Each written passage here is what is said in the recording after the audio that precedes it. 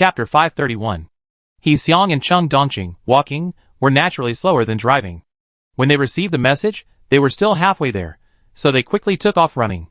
Cheng Dongqing wiped the sweat from his face. That training ground belongs to Brother Xie. Sister Yunjiao is indeed there. But Brother Xie was just outside. He just came out of the contaminated zone. We saw him with our own eyes. As an S-rank sentinel, Brother Xie needed to charge into the unpredictable contaminated zone to carry out missions for humanity. He Xiang felt the danger just thinking about it. Sister Yunjiao being with him meant constantly being on edge. That was too much for her. We know when we meet, Cheng Dongqing replied. He Xiang hummed in agreement and focused on his journey. The two walked quickly, rounding a mountain ahead and climbing towards the training ground halfway up the mountain outside the base. Before they even got close, the noise from the training ground reached their ears. He Xiang craned his neck to look into the training field, his gaze meeting Song Liang's as he emerged from the storeroom.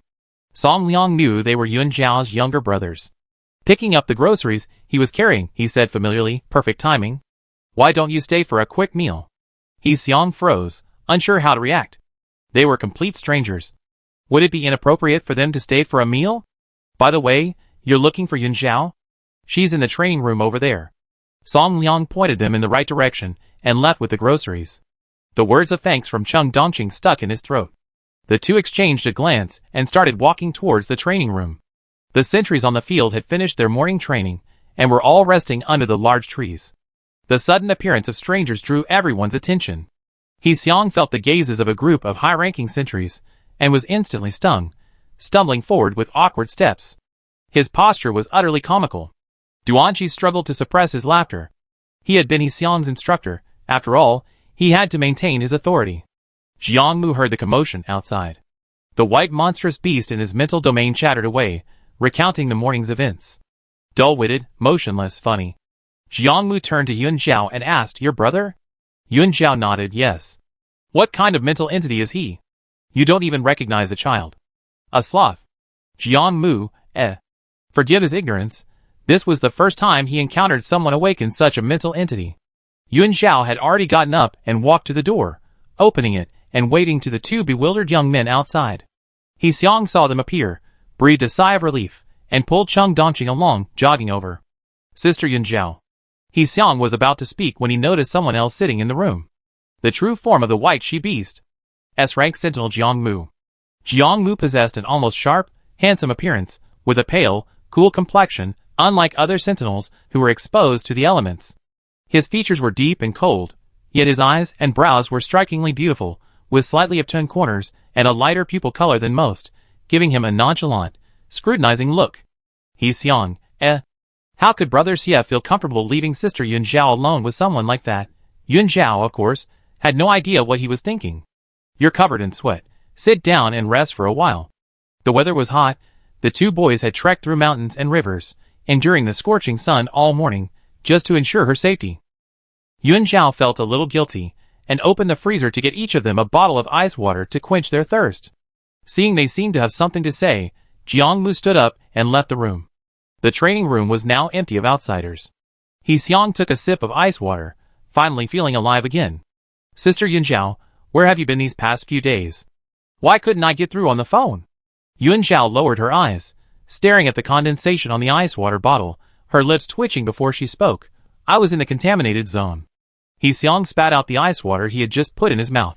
Cheng Dongqing's bottle clattered against the corner of the table. The two stared at each other, the only sound in the training room the roar of the air conditioner unit. He Xiang snapped out of his daze, abruptly standing up, the chair scraping against the floor with a screeching sound. What were you doing in the contaminated zone? It's so dangerous, those mutants." "That's why I didn't tell you." Yun Zhao interrupted him. "I joined the operations department." The room fell silent. She joined the operations department? When did that happen? Now that she thinks about it, she often disappears for 10 days or half a month at a time. Did Brother Donshu already know, and only then did he try to cover it up for her? What about the town mayor? Did the old mayor and Aunt Zhao know? Cheng Dongqing didn't know how to react, and after a long while he murmured, "Why?" As a guide, she didn't need to take risks to get a comfortable life. Why choose to go to the contaminated area? Whether it's the search team or ordinary people, everyone avoids the contaminated area like the plague. Cheng Dongqing couldn't understand. Yuan Xiao didn't avoid their gazes. She gently placed the bottle of ice water on the table, water droplets sliding down the bottle, and spreading a small watermark on the table. Because someone has to do it. Yuan Xiao said softly, I have things I want to do. I didn't tell you because I was afraid you worry. He Xiong's face paled, his fingers unconsciously picking at the label on the bottle. But, there are no buts, Yuan Xiao reassured him. My mental strength is very powerful, stronger than you imagine. Those contaminated zones can't harm me at all. Once she started speaking, other things seemed to come easily. Yuan Xiao briefly recounted what had happened since arriving at the base. She told him everything, how she was detected as S-rank, joined the combat department, carried out the mission, and killed the gatekeeper. Yuan Xiao paused. The unknown is what's frightening. The contaminated zones were easier for me than I imagined. If she had known she was this strong, she probably wouldn't have chosen to leave the townspeople to relocate. She would have single-handedly stormed into contaminated Zone 6. He Xiong scratched his head. He had no idea whether she was saying this on purpose to comfort them, or concealing the danger to put everyone at ease. He Xiong looked frustrated, yet helpless. They couldn't stop her from doing what she wanted. The people in town were no help to her at all, they would only hold her back. Then Brother Xie. Cheng Dongqing asked tentatively. Yuan Xiao replied, he's my captain. He handled the physical labor during missions. He'd be responsible for killing monsters and protecting me. You can rest assured. Cheng Dongqing fell silent. Before coming, the two thought Brother Xie's job was too dangerous, but it turned out Yuan Xiao was on his side. Yuan Xiao's confession was without burden. On the contrary, the two, upon learning the truth, were somewhat at a loss. They never imagined Yuan Xiao would walk this path. With great power comes great responsibility. There are always some people in the world who are willing to be their own candles, lighting up hope in places shrouded in darkness. Cheng Dongqing's eyes suddenly reddened, and he turned his face away. He Xiong bit his lip tightly, hating his own weakness at this moment. Chapter 532. Xie Tu drove Qi Shiqi to the entrance of the Biological Research Institute. Without turning off the engine, he tapped the steering wheel and whispered a few instructions to the sentry at the gate. A moment later, Xiao Zhang, dressed in a lab coat, rushed over, his eyes behind his glasses filled with doubt. Captain Xie, you wanted to see me? Xie Tu, one hand on the car window, said, yes, the parts price list Qi asked you to get. Let me see it. So that's what it was about. Xiao Zhang understood. Wait a moment, I go in and get it right away. He went back into the institute, and quickly came out with the price list. I was planning to give it to Qi after I finished asking, but he's not here these past few days. Could you please take it to him for me, Xie Tu? Xiao Zhang didn't think much of it. Qi was, after all, a member of Team Zero. This price was the publicly listed price. If Captain Xie went to get it, it would definitely be cheaper. Okay, I give it to him later. The quote was shoved through the car window. Xie Tu reached out and took it, quickly scanning the densely packed numbers.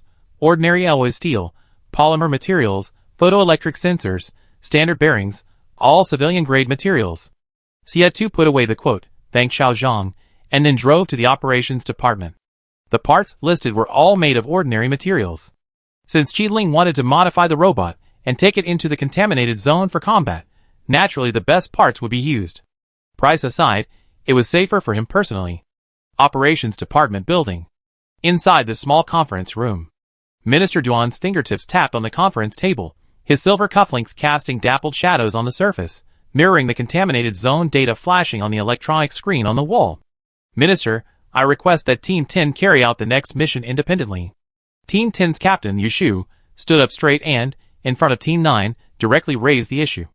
The reason was, the rapid increase in pollution concentration cannot be a coincidence. Before that happens, our team members need to develop their skills as quickly as possible. We already completed 2 years of partner missions, accumulating mature experience in handling contaminated areas below 3 stars. Operating separately will be more efficient in eliminating pollution sources, and will also accelerate the development of our team members' individual combat capabilities. Yushu's reasoning was very sound. Last year's report showed that Teams 9 and 10 had performed very well in their missions. The Sentinels were already experienced soldiers. They were confident in entering the contaminated area independently. You agree too? Minister Duan's gaze swept over the members of Team 9, who pretended to be unaware. Team 9's captain, Liang Shan, coughed lightly. Yes, for missions below 3 stars, sometimes too many personnel can actually hinder the operation. Minister, you should trust our capabilities. Minister Duan nodded slightly, her expression unchanged, and tossed out an application form. Take a look. Yu Shu and Liang Shan took the document. These are 2 application forms for joining the operations department. Yu Shu's pupils constricted slightly upon seeing the name at the top. The name on the form clearly read, Applicant, Yuan Lan. These are applications from 2 guides, Minister Duan said. You must already know about the dark guides.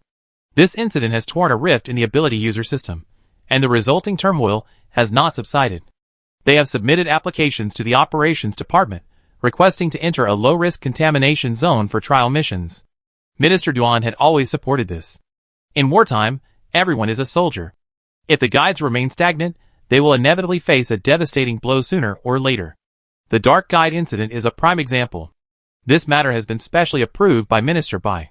The guides will remain under the Special Abilities Department, but Minister Duan's gaze swept over everyone present. I have decided that the 12 teams will compete fairly. Whichever 2 guides join, they will have the right to choose their own missions. Yu Shu and Liang Shan simultaneously straightened their backs, their eyes meeting in a look of unwavering determination. This was evident from Team Zero's mission report. Guides possess powerful mental strength, capable of playing a crucial role in combat. If their team could also have a guide. Another point needs clarification. This is only a trial mission. The guides may withdraw at any time, while continuing to participate in the evacuation room work. The mission scope is currently limited to the Southwest region. This means that A-level teams with guides can only conduct close-range missions this year. Guides are scarce, meaning their primary task will remain evacuation. Furthermore, the guides' physical strength cannot compare to that of the Sentinels. Their safety during missions must be guaranteed. Understood. Can I meet you? Yun Zhao had just finished lunch when she received a message from Yuan Lan. She was about to return with He Xiang and the others, but after a moment's thought, she replied, Okay, where should we meet? Yuan Lan quickly replied, I'm in the evacuation center in the outer city. Unlike the inner city. Perhaps for the convenience of outsiders, the evacuation center in the outer city is located on West 1st Street, near the buffer zone. It's about a 10-minute drive from the base, just a left turn away. This was Yun Zhao's first time here. After passing through a narrow passageway, the space suddenly opened up, revealing a gray-white square building. A prominent sign hung at the entrance, Emergency Control Room. Most of the people coming and going were outsiders. Senior sentries stood on both sides, with security patrols coming every 10 minutes or so to maintain order and security. Seeing Yun Zhao appear at the entrance, the senior sentry paused for a moment, then jogged forward to greet her. Guide Yun, what brings you here? Yun Zhao pointed inside. I have an appointment with Guide Yuan. Oh, okay, then I take you in. The sentry said, leading the way. The outer city was a mixed bag. The sentry was quite worried about her going in alone. Yun Zhao thanked him and followed him into the hall. People were coming and going in small groups, dressed in various styles. Some wore worn-out tactical uniforms, their cuffs and trouser legs stained with mud, as if they had just returned from the wilderness. Some wore simple, coarse cloth coats, homemade weapons tucked into their belts. Several young sentries from a small base huddled in a corner, their homemade protective suits patched upon patched, their eyes glued to the scrolling evacuation schedule on the wall. Several other sentries, clearly mentally disturbed, sat on benches, their pupils slightly dilated, fingers unconsciously tapping their knees, as if resisting the noise in their minds. Their companions stood nearby, conversing in hushed tones, glancing anxiously at the closed door of the evacuation room every now and then. Yun Zhao walked past the people without looking to either side. With so many people in the outer city, was Yuan Lan sure she had time? She soon got her answer. The evacuation room for A-level guides was located at the innermost part, its architectural style the same as the inner city. Yuan Lan's courtyard was as tranquil as a painting. Sunlight streamed obliquely through the floor-to-ceiling windows, spreading a warm golden halo around her feet. Yuan Lan leaned back in her wicker rocking chair, holding a document in her hands. Her fingertips gently turned a page, the paper rustling softly. A spirit form in the shape of a lop-eared rabbit was curled up in her lap. Its snow-white fur was fluffy like clouds, its ruby-like eyes were half-closed, and its pink nose trembled gently with each breath. On the low table beside her, a cup of hot tea steamed, its delicate aroma mingling with the scent of grass and trees wafting from the courtyard, creating an atmosphere of exceptional tranquility. Chapter 533. Seeing the sentry bring Yun Zhao in, Yuan Lan closed her documents and stood up to greet her, answering her questions as she did so. The outer city charges based on the severity of the situation. The higher the level, the more expensive it is, Yuan Lan said softly. Most outsiders choose the cheapest option. For an A-level guide to provide consultations in the outer city, it's more like a vacation. At the busiest times, they might only provide consultations to 2 or 3 sentries a day, almost all of whom are base personnel on duty in the outer city. To save points, the sentries outside would rather endure the dull pain in their mental landscape than easily spend points to have a high-level guide provide consultation. Yuan Zhao thought of the people in the waiting area earlier. They don't earn points easily. Those who come to the consultation room are probably quite serious. Yuan Lan nodded, however. The consultation room in the outer city also has its advantages. There aren't as many rules, the process is simpler, and the efficiency is actually higher. The two entered the rest room together. The layout here is the same as in the inner city, with 3 rooms in the courtyard and a tea room. Please, have a seat. Yuan Lan went to the tea room to make her some tea. Yuan Zhao and Yuan Lan weren't actually very familiar with each other. Their only interactions had been in public places, and they hadn't spoken much. Even now, she still didn't understand why Yuan Lan had come to see her. Yuan Zhao's gaze swept over the room's layout, quickly noticing the files on the low table. These were action reports from Zero Team's past missions. Judging from the numbers, it was the file for Contaminated Zone 28. At that moment, Yuan Lan returned with the tea, noticing Yuan Zhao's gaze, and said softly, I filled out an application form, requesting to join the operations department and go out on a mission. Yuan Zhao stared at the steaming tea, her thoughts pausing slightly. Yuan Lan? Applying to join the operations department? She almost thought she misheard. Yuan Lan placed the hot tea in front of her, gesturing for her to sit. It's just a trial mission. If you feel it's dangerous or you can't handle it, you can withdraw at any time. Why did you decide to join the operations department? Yuan Zhao asked anyway. Yuan Lan smiled, her fingertips gently tracing the rim of the teacup. The lop-eared rabbit had somehow returned to her lap, quietly curled up in a ball. I always been curious about the contaminated zone. Staying in the rear for too long, I sometimes want to see the outside world. The aroma of tea filled her nostrils, but Yuan Lan's voice was even softer than the steam. I wanted to see you, actually to thank you. With your example, I dared to take the step. Taking advantage of this opportunity with the dark guide, she decided to be frank with Minister Bai. Yuan Zhao remained silent. She suddenly realized that this seemingly gentle A-rank guide. There was no hesitation or fear in her eyes, only a calm resolve. She was serious. Actually, it's not really joining. It's just that I received special approval from above to participate in the mission. The guide still belonged to the Special Abilities Department. Yuan Lan paused. Initially, Minister Bai flatly refused, but today, for some reason, he suddenly changed his mind. Yuan Zhao lowered his eyelids and answered her question. Because of the rising pollution concentration, the base's higher-ups are now divided into 2 factions. One faction thinks the fluctuations are normal, while the other believes it's a sign of the return of darkness. Minister Bai knew a lot about this. As a manager, his mindset was conflicted. On one hand, he didn't want the guides to take risks and cause casualties. On the other hand, they also hoped the guides would have the ability to protect themselves, so they could rely on themselves in a crisis. I see. Yuan Lan looked up at Yuan Zhao, her gaze gentle yet probing. So Minister Bai suddenly changed his mind because he felt it was better to start training the guides' combat skills now than to leave them unprepared for a crisis? Yuan Zhao nodded. That's about it. The air in the tea room fell silent for a moment, broken only by the occasional twitching of the lop-eared rabbit's ears. A little bluebird appeared, flew to the lop-eared rabbit, and scratched its ear with a paw. The lop-eared rabbit's ears were very sensitive. With each scratch, the ear twitched, its ruby-like eyes widened suddenly, its pink nose twitched warily, and its fluffy ears snapped back. Yuan Zhao glanced at it, and told the little bluebird not to bully it. She had only been in the contaminated zone for less than 2 days, but it seemed a lot had happened outside. Knowing Yuan Lan's mind was made up, Yuan Zhao walked to the low table, picked up the documents, and broke the silence. How much do you know about the contaminated zone? Yuan Lan replied, we don't know much, mostly just information from the files. We've been cramming on this knowledge lately. Yuan Zhao was taken aback. Someone else? Yuan Lan smiled. A wild guide named Qin Zi. She's only been at the base for 2 months, you probably don't know her. Yuan Zhao nodded, pondered for a moment. If you don't mind, I can provide some training assistance. The guide's training system is completely different from that of the sentries, focusing more on the precise control of mental power, barrier stability, and battlefield adaptability.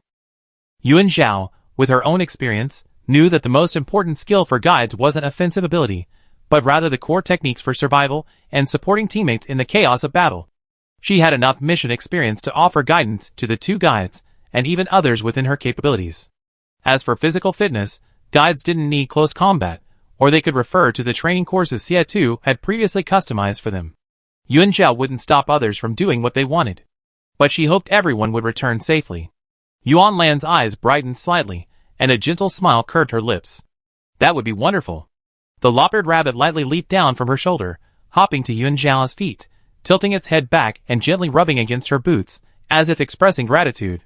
After leaving the evacuation room, Yuan Zhao didn't go back. Instead, she sent a message to Minister Bai, heading to the inner city office building. She had rested overnight in the contaminated area. Perhaps because she had finally found what she was best at, she didn't feel tired. On the contrary, she was full of energy.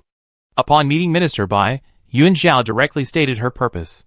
I hope Minister Bai can approve my taking charge of the guide's combat training program. Minister Bai was surprised that she would volunteer for this task. He remained silent for a moment. Yuan Zhao pursed her lips.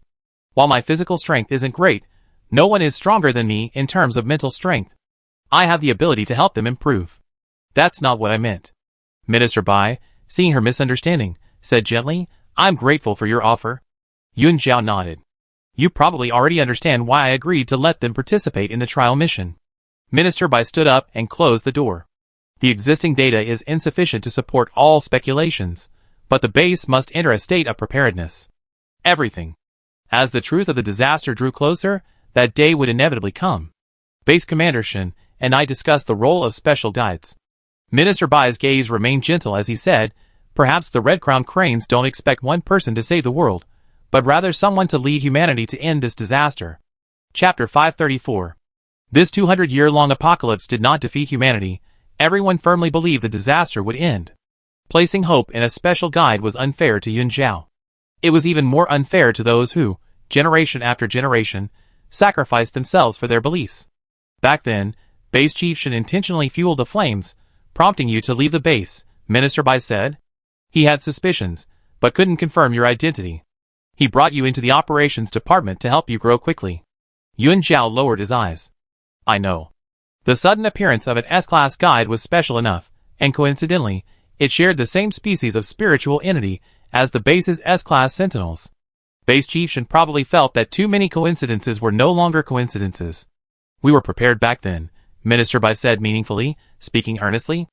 I hope you understand that whether it's a guide, an ordinary person, or even all of humanity, it's not the responsibility of one person. Being born into this era was their misfortune. Yet it was also a special badge bestowed by fate. The fear and resilience etched into their genes give the word living a weight that transcends mere survival. When the apocalypse strips people of their comfort, it ironically allows everyone to see the light hidden within their very being. Like dandelions stubbornly growing in the cracks of ruins, the harsher the environment, the more they sow seeds of hope towards the unknown distance, destined to shoulder their respective missions. Yuan Zhao looked at him with pure eyes. Minister Bai, do you think that my initiative to take on the guide training is because I consider them my responsibility? Isn't it? No. Yuan Zhao said softly, I never thought of myself as a savior. I just want those who dare to look up at the stars to always have the courage to do so. Minister Bai paused, then smiled. That's good. To help them, you need to have a general understanding of them. I send you the information later. Yuan Zhao thanked him. She came out of the building, raising her hand to shield her eyes from the glaring sunlight. She saw her shadow compressed into a thin, gray sheet by the blazing sun. In the open corridor, mechanical cleaners were spraying cooling mist. Yuan Zhao walked through the corridor towards the operations department, calling Bai Yu on the way. The call was answered almost instantly. Bai Yu, why didn't you reply to my messages yesterday? Yuan Zhao, I entered the contaminated zone, the one outside the base, contaminated zone number 24.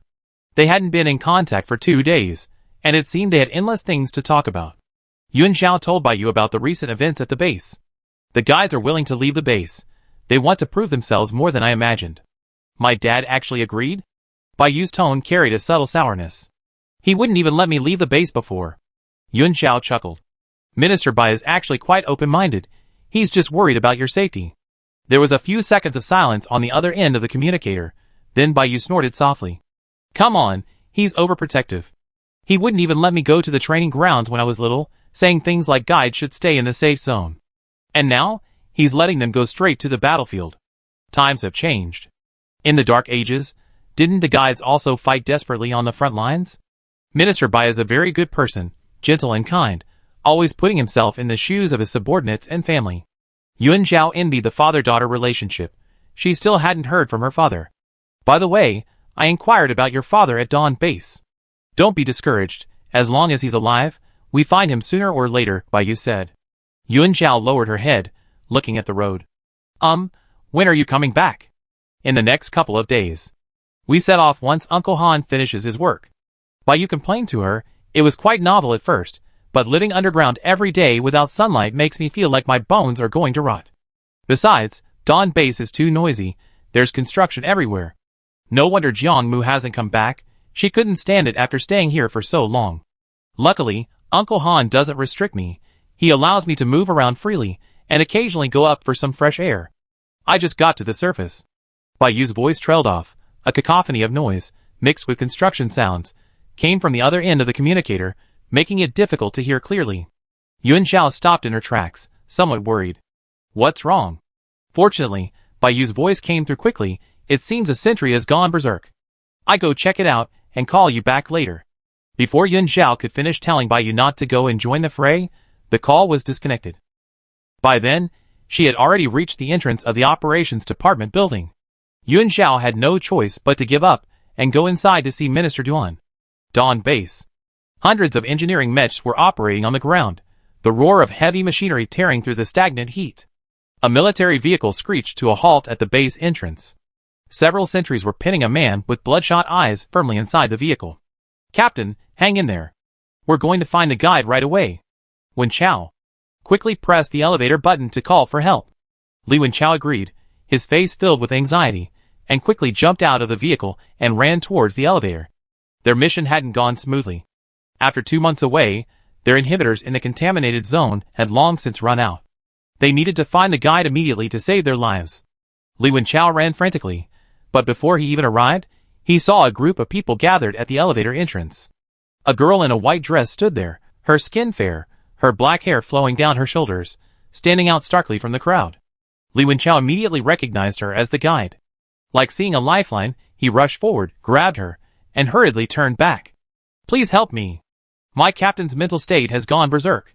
Bai Yu instantly went from being a bystander to being directly involved. She was inexplicably dragged away. She opened her mouth to explain, but then, as if remembering something, she simply remained silent, letting the sentry pull her forward.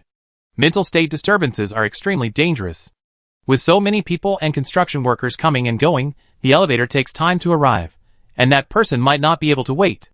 Although she wasn't from Dawn Base, she was a genuine guide. It would be better to take a look first.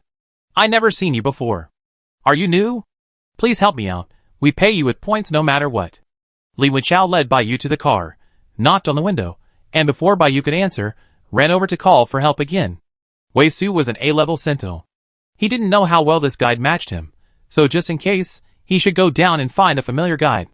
Bai Yu had just come to her senses, when the sentinel who had brought her had already disappeared. At that moment, the car door opened, and 2 more high-level sentinels appeared, slightly taken aback by the unfamiliar guide's face. The situation was urgent. They didn't even have time to greet her, and quickly told her to get in the car. Thank you for your help, please take a look at him quickly. The sentinels quickly stood up, and stepped aside, revealing the interior of the car. Chapter 535. The rear compartment of the military vehicle was spacious, and the air conditioning was on. As the door opened, a chill swept in. Inside the compartment, 2 sentries, their backs to the outside, were crouching down, holding down the person beneath them, and quickly binding his limbs. Thank you for your help. We watch from outside. If the captain struggles too much, call us immediately. The guide needed a quiet environment to manage the situation. The compartment was enclosed. It wasn't advisable for too many people to remain there. The sentries finished speaking and swiftly jumped out of the vehicle, leaving Bai Yu alone inside. As they left, Bai Yu finally saw the bound man. He was shirtless, revealing his muscular chest. His hands were bound with chains, his head was bowed, and his face was obscured. He was making sounds of unbearable pain. Bai Yu noticed the curved knife at his feet. Was this his weapon? For her own safety, Baiyu picked up the scimitar and threw it out of the car. She dusted off her hands before turning to approach him, slowly crouching down. As soon as Baiyu crouched down, she sensed something was wrong, muttering under her breath, "I shouldn't have worn a skirt today." The bound man heard her voice and finally raised his head. His eyes were a raging red, sweat trickling down his taut jawline. The instant their eyes met, a glint of clarity flashed in his crimson eyes. "Who are you?" His hoarse voice seemed to be squeezed from the depths of his throat, carrying a tearing pain. His reddened eyes burned with a wildfire, and the unrestrained curve of his lips seemed to carry a natural air of provocation. Feeling uncomfortable under his gaze, Baiyu simply raised her hand to cover his eyes, saying irritably, "I'm your savior." That being said, she had no idea how compatible they were. Baiyu waited a moment, and seeing he didn't struggle, she released her mental energy with peace of mind. The moment her mental energy spread, it easily pried open Wei Su's mental core. Baiyu was quite surprised. She had performed many guidance sessions. Most sentinels were very wary, and wouldn't easily open their mental cores to a guide. In the past, it had taken a lot of effort to establish a connection. Baiyu, being experienced, instantly realized that her compatibility with this sentinel seemed very high. She abruptly withdrew her hand, severing the newly established mental connection. The comfortable power suddenly vanished. Wei Su's pupils contracted violently, and he suddenly began to struggle violently, the chains rattling. A sentinel's anxious voice came from outside the vehicle, but Baiyu shouted without turning her head, "It's okay. I can handle it." Handle what? Yun Zhao had told her long ago that once the compatibility exceeded the threshold, it would trigger a bonding fever. Baiyu would never bond with a stranger sentinel. She only cleaned the outer layer slowly, thinking she would hold out until the next guide arrived and then leave. Wei Su's eyes were covered by her. His mind was not quite clear at the moment, but sensing that the comforting mental energy was still there, he quickly calmed down again. This mental soothing effect from the high compatibility, even though it was only the outer layer, was very effective for him. How much time had passed was unknown. Li Wenxiao finally arrived with a familiar guide. "How is it inside?" Baiyu heard the voice and staggered as she withdrew her mental energy. Her fingertips were still trembling slightly, the shimmering blue aura not yet completely dissipated, swirling like stardust between her pale knuckles.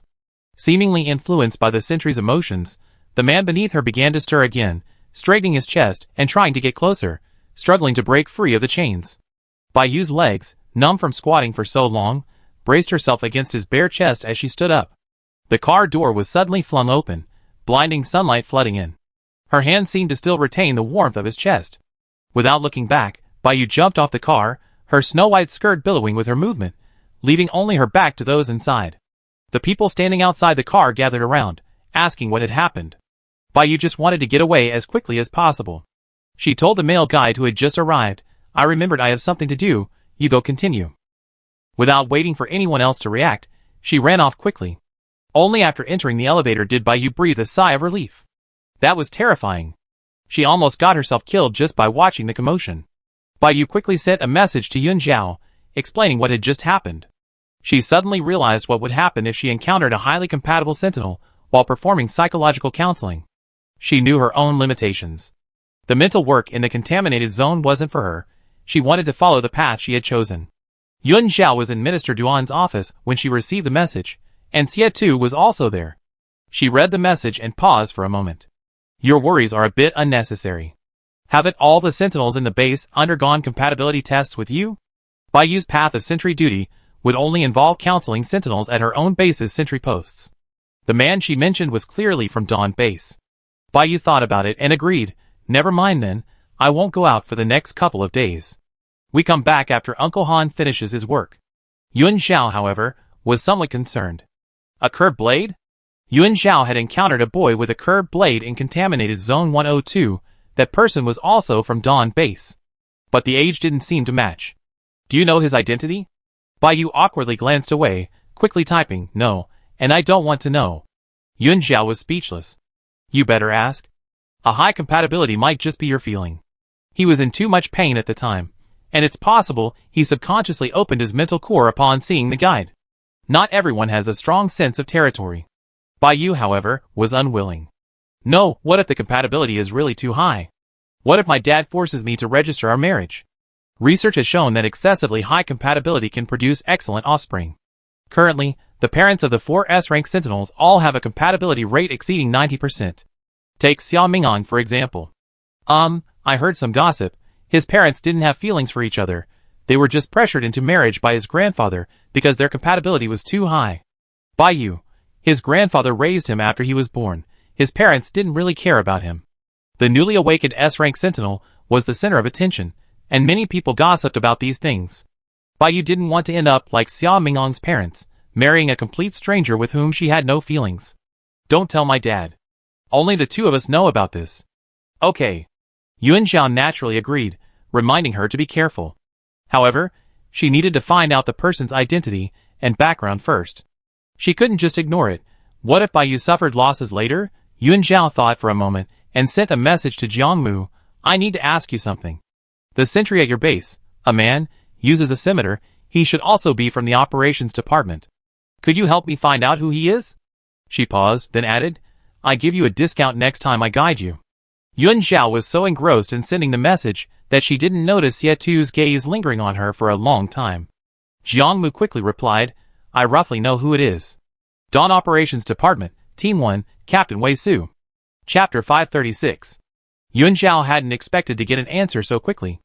Afraid she might have mistaken him for someone else, she sent another message to confirm. What is his spiritual form? Jiangmu, a serval. A cat too? Then it really might be a good match for Baiyu. Yuan Zhao was lost in thought, not even noticing that Minister Duan and Xie had finished their conversation. Xie walked towards her, waving his hand in front of her eyes. What are you thinking about? Yuan Zhao casually replied, nothing. She had promised Baiyu she wouldn't tell anyone. It was someone else's private matter, and nothing was certain yet, so it wasn't appropriate to tell him too much. Xie didn't ask further. As he sat down, he inadvertently glanced at the chat box name on his communicator. Jiangmu? Has Minister Duan left? Yuan Zhao looked up. They were now alone in the office. Xie naturally raised her wrist and turned off her communicator. Okay, I need to take care of something. Yuan Zhao, the 2 guides? She had already spoken to Minister Duan about wanting to help the guides improve their mental strength. 6 teams aren't at the base. 12 teams will compete fairly, but we have to wait until everyone receives the message. Xie pondered, and how the competition will be conducted needs to be discussed with the guides. Yuan Lan is fine. She's been at the base for so many years, and knows many sentries, so she can probably join any team. The other guide, however, only recently joined the base. The guide's own wishes are very important. Ultimately, it depends on compatibility. In short, it's not easy for guides to enter the contaminated zone. Yuan Zhao had a lot on her mind. Hearing this, she pulled Xie, who had just sat down, to stand up. Let's go back early. I need to go back and review the data and make the training schedule. Xie's eyes flickered upon hearing this. Back where? Yuan Zhao answered without hesitation. Back to my home. Song Liang had driven her into town that afternoon, and had also taken Xiang and Cheng Dongqing home. Although the 2 silly boys knew the truth, they probably wouldn't dare tell the old mayor. She had to go back and check. Xie readily agreed, taking her hand in return as they walked out of the office. It was almost closing time, and the corridor was bustling with people. Staff members bumped into the 2 of them coming out hand in hand, their expressions varying as they greeted them. Team leader Xie guide Yuan. Yuan Zhao smiled at the staff member, gently scratching his palm, signaling him to let go. It's time to go home. Xie nodded in response, tightening his grip. They were an open couple. Holding hands was nothing. He wasn't ashamed of anything. Yuan Zhao couldn't pull away, letting him lead her into the elevator in full view of everyone. He sweated profusely, his body like a furnace in the summer. Yuan Zhao's fingertips were damp, with a thin layer of sweat from his palms. The warm touch crept up her skin, like being enveloped in a soft, damp cloud. She scratched him lightly a couple more times, only to have him grip her hand even tighter. Fine beads of sweat mingled between their knuckles, making even the skin on her wrists itch slightly. The elevator reached the first floor, and the doors opened. The gazes cast from the corridor made her ears burn. Xie's taut arm muscles, their heat radiating through his shirt, made her struggling movements seem like a reluctant acceptance. Yuan Zhao looked up at his reddened earlobes, suddenly finding the sticky heat not so bothersome after all. Rather, it was like the chirping of cicadas on a summer afternoon, so noisy it made her heart burn. Until they got into the car. Xie finally released her, pulled a tissue from his bag and stuffed it into her palm, a smile playing on his lips. Wipe your sweat. Yuan Zhao didn't argue with him, took the tissue, and wiped the sweat from her palms. What did you and Minister Duan talk about today? It was already late when she arrived. Xie Tu went straight to the inner city after leaving the contaminated zone and stayed there almost the entire day. Xie Tu started the car. We talked about the contaminated zone on the 24th, then had an internal meeting about the increase in dark matter. When you arrived, they were discussing Xia Mingang's training schedule. Training schedule? Yuan Zhao held the scrap of paper in her hand, remembering the gossip Bai Yu had just told her. What he needs isn't training, but a brain check. As an S rank, his strength wasn't bad. But with his personality, if he led a team into the contaminated zone, it was easy for something to go wrong. Without even figuring out the situation, he didn't even take the keys first, just focused on showing off, and wiped out all the mutants inside. If Qi Ling hadn't discovered the gatekeeper, they probably would have had to flatten the entire contaminated zone to get out. Xie Tu tapped his fingers lightly on the steering wheel. So Minister Duan suggested taking him on the next mission to help him gain practical experience. Yuan Zhao looked out the window at the street, pausing slightly. Take him? Xie Tu hummed in agreement. But before that, we need to check on Bai Shi. Yuan Zhao had no objections. As long as Xia Mingang followed orders, he was a useful henchman. Have you chosen the next mission? Not yet. Xie Tu said, after Fu Heng comes out, if the contaminated zone collapses, we test the contamination concentration again before deciding. Fu Qian's team entered the 4-star contaminated zone a few days ago. The Research Institute's predictions matched Yuan Zhao's. The total amount of dark matter hadn't changed in the past 200 years. Most of it was concentrated within the contaminated zones. As the contaminated zones decreased, dark matter was released, leading to an increase in air pollution concentration. A terrifying prediction. It meant that the more contaminated zones were eliminated, the more dark matter remained outside, plunging the world into darkness once more. The operations department needed a conclusion as soon as possible to deal with the upcoming crisis. With me here, will the dark apocalypse return? Yuan Zhao suddenly asked. She possessed an innate ability to purify dark matter. Xie Tu's fingers paused slightly on the steering wheel, and a brief silence fell over the car. He glanced at Yuan Zhao, his voice low. Your ability can indeed suppress dark matter, but... But what? Yuan Zhao raised an eyebrow. But your purification range is limited. Xie Tu stared straight ahead, his tone calm. If the contaminated zone collapses on a large scale, and the dark matter erupts instantly, even you wouldn't be able to purify the entire world. Especially since her mental domain wasn't complete. Yuan Zhao remained silent. This mission for the Fuan team was more like a test. A 4-star contaminated zone contained unimaginable amounts of dark matter, which was released into the outside world the moment it collapsed. Initially, it went unnoticed simply because the contaminated zone being eliminated was limited, and the impact on the outside world was minimal. No one ever considered other possibilities. The car quickly entered the outer city, and drove into the parking lot on East 3rd Street. Yuan Zhao suddenly remembered, we forgot to buy groceries. They were so engrossed in their conversation that they hadn't even thought about it. Xie Tu paused. I go buy them now. Yuan Zhao shook her head. Never mind, Aunt Zhao should buy them. Let's just eat something simple tonight. Xie Tu didn't care, he was easy to feed and would eat anything. The two got out of the car and walked towards the apartment building, encountering townspeople carrying farm tools on the way. Old Lu saw the S-level sentry again and greeted him with a smile. Chapter 537. The Chung brothers, Dong Shu and Dong Qing, were having dinner at home. Hearing the commotion, they exchanged a glance, ran to open the door, and saw Xie Tu chatting with people from the town as they entered the apartment building. Yuan Zhao was at the very back.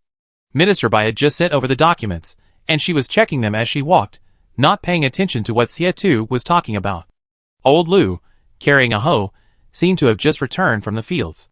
Seeing the elevator arrive, he turned and called out, there aren't enough seats, Zhao Zhao, you go back first, we wait for the next one. Sister Yuan Zhao. Yuan Zhao looked up and heard Chung Dongqing calling her from behind. She waved her hand and said to old Lu, Uncle Lu, you all go in first, Dongqing needs to see me.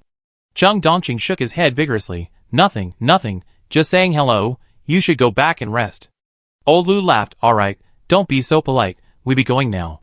Xie Tu happened to be standing by the elevator, so he pressed the button for everyone. Chung Dongqing turned his head and saw Xie Tu there, stammering, hello, brother-in-law. His brother, Chung Dong-shu, standing inside the doorway with a bowl in his arms, nearly tripped and fell over upon hearing the greeting. The once bustling hallway fell silent instantly after his call. Xia smiled slightly. Hello, have you eaten? Chung Dongqing, we're eating now. Would you and my sister like to come over for dinner? My brother will cook a couple more dishes right away. No need to trouble you. Auntie should have already prepared our meal. His tone was familiar, completely at ease. Old Lu quickly pulled the others into the elevator. Zhao Zhao, Xiao Xia, we go up first. Come over for dinner sometime. Okay, I definitely come when I have time. Xia agreed. Yuan Zhao, Just now, Uncle Lu was calling her Captain Xia repeatedly, but now he's calling her Little Xia. Chung Dongqing's address of brother-in-law was incredibly impactful. Now the whole town probably knows. When the elevator came down, Yuan Zhao pulled Xia arm and pulled him inside. Tell me honestly, when did you bribe them? Xia smiled and confessed, the 2 boxes of bullets were for parking fees, not bribery. There was a connection involving 2 boxes of bullets that she didn't know about. Don't you think? Yuan Zhao hesitated. You're like a peacock displaying its feathers now? Wanting the whole world to know about their relationship. When they first met, he was calm and collected, never showing his emotions, very adept at hiding them. Yuan Zhao looked at him suspiciously. Were you possessed? Or did the golden light remove your mask of concealment? The elevator doors opened. I didn't do anything. Xia led her out, familiarly reaching under the electrical box for the house key. Dongqing didn't call me by the wrong name. Am I not his brother-in-law? Yuan Zhao, on the surface, you didn't do anything. But her words and actions subtly sent signals to others. Xia opened the door and took her slippers from the shoe cabinet. Weren't you looking at some documents? You go inside and get busy. I go ask my aunt what we're having for dinner. Yuan Zhao sighed. Business was important, so she decided to just go for it, changed into her slippers, and went inside, letting him go. The little bluebird's figure gradually materialized, flying to the shelf in the living room. Are you angry? Yuan Zhao went into the bedroom to get her computer. I'm not angry. I just feel that he's essentially no different from a fire phoenix. The little bluebird didn't understand. It was it, they were no different. The fire phoenix flew to the shelf, still unhappy. I belong to the azure phoenix. The little bluebird flapped its wings and knocked it down. The fire phoenix quickly got up, still cheerful, and continued to climb up. See, they're the same. He made you angry. Next time you can slap him too. Yuan Zhao, holding his computer, stayed in the room and said, I can't beat him. The little bluebird proudly raised its head. He dares to fight back? Yuan Zhao turned on the computer. He definitely wouldn't dare, but there's a saying among humans. Don't hit someone in the face.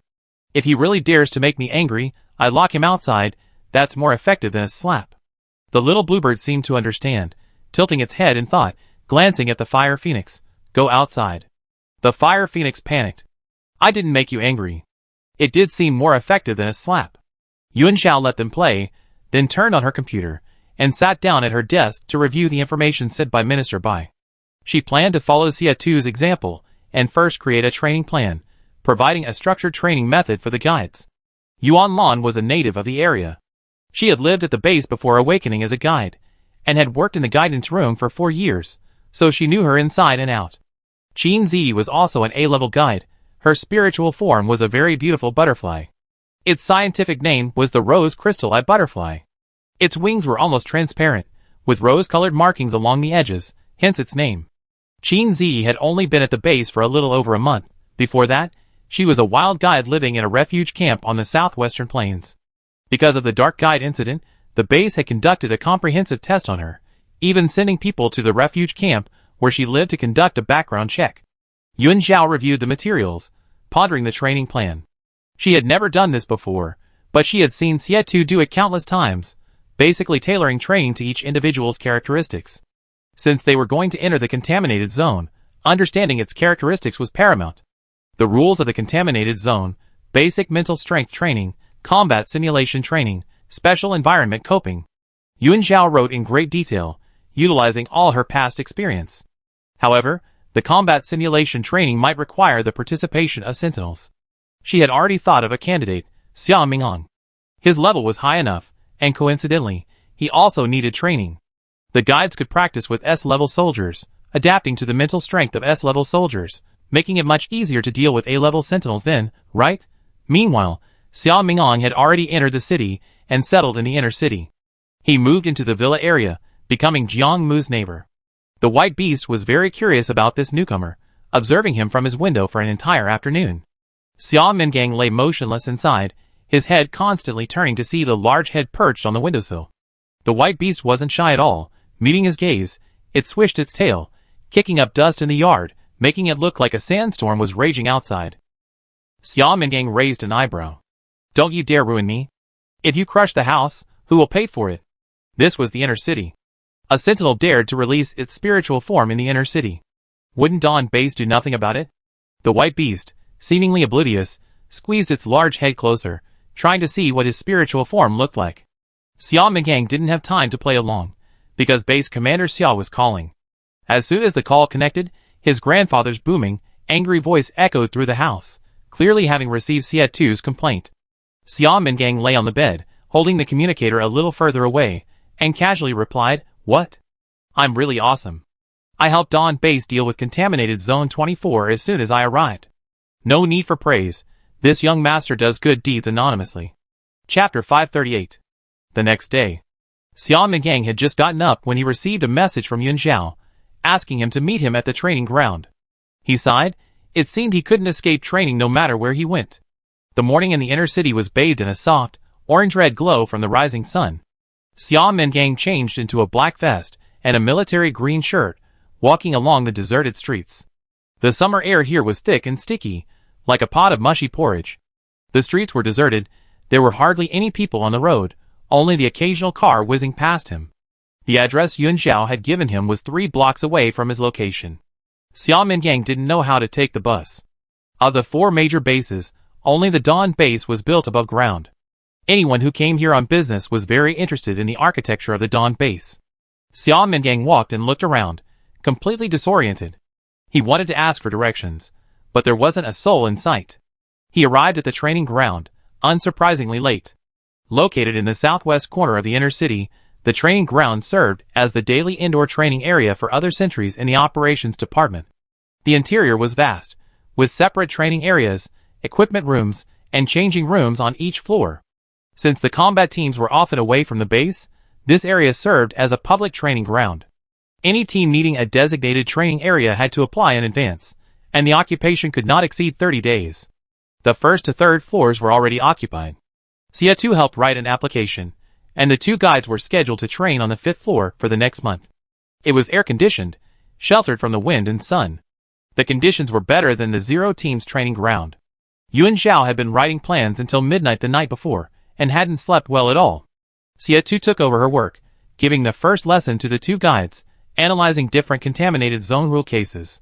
When Xiao Mingang pushed open the door, the air conditioning from the entire 5th floor training area immediately hit him in the face.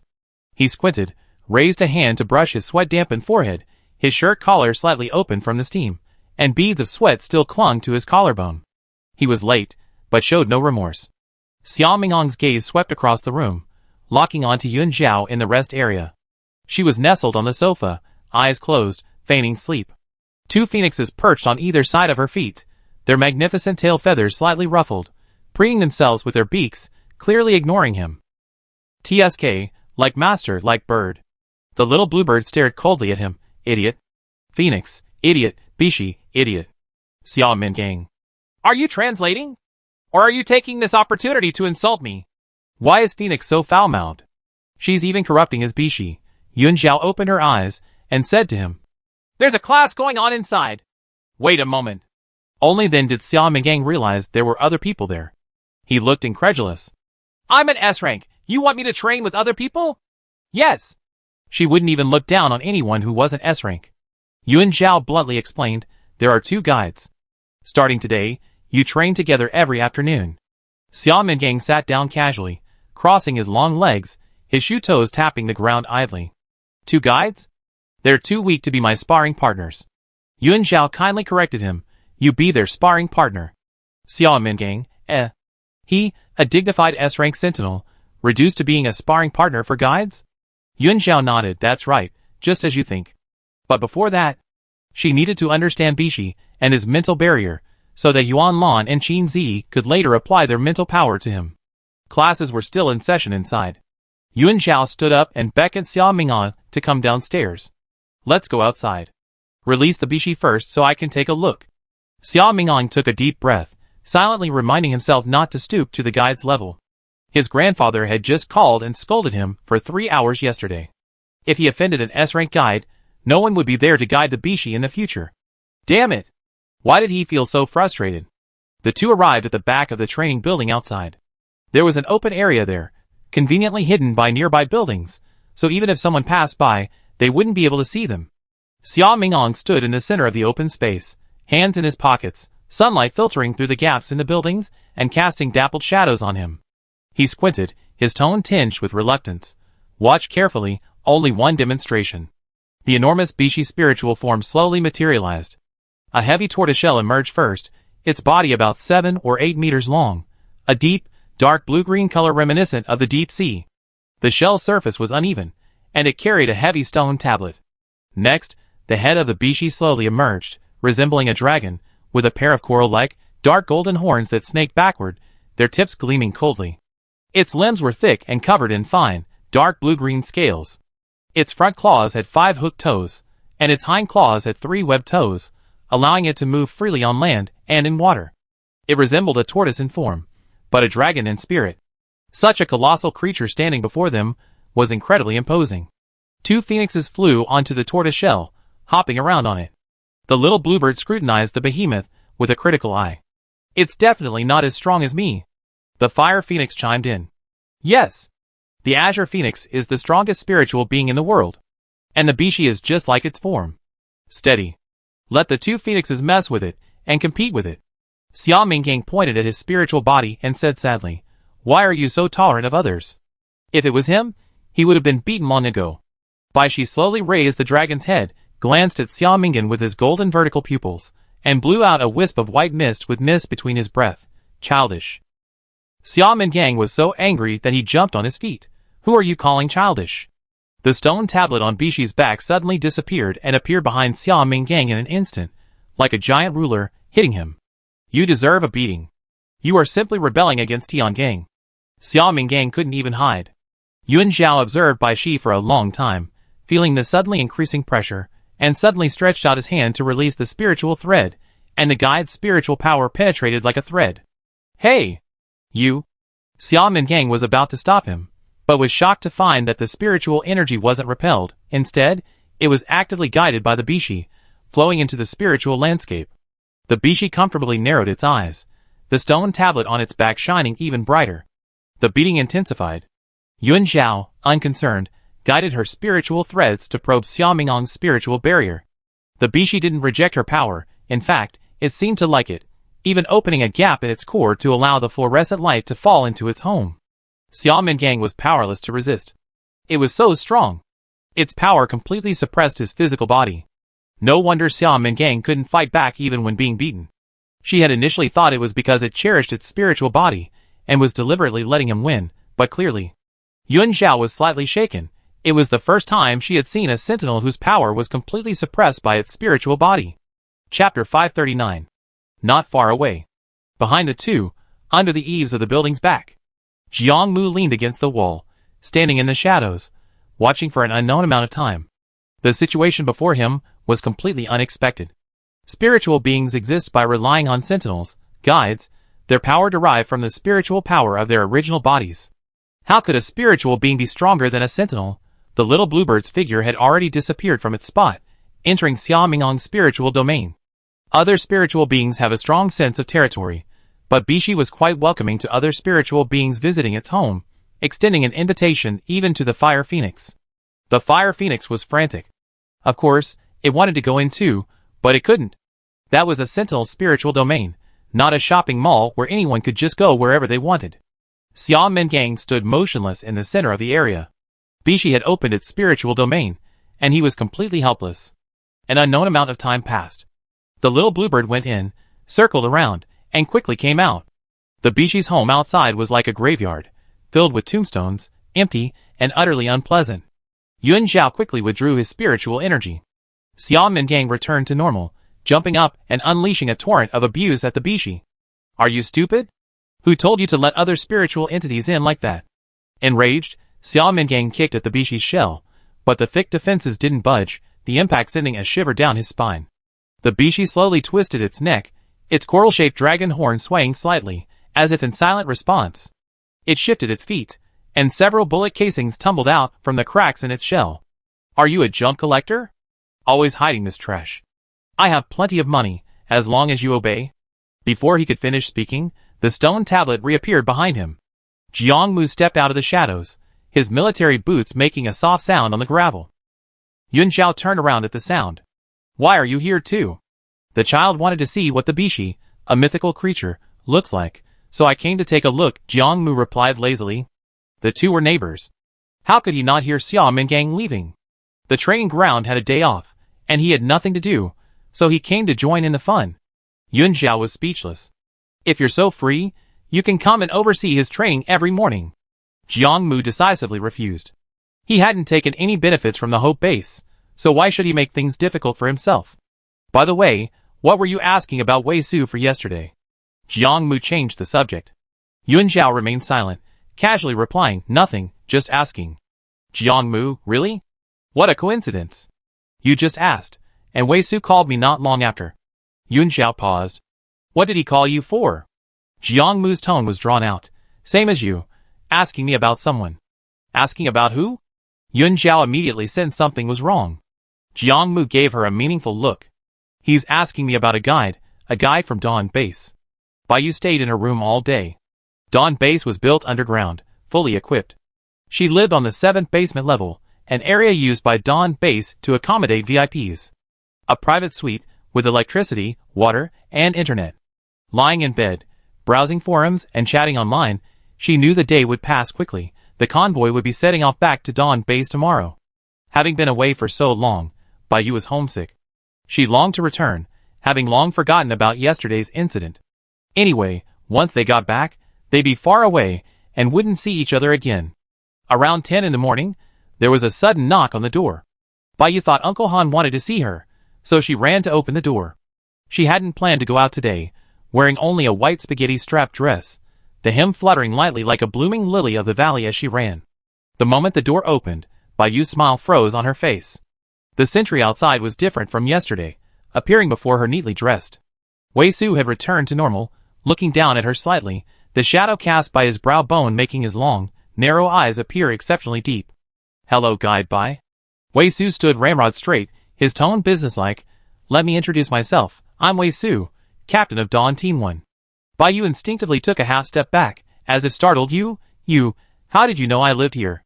Wei Su was amused by her flustered appearance. He pulled a neatly folded piece of paper from his pocket and waved it in front of her. I'm asking. This all started yesterday after Baiyu got off the bus and ran away. The sentries were probably encountering this for the first time, a guide running away halfway through an evacuation mission. They looked at each other in bewilderment. Didn't she want the evacuation fee? Baiyu was already far away. The male guide named Zhongshang, seeing this, had no choice but to check on her. Zhongshang and the team were old partners. Although his compatibility with Wei Su wasn't high, he could at least help stabilize his mental state. This time, Zhongshang sensed something was wrong as soon as he got on the bus. As soon as the guide in the white dress left, Wei Su struggled violently, and no amount of soothing could help. The sentries quickly boarded the bus to help and restrain him. Zhongshang released his mental energy to attempt a connection, but something unexpected happened. He suddenly couldn't break through Wei Su's mental barrier. It was as if, overnight, Wei Su began to reject his mental energy. This was something that had never happened before. Li Wenqiao and the others were frantic. What's going on? Zhongshang had no idea. He acted decisively, immediately pulling out an inhibitor from his bag and injecting it into Wei Su, hoping to restore his sanity first. After using the inhibitor, Wei Su was rushed to the Sentinel Hospital for a checkup. Wei Su regained consciousness in the latter half of the night. This mission was far too dangerous. The 3-star reconnaissance mission had been upgraded to 4-star. While searching for the gatekeeper, they encountered an S-class Sentinel mutant. 2 team members were injured, their erosion so rapid that they dared not use their abilities. He gave his inhibitor to his team members, and went alone to lure away the S-class mutant. The danger involved was unimaginable. After overcoming countless difficulties, the entire team finally regrouped and managed to retrieve the key.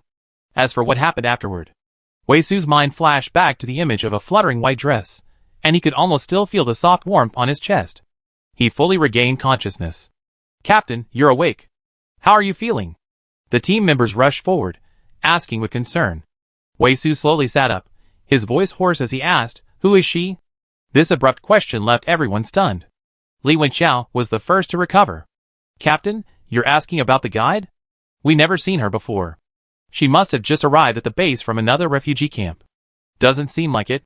Wei Su removed the tubes from his body. The side effects of the suppressants gave him a splitting headache. He calmed himself and replied, "Refugee camp guides don't wear skirts, and they don't." "Don't what?" "They wouldn't have delicate skin, a clean and immaculate demeanor, or exude a sweet fragrance." She was clearly pampered from a young age. "It's nothing." Wei Su, shirtless, got off the hospital bed and casually threw on a black tank top. "I go find it myself." Chapter 540. In the brightly lit corridor of the 7th basement level, the sentinels of Dawn Base watched Bai Yu's door warily. Two people stood facing each other at the door, one inside, one outside. Bai Yu had dealt with many sentinels before. In the past, when sentinels came to seek guidance from guides, they would deliberately restrain their aura, remaining polite and restrained to avoid frightening the guides. But this man was different. His shoulders were ramrod straight, and although his words were polite, his entire aura was unrestrained, like a wild beast surveying its territory, carrying an almost instinctive aggression. Bai Yu instinctively felt this man was too dangerous, and subconsciously wanted to close the door. "Are you afraid of me?" Wei Su keenly noticed her change. Bai Yu stopped closing the door, instinctively retorting, "Who's afraid?" Then she realized something was off. This man had been out of his mind yesterday. Strictly speaking, this was their first meeting. Why should she be afraid? Thinking this, Bai Yu immediately straightened her back and cleared her throat. "You need something?" Her attitude changed too quickly. Wei Su raised an eyebrow slightly, his gaze sweeping over her. That look made Bai Yu's heart pound. She deliberately stiffened her neck and said, "If you want to do psychological counseling, I'm sorry, I'm off today, and I'm not in charge of your base's sentries." She was wearing a white spaghetti strap dress today. Her exposed shoulders were as smooth as jade, and her black hair fell smoothly over her chest, with a few stray strands playfully falling onto her cheeks, adding to her charming innocence. She was as pure and fresh as a handful of fresh snow. Wei Su withdrew his gaze, not wanting to leave a bad impression on her on their first meeting, so he restrained himself and took 2 steps back before slowly speaking. "Yesterday I seemed to hear someone say that you were my savior, so I came to see you and, incidentally, to repay your kindness." "It was nothing, no need for repayment. I need to rest now." The implication was clear, you should leave. Bai Yu just wanted to get rid of him, and without being asked, she quickly responded. Wei Su's lips curved into a smile. "Is that so? That's a real shame." Bai Yu nodded vigorously. "What's there to regret? Don't be, just go. I heard someone at your base has offered a 100,000 yuan reward for someone named Yun Ju. I just happened to find some clues in the contaminated area. Since you need to rest, I won't disturb you any longer." He took 2 steps back, turning around as if to leave. Bai Yu froze for 2 seconds, then her eyes widened, and she quickly called out to him, "Wait! What clues?" Wei Su turned back, his expression intriguing. "Weren't you going to rest?" Bai Yu's mind raced, and she changed her mind again. Resting later is fine too, no rush. Yun Zhao had been searching for her biological father. If there really was a clue, she would help him get it. Moreover, she's leaving for Dawn Base tomorrow morning, and barring any unforeseen circumstances, she won't be back here for the next 5 to 10 years. The two of them won't see each other again, so what's the harm in hearing his leads? Wei Su, of course, had no idea what she was thinking. He turned his head to look at the sentry, who had been watching them, the red-crowned crane badge on his shoulder particularly conspicuous. "Shall we talk here?" Bai Yu reluctantly invited him into the house. "Come in and talk." There were guards outside. This area was inhabited by people from Dawn Base. He wouldn't dare to play any tricks. Wei Su stepped into her room. The suite's entrance led to a small living room, carpeted, and the furniture was exquisitely arranged, the kind of treatment only VIPs could enjoy. Wei Su recalled the information he had gleaned from Jiang Mu. A-level guide, the only daughter of Director Bai of the Special Abilities Department, had lived a life of luxury since childhood, the envy of everyone in this era. Wei Su, on the other hand, came from the lowest slums of the Dawn Base. Before awakening as a high-ranking sentinel at 18, he lived in squalor and hardship, struggling daily for basic necessities. He had once entered the contaminated zone as an ordinary person, just for a few dozen points. He had also fought and brawled for a piece of bread, nearly being expelled from the base. He had no background. After awakening as a sentinel, he relied on his own strength to stand out from the selection process, entering the operations department, and later rising to the rank of captain. Their statuses were worlds apart. Wei Su stood by the door, his eyes lowered. The faint, sweet scent emanating from the unfamiliar guide was like a hook. That uncontrollable attraction, as if his soul were gently enveloped by the other's spiritual touch, remained vivid in Wei Su's memory even after he regained consciousness. In his dazed state, he was completely unguarded with the stranger, readily lowering his mental defenses. The two were a perfect match. Wei Su wasn't the type to hesitate. In this era, everything is about strength. With his current savings and the points he earned each month, he could easily keep her living the life of a pampered princess. But they weren't from the same base. That was a problem. Her parents and friends were all at Dawn Base. They definitely wouldn't want to live at Dawn Base. Or perhaps, he could marry into Dawn Base? Then he wouldn't know if the minister would be willing to release her. If the minister agreed, what would happen to his team members? In the brief moment after entering the room, Wei Su's thoughts had already drifted to whether or not to buy a wedding house at the Dawn Base. Bai Yu deliberately left the door ajar, turned around and saw him standing there dumbfounded, and urged, "Where's the clue you mentioned?"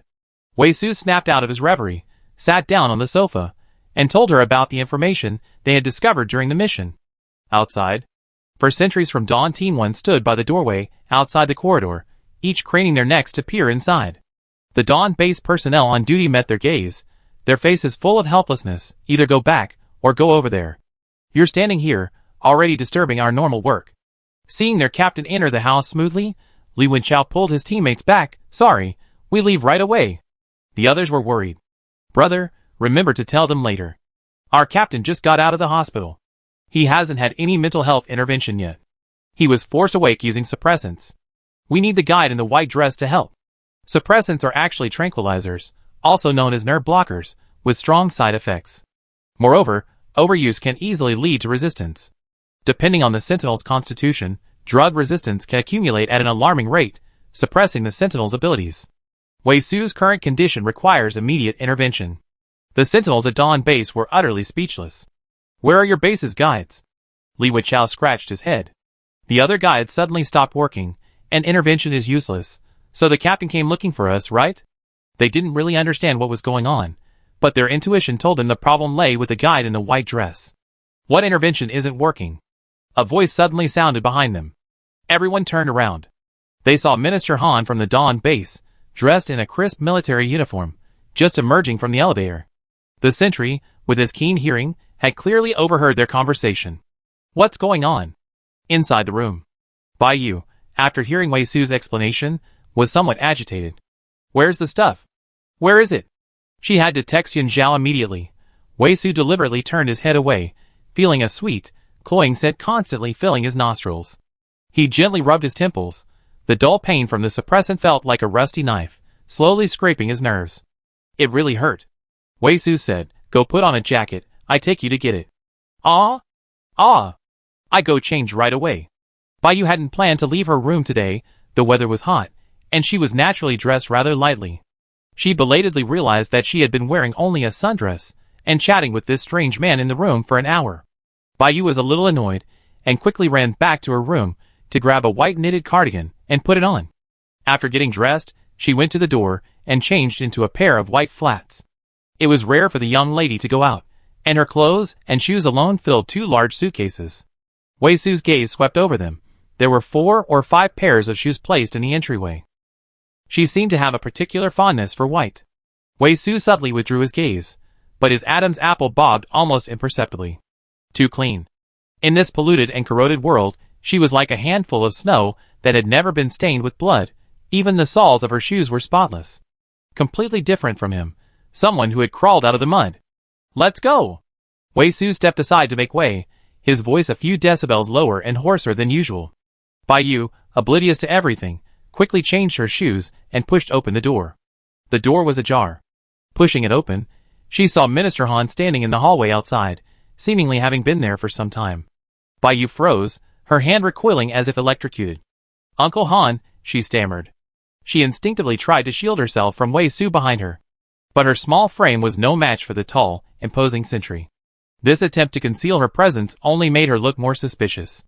Outside the door, Minister Han stood with his hands behind his back, his gaze sharp as a hawk's. scanning Bayu's flustered expression before settling on the unwavering stranger behind her. The hallway light reflected a cold light onto his face, obscuring his eyes. "Shall you?" Minister Han said, his voice unhurried. "Are you about to go out?" Bayu's fingers unconsciously tightened around the hem of her cardigan. I'm going out for a bit." She definitely needed to help retrieve Zhao Zhao's father's belongings. It wouldn't be good to explain to Uncle Han. Minister Han nodded, but his gaze remained fixed on Wei Su, scrutinizing him from above. "What's your name?" Wei Su replied calmly. "Wei Su? From the Dawn Operations Department?" "Yes, an A-rank sentry in the first team of the Operations Department. A serval-like spirit. I've been with the Operations Department for 5 years. Minister Han's face remained expressionless as he asked, "How old are you this year?" 23. "My parents are gone, and I have a younger brother who's also an A-rank sentry at the outpost." Wei Su explained his background, paused, and continued, "Housing is provided by the base, I have some savings, and the points I earn each month are enough to cover the expenses for 2 people. The sentries in the Operations Department face constant danger, never knowing whether tomorrow or an accident will come first. He doesn't plan his spending. Fortunately, it's not too late. Starting to save money today should be enough." Wei Su paused, then added, "No bad habits, doesn't smoke, drinks occasionally but never neglects his duties."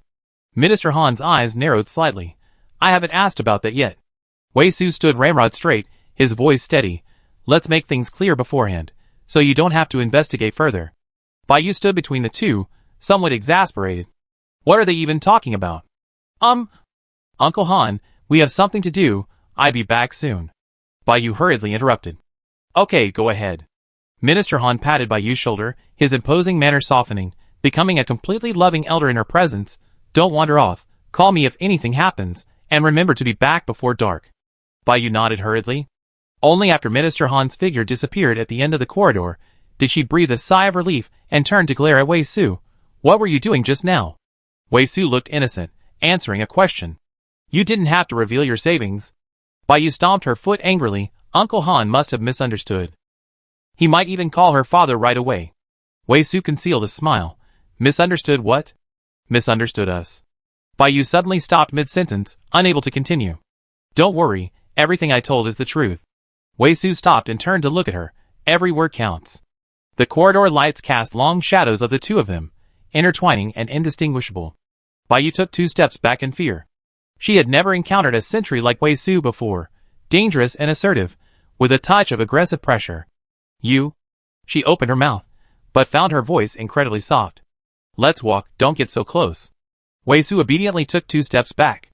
The corridor was only so wide. The distance between them was still within arm's reach. Bayu simply took 2 steps back again, not walking alongside him. "What are you afraid of?" Wei Su chuckled, his laughter helpless and tinged with confusion. "Am I that scary?" Bayu remained silent. They had reached the elevator. "Aren't you going to get something?" Bayu deliberately put on a stern face, trying to regain some control. "Of course."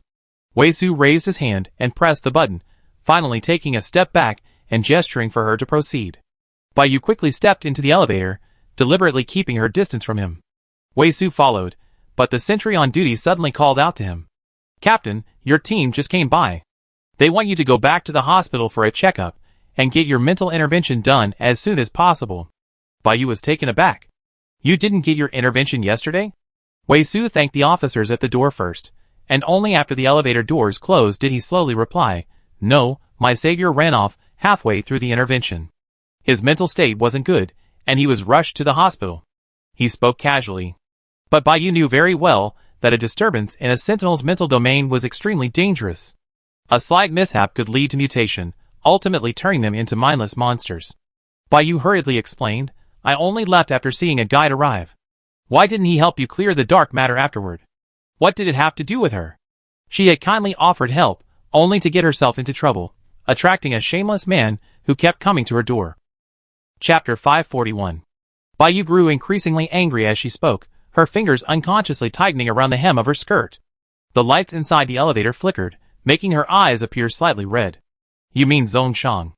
Wei Su leaned against the metal wall, his gaze falling on her trembling eyelashes.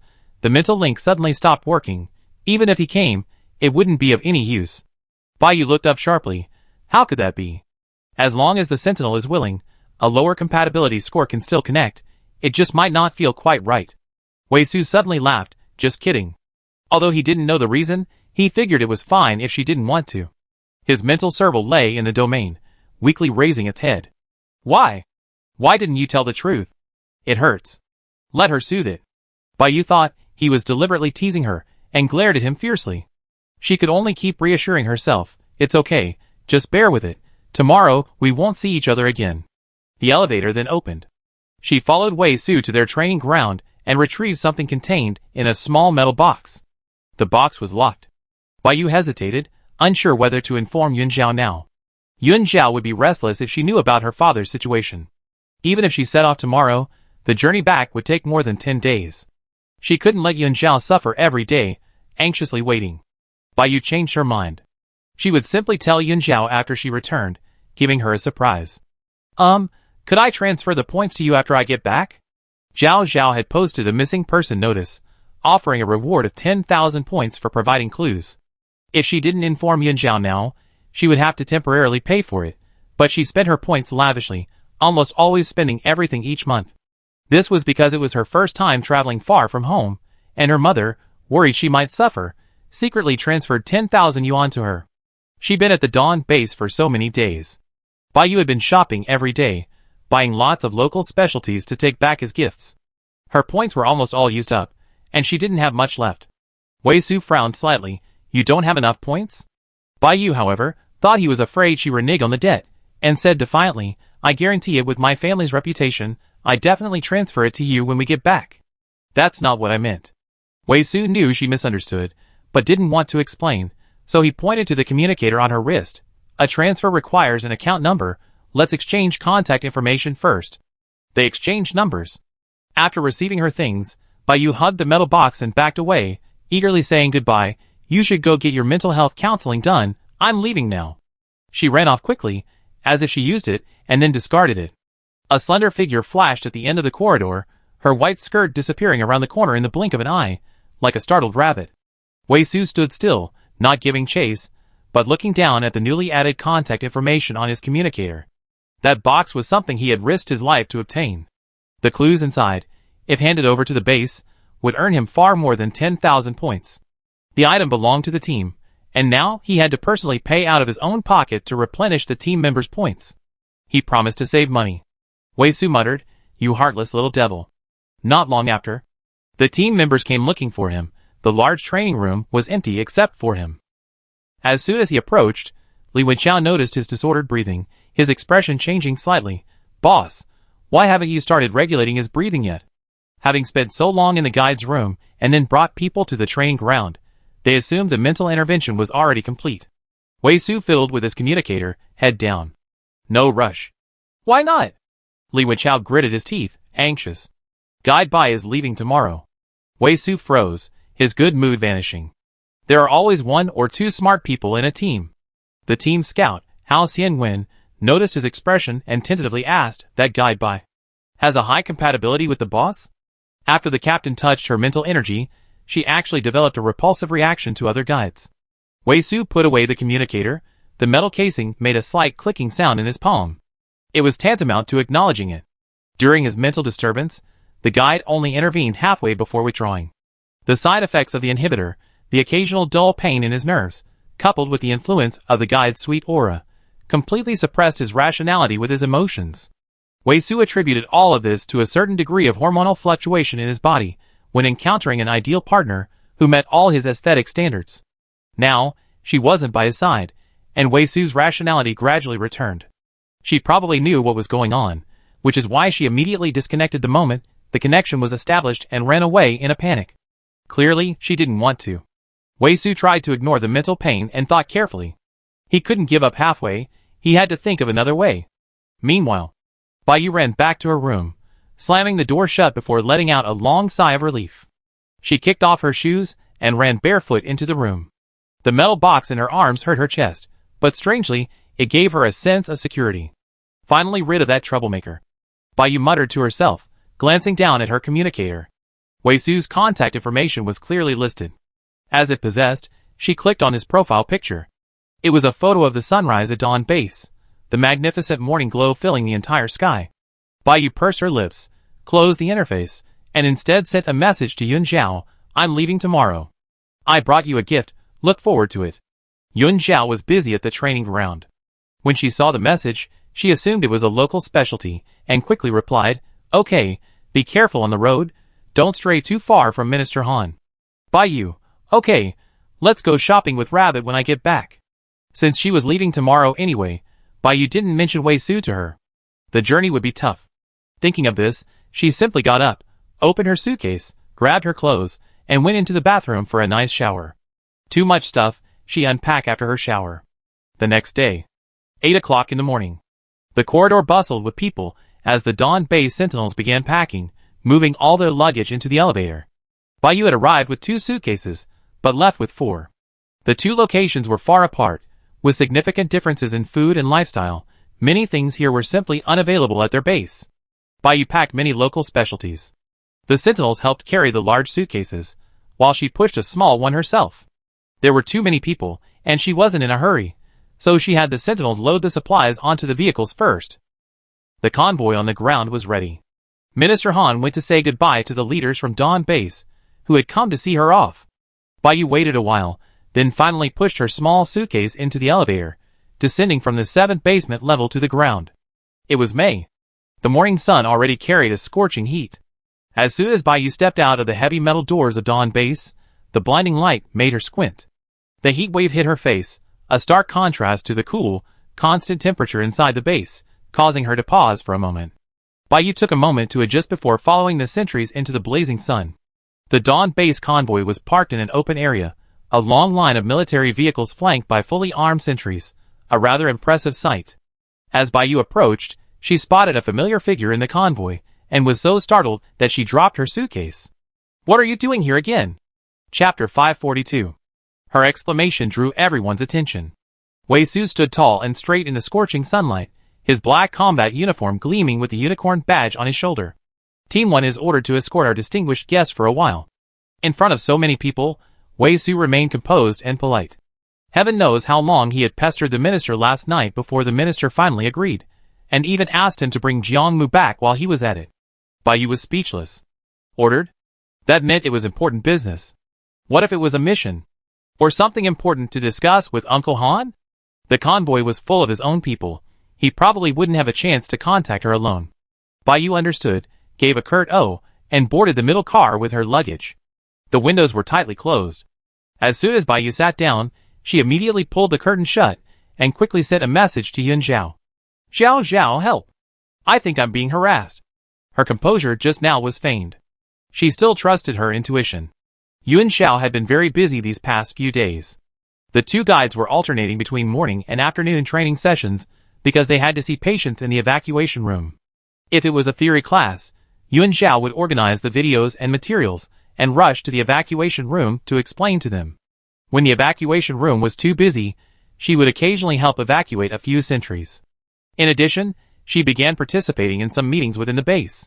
The concentration of contaminated areas in the air had risen to 33%. Many conservatives were beginning to defect, and more people were inclined to believe it was a sign of a reemergence of the apocalypse. Furthermore, the Fuhing squad hadn't yet emerged, causing Zero Team's next mission to be postponed. The scientists feared that if Zero Team destroyed another 5-star contaminated area, the dark matter in the outside world would increase again. When Yun Zhao saw Baiyu's message, it was already noon. She had just finished her work and come out of the counseling room. Persistently, "Who?" "Wei Su." Baiyu replied quickly, "How do you know his name?" Yun Zhao answered truthfully, "Jiang Mu told me, and Wei Su even contacted him to inquire about you." Baiyu was furious. No wonder he found me so quickly, that traitor Jiang Mu. "I settle the score with him when I get back." "Yun Zhao, tell me first, how did he become persistent with you?" Xiatu's car was already parked at the door, specifically to pick her up for lunch. Seeing her standing at the door, head down, staring at her communicator for a long time without moving, Xiatu had no choice but to get out of the car, walk over, and help her into the car first. He could have honked the horn, of course, but he was afraid she would be startled if she was too engrossed in her work. "He came looking for me yesterday. The way he looked at me was like he wanted to devour me. I thought everything would be fine after I left today, but he somehow managed to sneak into our convoy." Baiyu was in the same car as Minister Han. She subconsciously glanced at Minister Han in front of her, her fingers flying across the keyboard. And Uncle Han seems to have misunderstood. What should I do? I'm so afraid my dad will find out. Baiyu confided in Yun Xiao, my dream hasn't come true yet. I don't want to get married, and I especially don't want to marry someone so far away. Yun Xiao didn't know what to do in this situation either. In her relationship with Xie Tu, she had always been passive. They spent every day together, gradually becoming familiar with each other, and things naturally progressed. But Baiyu and Wei Su belonged to different bases, and their situation was completely different. Her experience and the strategies she had learned from Xie Tu were useless against Baiyu. Yun Xiao thought for a moment. Did he fall in love with you at first sight? Baiyu, I don't know. Xie Tu had already started the car, taking her home for dinner. Yun Xiao looked up and asked, did you fall in love with me at first sight? Their first meeting was at the elevator entrance of the Special Abilities Department building. At the time, Xie Tu acted aloof, showing no signs of liking her. Recalling his previous answer, my heart beat before I knew you. Yun Xiao didn't quite understand what that meant. Xie Tu chuckled, recalling the scene. The Fire Phoenix fell in love with a little bluebird at first sight. It was too embarrassing, so I didn't dare look at you much when we first met. I just thought to myself, how could there be such an obedient guide? Yun Xiao understood and replied to Baiyu, has Wei Su seen your spiritual form? Or have you seen his? Baiyu, no. Yun Xiao was at a loss. I can't give you any advice. Good luck, follow your heart. Baiyu, When it comes to matters of the heart, even the best of friends can't interfere. Baiyu dislikes him now, but who knows, she might develop feelings for him after spending some time together on the road. The little bluebird and the Fire Phoenix are a good example. The little bluebird used to dislike Xie Tu and the Fire Phoenix, but now the two phoenixes play together every day and are very happy. Yun Xiao felt he shouldn't offer advice rashly.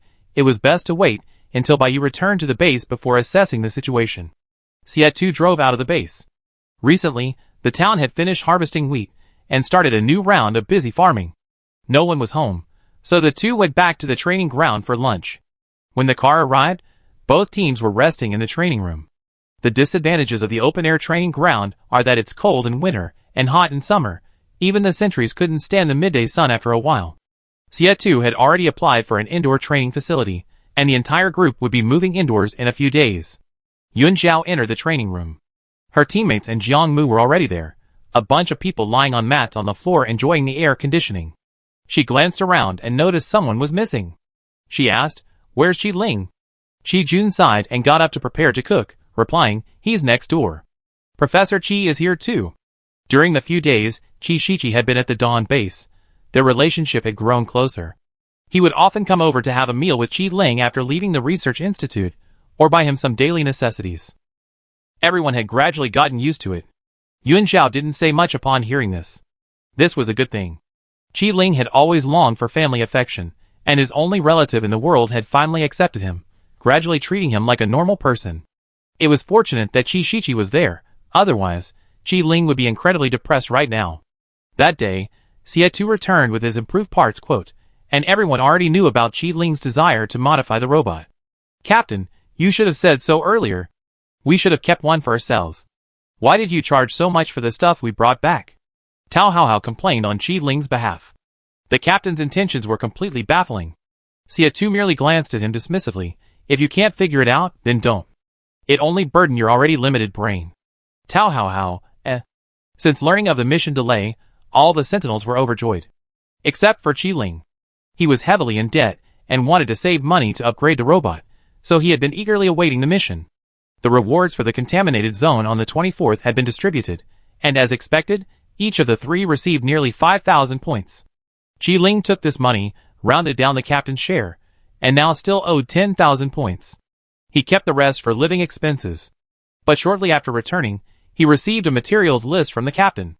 The robots on the map were ridiculously expensive, with individual parts costing thousands or even tens of thousands of points, almost making him give up. Xie Tu, however, persuaded him, saying that he only had one robot, and if he wanted to modify it, he should use the best materials. If he didn't have enough points, everyone could lend him some. Qi Ling was deeply moved, but refused to use the team leader's points, saying he would work hard to save money through missions. However, ideals are often grand, but reality is harsh. Just as he was getting ambitious, He received a notice that the next mission was postponed. With the points he currently had, even eating more than 10 kilograms of meat a day was a problem, let alone making him incredibly depressed. Knowing the truth, Yun Zhao felt sorry for him for a second, then immediately went back to his own business. Chapter 543. Time flies by in the midst of busyness. A week has passed in the blink of an eye. The Fuhao team finally emerged from the contaminated zone. Contaminated Zone 96 collapsed. The Operations Department's intelligence team immediately reported the news to Minister Duan. Minister Duan immediately contacted the nearest outpost, requesting that they bring professional equipment to conduct tests. The concentration near the newly collapsed contaminated zone was very high. The spread will take time. The Research Institute needs at least 7 days of data for comparison. Everyone is waiting for an answer. The Fuhao team emerged around 8 p.m. As soon as communications were restored, Fuhao popped up in the 4S group chat. Oh no, it's already 5S. Jiang Mu felt he couldn't exclude outsiders, and somehow managed to pull Xia Mingang in as well. Fuhao, guess who the gatekeeper is this time? Yun Xiao had just finished showering. She picked up her communicator, glanced at it, and seeing that no one else was commenting, she enthusiastically typed out a message. Yun Xiao, what is it? Fu Heng, it's a bus stop sign. A bus stop sign. Heaven knows how many times we passed by it. Yun Xiao, wow, that's amazing. Just then, Xia Tu pushed open the door and came in. Seeing her hair still dripping wet, and her engrossed in texting, he entered the bathroom with a somewhat helpless expression, took out a dry towel, and dried her. Fu Heng at Yun Xiao, do you have to reply so mechanically? Yun Xiao let Xia Tu dry her hair, then lay down on his lap, and continued typing. Yun Xiao, if I don't reply, it'd be awkward. Fu Heng, true, a lazy person creating a group chat can't be expected to actively participate. Big-headed chubby girl, ? Fu Heng ignored him, saying, one's lazy, one's mute, and there's a newbie. Aside from those three, only the two of us are alive. Xia Tu glanced at her communicator and asked, the mute refers to me? He was just quiet. Yun Xiao said, they don't talk in the group chat. Do you think it's because the four of us are all at the same base? They already grown tired of each other during the day, so of course they wouldn't chat in the group at night. Fu Heng, am I being ostracized? Yun Xiao, do you want to join us? Fu Heng, forget it. Right now, several sentries are testing data on the outskirts of the contaminated zone. With all this happening lately, I have a feeling a storm is brewing. Getting down to business, Jiang Mu finally chimed in. Big-headed fat girl, the contamination concentration is increasing again tonight. The base's test showed 35%. Jiang Mu was referring to Dawn Base. The four bases were far apart, with slight differences in the dark matter in the air, and contaminated Zone 96 was closest to Dawn Base. Yun Zhao at Xia Mingang, how are you guys? Xia Mingang, 33, no change today. He was indeed watching their chat. Fu Heng, alright, haven't slept for 3 days and 4 nights. I ask about the data results when I wake up. Fu Heng quickly logged off after sending the message, and the group fell silent again. The cold light from the screen reflected in Yun Zhao's eyes, making her usually bright eyes appear somewhat dim. She closed the chat page and logged onto the forum again. The high reward missing person notice was still prominently displayed on the homepage, glaringly mocking. Still no news? Xia Tu's voice came from above, his warm hand gently stroking her hair. Yun Zhao shook her head. No. A heavy stone seemed to weigh on her chest, making even breathing difficult. She had thought that offering such a tempting reward would at least bring some clues, but her private messages remained completely silent. Not even a false message to deceive her. We find him, Xia Tu whispered reassuringly. Yun Zhao nodded, burying her face in his clothes, her breath filled with his comforting scent. She knew he was comforting her, but at this moment, she was willing to believe this maybe. Anyway, she didn't believe Yunju was dead. Xia Tu gently patted her. Don't think too much. Don't you have training tomorrow? Go to bed early. Hearing this, Yun Zhao sat up from him, opening her arms to him like a child asking for a hug. Xia Tu chuckled softly, the vibrations of his chest transmitted through their clinging clothes. He easily lifted her up and carried her to the bedroom, nuzzling her head with his chin as he went. The warm light from the bedroom cast their shadows on the wall, overlapping into an inseparable shape. Yun Zhao nestled in Xia Tu's arms, listening to his steady heartbeat, her restless anxiety gradually subsiding. She seemed to be becoming increasingly dependent on him. Late at night, a research institute in the inner city. The third basement level was still bustling with activity, staff bustling between their workstations. Latest data from the forward outpost. Inside the office, Dean Jiang picked up the newly released test report and handed it to Base Chief Shen. Although it's only the first day, we can basically confirm that the increase in dark matter outside is directly related to the collapse of the contaminated zone. This meant that for every contaminated zone the operations department eliminated, the dark matter outside would become more concentrated. Base Commander Shen stared at the data in the report, his brow furrowed deeply, his expression filled with worry. So, every time we clean up a contaminated zone, the outside world actually becomes more dangerous? It was Minister Bai who spoke. Inside the office, several ministers from the base were present, having arrived one after another after receiving the news. Dean Jiang adjusted his glasses, his gaze behind the lenses calm and sharp. The current data does indeed point to this conclusion. The collapse of contaminated zones will release large amounts of concentrated dark matter, spreading to uncontaminated areas. Once the concentration of dark matter outside exceeds 60%, those ordinary people with weaker resistance may undergo large-scale mutations. And as the dark matter spreads, the world is highly likely to fall into darkness again. A vicious cycle. Minister Duan sneered. All these years, the operations department has been risking its life to clean up contaminated zones. Haven't they just accelerated the collapse of the world? The air in the office froze instantly. For a moment, no one spoke. Dean Jiang broke the silence. My suggestion is that we should temporarily halt the salvation plan until a solution is found. Minister Duan tapped her fingers lightly on the table, making a dull thud. How many centuries have perished because of this plan? What will those fallen soldiers mean if we stop? Thinking of all her efforts over the years, which might all be in vain. Minister Duan felt a lump in her throat, unable to swallow or spit it out. Dean Jiang sighed, at least until we find the source, it's not advisable to frequently enter the contaminated area. The source. Base Commander Shen and Minister Bai exchanged a glance. Minister Duan, sitting opposite, looked up, taking in their silent exchange, and narrowed her eyes slightly. Base Commander Shen coughed lightly. This isn't something one base can decide. Let's hold a meeting of all 4 bases tomorrow morning to discuss it together. Chapter 544. Yun Xiao received a meeting notice as soon as she woke up. She had no choice but to postpone her training course and rush to the inner city with Xia Tu to attend the meeting. On the way there, the two had already guessed that it was related to the concentration of darkness. The pollution concentration had risen to 35% this morning. At the current rate of increase, once it exceeded 60%, a large number of ordinary people across the entire land would undergo mutations. It was normal for the 4 major bases to take action. But Yun Xiao didn't expect that this meeting would be about whether to cancel the salvation plan. Regarding this plan, Yun Xiao had already learned a great deal about it during her training course. Since the reappearance of light, the 4 major bases had made contact, each spending 10 years developing their capabilities, and 6 years ago officially decided to investigate the truth behind the disaster, jointly launching the salvation plan. This was the largest joint operation since the establishment of the 4 major bases, aimed at completely eliminating the polluted area and ending this cannibalistic era. Initially, the casualties in each combat unit were heavy. Only in the last 2 years, as the Sentinels gradually figured out the exploration methods, the casualty rate began to decrease. Yun Xiao still remembered the shocking data that Minister Duan had presented in the command center. The survival rate of the first batch of sentries who ventured into the contaminated zone was less than 40%.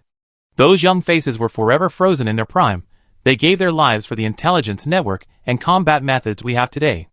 And now, this plan, paved with countless lives, may be forced to end. The base invests a huge amount of resources in various research institutes every year.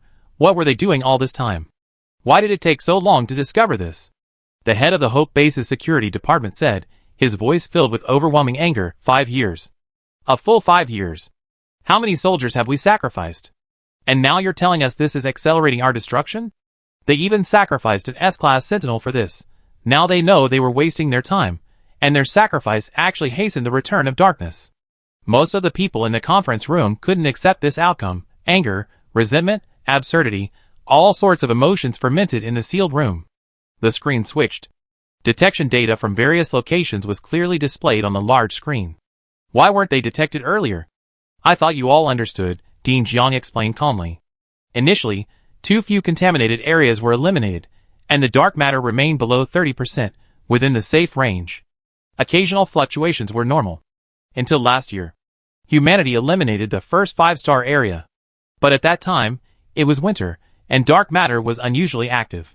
The increasing values hadn't exceeded the critical point, so they didn't attract the attention of researchers in various locations.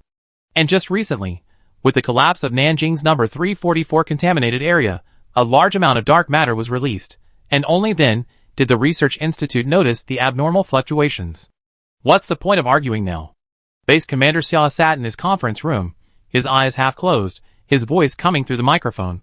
Let's vote first, then we can discuss it further. Whether to cancel or not isn't up to one base.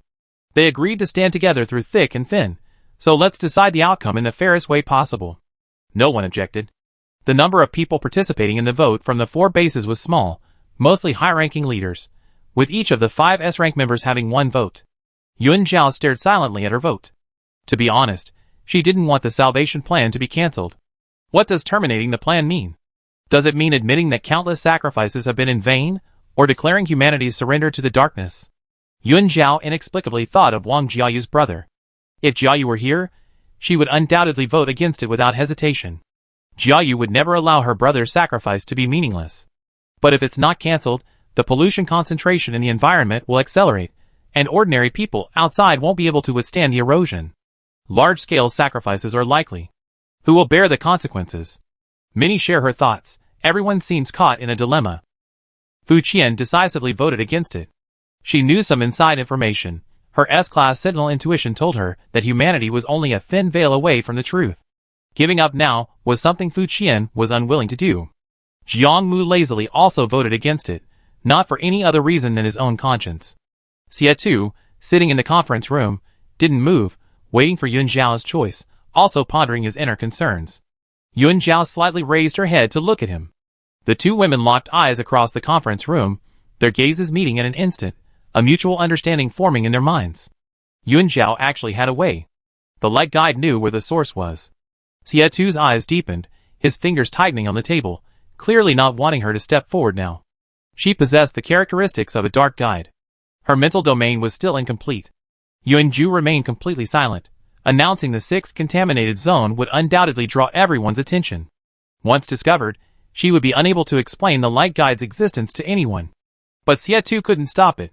As a member of the operations department and the captain of Team Zero, he had witnessed Wang Jiayi die before his eyes, and he had seen wave after wave of sentinel teams forever left in the contaminated zone, never to return. He couldn't disregard others for his own selfish desires. The voting process was unusually long. The meeting room became extremely quiet, everyone deep in thought. Yun Zhao suddenly stood up, the chair beneath her making a jarring sound that jarred the silence, drawing the attention of everyone both on and off the screen. The blue light from the projection screen illuminated her face, outlining her resolute features. Must we choose between canceling and not canceling? Her voice wasn't loud, but it was remarkably clear in the quiet room. Why can't we look for a third way? A third way? Many didn't immediately grasp the idea. Those who did were already looking down, weighing the pros and cons. Base Commander Shen glanced instinctively at the large screen. Minister Han still hadn't entered the online meeting room. The signal on the road was intermittent. The 3 of them had discussed the matter online all night yesterday. Base Commander Shen couldn't personally intervene, and Minister Bai, who managed the guides, was out of position. Only old Han was truly suitable to take the lead. What is this so-called third path that Guide Yun speaks of? Someone asked. Yun Zhao's voice was restrained as she softly replied, the salvation plan will continue, but the contaminated zones will not be eliminated for the time being. We will only conduct reconnaissance missions, marking the gatekeepers of each contaminated zone in advance, collecting resources, and searching for clues to the disaster. She ultimately did not directly reveal the source. Xie Tu's brows slowly relaxed. We will discover the gatekeepers, but not eliminate them. All gatekeeper information will be stored in archives. Having this information can reduce the risk of the contaminated zones without affecting the outside world. Yun Zhao continued, if any unforeseen circumstances arise, each base can send teams to deal with these areas at any time. Hearing this, discussions arose both on and off the screen. Minister Duan glanced at the anxious-looking base Commander Shen, her expression shifting slightly. She tapped her pen lightly on the table and handed the dissenting vote to the clerk in charge of statistics. That's too time-consuming, Minister Duan suddenly spoke up. Yun Zhao hadn't expected Minister Duan to be the first to object. Minister Duan gestured for her to calm down. There are too many uncertainties. Instead of this, It would be better to form a joint team to thoroughly investigate the source. Yun Xiao was stunned. Base Commander Shen and Minister Bai's expressions changed simultaneously. They probably hadn't expected Minister Duan to guess their thoughts so directly. Minister Duan said, "I propose that we solve the problem at its root. The remaining teams in the operations department will suspend their missions and form a joint team of 5 S-rank members to enter the 5-star contaminated zone and find the source." Chapter 545. A murmur of surprise rippled through the crowd. All S-class units united? No base could withstand the consequences of an accident. The Hope base was expected to be the first to eject. Xia Mingong only recently awakened, with 0 combat experience. Sending him to a 5-star dangerous contaminated zone is tantamount to suicide. Xia Tu spoke up at this moment. Xia Mingong can stay behind to provide support. The one with the most flamboyant avatar immediately expressed his dissatisfaction. Although he lacked combat experience, he had received professional training from a young age, and his theoretical knowledge and marksmanship were quite good. Besides, his Bishi is very strong. It's rare for Bishi to be on his side. Logistics? Why should I be held back by you? Minister Tang of the Dawn base pondered for a moment, about to speak, when Jiang Mu's voice came through the microphone. Interesting. I join. Minister Tang was so angry, he almost cursed on the spot. A piece of trash, who does nothing but cause trouble at crucial moments. Minister Bai, who witnessed the entire process, said gently, "It seems we still need to ask the parties involved." Fu Heng, I agree too. All right. Yun Xiao had no further objections. Xia Tu, seconded. Xia Mingong, I go too, I won't be in logistics. Everyone agreed. The leaders were speechless with anger, but didn't want to embarrass him in front of so many people. Especially Base Chief Xia. His grandson hadn't yet established authority within the base. Making him lose face in public would only make him a laughingstock. It's a bit premature to say this now. Perhaps we should discuss this later? A leader from the Morning Light base stepped in to smooth things over. Yes, let's see the voting results first before discussing anything else. No one else objected. The clerk quickly posted the voting results. A total of 75 votes were cast, with only 19 in favor of canceling the salvation plan, the rest opposing it.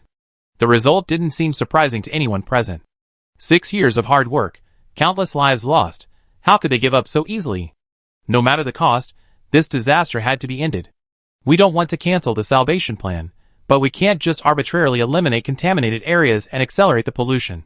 The head of the Dawn base adjusted his glasses. Then we have no choice but to do as Minister Duan suggested, take a risky approach, and venture into high-risk areas to find the source. According to the initial plan, humanity would have to wait at least another 3 to 5 years before venturing into 5-star danger zones. But the appearance of the S-Class guide accelerated the entire process. She managed to escape unscathed from several high-risk 5-star contaminated zones, even eliminating the highly dangerous 344 this year. This boosted everyone's confidence. If they disregarded the consequences and directly dispatched an S-Class joint team, they might actually succeed. These words silenced everyone. At that moment, Minister Han finally reached a location with a signal and logged into the online system. Minister Bai sighed. Old Han was a step too late. The 3 of them had decided last night to voice their opposition, urging the special guides to leave the base again. The ancestral teachings were clear, only special guides knew how to end the disaster. But Yun Zhao's constitution was too weak. Releasing her would require sufficient military support to help her find the source. A joint team was the best solution. Before they could even do anything, Minister Duan had already guessed their intentions. Minister Duan picked up his teacup, his composure unwavering. If none of you have any objections, the joint team will be set for now. However, to avoid a repeat of the last instance, where everyone acted independently, a captain must be chosen. As for the captain's position, Jiang Mu casually interrupted, Minister Duan, don't show favoritism.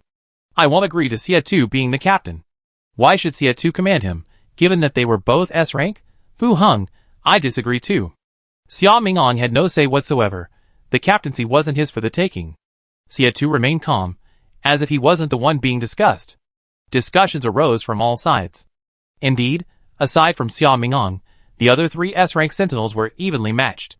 The captain of the joint team was essentially at the top of the 4 bases. Wielding considerable influence, everyone seemed to have their opinions on who should be chosen. Since none of you are willing to submit to the other. Minister Duan took a sip of tea to clear his throat and said, then, Guide Yun will serve as captain. A deathly silence fell over the meeting room. A guide as captain? During the Dark Ages, guides would also go to the front lines, but only as support personnel, stabilizing the mental state of the sentinels. Because the guide's physical limits couldn't sustain prolonged command. The last guide captain was over 100 years ago. Red-crowned crane. Shining. Instantly, everyone's gaze focused on Yun Xiao, who sat in the corner. Yun Xiao, hearing Minister Duan's words, was equally astonished. Me? Captain? She hadn't misheard?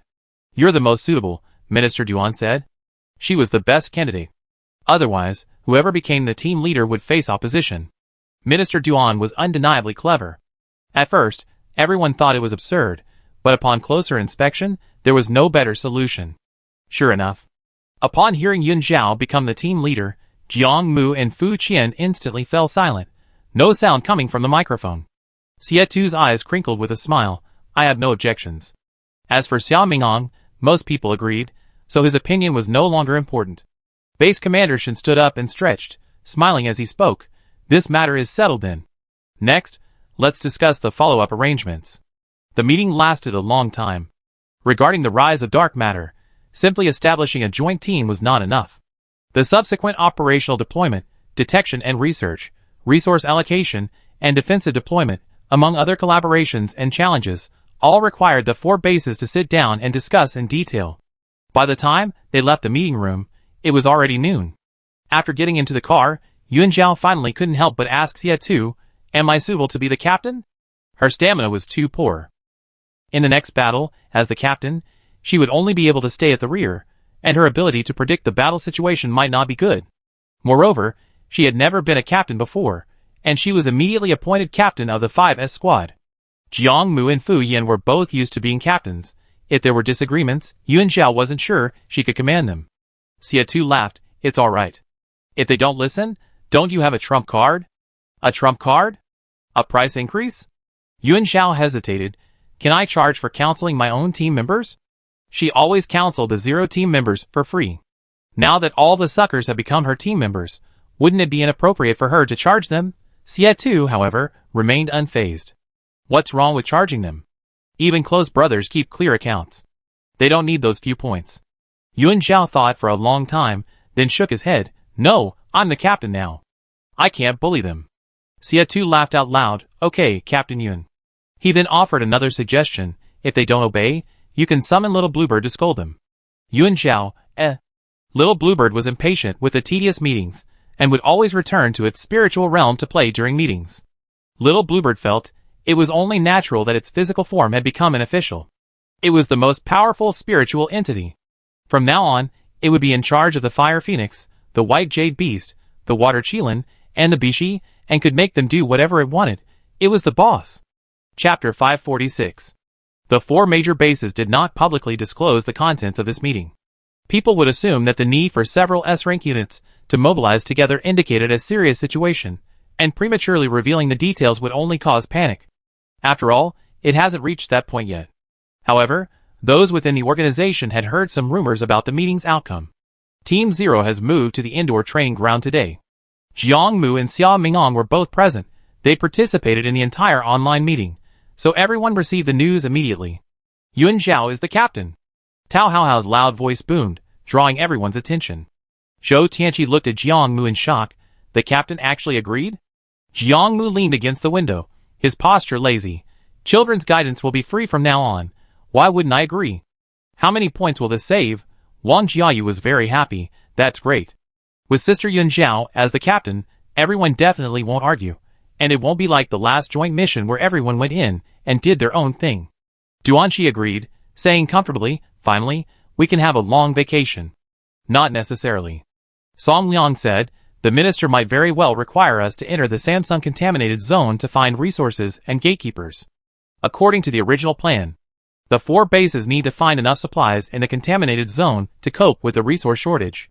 If the 5S team really finds the source, the local operations departments will have to speed up and try to empty as many contaminated zones as possible. Upon hearing this, everyone instantly let out groans. Holy crap! We still have to carry out the mission without the captain and guide? Duanqi said in disbelief. Tao Haohao cried out, I can accept the captain not being here, but I can't accept Yun Xiao not being here. Without Yun Xiao, he couldn't freely use his abilities in the contaminated zone, and would have to revert to his old combat mode. That would be incredibly frustrating. He didn't want to rely on suppressants for missions all day. Wang Jiayu suddenly remembered something. What about Qi Ling? With Sister Yunjiao gone, he might be controlled by the gatekeeper. Qi Ling wasn't at the training ground today. He went to the Biological Research Institute with Professor Qi. He probably doesn't know about this yet. Duanqi shrugged. I don't know. Let's see if the Research Institute can find a solution. Not far away.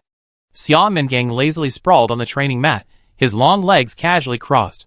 A book he found somewhere crookedly covering his face, rising and falling with his exaggerated breathing. The communicator on his wrist vibrated incessantly. Xia Mengang sighed and sat up, glancing at the group chatting animatedly, then went to the hallway to answer a call. This young master is really something, arriving at a 5-star contaminated zone for a mission right away. Yun Zhao hadn't gone to the training ground. After she went home and ate dinner, Xia Tu drove her to the inner city's evacuation center. Yun Zhao quickly calmed down about being chosen as the team leader. It was indeed as Minister Duan had said. Everyone had objections to whoever was the leader among the other S-rank sentinels. Only she was the most suitable. The selection for the next mission was still undecided, so she simply focused on her own tasks. Yuan Lan and Qin Zi were both in the inner city today. The afternoon's training session focused on mental barriers. Yun Zhao had already checked the base's database beforehand. The guide's mental strength training system was far more rigorous than outsiders imagined, especially for guides who lack combat awareness. Improving mental strength and resistance to interference might not show significant results in the short term. Yuan Lan is somewhat better off. As a healing guide, she has been practicing for a long time and has experience dealing with sudden sentinel rampages. Qin Zi, however, is a complete novice. She has only recently arrived at the base and doesn't understand the relationship between contaminated zones and sentinels, nor is she proficient in basic barrier construction, let alone maintaining multi-threaded barriers. Yun Zhao doesn't really understand why she applied to join the operations department. Since everyone is still getting to know each other, she doesn't want to ask too many questions for now. The real battlefield isn't about protecting only yourself. Yun Zhao is thinking that it would be best for Qin Zi to choose a sentinel team with a high compatibility. There might be attentive sentinels in the team who can take care of her. Yun Zhao, lost in thought, waved to Xia Tu. I'm going to get busy. Then she got out of the car carrying a pile of documents. Xia Tu watched her enter the evacuation room before driving away. The afternoon sun was scorching. The central square was empty and silent. Xia Tu drove by, glancing out the window. The statue of the girl in white robes stood serenely, gazing into the distance. Beside her, a red-crowned crane, its wings outstretched as if about to take flight, moved gracefully, its crest as striking as a flame. Sunlight streamed in from behind the statue, casting long, thin shadows across the square. Xia Tu looked away. The scenery outside the window rushed past, and he soon drove away from the square. Ever since learning of the red-crowned crane team's deeds, he had made a point of avoiding the central square whenever he drove Yun Zhao to the inner city. He didn't want to inadvertently stir up Yun Zhao's memories while passing by. The fate of the red-crowned crane team was truly terrible. The car stopped downstairs at the operations department building. Xia Tu entered the elevator and arrived at the underground command center. The elevator doors slid open silently, the cold, mechanical hum instantly swallowed by the heavy atmosphere of the command center. Staff sat at their computers, screens constantly updating data from various contaminated areas, the sound of keyboards clicking incessantly. Xia Tu's military boots clicked on the metal floor. He glanced at the busy crowd, turned left into the dimly lit corridor, and arrived at an office door. Come in. Minister Duan sat alone in the room, seemingly expecting him to come, showing no surprise at his arrival. You want to talk about the joint task force? Xia Tu nodded and sat down opposite Minister Duan. I came to get the documents for the first joint mission. Minister Duan looked up at him. Anything else you want to say? Xia Tu's brow furrowed slightly. What do you mean, Minister?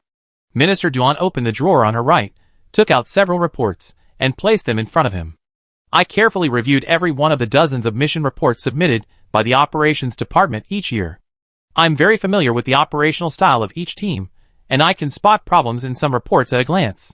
The 3 reports on the table were numbered 249, 111, and 320.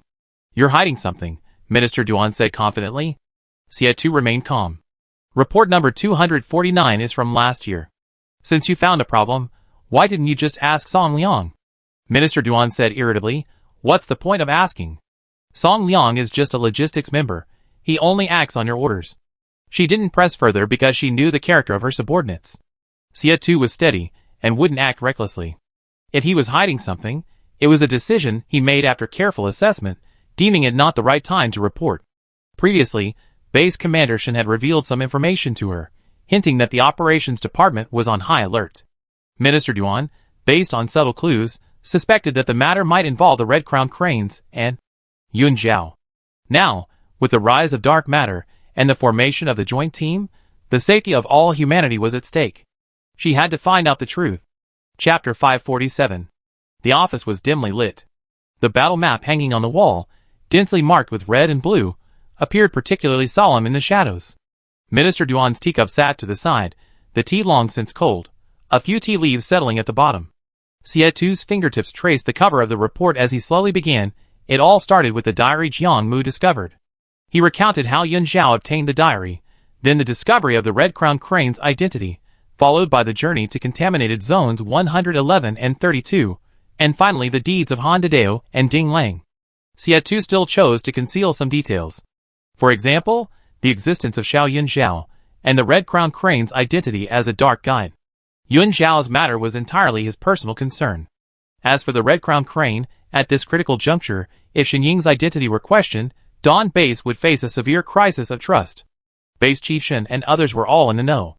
It involved the leaders and ancestors of the three families of the base.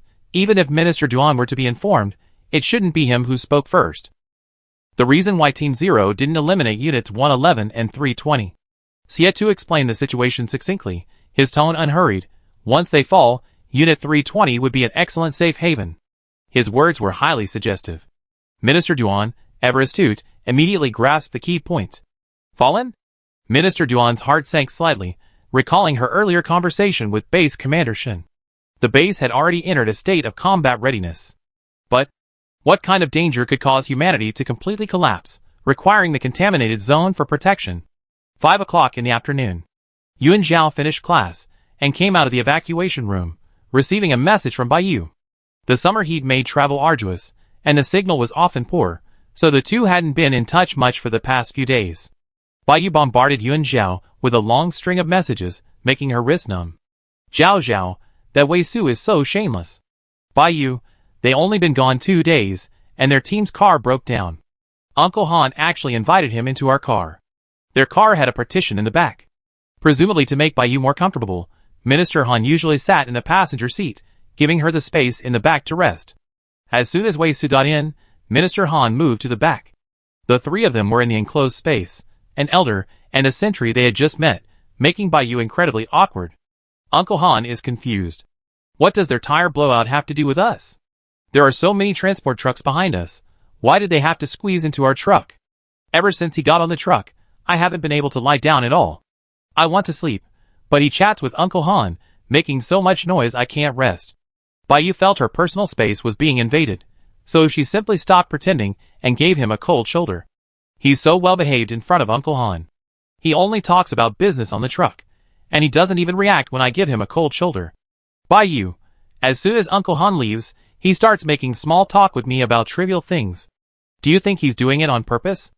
Baiyu then sent a photo. Taken from a hidden angle, Wei Su sat behind her, his profile partially visible through the car window, looking down at an electronic map. Half of Baiyu's finger was visible at the edge of the photo. Yun Zhao read all the messages and then fell silent. She felt something was off about how things were developing. Baiyu actually took pictures of him secretly? Yun Zhao was pondering how to reply when Baiyu's message came in again. Oh, and he actually knows I like dried mangoes. I asked him, and he said he figured it out. Heaven knows I only had one in all these days. Yun Zhao replied, looking down, dried mangoes? A specialty of Dawn Base? Are they good? She was too poor before. She never even had them when she lived in Qishan town. Baiyu, isn't your focus a bit off? Yun Zhao, huh? Why don't you continue? What else did he do? Baiyu's mood brightened again. Yesterday we rested at the sentry post, and he stayed up all night downstairs fixing the toy I'd thrown away. Baiyu had found the toy at the market, originally intending to bring it back as a gift for Ping Ping and Anin. She only thought it was pretty, and hadn't checked it carefully after buying it. She was so bored on the way that Baiyu took it out, only to discover it was broken. You can't give away a broken toy. She had no use for it, so she threw it away. If you can fix toy cars, why don't you fix their crappy car instead of lingering on ours? It's infuriating. Yuan Zhao could imagine Bai Yu's furious expression through the screen. Like a cat with its fur standing on end. She felt. Never mind. Yuan Zhao decided it was best not to get involved. Just then, Xia Tu arrived at his car to pick her up. Let's talk when I get home. An outsider's perspective is clearer.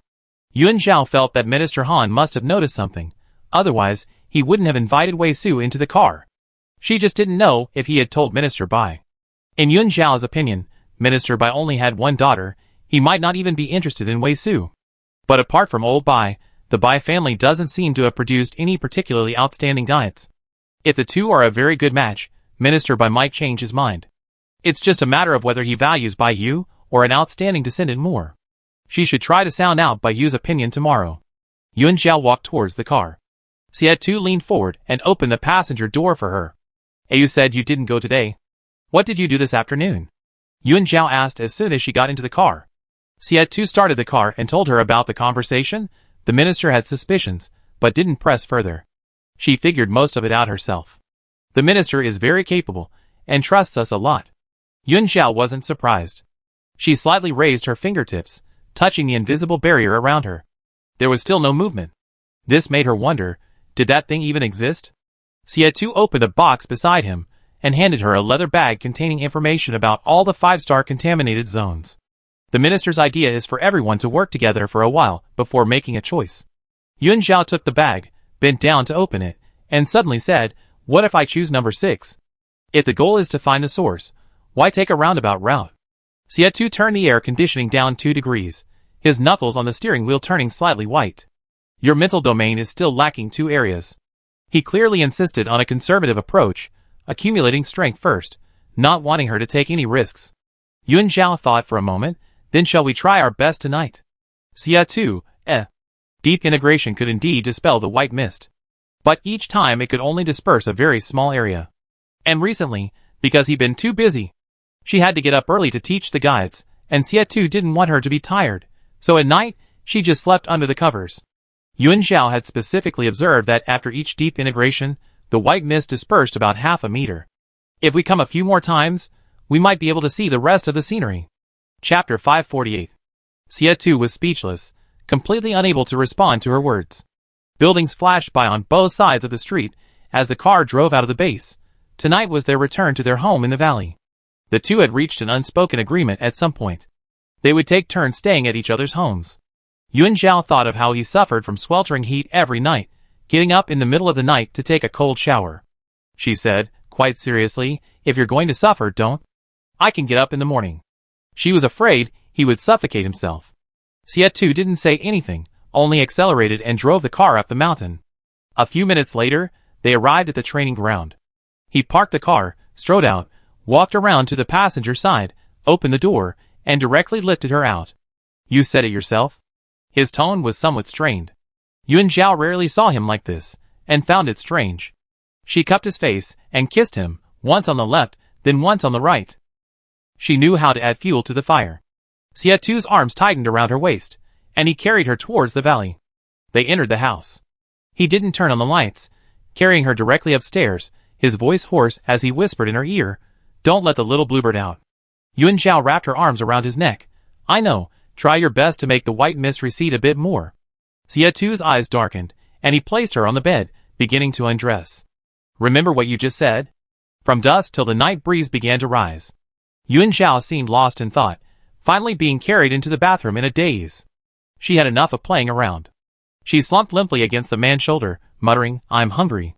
Xia Tu supported her waist. "Didn't you tell me to try?" "I try again another day. I haven't eaten yet, and I'm starving." "How much of the fog has receded?" "I don't know, I didn't go in to check."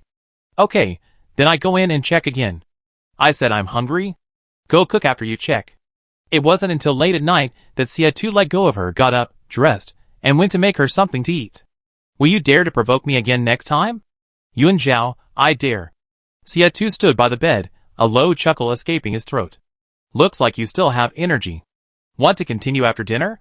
Yuan Zhao was furious and picked up a pillow, throwing it at him. Xia Tu didn't dodge, smiling as he caught the pillow and threw it back onto the bed. Sleep for a while to recharge, then I cook for you. Yuan Zhao lay on the bed, both hungry and sleepy. A bad decision. She should have eaten dinner first before eating his. The door closed softly. Yuan Zhao stretched a hand out from under the covers, picked up the communicator that had been vibrating for so long, hoping to dispel her sleepiness and stay awake until dinner was ready. A bunch of messages had been sent in the group chat a few hours ago. Big-headed chubby girl, Captain Yuan, what are your plans for the next steps? Jiang Mu's words were full of teasing. Big-headed chubby girl, don't ask Xia Tuesday. A captain can't be a puppet. Make your own decisions. Yuan Zhao typed back, everyone's not all here yet. Free time for now. I talk to you when I'm done. She clicked send and read it herself first. I must say, that really sounds like a captain's words. There are always some night owls in the group. Fu Heng is actually here at this hour. Fu Heng, the signal was bad this afternoon. I'm already on my way. Yuan Zhao rolled over in bed, remembering something. Minister Han and the others seem to be not far from you. Area 96 is under the jurisdiction of Dawn Base. Both groups are taking the same route and will pass through Section 102. Fu Heng, okay, then I wait for Minister Han. Jiang Mu disappeared after sending the message. Xia Mingang rarely posts in the group chat, probably because he's not familiar with everyone, he mostly just watches others chat. The 5S group went silent again. Yuan Zhao switched to 0 Team smaller group chat, which contained another message from 99+. Song Lian at Yuan Zhao, just received a message that Team 7 and 8 have returned to base. Why don't you ask the 2 ministers when the guide competition assessment starts? Everyone else is getting impatient. Since learning that 2 more guides had joined the mission, the sentries have been working hard to get this opportunity. They heard that Yuan Zhao is in charge of training. They were too embarrassed to bother her, so they just kept asking Song Liang and Duanqi every day. Duanqi didn't dare go home and get scolded. He was afraid his aunt would think he was too idle and temporarily assign him to clear out the mutants. He tried to avoid the operations department. Yuan Zhao, tomorrow, I have to see Minister by tomorrow. Her teammates weren't asleep either. As soon as she replied, everyone rushed out. Tao Hao Hao, Yuan Zhao, you're really the captain now. Don't abandon us. Wang Jiayu, shut up, stop howling. You've been howling all afternoon and haven't had enough? The captain might give you extra training. Tao Hao Hao, where's the captain? Yuan Zhao didn't know how to answer, so she simply played dead. She exited the chat and, as usual, logged into the forum to check her private messages. Seeing the empty message box, Yuan Zhao was silent for a moment, then exited the forum expressionlessly. Compared to finding her father, eliminating the source was more reliable. A deeper integration was much better. At least the results are visible. The next morning, Yuan Zhao really couldn't get up. She felt like her bones were limp. Xia called her twice, but she didn't respond. How about we move to the afternoon? Hearing this, Yuan Zhao turned over, her eyes still closed. She only received the news late last night. With all 13 teams returning to base, the evacuation room would definitely be busy this morning. Even if she went, Yuan Lan and Qin Zi probably wouldn't have time. Thinking of this, Yuan Zhao said weakly, okay. Xia tucked her in, poured another glass of water, and placed it on the bedside table, then went downstairs to cook porridge and put it in the rice cooker to keep it warm before leaving. He took a shortcut to the training ground to get his car. Qi Ling appeared in the metal hut. Seeing the captain stop and look at him, he quickly said, I didn't see anything yesterday. Xia opened the car door and calmly asked, didn't see what? Didn't see? The captain actually carried Yuan Zhao back. Xia saw his bewildered expression. Did you need something? Qi Ling snapped out of his daze and jogged over. Qi Shiqi has been doing a brain scan on me recently. He thinks I can use inhibitors too. If I can maintain my sanity in the contaminated area, I can join the others on low-risk missions. Qi Ling was also in the group chat and naturally saw the joint team's announcement. Upon learning that the captain and Yuan Zhao would be separating from them on missions, he initially felt uneasy. After all, without Yuan Zhao, he couldn't act alone. He was currently short of points, and was waiting to save money to upgrade his robot. Qi Ling was worried that the team wouldn't take him on the next mission. Qi Shiqi found out about this. Qi Shiqi had been staying at the base's research institute recently, participating in a research group on the rise of dark matter. Upon receiving the news, they took him to the Biological Research Institute, intending to conduct experiments on him using inhibitors. Qi Ling, eager to enter the contaminated area, agreed without hesitation. However, he felt he should inform the captain beforehand. He had been waiting for the captain to return yesterday. intending to discuss it with him in person, but instead witnessed something he shouldn't have seen. Chapter 549. Professor Chi wants to improve the inhibitor? Xia raised an eyebrow, grasping the key point. An inhibitor that can be used on mutants? Ling nodded vigorously. He said he'd give it a try. I believe he can. Xia pondered for a moment, then opened the car door. Yes, see how it works. If it really works, you can go with them on low-risk missions. Ling thanked him happily. Xia got into the driver's seat, closed the door, and glanced at Ling's bluish skin. Don't fall behind in your training lately. Call me directly if anything happens. Ling, okay. Xia drove away from the mountainside and headed to the training ground in the inner city. Since Hope Base sent him here, he naturally had to supervise Xia Mingong's training. Xia Mingong was born into a military family. He had taken various training courses since childhood and was familiar with all kinds of knowledge and combat tactics. Xia received a mental landscape mapping from Base Commander Xia a few days ago. After Xia Mingong awakened, Hope Base had conducted a comprehensive test on him. It must be said, hopefully, this base is far ahead of the other 3 bases in terms of research. Data compiled by several high-level guides includes information on the stability of the spiritual entity, the enhancement of military capabilities after the 5 senses are strengthened, sniper visual dynamics, and anti-interference tests without guide assistance. Xia Mingong's combat strength is on point. The problem mainly lies with Baishi.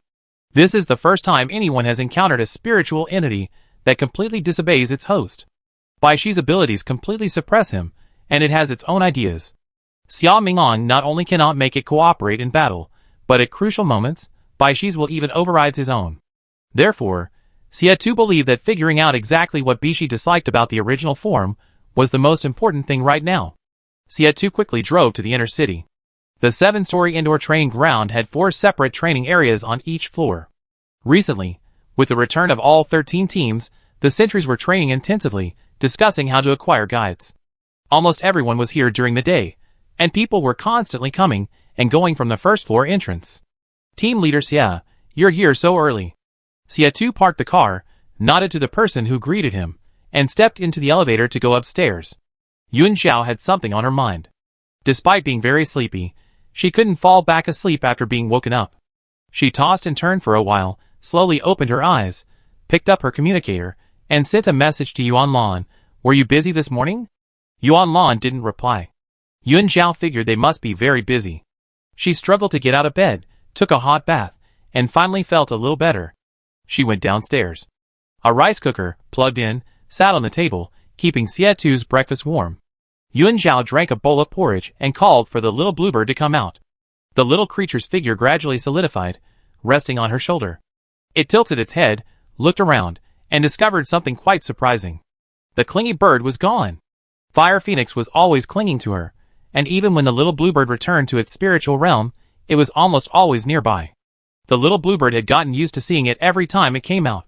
Yun Xiao thought for a moment. It should have gone to see Xia Mingong with him. Communicating with Baishi required a spiritual entity to help translate. Even if Fire Phoenix didn't want to, it couldn't defy Xia and would probably be dragged along. Yun Xiao changed her clothes, took the little bluebird out, and followed the path to the training ground. Seeing the empty training grounds, she realized that it had been too hot lately, and her teammates had moved to the city for training. Moreover, all the cars had been driven away, the parking area was completely empty. In this sweltering weather, Yun Xiao really didn't want to walk. How was she supposed to get into the city? Call him back. The little bluebird was furious. He really was that annoying sentinel, bullying her main body, and then leaving her alone at home. Yun Xiao walked towards the metal hut. He's busy with important matters. He'd be back to cook lunch. Ling wasn't home either. She didn't know if he had gone with Xia or been taken to the research institute by Chi. Yun Xiao had no choice but to return along the path. She went back upstairs to the study and decided to call Minister Bai to see if he knew about Wei Su and to ask when the assessment would begin. I was just about to tell you. Minister Bai's gentle voice came through the phone. I just discussed it with Minister Duan.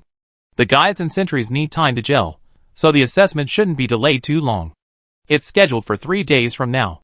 Yun Xiao stood by the window, the study window facing the valley below. Okay. She couldn't help but ask again, what's the assessment method? Minister Bai chuckled.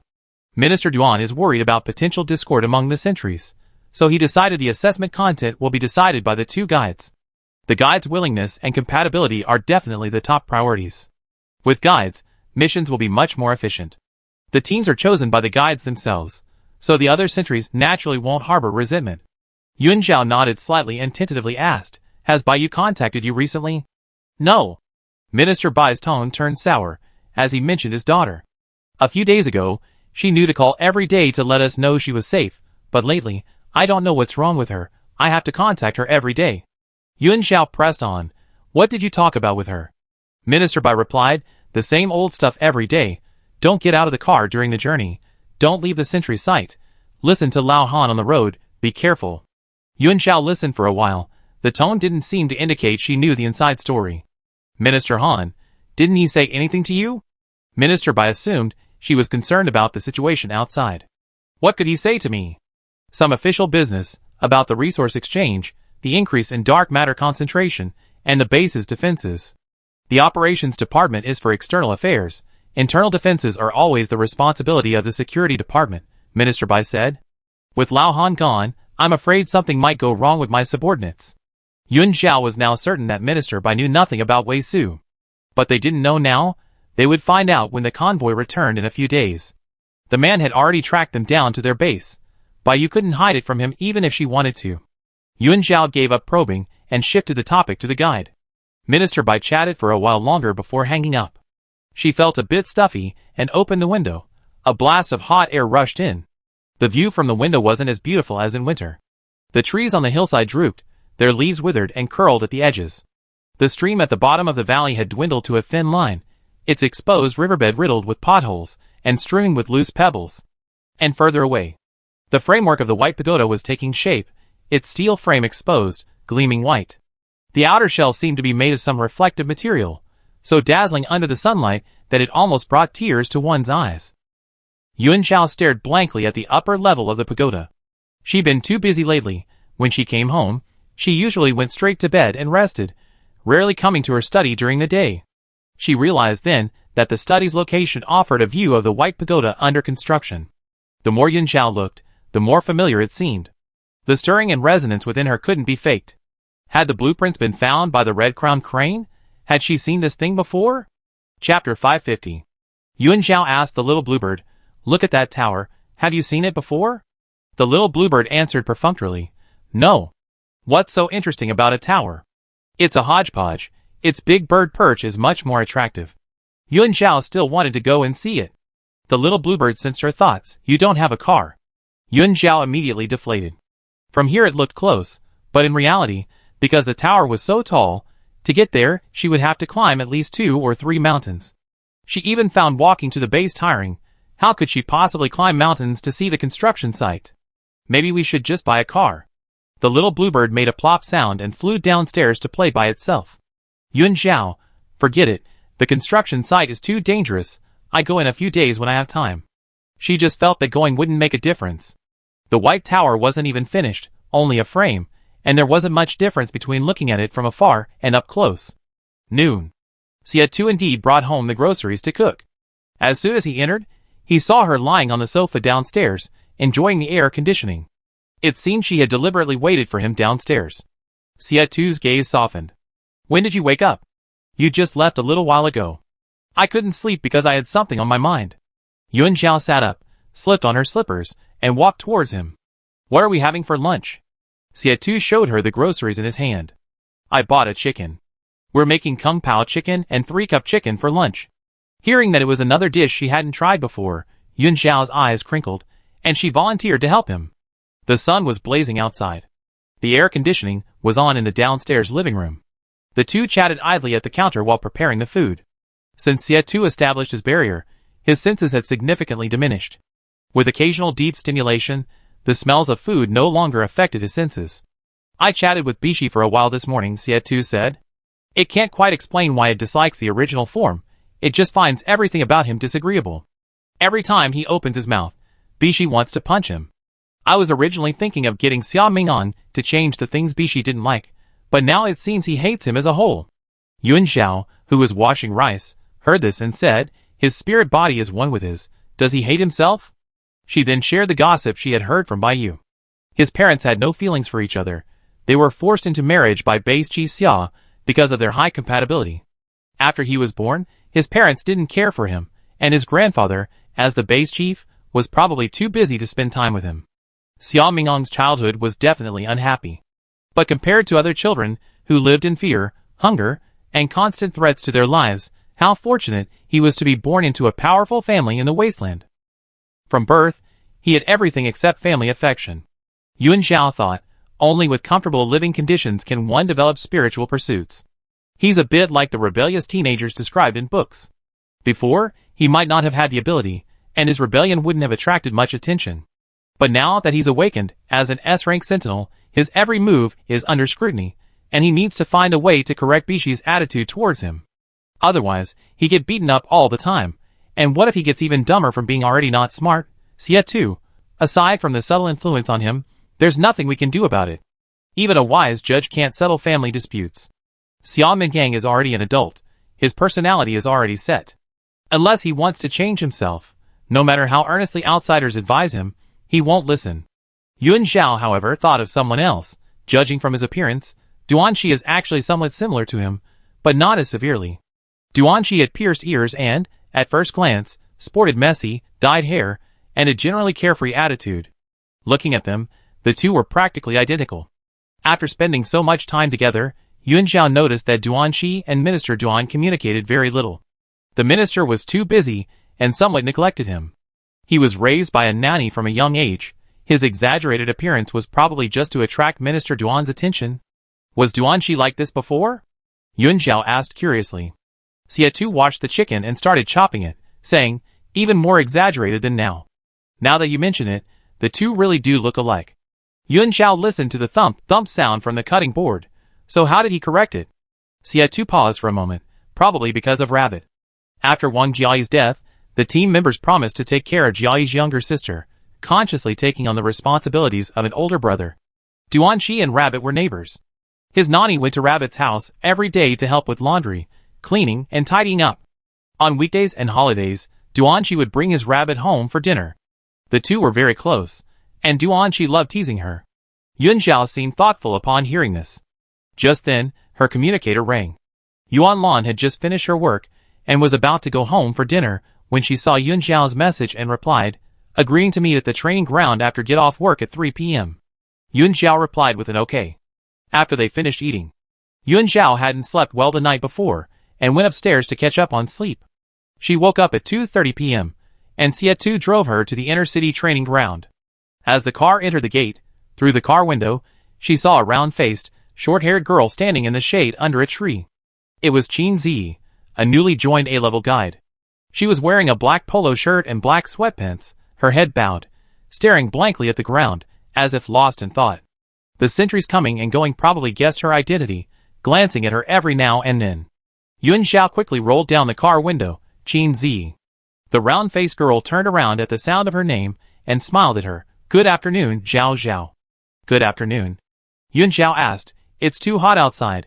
Why didn't you go in? Qin Zi pointed outside. I'm waiting for Yuan Lan.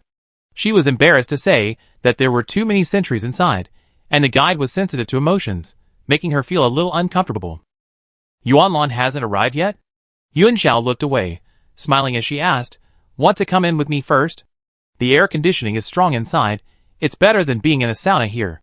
Qin Zi fidgeted with her cuffs, smiling as she replied, okay. Yuan Zhao asked Xia Tu to park the car, and then went inside with Qin Zi. Minister Bai told me that the selection will take place in 3 days. We be in charge of the assessments, and you can choose which team you want to join. Qin Zi was grateful for her recent help and truthfully told her, I already done compatibility tests with all the sentinels in the operations department. Currently, I have the highest compatibility with Team 10. Yuan Zhao pressed the elevator button, gesturing for her to come in. You want to choose Team 10? Unexpectedly, Qin Zi shook her head. That's unfair to the others. I like to prepare a few test questions first. Could you help me with them later? Yuan Zhao readily agreed. The guides applied for a separate training ground. Only they were in the training ground. Team 0 and Jiang Mu's team's training grounds were downstairs. Yuan Zhao was worried that Qin Zi would feel uncomfortable alone, so she didn't greet her teammates. She sent a message to Xia Mingong, signaling for the tool hero to come over. The afternoon's mental strength training class didn't begin until Yuan Lan arrived. The guide spent 3 days in consultations and training.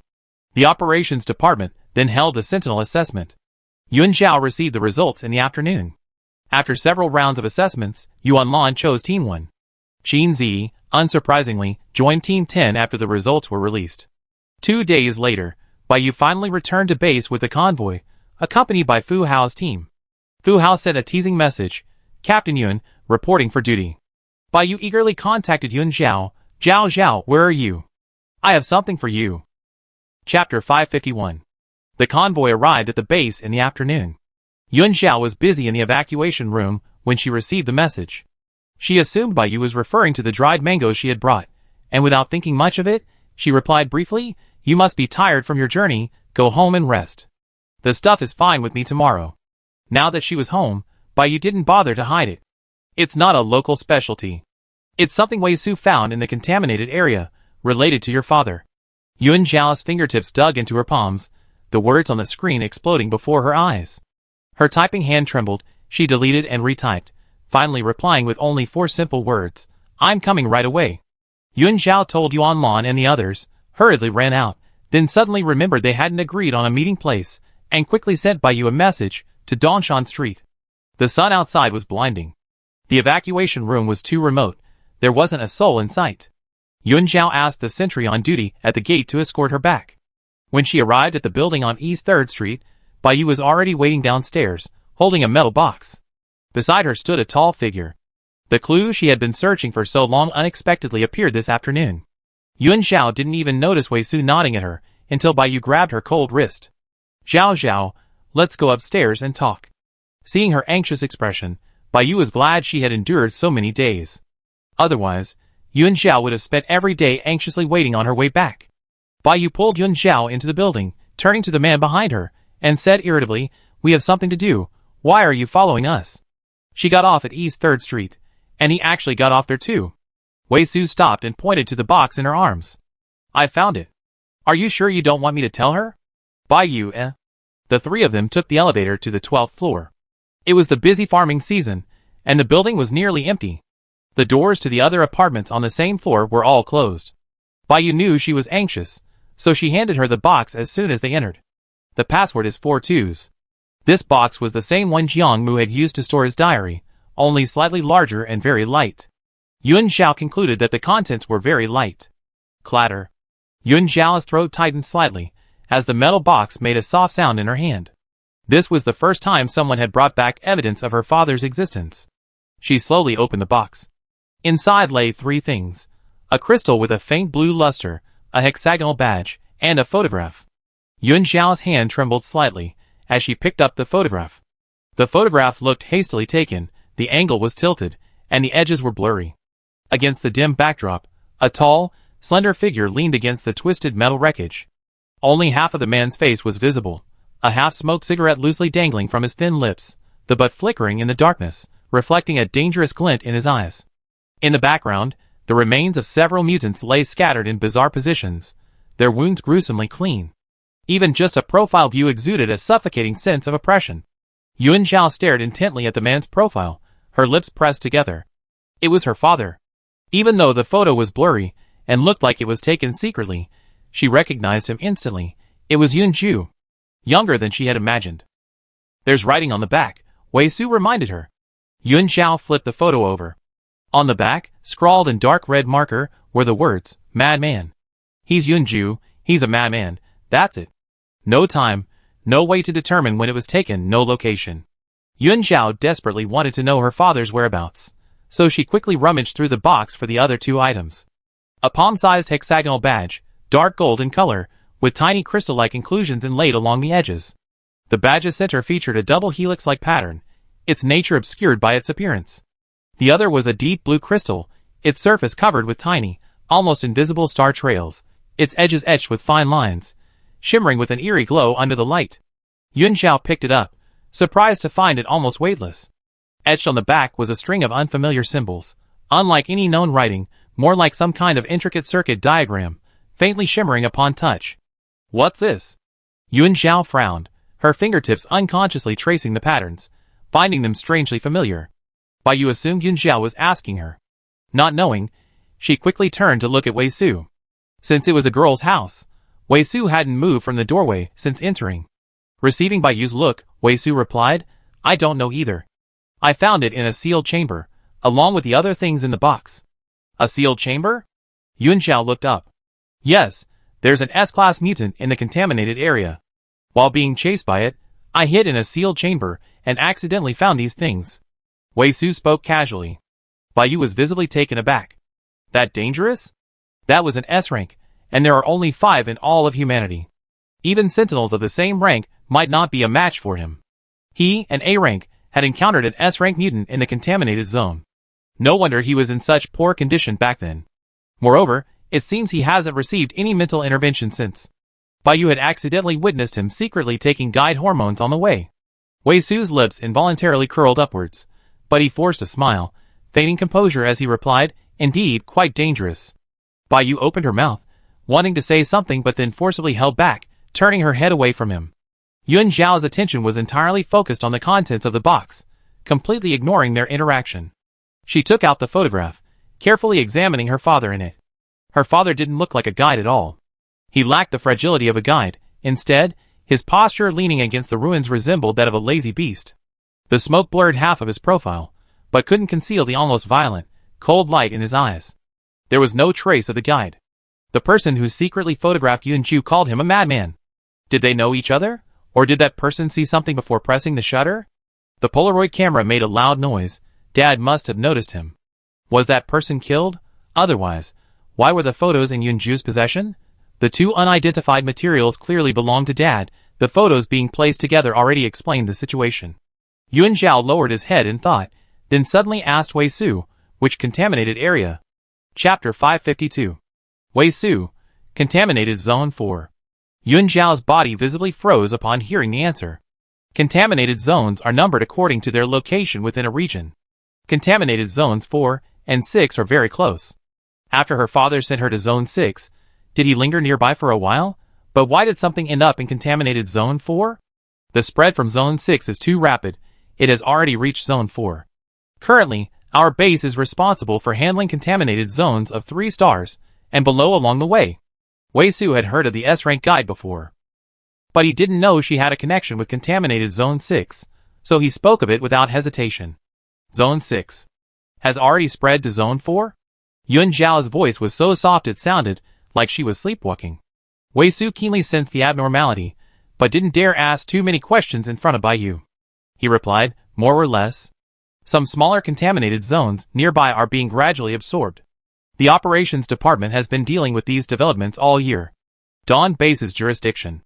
No one dared to risk entering number 6. The Sentinel teams could only deal with the low-risk zones along the spread to prevent other gatekeepers from being swallowed by number 6, and further increasing its contamination area. The other contaminated zones were too low-level to warrant the intervention of an S-rank team. The Dawn team stumbled upon the clue to the Cloud secret. Yun Xiao nodded, looking at the other items in the box. How many points are there in total? I transfer them to you. The clue was a photograph. The other 2 items clearly had extremely high research value. The technology of the old era was very advanced, with many high-tech gadgets. Yun Xiao, having completed so many missions, knew very well that in the base's eyes, unknown materials and technologies were the most valuable. If Wei Su handed the items over to Dawn Base, the reward points he would receive would definitely be more than 10,000. Since someone was willing to give her everything, she couldn't let them suffer a loss. After all, the items belonged to the team, and the sentries under Wei Su relied on points to support their families. Bai Yu hadn't opened the box to look inside. Only now did she realize that Wei Su had given her such valuable items so casually. Just tell me the truth, whatever amount is due. Bai Yu didn't want to owe anyone a favor, and she knew Yun Xiao didn't lack points. Wei Su raised an eyebrow and stated a number, 100,000. Bai Yu immediately bristled. Why don't you just rob me? Didn't you tell me to tell the truth? I told you to speak properly, not to ask for an exorbitant price. We agreed on 1,000 before we came. Wei Su, then 1,000. Bai Yu's words were cut off, and the nameless anger in her heart rose and fell. She said fiercely, just say it properly, whatever it is. I told you, but you won't accept it. Wei Su was at a loss. The materials of those 2 items were too special. The palm-sized crystal was weightless, completely beyond comprehension. And that badge was also strange. He wondered if it was related to the truth of the disaster. If so, handing it over to the base might yield more than 100,000. Baiyu hesitated for a moment, her tone still fierce. Are you short of points? Yes. Wei Su, I need to save money to buy a house. Sentinels are assigned housing by the base. He wants to buy a house? Where? Yuan Zhao silently facepalmed, then said to Wei Su, what's your account number? I transfer the money to you. Wei Su gave her his number, knowing she was wealthy, but not wanting to anger Baiyu, he said for her sake, no need for so much, I give you another discount. He didn't finish his sentence. Yuan Zhao immediately transferred 100,000 yuan, not wanting Baiyu to owe anyone a favor because of her, especially someone with ulterior motives. But this infuriated Baiyu. Zhao didn't earn money easily.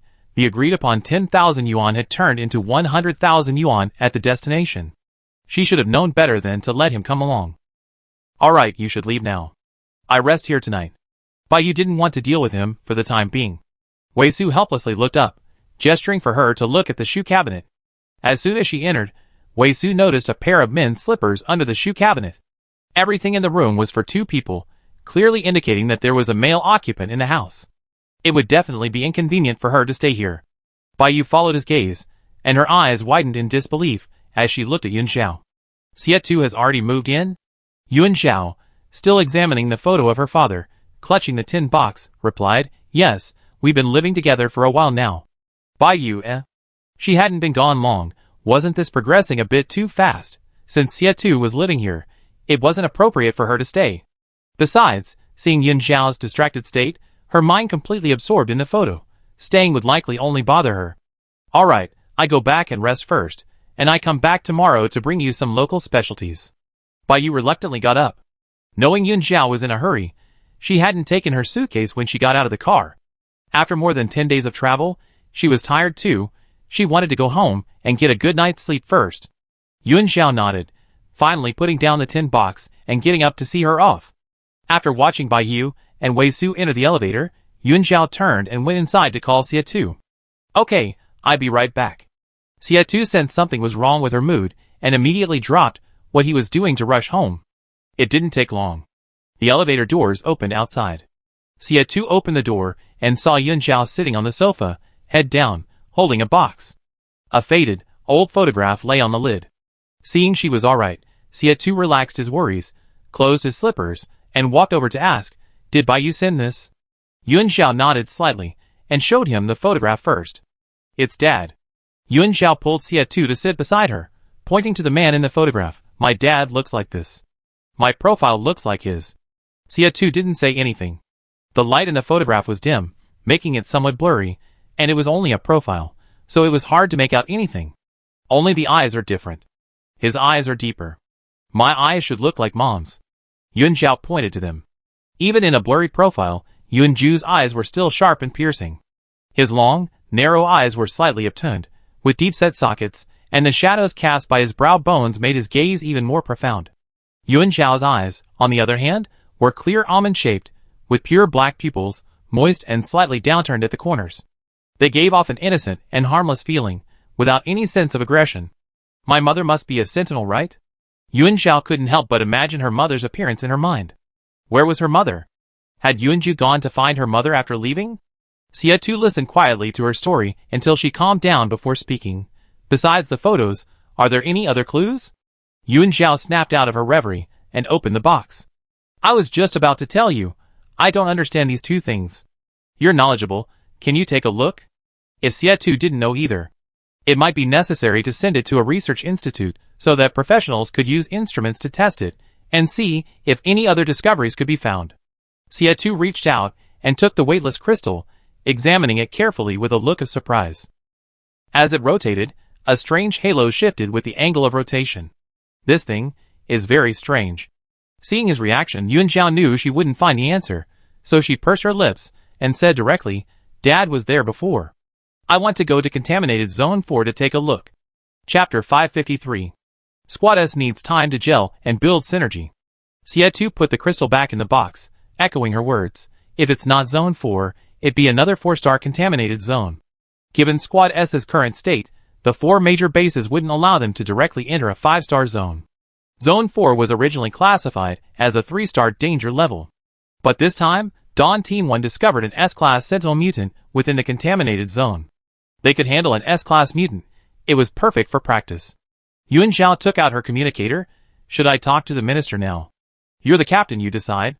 Xia Tu teased. Yuan Zhao leaned against his shoulder, dialed Minister Duan's number, and said, then you have to listen to me from now on. Xia Tu chuckled, okay, whatever you say. The call connected quickly, and Minister Duan's voice came through. Yuan Zhao briefly explained the situation. As expected, Minister Duan strongly agreed. I already read Dawn Team 1's report. Contaminated Zone 4 cannot be allowed to remain. Even at the risk of increased dark matter, we must eliminate it. Minister Duan said, I communicate this with the other bases. The spread of Zone 6 is too rapid. Once it enters Zone 4 and merges with it, the danger level could rise again. If Zone 6 is allowed to merge with it, the 2 outposts along the way will also be lost. The chain reaction could create even more corrosive contaminated areas. In comparison, the small amount of dark matter added after the collapse is far less dangerous and troublesome than the danger posed by Zone 6. Suitable for training S-level teams to develop teamwork. Hangs up the phone. Yuan Zhao obtained the information on number 4 from the intelligence team and immediately sent a message in the 5S group. This was the first time she exercised her authority as a squad leader. Meet at the 0 team training ground at 7 p.m. The reactions of those who received the message varied. Xia Mingong popped up in the group for the first time. More training tonight? Jiang Mu. Sure, I bring Wei Su along. Fu Heng. I have an online meeting at 6:30, I'd be a little late. Yuan Zhao replied okay, picked up the box, and went into her room. She didn't have a photo frame at home. Her father's photo was temporarily tucked inside her notebook, which she locked in a drawer. The little bluebird protested, I want to see Daddy. Yuan Zhao. I go out and buy a photo frame, then we can look at it slowly. The little bluebird tilted its head, going out again? Yuan Zhao. Yes, I need to send these 2 crystals to the research institute for testing to see what they are. She didn't care at all about exposing Yunju's secret. It was all because he hadn't shown up, making her search so hard. Even if the research institute discovered something, it would be her father's fault for not coming to find her. The little bluebird thought that made sense. Anyway, the main body was innocent. It must be her father's fault. Yuan Zhao, carrying the box, went out with Xia Tu. The 2 first delivered the items to the Science Institute, then went to the farmer's market to buy a cartoon photo frame and some groceries, before driving back to the training ground outside the city.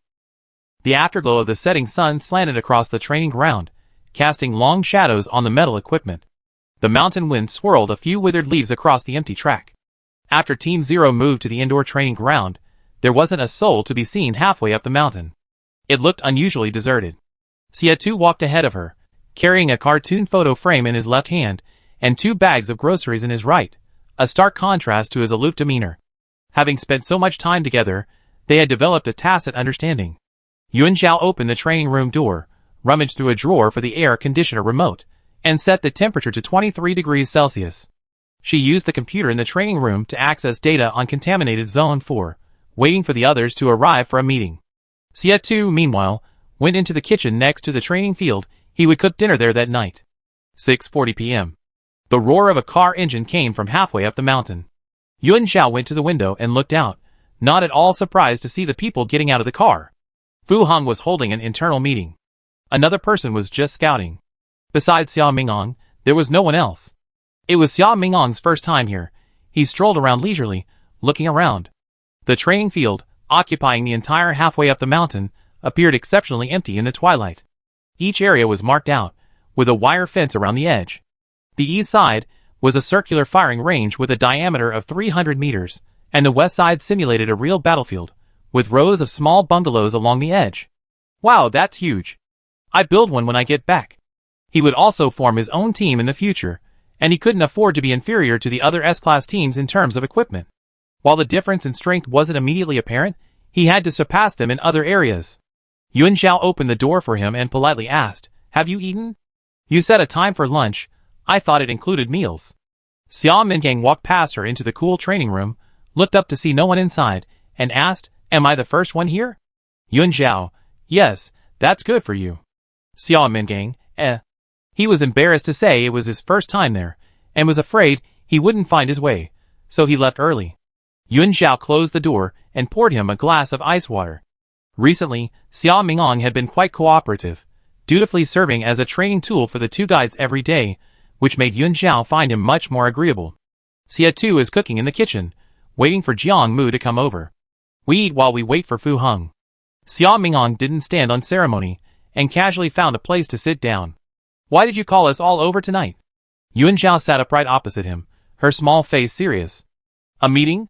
What are you talking about? Xia Mingong was baffled. Yun Zhao felt his attitude was off and corrected him. Xia Mingong, you have to call me captain. Xia Mingong, He had long since realized that this S-rank guide was practically his nemesis. 6:58 p.m. The sound of a second car came from down the mountain. It was a 2-minute drive, and by the time the car reached the halfway point, it was exactly 7 p.m. Jiang Mu lazily jumped out of the car. The moment he appeared, a massive phantom beside him gradually solidified, its long tail swishing back and forth. The white jade beast joyfully pounced towards the little bluebird and the fire phoenix. Jiang Mu, quite self-consciously, smiled as soon as he saw Yun Zhao. Hey captain. His tone was unmistakably teasing, exactly the same as his tone in the group chat. Hey. Yun Zhao gradually accepted it, but seeing him alone, she was somewhat surprised. Didn't you say you were coming with Wei Su? Jiang Mu. He had something to do. Minister Bai called him over. Between Minister Bai and Jiang Mu, Wei Su had unhesitatingly chosen the former. Yun Zhao, Bai Yu is doomed. Just then, Xia Tu finished cooking and came out of the kitchen, ready to eat. Come get the bowls and chopsticks. There were no other team members to order around now.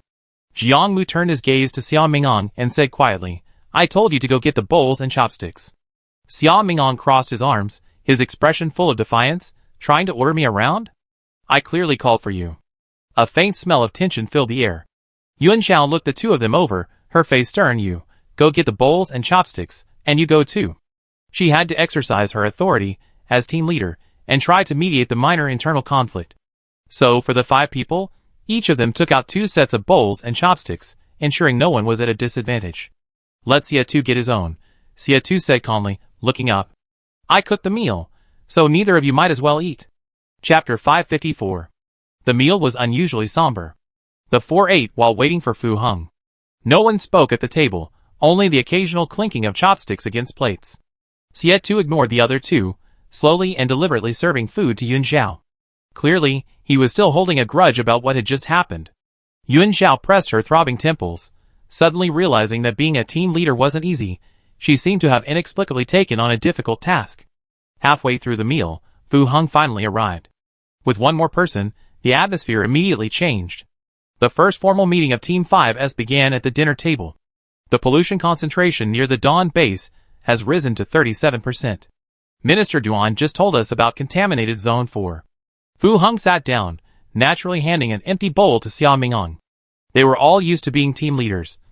These kinds of small tasks were usually done by the team members, or perhaps even she hadn't realized something was wrong. I agree. We absolutely cannot let Zones 4 and 6 merge. The sooner we eliminate them, the better. Fu Heng said, Zone 6 is obviously a tough nut to crack. We can't let it swallow up all the contaminated zones along its path. Imagine, one day humanity needs to clean up Zone 6, only to find a dozen or so gatekeepers inside. Just thinking about that gives Fu Heng a headache. She'd rather the dark matter increase a bit than let Zone 4 be eliminated first. Xia Mingong held the empty bowl Fu Heng handed him, looking completely bewildered. He clearly didn't understand what she meant. He and Fu Heng had only just met, and she was a cute girl with big eyes. He couldn't very well speak to her like he had to Jiang Mu. Yun Zhao saw this, sighed, took the empty bowl from Xia Mingong, and got up to refill Fu Heng's rice bowl. The meeting tonight was about this. We already received the data from the 4th team, and the mission report from Dawn Team 1. After all, she's the team leader. Let's all take a look. The mission is scheduled to depart in 2 days. Yun Zhao opened the rice cooker lid, head bowed, and said. Xia Tu watched her serve the rice, unusually not getting up to help. Should he take what she was doing to serve Fu Heng's rice? Anyone who didn't know better would think he was being overly attentive. Xia Tu wouldn't do anything that would cause misunderstandings. Xia Tu stared at the bowl in Yun Zhao's hand, his expression unchanged as he glanced at Xia Mingong, placing the blame on him. Fu Heng took the rice, keenly sensing something was amiss, and thanked Yun Zhao after realizing what was happening. Sorry, it's a habit, I didn't realize it at first. Yun Zhao waved her hand, it's alright. Serving rice is a small matter, not worth a formal apology. It's just that everyone needs to get used to it gradually, working things out little by little. Developing teamwork by completing a 4-star mission first is absolutely necessary. Jiang Mu leaned back lazily in his chair. I asked Wei Su before I came. There's an S-class mutant inside. They were attacked by it shortly after entering, and didn't have time to find the gatekeeper. The S-class mutant was too powerful.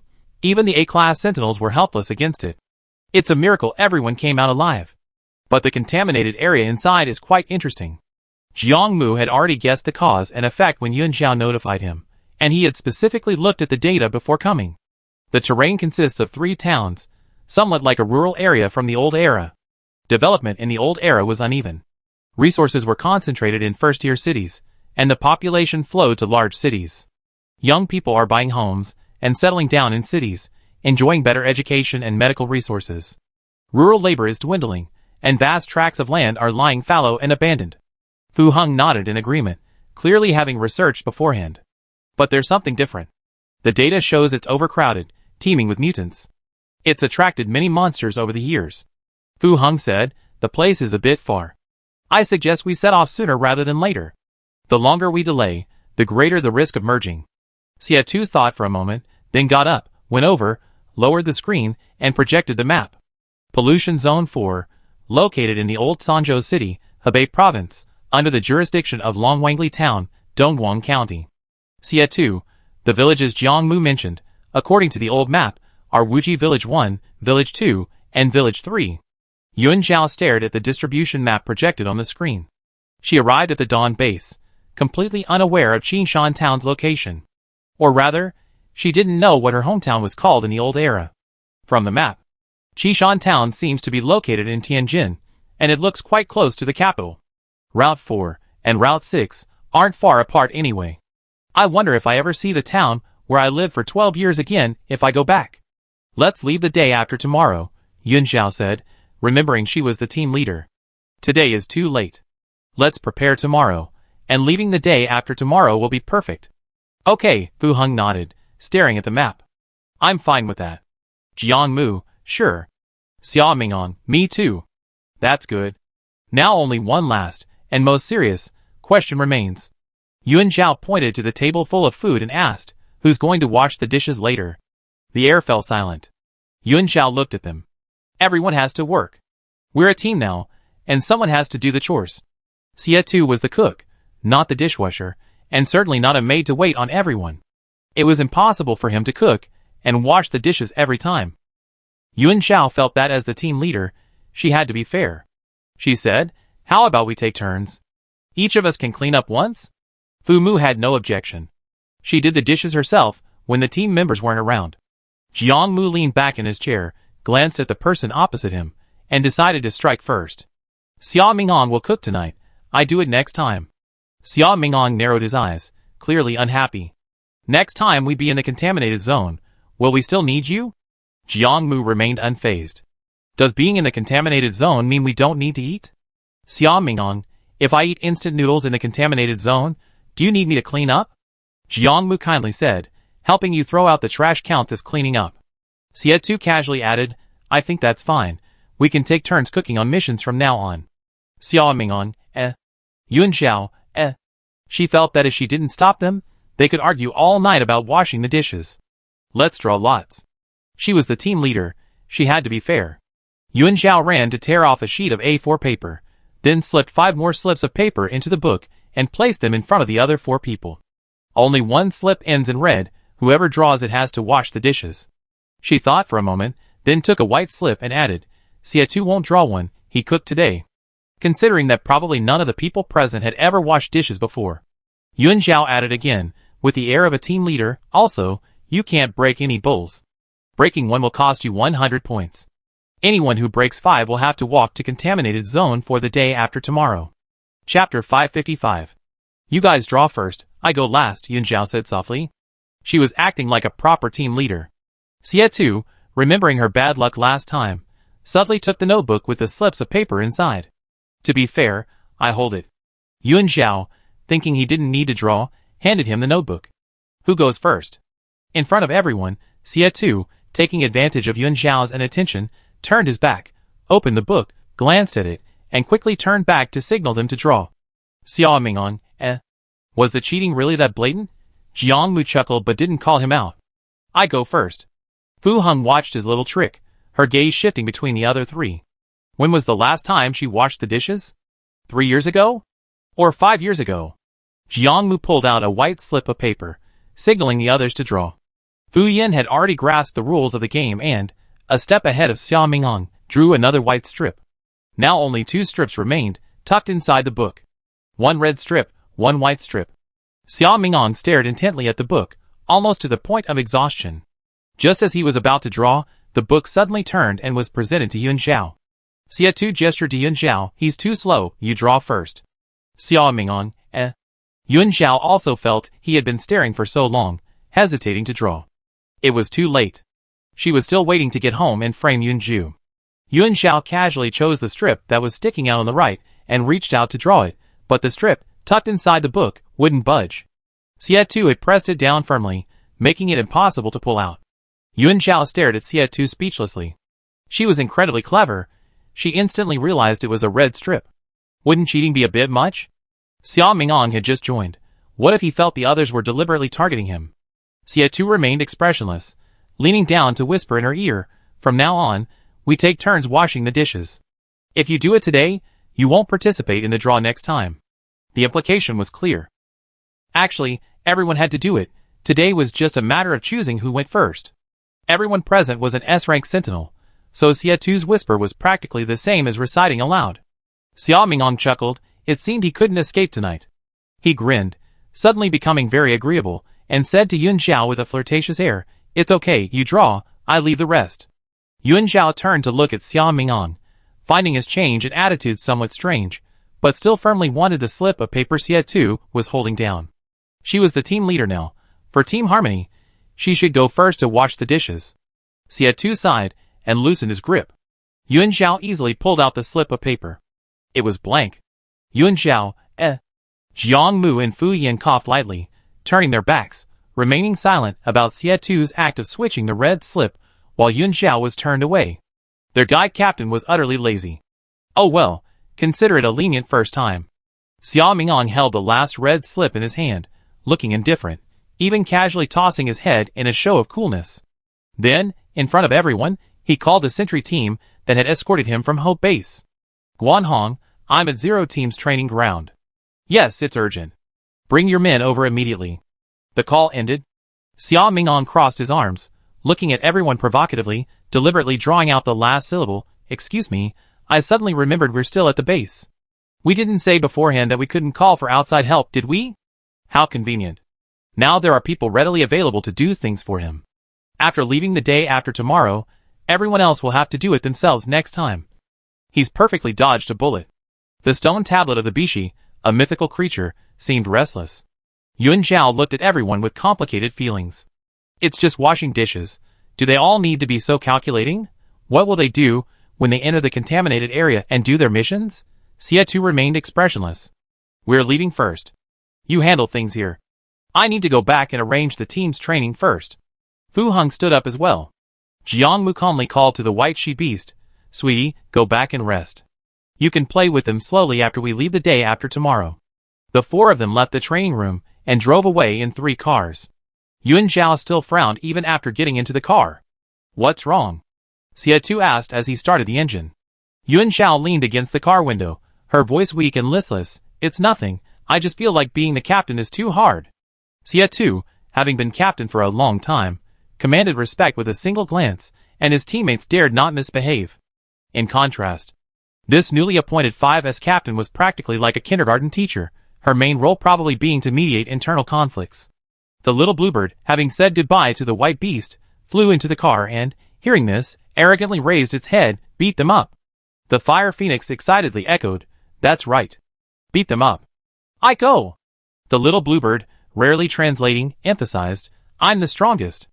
I can win even in a 2-on-3 fight. Yuan Zhao, The thought of 5S class spirits fighting together sent chills down her spine. Xie smiled slightly, and drove back to East 3rd Street. Yuan Zhao carried the photo frame into the house, carefully framed her father, and placed it in the most prominent position on the bedside table. Xie paused for a moment. Feeling it was inappropriate for his father-in-law to be watching them sleep, he subtly suggested she place the photo frame on the cabinet by the entrance. He reasoned that it would be the first thing she saw when she entered the house each day. Yuan Zhao agreed, thinking it would be convenient to place it in the living room for meals. She grabbed the frame and ran out of the room, placing the photo in the most prominent spot. The little bluebird flew to the cabinet, perched in front of the frame, tilted its head, and proudly told Huafeng, "This is my dad." Huafeng leaned closer. "Daddy." The next day. The day before Team Zero departed. Baiyu came early in the morning to deliver local specialties, chattering incessantly as soon as she entered. "How can someone be so unlucky? Yesterday, we left your place, and Wei Su insisted I go to the hospital with him. My dad caught us red-handed," Baiyu complained. "My dad saw I hadn't gone home immediately, so he came all the way to the outer city to look for me.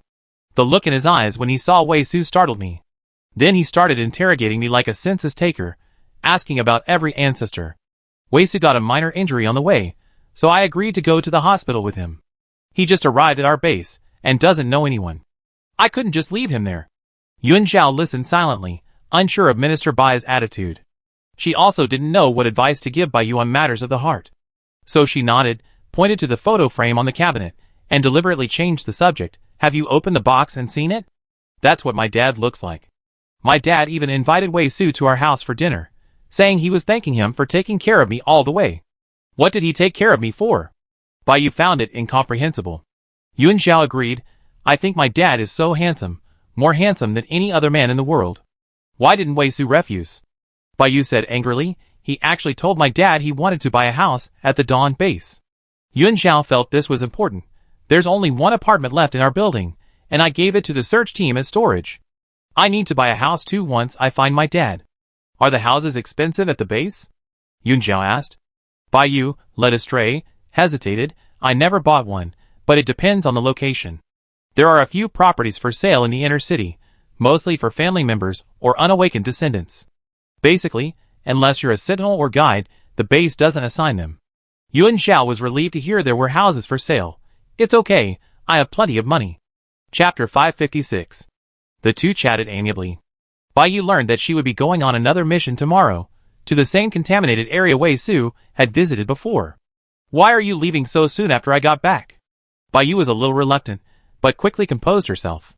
"I officially written my application.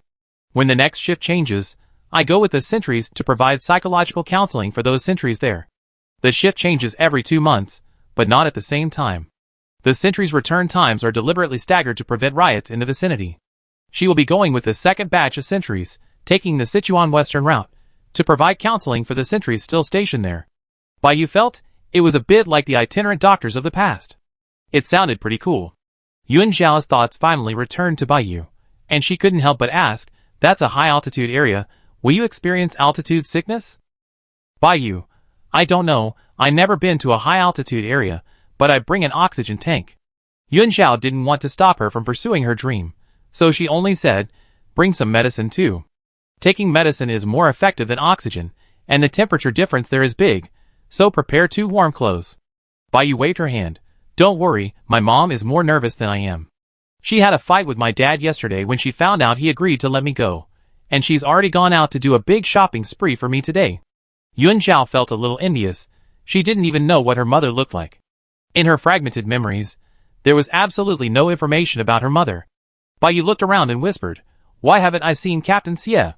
Does he know I'm coming to hide?" Yuan Zhao, Team Zero is going on a solo mission soon, so he went to give the team members a heads up. Her teammates were all quite unpredictable, only Song Liang was somewhat reliable. But Song Liang couldn't control the others, and Xie too had to warn them beforehand, fearing they might cause trouble. "What about Qi Ling?" Baiyu asked worriedly. "What about him?" Yuan Zhao told her truthfully, "Professor Qi is working on improving the inhibitor. Qi Ling didn't go home last night. He's staying at the research institute doing experiments." Baiyu was relieved. "That's good. If Qi Ling can go, it will definitely improve efficiency." Yuan Zhao agreed. The two chatted for a while longer, then began unpacking the local specialties Baiyu had brought back. She had bought a lot of dried mangoes and various other snacks she had never seen before, and also brought gifts for the children in town. Yun Zhao took out a stack of small bags from the drawer, sorted the items, and opened a bag of dried mangoes. They were quite delicious, very sweet. Having finished packing, Bai Yu didn't want to disturb her rest and reluctantly said goodbye. Yun Zhao called after Bai Yu, "Let's go out together. I'm going to the training ground in the inner city." They would need to split up for a while, and wouldn't see their teammates for a long time. Yun Zhao was actually reluctant to part with everyone and wanted to spend the whole day with them. The two went out together. Bai Yu's driver took them directly to the training ground entrance. "Zhao Zhao, let's get together again next time you come back." Bai Yu already knew that Team Zero was having a dinner party tonight, and since it was just the teammates saying goodbye, she wouldn't go. Yun Zhao waved to her, "I'd definitely be back before you. I drive to the sentry post to find you then." Bai Yu laughed, "Okay, remember to bring me some meat." Yun Zhao smiled too, "Definitely." She watched Bai Yu's car drive away, then thought for a moment, and called Minister Bai again. Wei Su wasn't clinging to Bai Yu today, which was clearly abnormal. Sure enough. After answering the phone, Minister Bai obviously knew she was there to gather information.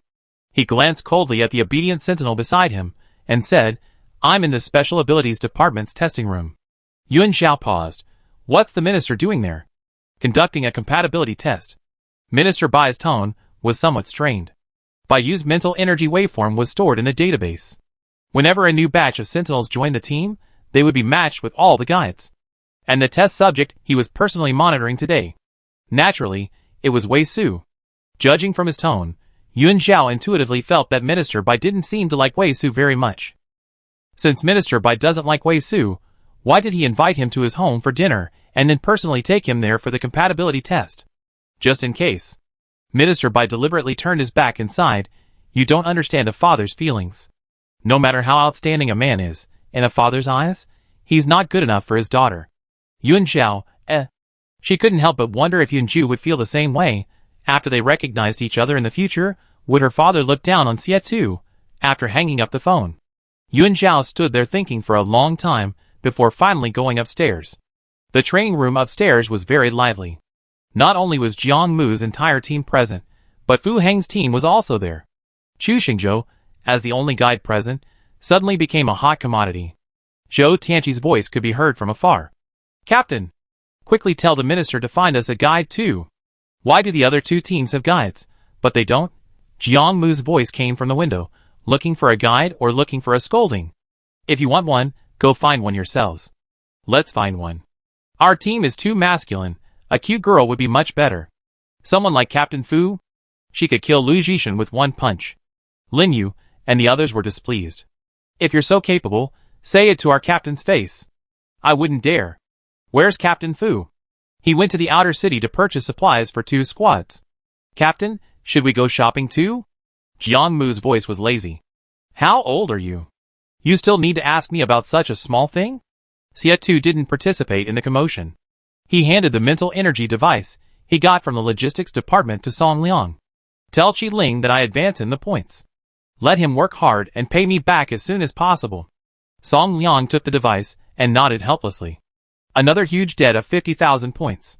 Qi Ling will definitely work incredibly hard this time." Hearing a noise behind them, Xie Tu turned and strode towards the door, his expression softening instantly. "Why did you come alone? Call ahead next time, and I come pick you up." Yun Zhao nudged him.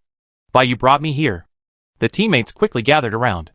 Wang Jiayu was particularly reluctant to part. "Sister Yun Zhao, we don't want to be separated from you." Tao Haohao nodded vigorously, muttering, "We can live without our captain, but we can't live without you." Xie Tu's gaze swept over them lightly. Tao Haohao immediately shut up. Yun Zhao quickly reassured everyone, "It's just a temporary separation. I rejoined the team after the joint mission." Duanqi grinned and leaned closer, deliberately trying to liven things up, teasing, "We haven't congratulated you on becoming an officer yet. Captain Yun, how about treating us tonight?" "Sure." Yun Zhao generously pulled out her points card. "I pay tonight, eat whatever you want." Chapter 557. The Zero team returned to their training grounds for an evening dinner. Qi Ling, having received the message, returned early, clutching the mental energy device given to her by the captain, vowing to carry out the mission diligently. At the dinner table, the team members outwardly joked and laughed, but inwardly they were filled with reluctance at their impending separation. Yun Zhao drank heavily, repeatedly urging everyone to return safely, and to continue missions together in the future. Wang Jiayu's eyes reddened from her words, and she nestled against Yun Zhao's shoulder like a little rabbit, then downed several more bottles of beer, unstoppable by the others. Finally, the party ended.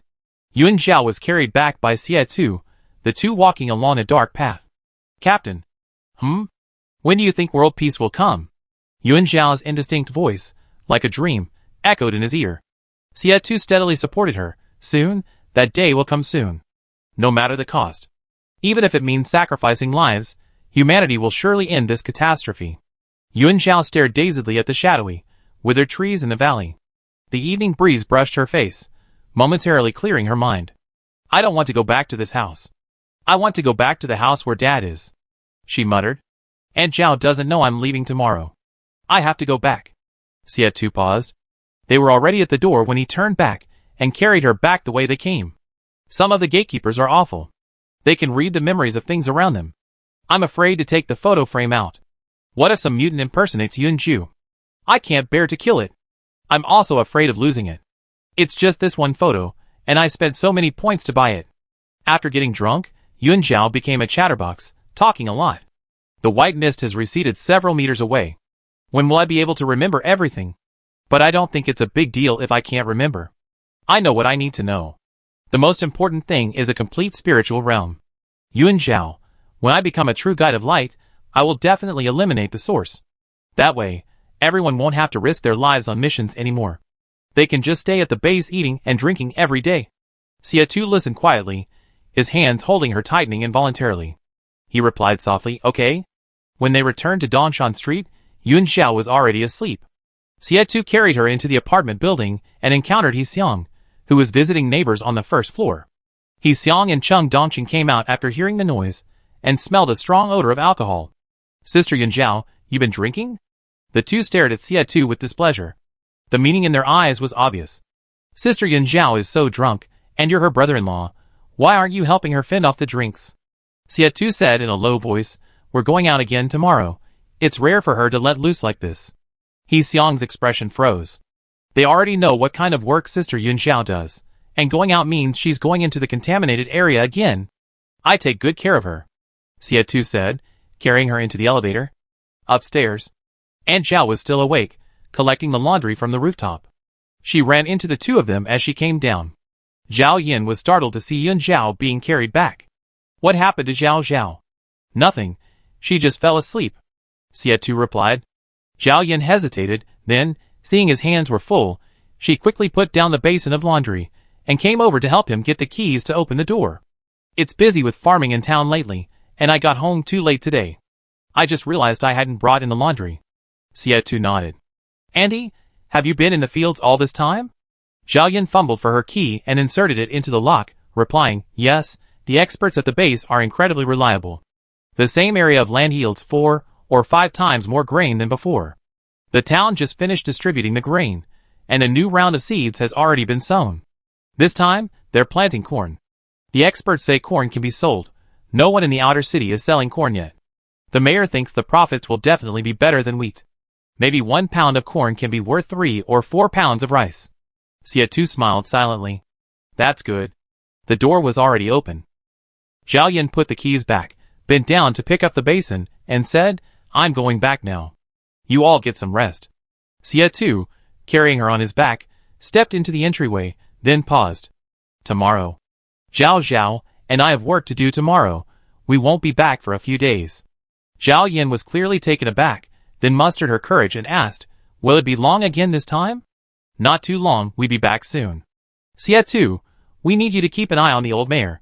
Zhao Yin nodded hesitantly. The atmosphere suddenly became somewhat silent. Before entering the house, Xie Tu added, it seems the hospital in the inner city is having a promotion recently. If you have time, Auntie, take the old man to the hospital for a free checkup. Zhao Yin didn't believe the word free. Zhao Zhao always said it was free when she brought things back. So many things, how could it be free? So many people go to the hospital every day, the hospital isn't a charity. Xie Tu added, it's a family benefit. You should report Zhao Zhao's name. The town mayor is old, and might not mention any illnesses he might have. It would be better to take him to see a doctor. Zhao Yan hesitated for a moment, concerned for the old town mayor's health, but finally agreed. Xia Tu then entered the house. He carried Yun Zhao to the room, carefully placing her on the bed and removing her shoes and socks. She was limp from drinking, her cheek sunken into the pillow, her eyelashes casting a small shadow under her eyes, her breathing shallow. Her cheeks were still flushed, appearing particularly moist. Xia Tu gazed at her for a while, then took out his communicator and transferred 5,000 yuan to Zhao Yan's card for living expenses. He then sent a message to Dean Liao, informing him that if any medical expenses were needed, they should be charged to his account, and he would settle the payment upon his return. These ordinary people in Qishan town were the closest people to her in this world. They influenced her character, her way of dealing with people, even her outlook on life and values. Xia Tu couldn't help but want to take care of them. Yun Zhao seemed to be sleeping uncomfortably, her brows slightly furrowed. Moonlight filtered through the thin curtains, casting dappled shadows on her face. Xia Tu gently brushed aside the stray hairs from her forehead. The woman on the bed turned over, her necklace slipping from her collar, gleaming coldly in the moonlight. He had seen this necklace before. Yun Zhao had never mentioned it to him, but Xia Tu knew that the 8 uncles who raised her were her deepest sorrow. The 4th contaminated zone they were heading to was only a few dozen kilometers from Qishan town.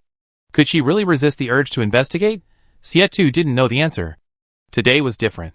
Now, she was powerful enough that no contaminated zone could harm her. All the clues seemed to point to the 6th contaminated zone. Yun Ju was still nowhere to be found, and the only lead they had found was so close to the 6th zone. Xia Tu felt in his heart that Yun Ju was probably gone. He dared not mention it to her, and even more dared not shatter her hope. The communicator vibrated. It was a message from the Academy of Sciences. Our team leader Xia and Guide Yun free? Could you come over now? Xia Tu glanced at the time. It was past 11 p.m. Looks like they made a discovery. Xia Tu's gaze fell on Yun Zhao's sleeping face, and he quickly replied, I'd be right there. Chapter 558. On the day of departure. Yun Zhao woke up in the morning, groggily sitting up in bed. The aftereffects of the hangover left her head dizzy and slightly throbbing. Yun Zhao squinted, hugged her pillow, and flopped back onto the bed, muttering, I'm not drinking anymore. It's awful and a nightmare. Xia Tu chuckled softly, stuffing the dried mangoes Bai Yu had brought into her backpack. He paced back and forth in the room, helping her pack. Hang in there a little longer, catch up on your sleep after we get on the train. Wasn't there supposed to be a pre-battle deployment meeting? It's cancelled this time. Yun Zhao was still a little sleepy, stunned by the news. Why? It involves political matters. Xia Tu, Minister Duan can't directly issue combat orders to the other S ranks. They belong to different bases. If Minister Duan really did that, the 4 major bases would inevitably develop a rift sooner or later. Later, the logistics departments at each base will send detailed data directly to everyone's communicators. We can set off immediately. Yun Zhao responded with an "oh." Remembering she was the team leader, she forced herself to get out of bed despite feeling unwell, and went to the bathroom to get ready. Aunt Zhao and Xiang came by this morning. Xia Tu opened the wardrobe, took out a clean combat uniform, and spoke to her across the living room. Aunt Zhao made a bag of dried steamed buns, and Xiang brought a bunch of things for us to take on the journey. Yun Zhao nodded while brushing her teeth. Last night, after you fell asleep, I went to the Academy of Sciences, Xia Tu said. Yun Zhao paused, spat out the foam in her mouth, and came out of the bathroom. Any results? Xia Tu stood in the living room with his back to her, his voice unusually calm. The test report shows that those 2 items do not belong to any known material on Earth. The atmosphere suddenly fell silent. Yun Zhao walked over and saw the report on the table. It was full of technical terms. The palm-sized crystal was twice the density of lead, yet as light as aluminum. Most strangely, its atomic nuclear structure showed. Yun Zhao couldn't understand it. What did not belonging to Earth mean? Could it be something generated in the contaminated zone? Yun Zhao pressed. The contaminated zone was full of bizarre things. The gatekeepers could easily create other objects at will. Just because they hadn't seen it didn't mean it didn't exist in the old era. Xia Tu gave her a deep look and said, the Academy of Sciences tested it with a quantum molecular instrument and found that the crystal can be opened from the inside. There are faint energy fluctuations inside, but we can't currently penetrate its outer layer for analysis, and we haven't found a way to open it yet. Openable? Yun Zhao's expression clearly changed. The crystal was perfectly sealed, completely weightless in her hand. Was there something inside? And a badge, with complex geometric patterns around the edges and a symbol in the center that she couldn't understand, like some kind of writing or totem. Is the item truly Yunju's? Or, what exactly is he involved in? He comes from the sky. Could it be his? Sietu had already packed his things and came over to help her into the room to change. Don't think too much about it. I'd taken the item out. Let's take it into the contaminated area and see if we can open it. Yuan Zhao had no choice but to stop thinking and go into the room to change into her combat uniform. The two shouldered their backpacks and went to meet up with the others. The hallway was quiet. Most of the people in town had been in the fields lately, and they hadn't encountered a single person when they went out. When they assembled in the armored vehicles, Yuan Zhao's jumbled thoughts vanished instantly upon seeing the other three arrive, each in their own vehicle.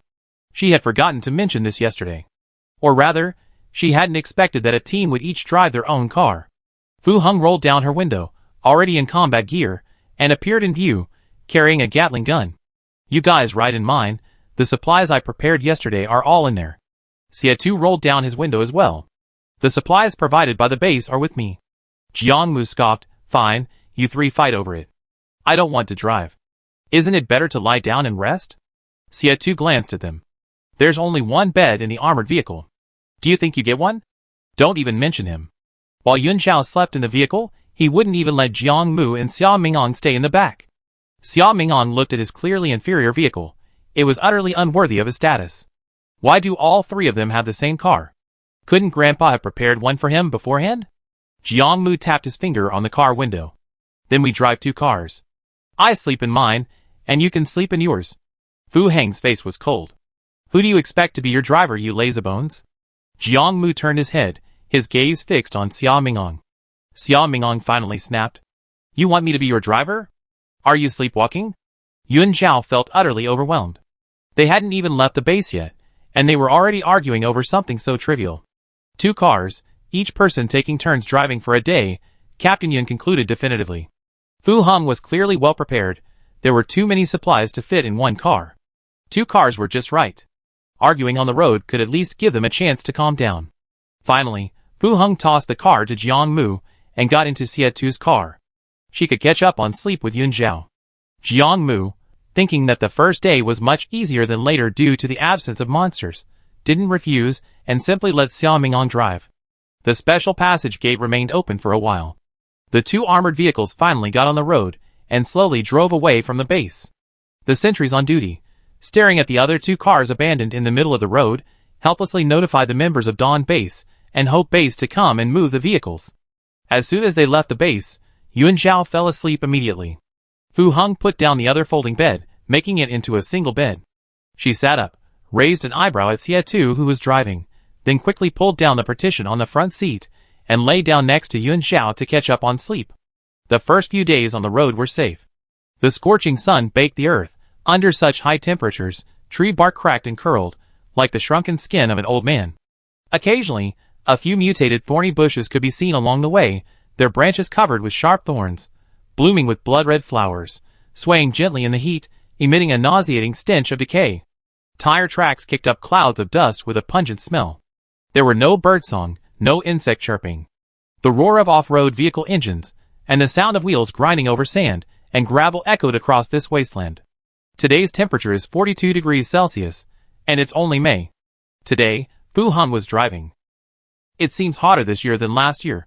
Yuan Zhao, refreshed after a good rest, was holding a bag of dried mangoes, studying the latest data sent by the monitoring team. Compared to Zone 4, the monitoring personnel at each base were more concerned about Zone 6. Especially after the onset of summer. The Zone 6 contaminated area suddenly quieted down, ceasing its spread southwestward. The slowly creeping gray fog would occasionally recede, revealing the scene of what had been swallowed up. The land within the gray fog was a different color than the outside. Yuan Zhao handed Sietu 2 pieces of dried mango. Is it because there's too little vegetation? Satellite maps show many areas have already desertified. It's not just a vegetation problem. Sietu took the dried mango and said, after the sun reappeared, the atmosphere hasn't fully recovered, and the ultraviolet radiation is much stronger than in the old days, plus the dust accumulated during the eternal night. Humans are more adaptable to the environment than we imagine. Fu Heng, one hand on the steering wheel and the other adjusting the sun visor, said, sometimes I wonder, what is the point of polluted areas? Chapter 559. Two armored vehicles sped through Hebei province, arriving at outpost number 3 in the afternoon. The five decided to rest there for a while. This area was within the Dawn base's territory.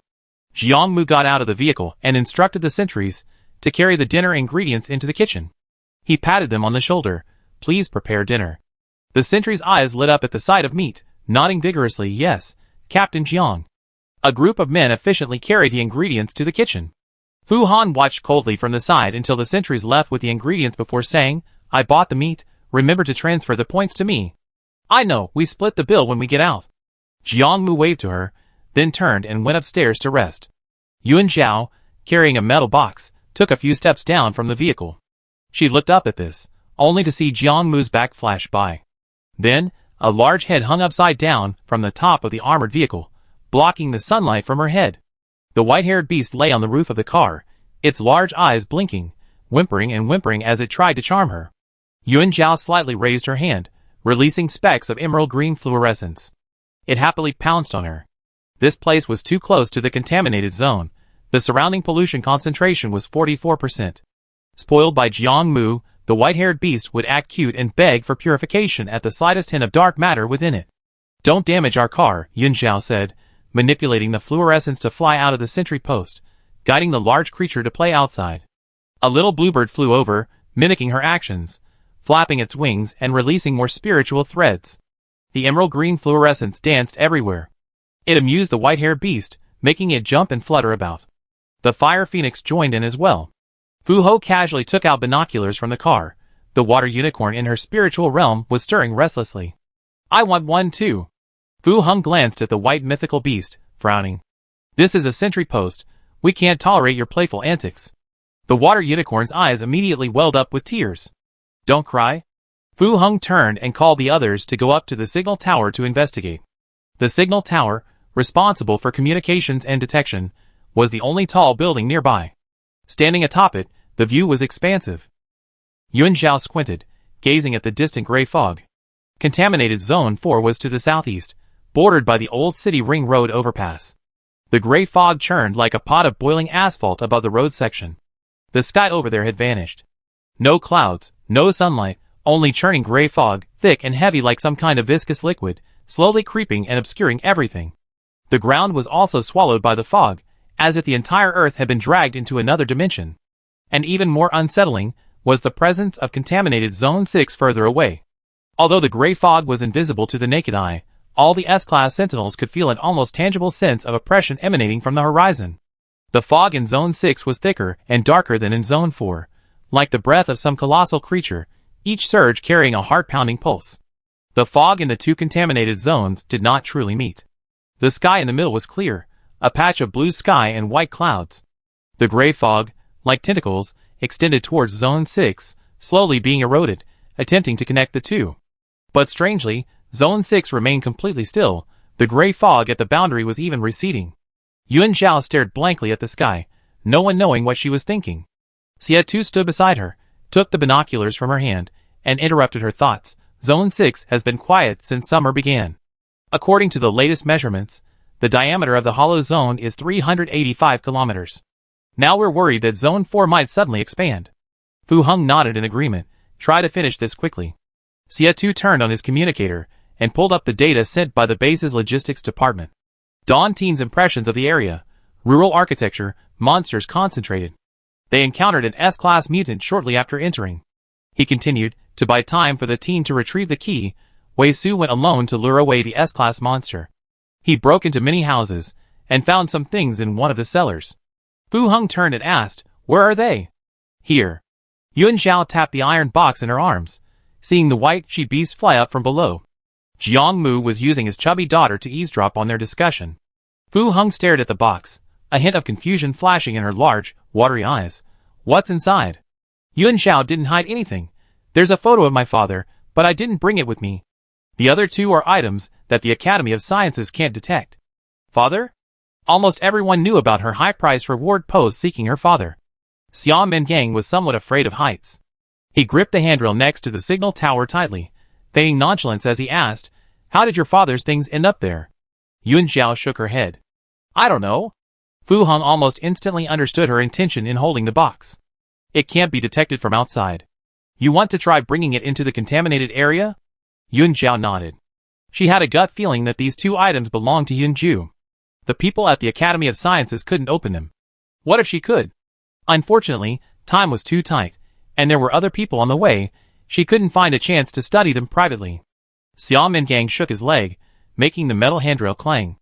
I said, can we talk downstairs? It's sunny up there. Yun Zhao turned back. You go down first. I want to take another look. What's there to see? Just confirm it, and go in to get it done. Xiao Mingang felt he couldn't go down alone. They were both S-rank. He couldn't show weakness. Yun Zhao didn't reply for a moment. Xia Tu saw her thoughts, took her drooping hand, and pointed to the area. According to the map, Qishan town is in that direction. Xia Tu was pointing to the south side of contaminated Zone 6. But the gray fog shrouded everything. Even with his directions, Yun Zhao still couldn't see her former home. Looking around, there was only gray fog, an endless expanse of gray fog, like a living wall, completely isolating everything inside the contaminated zone. Everyone left the town because of the spread of Zone 6. Now, Qinshan town had probably already become part of contaminated Zone 6. Xia Tu gently squeezed her hand, silently comforting her. Seeing this, Fu Heng decisively turned and jumped off the escalator, avoiding being a third wheel. Seeing her move, Xiao Mingang ran quickly and jumped down after her. The white-winged beast flapped its pure white wings, and continued flying down to play with the little bluebird and the fire phoenix. Let's go down and rest for a while. Yun Zhao didn't linger in sadness for long. The outcome she had already anticipated was easier for her to accept. She still remembered she was the captain. To avoid any unforeseen complications, let's go straight there after dinner. After dinner, the sky outside turned gray, almost blending into the distant gray fog. The dim lights of the sentry post came on. Everyone gathered in the courtyard. Xia Tu and Fu Heng organized the supplies, deciding to only take one vehicle in. Separating in the contaminated area wasn't wise. Especially given the known presence of S-class sentinel mutants inside, it was better for everyone to stay together. After checking the supplies, Fu Yin called everyone to get in the car. Let's go! Let's try to eliminate contaminated Zone 4 tonight. Yun Zhao thought to himself, she seems to have stolen my lines. Chapter 560. As the armored vehicle charged into contaminated Zone 4, the detection devices inside the signal tower instantly went off. Further away, the gray fog, hidden beneath the mist, shifted and changed. The moment they entered contaminated Zone 4, the gray fog closed in behind them, and the surroundings underwent a dramatic transformation. Everyone present, except Xiao Mingang, was a seasoned veteran. Each seat appeared casual, but their hands were clasped at their waists, already in combat readiness. Yun Zhao released his hand, opened the observation window, and looked out. The intelligence was correct. The armored vehicle appeared on a rural road, revealing an ordinary pastoral landscape.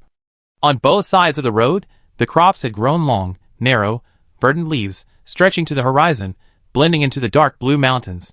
Scattered at the foot of the mountain were farmhouses with gray tiles and white walls, wisps of smoke rising from their chimneys. Some courtyard walls were built of rough stones, with clumps of wild grass stubbornly sprouting from the cracks. By the field ridges, an old man in a dark blue work shirt was bending over chopping grass, while several women with head scarves sat around picking beans.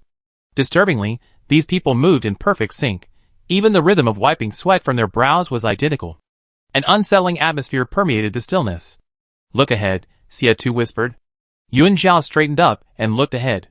Directly in front was a spacious threshing ground, also crowded with people. A man in a suit, a woman in a skirt and high heels, a young person head to toe in trendy brands. It was like a commercial street, where you could find tourists dressed in any style among the crowd. The gatekeepers have divided outsiders into different classes. Fu Heng looked at the people in the threshing ground and fields, almost instantly distinguishing the natives. She said, the natives can roam freely in the fields, but the mutant outsiders are bound by the gatekeepers. Xiao Mingang brushed a stray hair from his forehead. What does that mean? It means the gatekeepers are likely something native to the area. Jiang Mu sat casually. They're a little xenophobic, but not obviously so.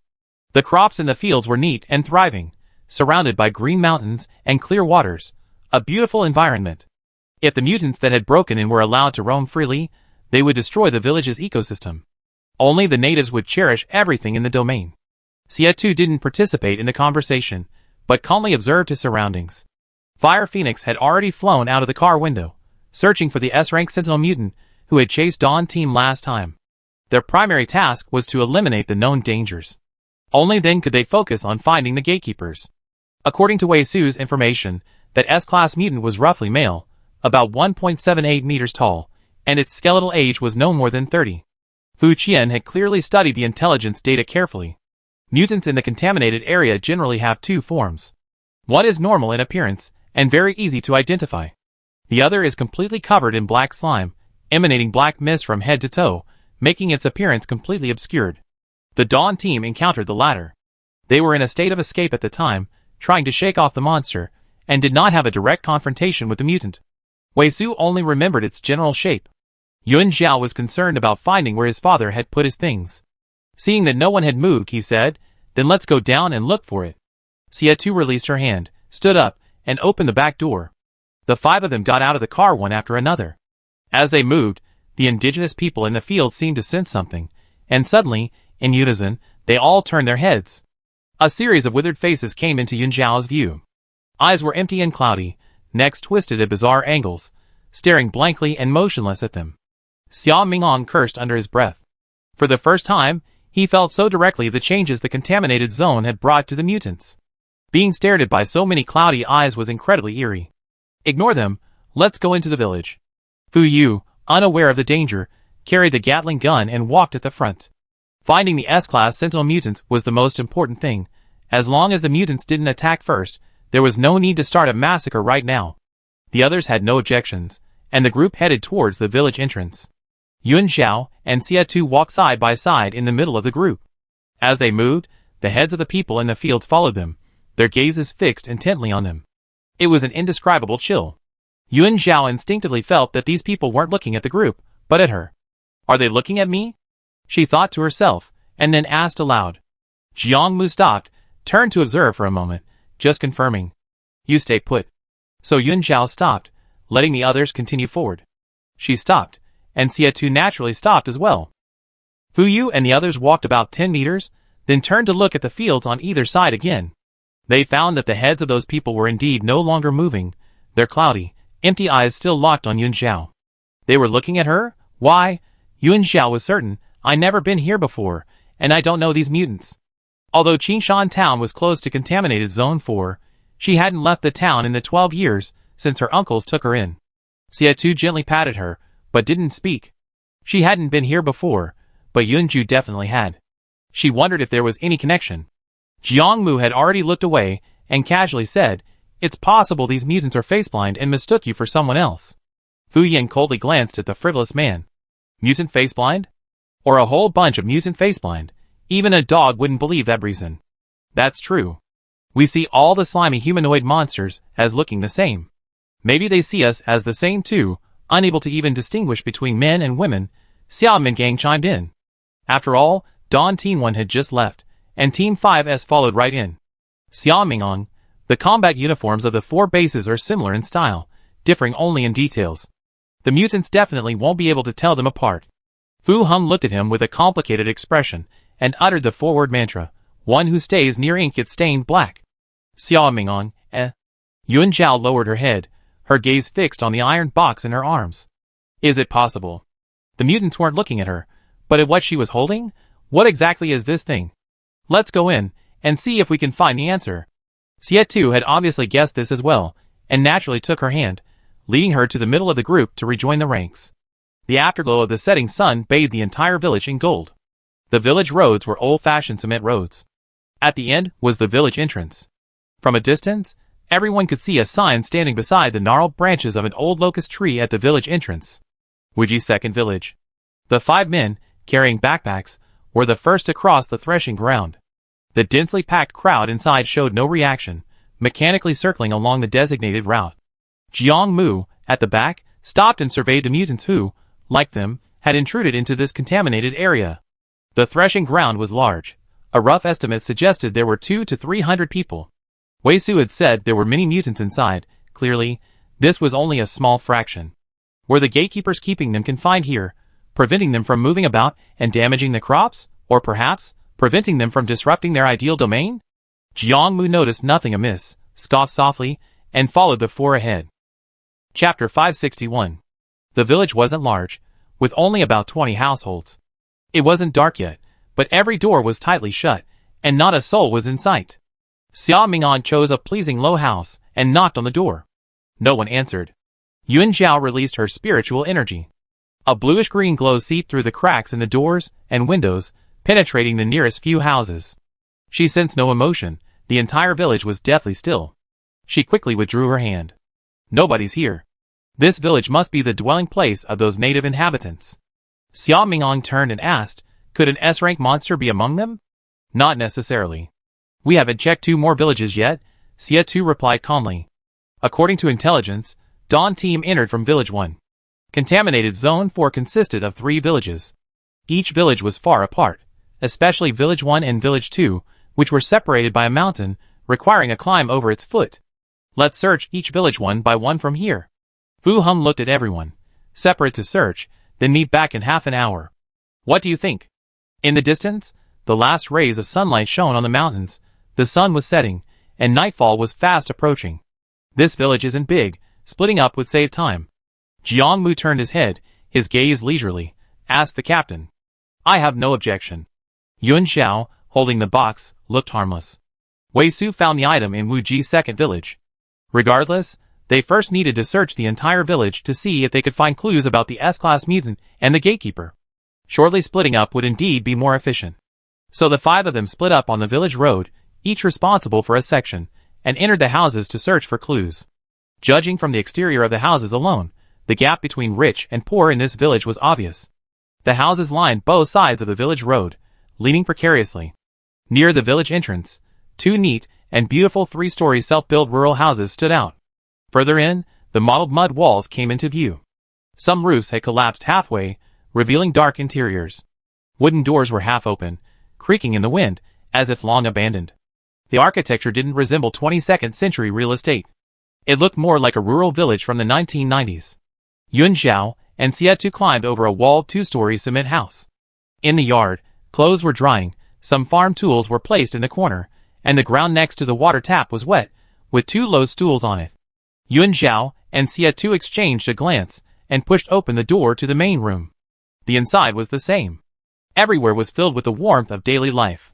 Teacups were scattered on the table, used towels draped on a rack, and the bedding on the bed was askew, a corner of it pulled back, as if the owner had just gotten up and left. The 2 searched all the rooms, quite certain that someone lived here. Judging from the shoes under the eaves, it was likely a 3-generation household, at least 4 or 5 people. But something was definitely wrong. The mutants didn't need to eat, sleep, or wash clothes. The mechanical puppets in the fields had empty, cloudy eyes, seemingly incapable of self-sufficiency. The intelligence report hadn't mentioned anything about this. Xia Tu seemed to have guessed the reason. Let's meet up and talk. Yuan Zhao nodded. The 2 then searched the neighboring houses. Except for one long-abandoned mud house, all the other houses showed signs of habitation. They wondered if it was related to the gatekeeper's attributes. The 2 worked quickly, finishing searching their assigned 5 houses in less than 20 minutes, and returned to the path to meet up. Upon emerging, Jiang Mu stood there, turning to look at them. The intelligence was slightly off. Clearly, his search had yielded the same result. Yuan Zhao pointed to the beautiful sunset in the distance, saying something ambiguous. It's getting dark. Jiang Mu immediately understood. Wait for Fu Heng and Xia Ming'an, then drive straight to Village 2. No matter what, they had to find the S-class Sentinel mutant and eliminate it. Otherwise, if reinforcements encountered it after the contaminated zone collapsed, it would cause serious casualties. Even worse, it could roam freely and might very well enter Zone 6. The 3 waited on the path for a while. Fu Heng and Xia Ming'an returned, having found the same thing. The village showed signs of normal life. It's obvious the contaminated zone comes alive at night, Fu Heng concluded. The others, seasoned veterans, were no strangers to this situation. The problem lies in... The intelligence didn't mention this. The situation the Dawn team encountered after entering was completely different from what we experienced, Fu Heng said. Jiang Mu said slowly. According to Wei Su's description, the number of mutants in contaminated Zone 4 is extremely high. Currently, the number of monsters doesn't match up. Including the native inhabitants and the intruding mutants, there are at most a few hundred. Of course, We can't rule out the possibility that there are even more mutants lurking in the other two villages, Jiangmu added. Xie gave him a deep look. This intelligence is correct. Jiangmu raised an eyebrow, signaling him to continue.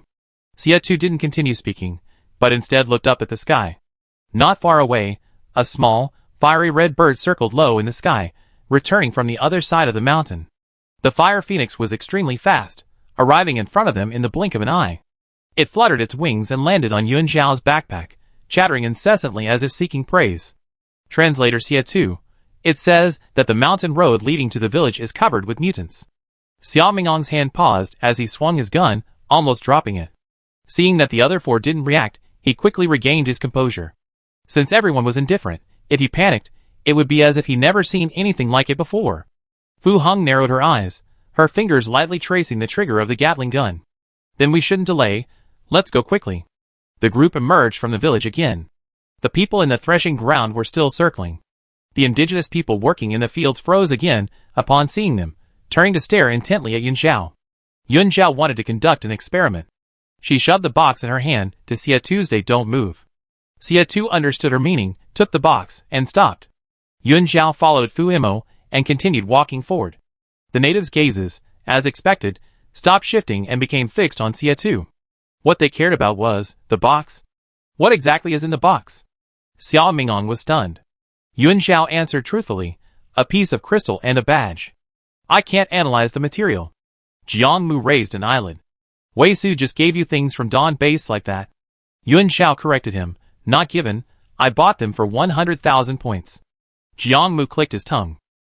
Those two items were clearly strange, they could actually affect the mutants.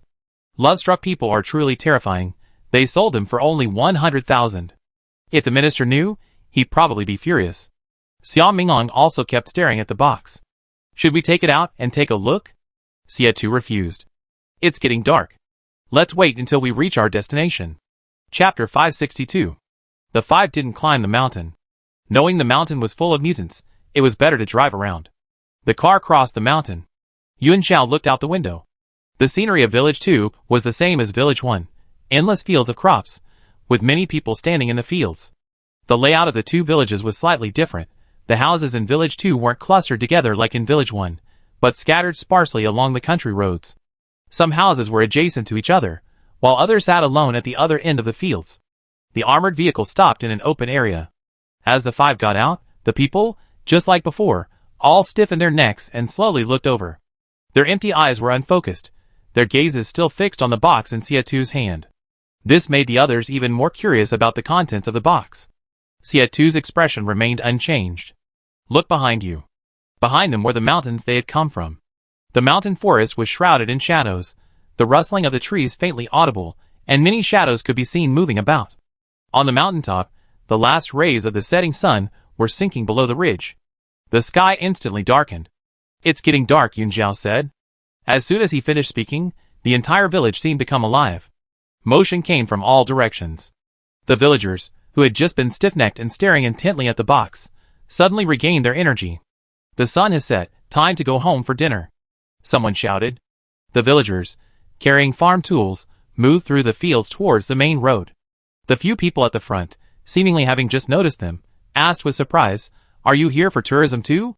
Xiao Mingong, seeing the villagers suddenly become normal, looked utterly astonished. His hand instinctively reached for his waist. Yun Zhao didn't react much, naturally replying yes. Do many tourists come here? Many.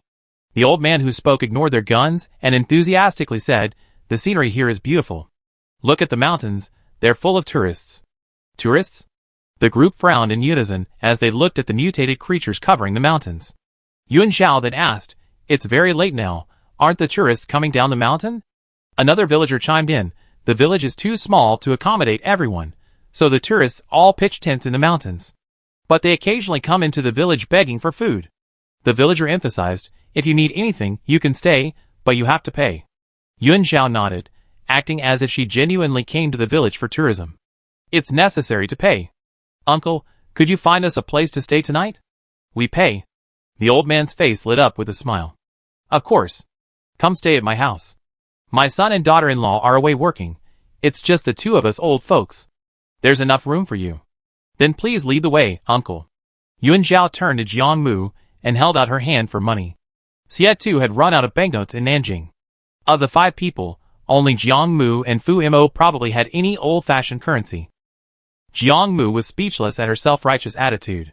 Yuan Zhao gestured with his lip. I'm the captain. The implication was clear. You have to listen to me. What could Jiang Mu say? He pointed to his backpack. The banknotes are at the bottom of the backpack. It's hard to find them now, but I get them for you when we get there. Hearing this, it was clear he really did have money. Yuan Zhao said nothing more, grabbed Xie Tu's arm, and followed the old man who was leading the way. Xie Tu was pulled forward by her, his gaze lightly sweeping over Jiang Mu. Jiang Mu raised an eyebrow at that look. The people in the fields, carrying their farm tools, walked one after another onto the main road, chatting about everyday things as they headed home. Almost all of them were elderly. There weren't any young people in sight. Oldly, did you bring tourists again today? A passing auntie glanced curiously at Yuan Zhao and the other 5, and the old man replied with a smile, yes, it's peak tourist season now, quite a few guests. I'm so envious. Your son and daughter-in-law have earned money and built a house early on, unlike my shack, which can't even accommodate one more person. Yes, the village chief said that those without the means aren't allowed to just take in outsiders. The village chief is quite strict, isn't he? Xie Tu casually remarked, but his pace slowed slightly, his eyes scanning the reactions of the surrounding villagers. The old man waved his hand, not strict, not strict. He's doing this for our own good. Opening up to tourists is a good thing, boosting the local economy, but there are too many unruly people. They don't live peacefully in the village and always like to go into the fields and ruin the crops. Oh, by the way, don't go into the fields. I won't accept any compensation for ruining the crops. Yuan Zhao mumbled, okay. Places the mutants forbid, they absolutely must go. Fu Mo casually asked, where does your village chief live? The aunt next to her pointed to a mud house to the west and interjected, over there. The 5 of them looked in the direction the aunt pointed. On the far west side of the village, a mud house built of brick and mortar came into view. There were no neighbors around the house, and behind it was a large bamboo forest. At this moment, one by one, the village lights came on. The kitchen light in the mud house was on, and wisps of smoke rose from the chimney. Xiamen Gang asked curiously, does your village chief live in such a dilapidated house? His question echoed the thoughts of everyone present. Yuan Zhao had never seen anything like it, an official living worse than an ordinary citizen. Our village chief is a college graduate. He gave up a high-paying job in the city to come back and help us escape poverty. The old man's face was full of respect, his wrinkles radiating pride. He said the money should be spent on road repairs and schools. It doesn't matter if he lives a little worse. In the distance, the smoke from the chimney twisted into strange shapes in the twilight. From the window of that solitary mud house, a figure could be vaguely seen busily working at the stove. A college graduate village chief. Xie Tu suddenly chuckled, are there many young people in the village now? The villagers' smiles froze simultaneously. The old man sighed, there are basically no young people left in the village. Most have gone to the city to work and settle down, only returning for the new year. The 5 men exchanged glances, understanding each other implicitly, and followed the old man to his dwelling. The old man's house was on the east side of the village. It was a 2-story cement building, surrounded by a 2-meter-high stone wall. To the left was a neighbor with a similar building, and 100 meters further to the right were 3 more houses. The old man, carrying a hoe, entered the house and shouted, old woman, we have guests. The woman lifted the curtain and came out. She was wearing a faded apron, her hands still covered in flour, and she visibly paused when she saw the group. Oh my, so many people. The old woman wiped her hands, her gaze sweeping over the 5 people before a simple smile appeared on her face. Come in and sit down. I'm steaming some buns, they be ready in a bit. The old man put down his hoe and cheerfully introduced them. These are tourists from the city, they be staying with us for the night. The old woman nodded and turned to walk towards the kitchen. I go cook a couple more dishes, you all rest first. Yuan Zhao stood in the center of the main room, his gaze sweeping over the family photo hanging on the wall. In the photo, a young couple stood beside the old man and woman, holding a 5 or 6-year-old boy in their arms, their smiles radiant. Strangely, the faces of the young couple seemed to have been repeatedly scratched with fingernails, becoming blurred. Yuan Zhao was thinking about the cellar where he found his father's photo, and wanted to go there first to see if there were any clues left behind. No need to cook for us, we brought our own food. Yuan Zhao didn't step into the house, as if he had only come to familiarize himself with the place. She said to the old man, it's still early, let's go out for a walk and come back later. Chapter 563. Jiang Mu had somehow produced some money, and handed 500 yuan bills to the old man. The old man hesitated for a moment, then took the money and said, "Don't wander off. Come back early after you're done looking around." The 5 of them responded, and came out of the house. It was completely dark. There were no streetlights in the village, and the thick darkness was like a bucket of cold water poured down, blurring the dirt road, haystacks, and distant mountain shadows. Xie took out a flashlight from his bag, and walked along the path towards the western end of the village. "The cellar should be in the woods behind the mud houses," Xie said. "Let's check the cellar first, then go to the village chief's house." Yun Zhao hugged the box tightly, and subconsciously looked at the others. To everyone's surprise, no one objected. The S-class mutant seemed to have sensed the danger, and hadn't shown itself yet. Rather than searching slowly, it was better to check other places first. Most importantly, everyone wanted to know the secret of the 2 items in the box. The group evaded the villagers, and, following the terrain map drawn by Wei Su, quickly arrived at the bamboo forest behind the earthen house. Deep within the forest, dense swarms of mutants writhed in the darkness. The moment a flashlight beam swept across them, dozens of murky eyes simultaneously turned towards the light source. Yun Zhao, Xie abruptly switched off the flashlight. The surroundings instantly plunged into inky darkness. A warm, putrid stench wafted from the depths of the bamboo forest, and the grating sounds of bones grinding were exceptionally clear in the silence. Xiao Mingang looked at the bamboo forest teeming with mutants, and kicked at the fallen leaves. "If we don't deal with these things, what if we get blocked when we go in?" Fu Yin used her Gatling gun to push aside the mutants blocking her path, and entered the bamboo forest, searching for the cellar entrance. "We can't kill them all in a short time. It's too much of a waste of time. Just leave someone up there to keep watch." Xiao Mingang followed closely behind. He kicked a mutant away, then turned and asked, "Who's staying up there? Another draw?" He wouldn't lose this time. Jiang Mu clearly didn't want to draw lots. If you shout any louder, you attract all the mutants in the village. "Then what do we do? Who stays?" Fu Heng pressed the barrel of her Gatling gun against the ground, probing the location of the cellar, and impatiently crushed some dry leaves. Xie was also searching for the entrance in the bamboo forest. His gaze swept over everyone, finally landing on Jiang Mu. "You're staying?" "Me?" Jiang Mu scoffed. "Why should I? Why aren't you staying?" Xiao Mingang, unusually siding with Jiang Mu, said, "Yeah, you didn't even participate in the draw last time." Fu Heng thought these 3 men were childish. "Why don't you all stay, and Yun Zhao and I will go in?" Xiao Mingang's face darkened. Seeing that another argument was brewing, Yun Zhao rubbed his temples as if in pain. "We all go in, just leave the spirit forms outside." Except for Fire Phoenix, none of the other children came out, including Little Bluebird. The little guy felt it was the boss now, and had to maintain its aloof demeanor. The cook always acted like that. The argument paused again. Their S-rank guide captain possessed the ability to purify dark matter, so the spirit forms didn't need to fear being corrupted. Leaving them alone was naturally fine. "Found it." Fu Heng knocked on the monster pile for a long time, before finally finding a rusty iron ring protruding from a pile of decaying leaves. Upon hearing this, Xie immediately returned to the edge of the bamboo forest, protecting Yun Zhao as they passed through the monsters. These mutants, also bound by the gatekeepers at night, were stiff all over, only their heads able to move, emitting low growls at the passing crowd. Too close. Yun Zhao could even smell the rotten stench from their mouths. Jiang Mu, bringing up the rear, raised an eyebrow. Wei Su's got some skills, hiding in such a dangerous place. No wonder he escaped the pursuit. Fu Qian, focused on her work, ignored him and released her spiritual form. The water Qilin emerged from the waves of light. Glistening water droplets condensed into tiny starlight under the moonlight.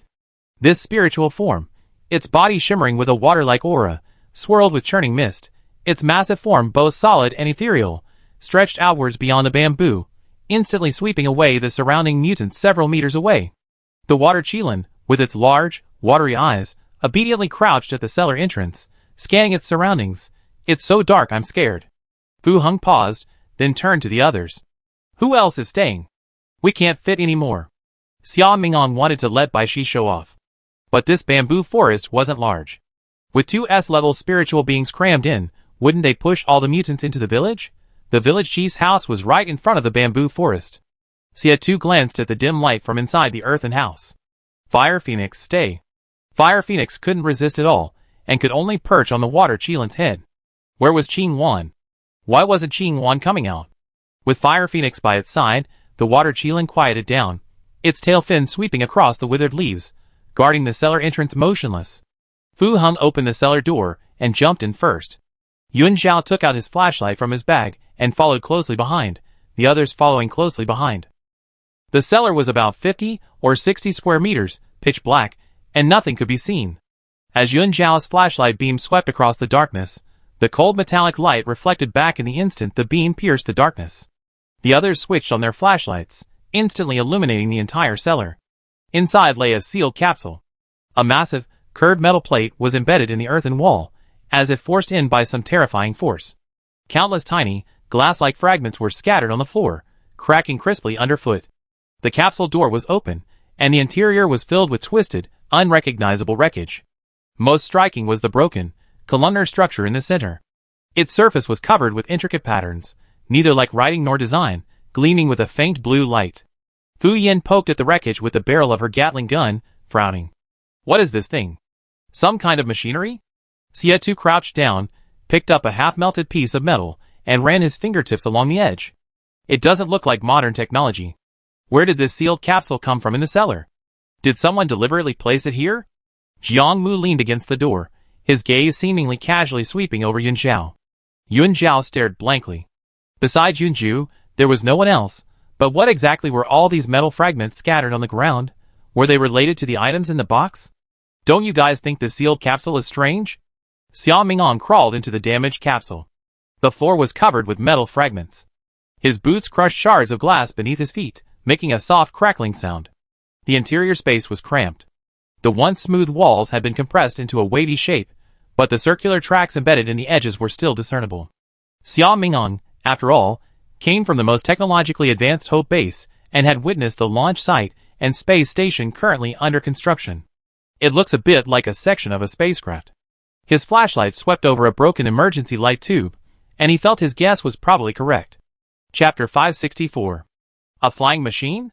Yuan Zhao's face was hidden in the darkness, her voice devoid of emotion. You're saying this is a flying machine? Xia Mingong shrugged, his flashlight beam sweeping inside. It looks like one. Haven't you ever seen a sealed pod? I only seen sealed pods used to imprison mutants. Fu Heng readily admitted. Flying machines, let alone people from the wasteland era, even ordinary people from the old era rarely actually saw one. Besides, this sealed pod was too badly damaged, only a deformed frame remained. No one could recognize it. Yuan Zhao stood in the corner, her eyelids lowered, clutching the box tightly to her chest. Xie Tu noticed her unusual mood and whispered, it might not be Yun Zhu's. He might have rested here, like Wei Su, and left something behind.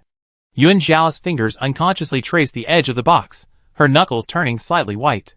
No! If this really is the wreckage of a crashed aircraft, why is it in the cellar? It shouldn't be here. After darkness fell, all energy-powered machinery became scrap metal. The dark matter in the sky, and the gray fog devoid of any magnetic field corroded all flying devices. The sky had long become a forbidden zone. But the wreckage before her, though severely damaged, the patterns, the materials, even the lingering blue light inside the cabin, all seemed to retain some kind of vitality. Just like the box in her arms. Yun Zhu. She murmured the name in her heart, her thoughts churning. If this really was his, what did that mean? Yun Zhao thought of an answer. The most outrageous answer. Eager to verify, she opened the box and took out two items. The deformed, sealed cabin was cramped, only wide enough for one person.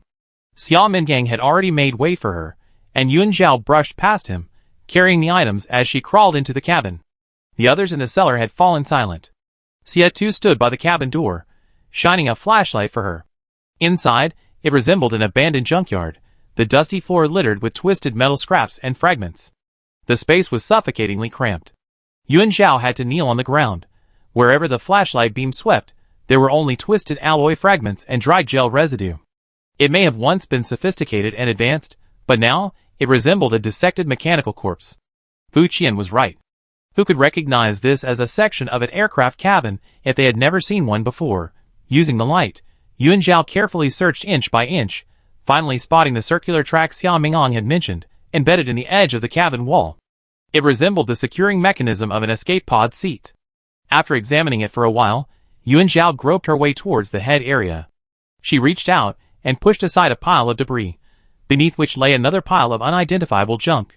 Yuan Zhao continued digging. Some of the metal fragments were too sharp, like daggers, requiring her to carefully and slowly remove the junk.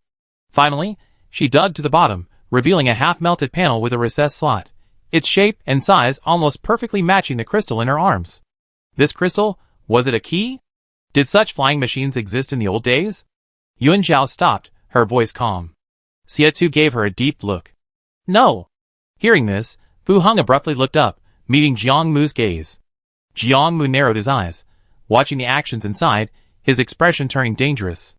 A chilling thought exploded in everyone's minds. Technology not from the old era, what was it? A dark apocalypse, could it be? Yuan Zhao, having received her answer, grew even more silent. Her movements were deliberate. She was about to carefully place the crystal into the slot when her flashlight suddenly flickered. Something's wrong. Fu Heng's voice was extremely low, and everyone abruptly turned to look at the cellar entrance. On the ground, a roar from the water unicorn echoed, followed by a dull thud from above. Clods of earth fell in a cascade, as if some enormous creature had stomped heavily across the ground. Then, the entire cellar suddenly trembled. Yuan Zhao froze for a moment, then recklessly shoved the crystal into the slot. She needed to know the answer. Even the King of Heaven himself couldn't interrupt her. That sentinel mutant has appeared. Fu Heng grabbed her Gatling gun and was about to rush out. Xia Mingang clicked his tongue. How could this epic battle be complete without my participation? If he could kill an S-class mutant, achieving a resounding victory, would his grandfather still dare to scold him so easily? Jiang Mu slightly raised his eyes, a thoughtful expression on his face, as if considering whether to go up or stay. Buzz! The cellar trembled again. The commotion didn't come from above, but from the damaged and deformed sealed chamber. The entire sealed chamber suddenly trembled violently, the blue patterns on the walls abruptly lighting up, like a stimulant injected into a vein, the light changing from a ghostly blue to a blinding white. Damn! Xia Mingang paused, turning to see the scene before him, and couldn't help but curse, this thing can actually start? What kind of black technology is this? Yuan Zhao remained unaffected, her eyes fixed on the wondrous sight before her. A few sparks flew from the shattered control panel, the half-melted screen flickered twice, and a line of blood-red warning text appeared. The screen was severely damaged, making it impossible to read what was written. Authentication required? Xie Tu remained standing at the door, watching her every move. The sounds of battle came from above. Fu Yu and Xia Mingang seemed to be fighting the monster. Yuan Zhao knew time was running out. What was authentication? If the aircraft belonged to Yuan Zhu, how would she open it? Yuan Zhao fumbled around on the crystal with her fingers, trying to unlock it with her fingerprint. But even father and daughter have different fingerprints. Not a fingerprint, could it be a password? Where's the input button? Yuan Zhao's mind raced. She remembered the research institute saying the crystal could be opened, that there were faint energy fluctuations inside. So she frantically pressed buttons on the half-open transparent panel. No! She couldn't open the crystal, couldn't activate it. Could she have guessed wrong? The item wasn't Yuan Zhu's? Yuan Zhu had merely stumbled upon this place and discovered the sealed chamber. In her haste and preoccupied with other thoughts, her right hand slammed into a sharp metal fragment, instantly cutting her index finger and drawing blood. Xie Tu's expression changed slightly. He immediately took off his backpack and rummaged for medicine. These metals, existing for who knows how many years, might harbor deadly bacteria. He had to stop the bleeding and clean the wound immediately. A drop of blood rolled down Yuan Zhao's fingertip, slamming onto the crystal surface with a smack. Sizzle. A blinding blue light suddenly exploded from within the crystal, instantly absorbing the blood droplet. Yuan Zhao's pupils constricted sharply. Before she could even pull her hand away, the entire crystal suddenly cracked open as if it were alive, countless nanometer-sized metal wires shooting out from the cracks and burrowing into the wound on her fingertip. Tear! Yuan Zhao gasped, arching her body sharply, but she couldn't shake it off. Chapter 565. The metallic wires beneath her skin emitted a faint blue glow, as if performing some kind of scan. The next second, a holographic panel popped out from above the crystal. On the pale blue screen, a dense waterfall of data cascaded down. At the very top was a line of clear characters. Unintelligible characters, like the language of another civilization. But it wasn't hard to guess that this was a notification, something like successfully activating the sealed pod. Xie Tu's expression was icy. As he stepped forward to cover her wound, his sharp gaze turned to Jiang Mu on the other side of the door. Why are you looking at me like that? Jiang Mu took everything in, leaning lazily against the door. Trying to kill me to silence me? You're overthinking it. Xia Tu looked away, bending down to disinfect Yun Zhao's wound. Yun Zhao was in turmoil, letting Xia Tu hold her hand. Iodine was applied to her fingertips, but she didn't react. Her suspicions were confirmed, and she felt somewhat lost. The sealed capsule belonged to Yun Zhu. It possessed technology far more advanced than that of the old era. The crystal resembled a genetic code, activated by her blood. What did this mean? She and Yun Zhu were indeed father and daughter by blood. Yun Zhu, he might not be from this world. Dad, like that he might have come from the heavens. Yun Zhao was in a terrible mood, remembering what Han Dideo had said. Shining had once seen strange radio signals at an observatory in a contaminated area. So, humanity itself exposed the exact location of Earth, leading to this disaster? What was Dad's stance? There were seat tracks inside the capsule, but no escape seats were visible. From these fragments, it's clear that Yun Zhu crash-landed here. Perhaps the spacecraft malfunctioned, or perhaps it was corrupted by dark matter. In any case, the seal pod crashed. To avoid discovery, Yun Zhu hid the debris in the cellar. But the seal pod was only a small part of the spacecraft. The main body was nowhere to be seen. He couldn't be found. Had he already left this land? Did he abandon his daughter? Was Yun Zhu connected to this 200-year-old disaster? The little bluebird sensed the main body's emotions, and its figure gradually materialized. Daddy's bad? Yun Zhao couldn't understand. The more she thought about it, the more confused she became. Captain. Yun Zhao spoke hesitantly. I think I'm an alien.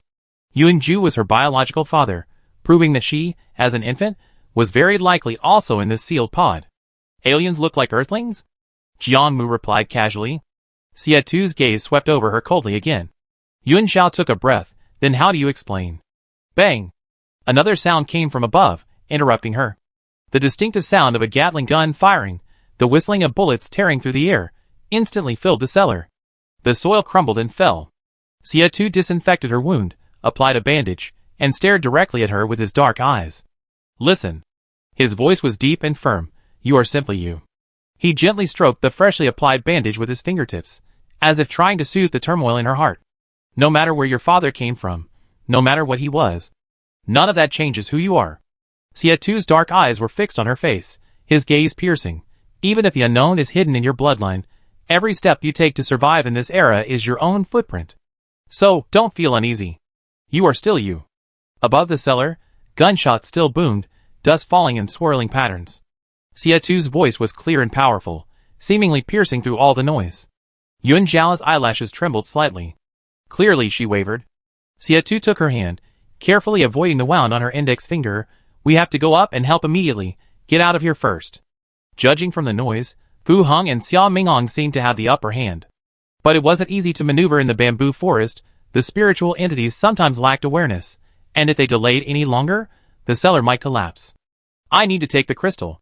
Yun Zhao quickly reached for the crystal. The holographic screen disappeared, and the light in the entire sealed chamber dimmed again, becoming pitch black. Yun Zhao was momentarily dazed, then lowered her head, and tossed the crystal into the box. Knowing the crystal is the key, what about the other badge? Xia Tu had already escorted her out of the sealed capsule, and headed towards the cellar exit. To him, Yun Zhao's identity was irrelevant. She had no idea about her origins. She was innocent. Jiang Mu lagged 2 steps behind. Even knowing such a huge secret, he remained as steady as a mountain. What kind of ghost is he? Just how many secrets do these two hold? In 200 years, only one S-class guide has been born. Isn't that a coincidence? Meanwhile, the Joint Reinforcement Force, which departed a day later, had arrived at the outer edge of contaminated Zone 4. Searchlights pierced the fog wall, countless gray particles swirling and dancing like a dense swarm of insects within the beams. The gray fog surrounding contaminated Zone 6, under the inky darkness of the night, was silently churning, like a lurking beast slowly stretching its body. The fog wall was visibly creeping, the gap between the two fog seas closing in, thin strands of fog probing and intertwining like living things. Reinforcements received an urgent communication from base en route. Contaminated Zone 6 had suddenly expanded again, showing signs of engulfing Zone 4. Report to base. Reinforcement Team 3 has arrived at the periphery of the contaminated zone. Should we enter? Instruct S-Team to retreat?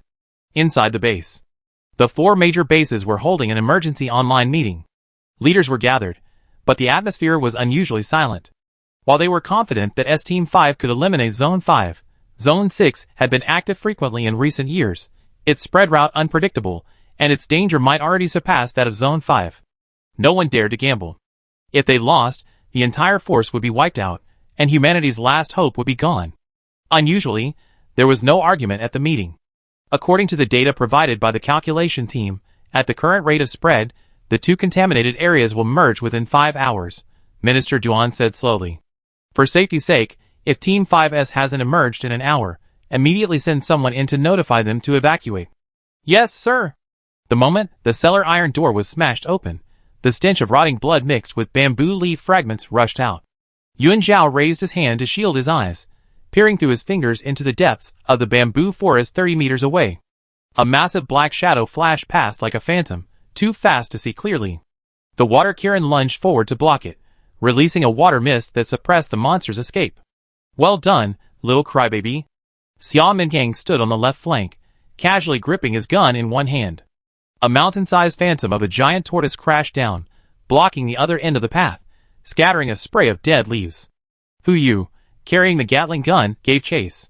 Bullets tore through the air, leaving crimson trajectories in the darkness before piercing the mutant's body. She heard Xia Ming'an give the water Kirin a nickname and, without turning her head, cursed, "Say another word and I shoot you." The monster roared, its surging black energy writhing like a living thing as it charged towards Fu Yu. The shadowy figure didn't stop. The bullets clearly hadn't caused it any real damage. Chapter 566. The bamboo forest had become a battlefield. Broken bamboo stalks swayed wildly in the gale, turning the moonlight into an eerie bluish-gray. Jiang Mu, unusually serious, slowly drew the twin swords from the sides of his backpack. The instant they were drawn, the blades glinted sharply against the air. Jiang Mu lightly touched the bamboo branches with his toes, using the swaying shadows to leap into the air and swiftly enter the fray. This same level mutant was covered in a corrosive black slime, putting him at a significant disadvantage in close combat.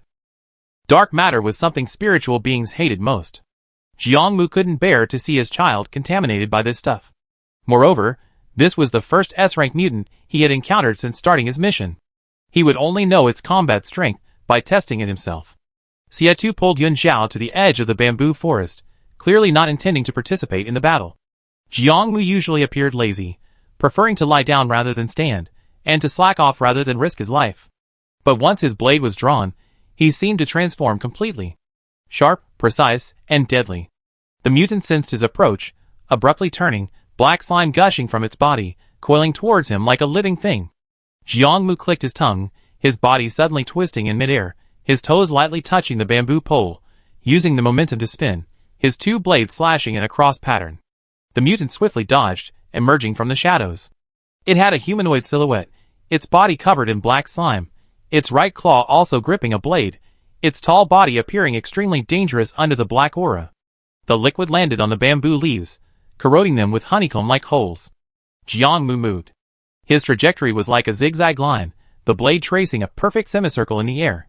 But before the twin blades could strike, suddenly, countless emerald green fluorescent lights flashed from all around, like fireflies on a summer night, yet carrying a chilling sense of order, spreading from the edge of the bamboo forest into its depths. Countless strands of spiritual energy surged into the mutant's body in an instant. The mutant's movements abruptly froze. The black slime was still writhing, the blades were still trembling, but it was as if bound by countless transparent threads. TSK. Jiang Mu stopped 2 or 3 meters away from the monster, slowly sheathing his sword. Not even letting me try? It was rare to encounter a worthy opponent. Stop talking nonsense, let's finish this off quickly and find clues about the gatekeeper. Fu Yin recalled her water unicorn, walked out from the shadows of the bamboo forest, and also stopped 2 or 3 meters away from the monster. This guy was strong, retaining his fighting spirit from his previous life. The 2 of them had been fighting it for so long without inflicting much damage. Of course, there was an element of deliberately holding back. The Sentinel's advantage lies in their spiritual entities. With these entities responsible for interception, it's a good opportunity to test the upper limit of the S-rank mutant's combat power. Jiang Mu was speechless. It's over as soon as I arrive. Xia Mingang shrugged. Who told you to take so long to come out? Should I let you deliver the final blow? Jiang Mu scoffed and turned to look at the two standing at the edge of the bamboo forest. The night wind swept by, casting dappled shadows on the two. Xia Tu didn't react to the probing gaze. He frowned slightly, his eyes heavy as he looked at Yun Zhao. She stood quietly to the side, head bowed, her expression unreadable, but her body suddenly trembled. The spiritual connection established between them made him immediately realize something was wrong. Was she grieving? It wasn't me. Yun Zhao sighed, feeling her blood begin to warm up, before slowly saying, it's it. The moment the mental threads controlled the sentinel mutant, they captured its intense emotions. It was so sad. Yun Zhao tried to piece together its memories, to understand its mutated past, but the monster was just a monster. Besides the overwhelming sorrow that threatened to drag her into the abyss, it was a chaotic mess. I can't help it, Yun Zhao said softly. Hearing her words, all four people present turned to look at the controlled S-rank mutant. In the center of the collapsed bamboo forest, the tall monster, covered in black slime, roared repeatedly. Its only remaining human feature, its right arm, was muscular and bulging, but its fingers were completely mutated. The 5 fingers had fused with the rusted iron of the hilt, and the blade was twisted and deformed, seemingly telling the story of past slaughter. The mental threads firmly bound it in place. Black slime dripped continuously from its gnarled limbs, hissing and corroding the ground wherever it touched, sending up plumes of white smoke. The little bluebird tilted its head, releasing more strands of spiritual energy. Each time the black mist surged and attempted to resist, the spiritual strands suddenly glowed, countless fluorescent lights swarming forward, and no matter how frantically it struggled, it could not break free of the cage woven by light. The base once conducted a research study that deduced this, Fu Heng said, turning her head away from the controlled black shadow, that in the past 200 years, fewer than 100 S-class sentinels have been born, and their lifespan is generally no more than 35 years. Ordinary guides are simply incapable of clearing the dark matter from S-class domains. The more frequent the battles, the more severe the corrosion, and sooner or later, aberration will occur. But for the future of humanity, S-class sentinels have no choice but to step forward and stand at the forefront. Fu Yin had assumed her fate would be the same as this mutant's. If it were me, I'd rather die than continue living in this mutant form. Everyone present fell silent. No one wanted to delve into the past of a mutant. In an era where survival was incredibly difficult, life and death, love and hate, were like clouds in the wind, easily dispersed. Yun Zhao felt a pang of sadness.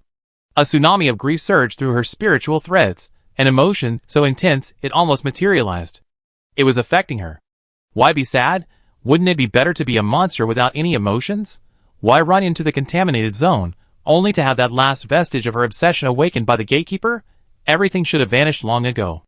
Affected by this, Yun Zhao even pessimistically thought that if all of this was truly related to Yun Ju, she wouldn't forgive him. She would still love her father, but she wouldn't choose to forgive the creator of this disaster. Seeing her reaction, Xia Tu's eyes darkened. He drew his long sword and slowly walked towards the struggling monster. It's over. Xia Tu's eyes were calm as he raised the sword.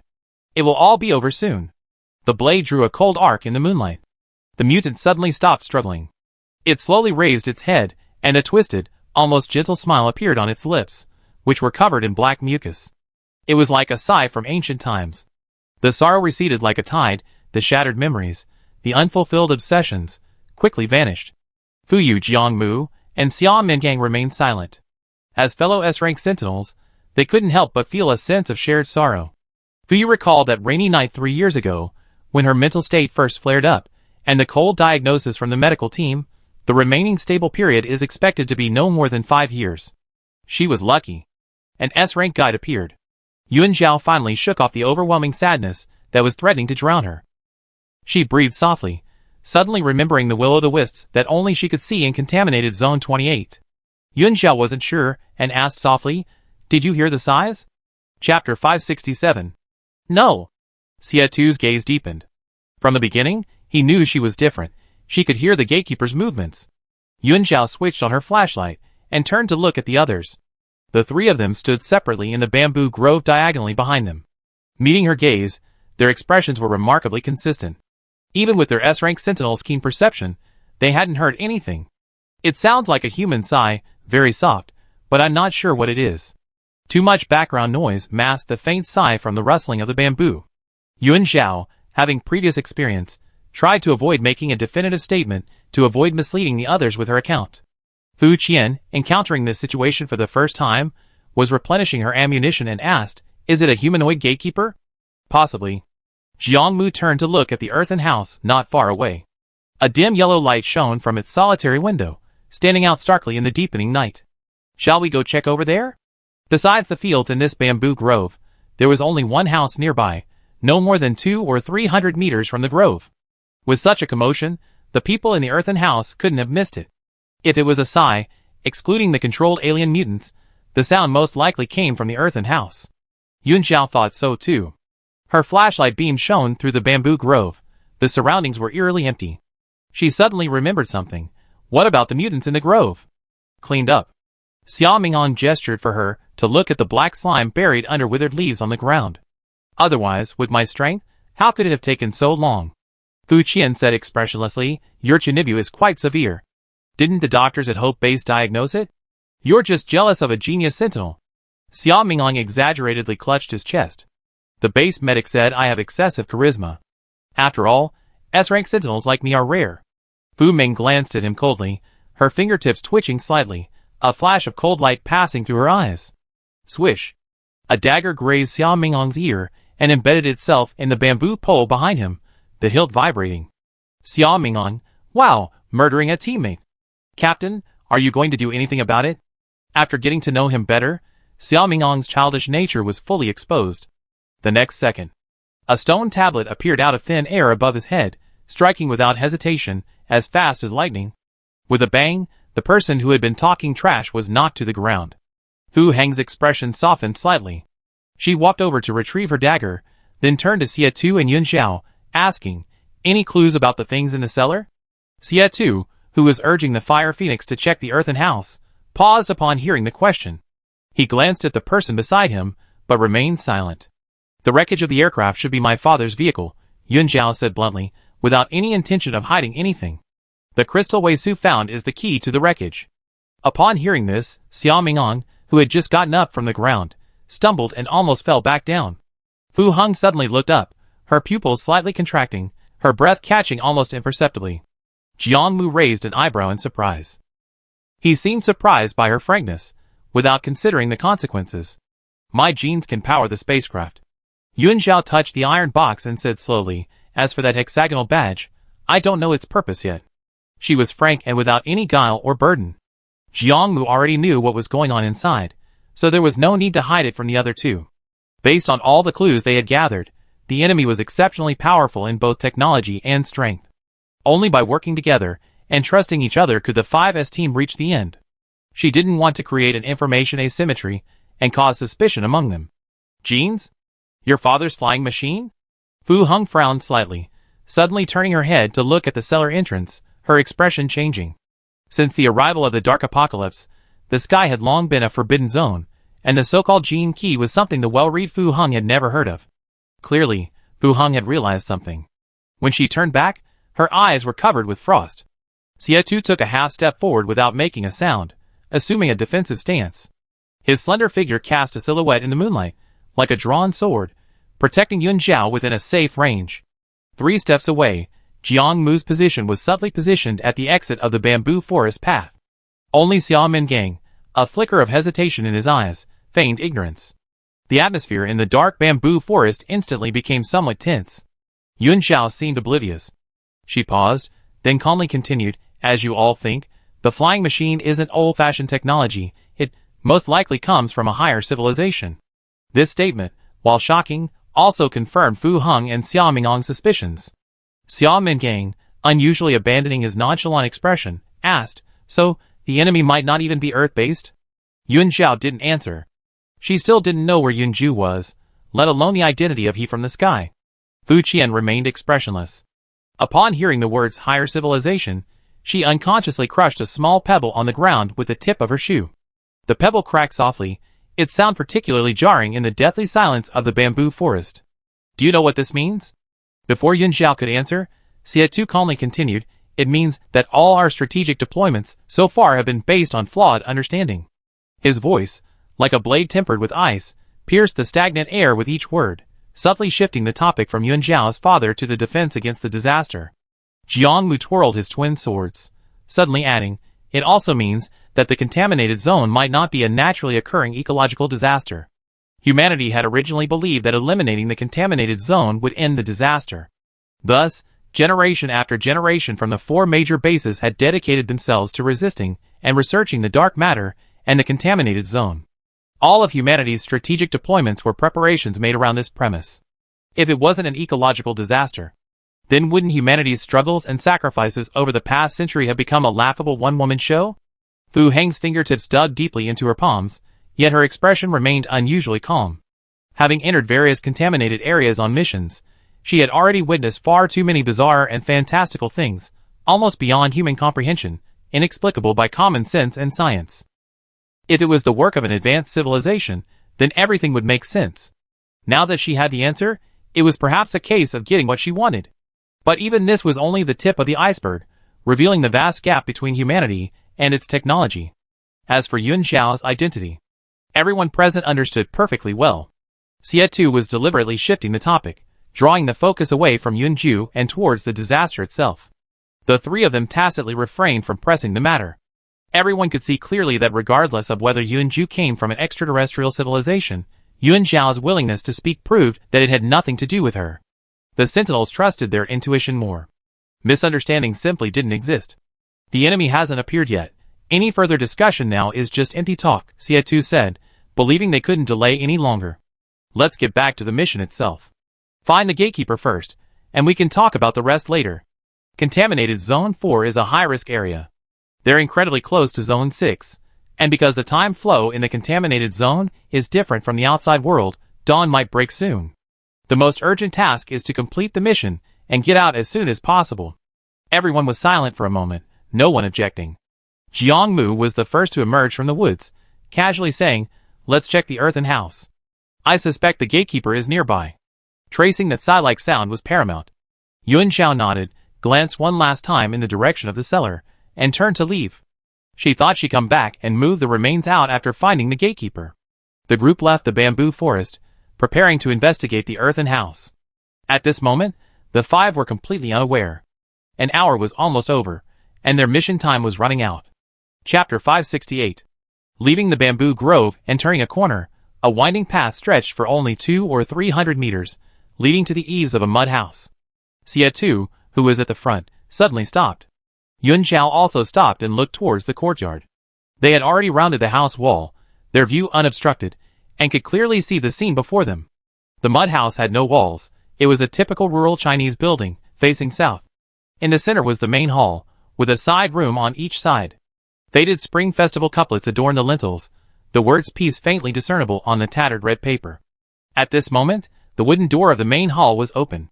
A figure sat quietly on the threshold. A young man in his early 20s, wearing a faded plaid shirt and jeans, looked like an ordinary college student. His face was deathly pale, almost translucent.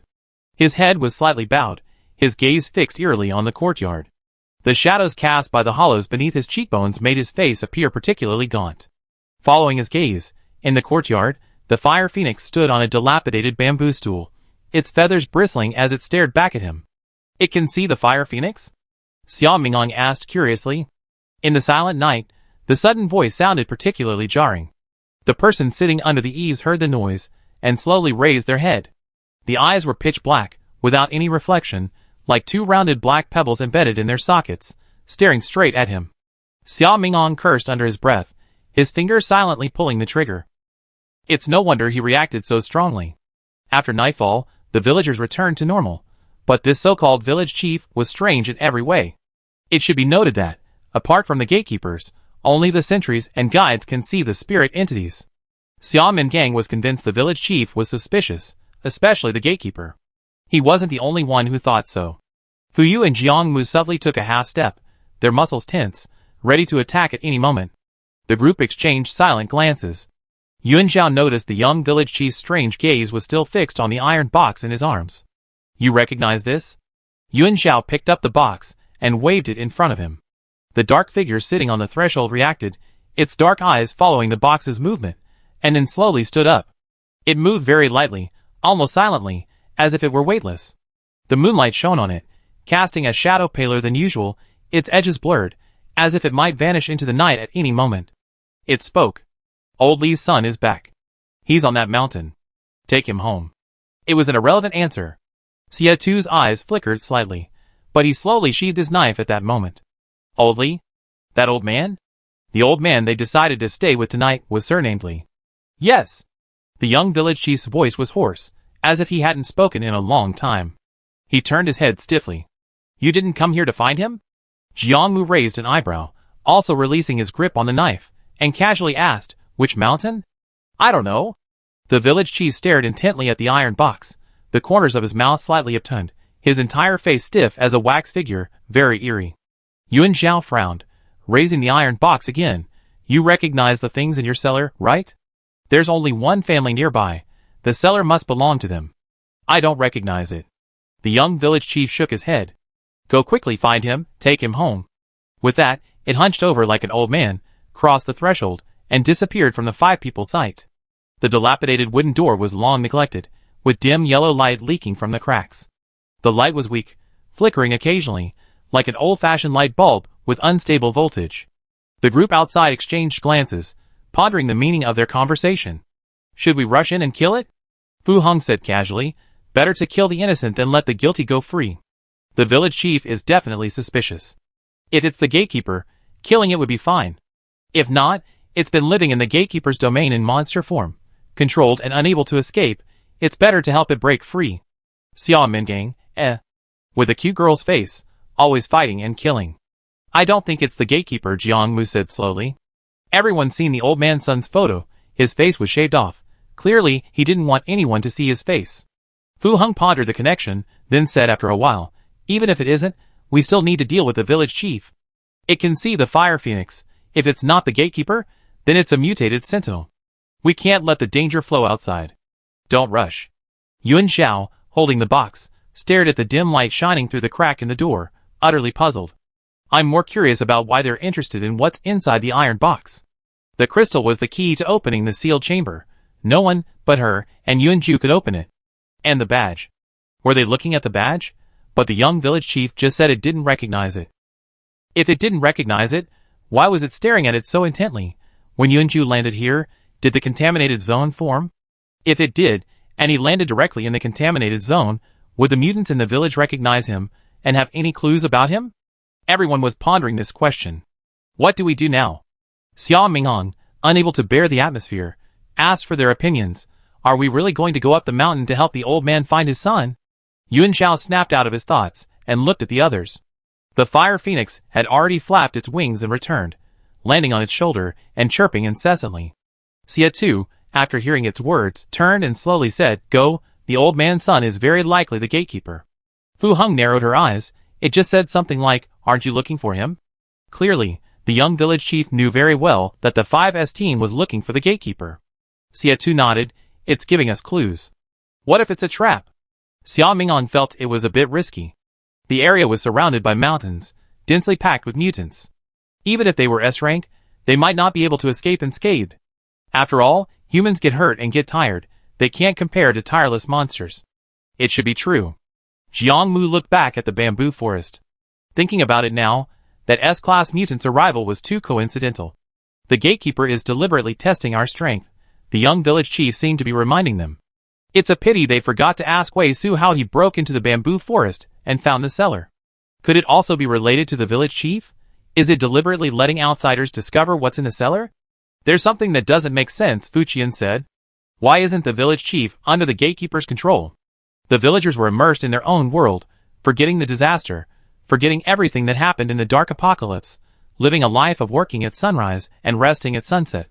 But the village chief possesses an extremely high level of self-awareness. If the speculation is true, it might even be deliberately guiding outsiders to discover the truth. There's a phenomenon called habitual obedience, Xia Tu said, stopping short. Everyone present was intelligent, and Fu Mo instantly understood the reason. Like a tiger tamed from a young age, even if it possesses the power to tear its master apart as an adult, it dares not rebel due to long-established conditioned reflexes. The village chief and the gatekeeper might be in a similar contradictory state. The gatekeeper's control over the villagers is deep-seated, much like a tamer's long-term domestication of a wild animal. The village chief retains some self-awareness, but an insurmountable mindset has been planted in the gatekeeper's subconscious, so the gatekeeper hasn't constantly suppressed it. Chapter 569. If the speculation is correct. The village chief bluntly told them that the gatekeeper was the old man's son. The young people in the village took their wives and children to work in big cities. When the dark apocalypse broke out, he endured countless hardships to return to his hometown, only to bring disaster upon it. Yuan Zhao said softly, or perhaps, in its mutated form, it wandered the world after losing its mind. One day, it accidentally wandered back to its hometown and suddenly found its familiar home unrecognizable, giving birth to a strong obsession. The gatekeeper froze the world here. It wouldn't allow outsiders into the village, fearing they would damage the crops and everything it knew. Then we shouldn't delay. We split into 4 groups and search the mountains, Fu Heng said. If we find it, fire the signal flare immediately. Splitting into 4 groups meant dispersing their forces, greatly increasing the risk. The others had no objections. The village was surrounded by mountains, nestled within their embrace. Under the cover of night, countless dark shadows swarmed across the peaks, concealing a vast number of mutated creatures. If we act together, who knows how long it will take to find the gatekeeper? Xiao Minggang glanced at Jiang Mu, then suddenly changed his tune, eager to try. Besides, if we're responsible for different areas, we can effectively prevent the gatekeeper from shifting positions in the mountains, allowing us to encircle him. Yuan Zhao thought for a moment, then nodded in agreement. All right. The base leadership had chosen her as team leader to avoid everyone working alone. But given the current situation, searching together would take an unknown amount of time. There was the threat of number 6. They had to eliminate the gatekeeper as soon as possible and get out. The 5 quickly assigned directions. Fu Heng chose the north, Jiang Mu chose the east, Xiao Mingong prepared to go south, and Xie Tu was responsible for the west. As for Yuan Zhao, she naturally followed Xie Tu. Given her stamina, following the other 3 would only be a hindrance. I'm leaving first. Whether we find it or not, we meet back here before dawn. Fu Heng said, her figure instantly disappearing into the darkness. Xiao Mingong followed closely behind in the opposite direction. A bit Chinibu as it may be, but his work ethic is decent. Jiang Mu commented on Xiao Mingong's retreating figure. Xie Tu glanced at him. He just wants to outdo you. Whatever. Jiang Mu gripped his twin swords, shrugged, and pointed the tips at the main entrance of the hall. Are you sure you don't want to kill it first? Being able to see the spirit form, and not being controlled by the gatekeeper, allowing it to roam freely once the contaminated zone collapses would be a huge threat. Let's verify whether he's telling the truth before we act. Yuan Zhao refused. She didn't know when it started. Suddenly, she felt a pang of guilt towards the mutated beings who retained some semblance of reason. Like Qi Ling, they possessed human reason and self-awareness. Killing them would be no different from executing a normal person. But she would never have acted this way before. As her mental realm became more complete, she seemed to be becoming more and more like a living, breathing person. Then I listened to you, Jiang Mu said without hesitation. Hearing her refusal, he waved to the 2 of them, and stepped alone into the path to the east. Soon, only Yuan Zhao and Xie Tu remained in front of the earthen house. The surrounding mountains were shrouded in darkness, and the village seemed trapped in a deep, dark well. Dim yellow light shone from the cracks in the windows of each house, as weak as will-o'-the-wisps. The wooden door to the main room was ajar. A sliver of dim light streamed through the crack, like thick honey, or like a prying eye, silently watching the 2 standing outside. Yuan Zhao stared at the dilapidated door for a long time, feeling an urge to go in and ask what was going on. Time was of the essence.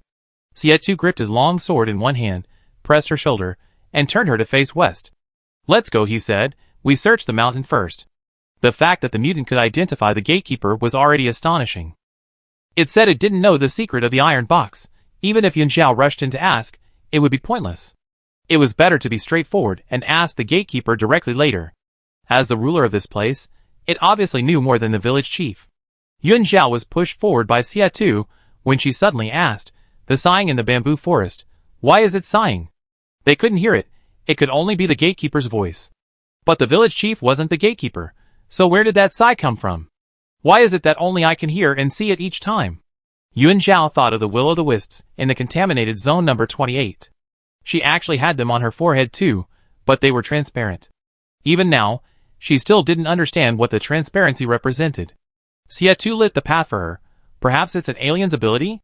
Hearing this, Yuan Zhao turned to face him in disbelief. He actually had the mind to joke. Xie Tu didn't want her to overthink things, but he also didn't want to upset her, so he casually said, I was wrong. Yuan Zhao, His apology was so quick and natural that she was momentarily speechless, unsure of what to say. If Yunju weren't from Blue Star, her ability to see things the Sentinels couldn't might truly be an innate skill. The little bluebird hopped onto Xie-Tu's head, its eyes wide, head bent, staring at Xie-Tu in shock. Why did he say he was wrong? Insincere. Disgusting. Yun Zhao didn't want to argue and continued walking. The moon shone with an eerie grayish-white light. Just a few meters from the earthen house, the dirt path became rugged and uneven, flanked by farmland. Xie-Tu followed unhurriedly, his flashlight steadily illuminating her feet. The two walked along the ridges of the fields, their footsteps exceptionally clear in the silence. The damp soil sank slightly underfoot, the flashlight illuminating only a small area. Further on, darkness pressed in like a tangible force. For groups, for directions, a hunt for the gatekeeper had officially begun. Only 5 minutes remained. The outside world was bright with dawn, morning had arrived. 2 reinforcement sentry teams were already prepared on the perimeter, awaiting only the order to immediately enter and notify Team 5S to retreat. Dawn Base. The conference room was deathly silent, save for the faint hum of the projector's cooling fan. The large screen was already off, reflecting the stiff figures sitting around the long table. Base Commander Shen, his portly frame seated alone at the head of the table, occasionally glanced up at Minister Han and Minister Bai, his expression hesitant. Minister Xiao, seated at the far end, his glasses reflecting the cold white light of the overhead lamp, his gaze behind the lenses unfathomable. The coffee on the table had long since gone cold, a thin layer of grease forming on the surface. No one spoke. The air seemed frozen by some invisible pressure, even breathing became clearly audible. Minister Duan, his expression unchanged, tidied the documents on the table, waiting for the final minute to approach. Seeing that no one spoke, Minister Xiao finally lost his temper. He looked up and surveyed everyone. How long are you planning to keep this a secret? Upon hearing this, Base Chief Shen's hand trembled, and his pen rolled off the edge of the table and onto the floor. He quickly bent down to pick it up. What do you mean by that? Minister Bai calmly retorted. Minister Xiao leaned back, too lazy to be around the bush with these people who already knew the truth. Yuan Zhao is a dark guide, isn't he? Chapter 570. Minister Xiao managed the base's industry and commerce and logistics, and did not participate in operational meetings except for major matters. With a population of 300,000, the base's stockpiled grain and various military equipment were staggering. From the beginning of preparations for war, supplies had been of paramount importance. All mission supplies within the base had to go through the logistics department, and anything exceeding a certain amount required Minister Xiao's personal signature for confirmation. He was, of course, very aware of the base's recent movements. The military defenses outside the base city, and in the back mountains, have been increased 5-fold. At the military factory, Base Commander Shen has issued a strict order requiring 24-hour uninterrupted production of ammunition and firearms. Minister Xiao opened a document. All combat teams in the operations department have been mobilized, changing their strategy from probing contaminated areas to searching for supplies. The sentries stationed at the space station construction site have been urgently recalled. So many arrangements gave the impression that a storm was brewing, and the base was preparing for a major war. As high-ranking personnel at the Dawn base, those present were clearly aware of the situation. Everyone was keeping it from him, and Minister Xiao was naturally displeased. She's a dark guide? Minister Xiao asked again in a deep voice. Ministers Duan and Han, sitting opposite him, remained calm and unhurriedly tidied the documents on their desks. Minister Bai picked up his teacup, took a sip, and didn't reply. Base Commander Shen straightened up, staring at Minister Duan in shock, his unspoken words written all over his face. When did Minister Duan find out? The atmosphere was strange. Everyone pretended not to hear. Minister Xiao saw it all. He understood perfectly well. I understand the importance of S-class guides, but if she really is a dark guide, have you considered the risks of simply letting her carry out missions with all the other S-class guides? If the dark guide's mental power were to spiral out of control, all the S-rank sentinels present could potentially become her puppets. Minister Bai put down his teacup and sighed. It's not what you think. Then what is it? Minister Xiao's words were like knives. From the very beginning, I found it strange. We finally have an S-rank guide, yet instead of assigning her special protection, we allowed her to join Zero Team on duty without knowing her at all. Minister Han clearly didn't want to continue this topic, tapping the table. I told you it's not what you think. Yuan Zhao's mental power is very special, her existence is itself a form of balance. Balance? Minister Xiao said, enunciating each word clearly. Balance what? Balance between sentinels and guides? Or balance? He paused, ultimately not continuing. Still a balance between us and the source of pollution? Cold sweat beaded on Shinji's forehead, his fingers unconsciously tracing the table. He advised, we didn't mean to hide anything. There are many things we're unsure about right now. Although it's risky, only by trying can we find a way out. They had only observed secretly, never seeking confirmation from Yun Xiao. Back then, the Dark Guide's affair was exposed, and Xie Tu and Yun Xiao went to see Jiang Mu immediately. That diary had always been in Yun Xiao's possession. Clearly, the three of them had known about the Dark Guide for a long time, but pretended not to know, investigating in private. They only handed over the diary when they could no longer hide it. Knowing but not reporting it meant they definitely had something to hide. The base leaders weren't fools. After thinking it over, based on some clues, they formed a suspicion. However, it was impossible to verify with Yun Xiao at this point. Revealing the truth might force Yun Xiao to leave, resulting in the base losing an S-rank guide. This was clearly a situation no one wanted to see. After weighing the options and receiving assurances from Xie Tu that Yun Xiao posed no threat, Base Chief Shun and the two ministers, Bai and Han, had no choice but to feign ignorance and wait for the combat team to uncover the truth. Keeping it from others was a last resort. Such actions were seen as extremely risky by others. The world only had a superficial understanding of Dark Guides, recognizing only their terrifying aspects. As Minister Xiao had said, if the Dark Guides got out of control, it could lead to the annihilation of the entire S-rank team. Speaking out would undoubtedly face collective opposition from the base's higher-ups. But Base Chief Shun and the two ministers, Bai and Han, were different. They could accept Yun Xiao's identity as a Dark Guide and trusted their own judgment. Because a century ago, the Shin family produced a Dark Guide who served the country and its people, protecting their homeland. Minister Han rubbed his temples wearily. Minister Xiao, this is the decision of Dawn Base. We are not taking risks, but grasping at the last hope. Minister Xiao sat upright at the conference table, pondering the reasons why everyone was protecting Yun Xiao. He was just about to speak. At this moment, the conference room alarm clock suddenly rang. 5 minutes had passed. Business is important. Minister Duan, who hadn't spoken until now, interrupted their conversation. She dialed the frontline phone, confirmed that Team 5S hadn't yet emerged, and immediately ordered, Reinforcements Teams 1 and 2, immediately enter Zone 4 of contamination. Notify everyone to evacuate. Yes, sir. After issuing the order, Minister Duan picked up the documents, stood up, and told Base Commander Shin. The spread on Zone 6 is somewhat unusual. I returned to the command center to monitor the situation. Base Commander Shin nodded, only letting out a slight sigh. You can go ahead and get back to work. Minister Duan nodded, glanced around, and left with the documents in her arms. Her back was as straight as a pine tree, her dark blue military uniform outlining her sharp shoulder lines. The red-crowned crane insignia on her epaulets gleamed with a dark silver light, its wings outstretched, as if it would take flight at any moment. Minister Bai glanced at her, then got up and left the conference room. The two emerged one after the other, their footsteps neither too light nor too heavy, carrying the precision and restraint unique to soldiers. They walked down the corridor, to the corner, and entered the elevator together. The unspoken understanding was ruthlessly exposed by Minister Xiao in the conference room. Both were intelligent people. Minister Bai didn't bother with beating around the bush. The moment the elevator doors closed, he asked, You don't seem surprised at all? Minister Duan remained calm in the face of Minister Xiao's question, showing no curiosity about their conversation. Indeed, Yun Xiao belonged to the operations department. As her subordinates, they certainly knew more than they did. Minister Duan, uninterested in cryptic remarks, spoke in a business-like tone. What's so surprising? Do you think I can just kick them both out? Too? Minister Bai paused, then chuckled after realizing what he meant. But the thought of his daughter, and that clingy little devil made his smile fade. A few days after Team 5S left, Baiyu's application documents came through, and she packed her things and went to Western Sichuan with the sentries. Wei Su accompanied her. He stubbornly insisted on coming along. Minister Bai's face darkened when he found out. He couldn't stop Wei Su at the base, so he could only watch helplessly as the two got into the car together.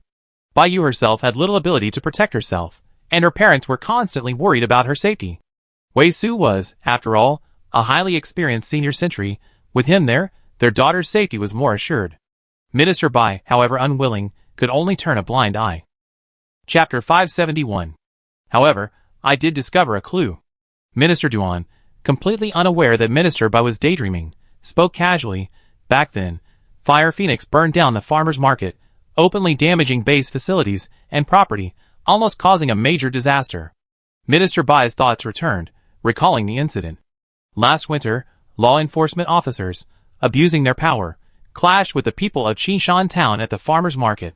Fire Phoenix attacked the officers, burning down surrounding stalls and rooftops, causing quite a commotion and seriously violating base management regulations.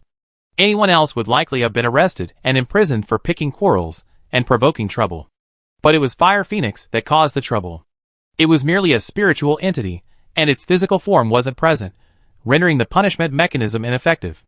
Imprisoning it was impossible, as it would affect the mission. Afterwards, Minister Duan summoned Xie Tu to his office and gave him a severe dressing down, settling the matter with Yun Zhao compensating for the market's losses. I thought about it over and over, and something felt off, Minister Duan said slowly. Given Yun Zhao's position at the base, she has countless ways to handle things. She doesn't need Fire Phoenix to stand up for her. As a valuable guide, she could directly reveal her identity, or report to higher authorities. Or, like arranging Chung Dong-shu into the operations department, she could directly make a phone call and explain the situation. In short, she has countless ways to uphold justice for the people of Qishan town. Afterwards, I summoned the sentries who were present at the time. According to their recollections, nothing unusual was found at the scene. The temperature was very low that day, and it was snowing. The market was bustling with people, and Yun Zhao was wrapped up like a rice dumpling, with only her eyes showing. At the time, everyone's attention was focused on the argument between Qishan town and the law enforcement team. She stood inconspicuously in the crowd. However, after reviewing the surveillance footage, Minister Duan still discovered something unusual. Although it was just footage, a murderous intent emanated from Yun Zhao's calmly focused eyes. She stood at the edge of the crowd, showing no anger, no impatience, not even a trace of emotional fluctuation. Yet, it was precisely this almost indifferent gaze that sent a chill down one's spine. It wasn't ordinary hostility, nor the violence commonly seen among sentinels. It was a kind of judgmental coldness. It wasn't until Fire Phoenix suddenly attacked the law enforcement officers that Yun Zhao gradually returned to normal, Minister Duan calmly analyzed. Yun Zhao's personality doesn't allow her to solve problems with violence. She herself has no combat skills. Before the Dark Guide incident was exposed, I always thought I had misjudged her. After the Dark Guide was made public, Xie Tu and Yun Zhao didn't return to the base immediately, but instead took a detour to find Jiang Mu. After they returned together, they didn't go back to the operations department, but went straight to Base Chief Shen's house. Combined with the base chief's overt and covert hints, it was difficult for Minister Duan not to guess what had happened. Minister Bai paused for a moment. Since you suspected it all along, why didn't you tell us? She's my subordinate. Without evidence, I have an obligation to protect her privacy. Minister Duan had her own concerns, and said calmly, besides, the base needs Yun Zhao more than Yun Zhao needs the base. Some things, once brought to light, leave no room for maneuver. This was also why Minister Duan hadn't spoken to Yun Zhao. At that moment, the elevator arrived. Minister Duan unilaterally ended the conversation. She stepped out of the elevator, turned, and pointed to the security camera inside. Remember to have it deleted. Minister Bai nodded. Don't worry, they're all on our side. It won't be leaked. Minister Duan hummed in agreement. She had barely stepped out of the elevator when the head of the intelligence team rushed in. Minister. Team leader whose face was tense. He nodded slightly upon seeing Minister Bai and whispered something in Minister Duan's ear. Minister Duan's expression changed slightly upon hearing this. The two hurriedly left. Minister Bai watched their disappearing figures, lost in thought, then pressed the elevator button and returned to the 6th floor conference room. It seemed something happened in the contaminated zone. Inside contaminated zone 4. Yun Zhao and Xie Tu had arrived at the foot of the western mountain. The mountain's outline appeared particularly menacing under the moonlight, with countless dark shadows writhing on its surface. The entire mountain seemed to come alive, its surface undulating like the breathing of some colossal beast. Yun Zhao stopped and turned to ask, should I do it, or will you? Xie Tu stopped as well, slowly drawing his tang sword. He remained standing behind her, calmly replying you. He felt no shame whatsoever for living off a woman. Finding the gatekeeper amidst the countless monsters swarming the mountains was no easy task. A direct assault would be too time-consuming. All right, then you be in charge of cheering. Yun Zhao slightly raised her hand, intending to use her mental threads to conduct a comprehensive search. Her mental threads could control the mutants, but not the gatekeeper. They could quickly screen and identify the monsters on the mountain. A bluish-green fluorescence rapidly spread. At that moment, a violent tremor suddenly came from the south, followed by a deafening roar. "It's a Bishi." Sia2's words had barely left his lips. A deafening gunshot followed immediately from the north. The Gatling gun's roar instantly tore through the night sky, startling the mutants on the surrounding mountains, whose hoarse howls echoed everywhere. The contaminated zone was in complete chaos. Yuan Zhao heard the commotion and raised his flashlight. The scene before him was chilling. Countless dark figures tumbled down the hillside, surging in like a tidal wave. Some crawled on all fours like spiders. Others had bony spikes protruding from their bodies, hissing and lunging. The leading ones had their limbs bent backward, crawling at incredible speed. Some were covered in bony spikes. Some had heads split open into petal-shaped mouthparts. The little bluebird flapped its wings, controlling the surging monsters with incredible speed. Sia2 drew his tang sword, the blade flashing coldly, instantly severing the necks of 3 mutants. A bluish-green fluorescence began to spread up the mountain. The riot on the northern side, which the two were responsible for, was quickly brought under control. Countless dark figures stood frozen in place, awaiting the sharp tang swords. Yuan Zhao ignored the movements of the others. She closed her eyes, and continuously released her spiritual energy, attempting to find the uncontrollable, peculiar creature on the mountain.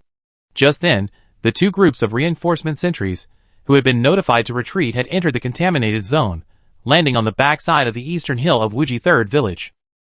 It was the dead of night in the contaminated zone. It was pitch black everywhere, only mountains, fields, and the blurry outlines of low farmhouses were visible. The group had just entered when they heard deafening roars, all coming from the other side of the mountain.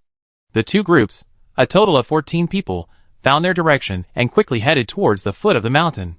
But soon, they discovered that monsters swarmed across the mountainside, blocking all the roads and making it impossible to pass. "What do we do?" "Force a breakout. We must notify them to evacuate as soon as possible."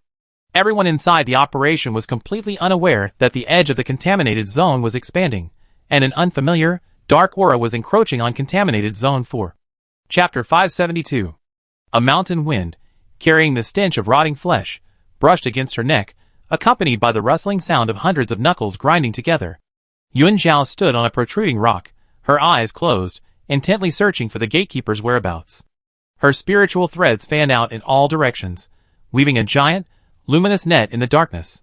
The fluorescent light emitted a soft, mysterious glow, seemingly possessing its own consciousness, rapidly spreading in all directions, piercing the darkness, and probing every corner of the mountain. She could feel the touch of each spiritual thread. Extending from her consciousness, the fluorescent light spread across the entire mountaintop, and a 3-dimensional map composed of energy gradually took shape in her mind.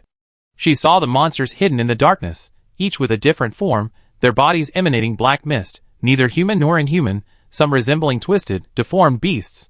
Sia2 faced the forest, holding his sword before her, occasionally stepping forward to deal with some of the mutated creatures that rolled down the mountain. Dark matter permeated the surroundings. The pollution concentration on the communicator was rapidly increasing, almost instantaneously, reaching 79% in the blink of an eye. Sia2 frowned, a sense of foreboding washing over him. Given Yuan Zhao's powerful mental detection speed, finding the gatekeeper was only a matter of time. Even if the gatekeeper sensed a threat, it shouldn't have caused such a violent fluctuation in pollution. Motion continued to emerge from the other 3 mountains. The roar of the Bishi spiritual entity tore through the night sky, its heavy shell crushing the rocks, causing the ground to tremble. The faint crackling of Gatling gunfire, and the barking of the water unicorn could be heard from the opposite side. Jiangmu was responsible for the eastern mountain peak. Darkness surged like boiling asphalt, countless tentacles and claws clawing at the rock face as they climbed upwards, the stench almost tangible. Twin blades relentlessly slashed down at the howling mutants charging down the mountain, splattering slime and creating a deafening, corrosive sound. "My darling," Jiangmu called softly, his voice laced with lazy indulgence, "come out and play for a while." The words had barely left his lips. Suddenly, a blinding silver light erupted from his body, cascading down like a waterfall, solidifying into the outline of a colossal beast the instant it touched the ground. The silver light dissipated, revealing a colossal beast coiled behind Jiangmu. The white moon beast shimmered with liquid moonlight, its scales inlaid with star-like specks of light, and where its long tail swept, ripples spread through the air. Countless mutants howled and charged.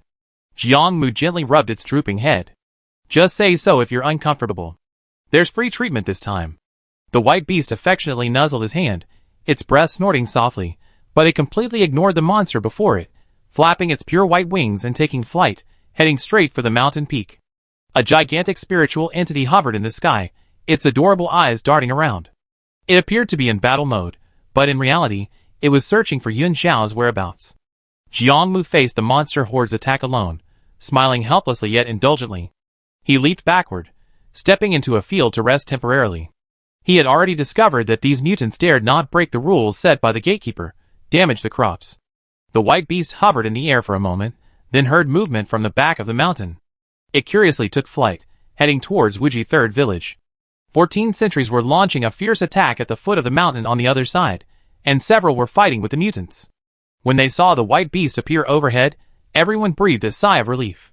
Its Captain Jiang quickly released the spiritual entity. Almost simultaneously, Yun Zhao's fingertips suddenly trembled, the fluorescent light flickering uncertainly in the darkness. The spiritual thread detected another, more primal, more chaotic dark substance, slowly writhing like viscous asphalt, carrying a kind of almost hungry malice.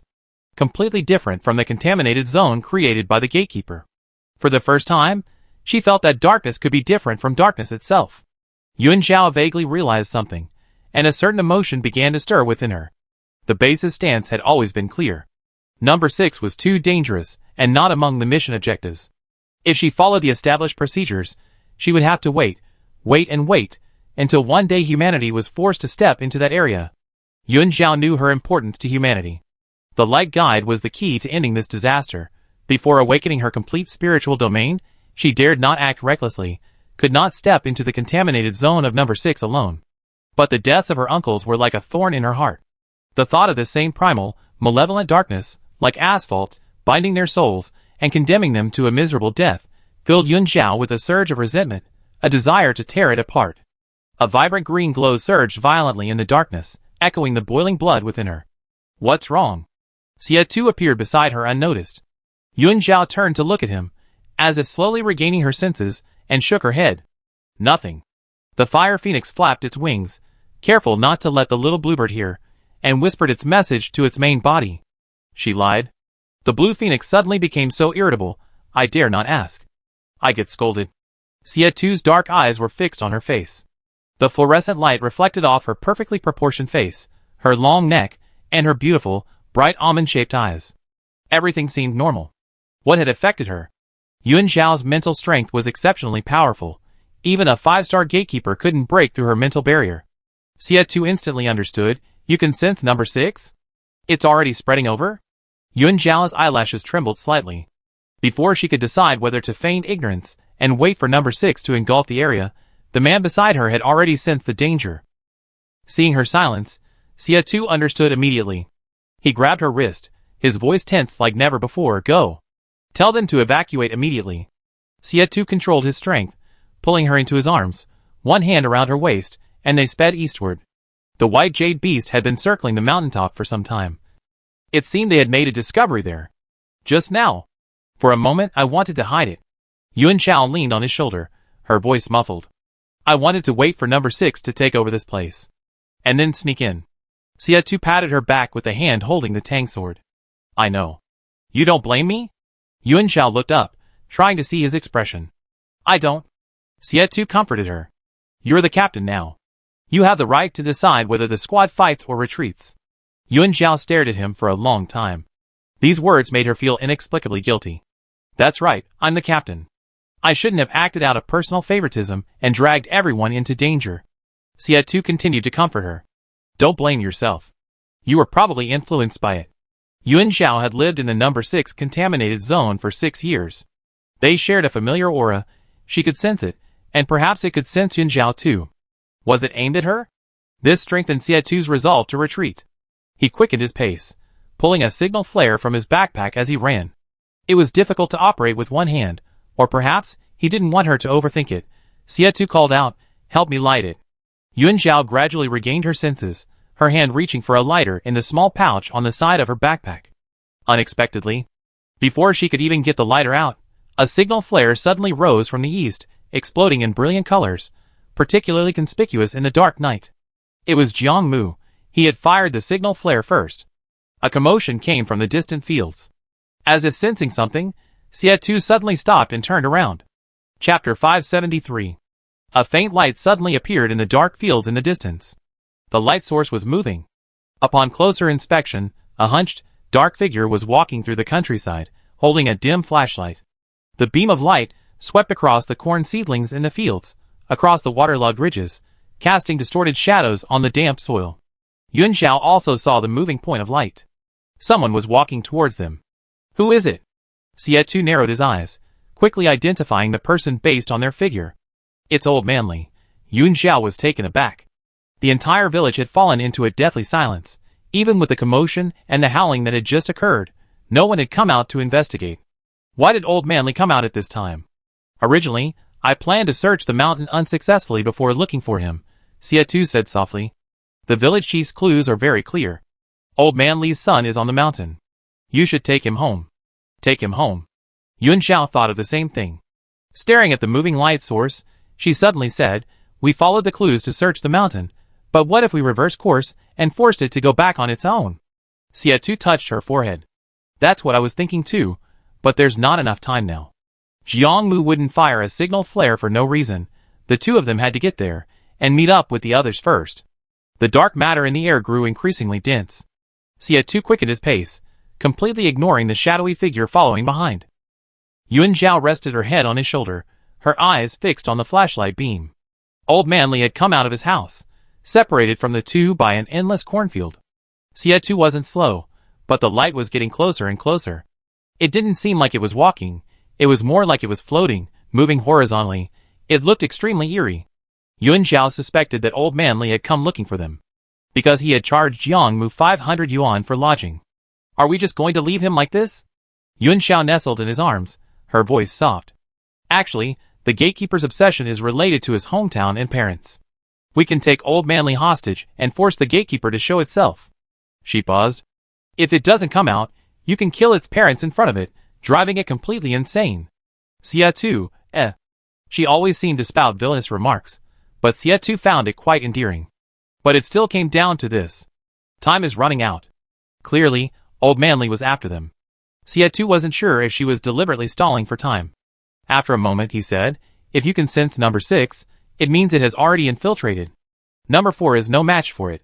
It's only a matter of time before it's swallowed up. They had to leave immediately.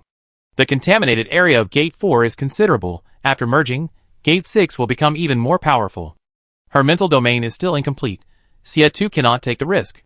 Yun Xiao remained silent for a moment, then stared silently at the moving flashlight beam. The fate of Gate 4 was already sealed. It would die. The difference lay in whether it died at her hands or at Gate 6. The commotion from the north and south had ceased at some point. After Old Manly appeared, the roars of the mutated creatures on the mountain gradually weakened. The surrounding area consisted of open, low-lying fields. Around a bend, the reflections of the eastern mountains could be faintly seen. Jiang Mu was standing in the farmland at the foot of the mountain. He held a flashlight, not looking in the direction they were rushing from, but at the ghostly speck of light that had been following them. What's that? Xia Ming'an, who had seen the signal flare and rushed over immediately, was now squatting on the edge of the field. Is it coming for us? Jiang Mu recognized it after a moment. The mutant that took my money. Xia Ming'an was indifferent. Just a mutant. Crushing it is as easy as crushing an ant. Jiang Mu felt that being alone with this kind of person for too long would lower his IQ. So he decided to ignore him. In the blink of an eye, Xie arrived with Yun Xiao, the light following behind him growing closer. Yun Xiao looked around and realized someone was missing. Where's Fu Heng? She went to get the key. Squad 5 had initially aimed to eliminate the gatekeeper, but their search for something left behind by Yun Xiao's father had delayed them. Who would have thought that things would change so quickly, just a few hours after they entered? Jiang Mu turned his head, pausing subtly for 2 seconds. The reinforcements received orders to enter contaminated Zone 4, and were instructed to retreat immediately. Xie looked up and asked, Where are they? Jiang Mu, on the other side of the mountain. The mutants are blocking the way, and are trying to find a way to rendezvous. Xie's ears twitched, trying to catch any sounds from the other side of the mountain. The white-haired beasts were helping them clear a path, making a moderate commotion. Jiang Mu raised his wrist, and set a countdown timer. We only have 15 minutes left at most. Yuan Xiao, remembering she was the captain, had to consider everyone on the team. She put aside her own selfishness and said with a slight smile, "That's the arrangement. Let's go meet up with the reinforcements first, then go find Fu Heng and get out together." During the conversation, the hunched, dark figure drew closer, its silhouette becoming clearly visible as a humanoid figure pacing in the darkness. Jiang Mu shone his flashlight directly on its face. The sudden light caused the figure to freeze, and everyone finally saw its face. Its cloudy eyes were grayish-white, its face bore a strange expression, and its lips twitched stiffly. The moment the light shone on its face, it seemed to finally react, its eyes flickering. Xia Mingang looked regretful. The clue was right in front of us, but we had to retreat. If only. Xia Tu interrupted him. "Don't waste any more time. Let's climb the mountain now." The immediate message was to ignore the commotion behind them. The four quickly sprang into action, heading straight for the mountain. The little bluebird flapped its wings and flew into the air, heading in the direction of the white beast. A greenish-blue fluorescent light appeared out of thin air, quickly bringing the monster horde under control. Fire Phoenix wanted to go, but Xia Tu ordered it to find Fu Qian and the Water Kirin. Reluctantly, it flew in the opposite direction. The mountain path to the east was relatively flat and easy for Yun Xiao. Her military boots made a slight sound on the damp earth, and she could hear the corrosive sound of slime. Xia Tu walked behind her, supporting her waist with his hand to conserve her energy. Ignoring the mutants lining their sides and the light chasing them from behind, the four quickly traversed the forest and soon found the 14 sentries attempting to break out. With the help of the white she-beast, the 14 fought with ease and had already reached the mountain peak. Seeing them unharmed, the sentries visibly relaxed. "Captains, let's get out now." The path was winding. They clearly hadn't noticed one person was missing. Xia Mingang stated directly, "Wait until Captain Fu gets the key." There were about 7 minutes left. They should have enough time. One of the sentries, upon hearing this, patted a special container at his waist. "We have some here. A key dropped when we killed the mutant earlier." Chapter 574. The sentry took the container and handed it to Yun Xiao. Yun Xiao took it and fastened it to his waist. Time was of the essence. The dozen or so immediately returned the way they came to rejoin Fu Qian. Jiang Mu went from covering the rear to leading the way, coaxing the white she-beast back to its mental domain first. The group then sped down the mountain along the path covered in black slime. Greenish-blue fluorescent light danced everywhere, illuminating the monsters pinned to the ground on either side of the path. They remained frozen in their final moments. Some were leaping out of the bushes, stench dripping saliva from between their fangs. Some were curled up in the treetops, their bony backs arched. Others had half their bodies emerging from the soil, their claws outstretched like knives. But at this moment, all the monsters were frozen in place. The power of the S-rank guides repeatedly challenged people's understanding. If, as speculated in the cellar, Yun Xiao didn't belong to this planet, then everything seemed to make sense. Jiang Mu's eyes scanned the path leading down the mountain, and he suddenly spoke, "There's something on the road." Yun Xiao knew what he meant. Old Manly, who had been following them up the mountain, was now facing this mutated creature head-on on their way down. "No time to deter," Xia Tu said, glancing down at his communicator. "Let's just charge through." Xia Mingang casually cocked his gun with a click. "What a pity, there's no time for a mission now." Though he said this, his tone betrayed no regret. Yun Xiao listened to their conversation, constantly watching his step, trying to keep up with the two ahead. "Holy crap! That thing floated up?" came the voices of other sentries behind them. Yun Xiao glanced up briefly. The flickering beam of a flashlight revealed it was now only 100 meters away. The hunchback resembled an ordinary old man from a mountain village, yet it rose up like a puppet, drawing ever closer in the blink of an eye. "I don't agree with killing it," Jiang Mu said, gesturing for Xia Mingang to put his gun away. He casually lifted his eyelids. "Killing it now will cause Zone 4 to fall immediately." Xia Mingang wasn't stupid. He quickly understood his meaning. According to the village chief, Old Manly was the gatekeeper's father. The contaminated zones were merging, and the two gatekeepers were currently in the initial stages of their confrontation. It was true that Zone 4 was no match for Zone 6, but it could at least hold out for some time. If they killed Old Manly now, it would be tantamount to helping Zone 6, creating trouble for the Zone 4 gatekeeper from the rear, and causing the zone to fall even faster. So ignore him, just go around it. Xia Tu kept checking his watch. There were still 6 minutes left. Fire Phoenix has found Fu Heng and relayed the message.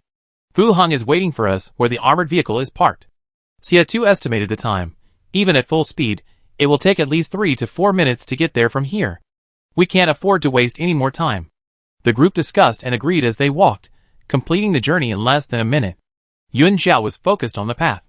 When she looked up again, Jiang Mu, walking at the front, had come face to face with the hunched figure. Two beams of flashlight faced each other. The mountain wind suddenly became viscous, carrying a putrid foul odor.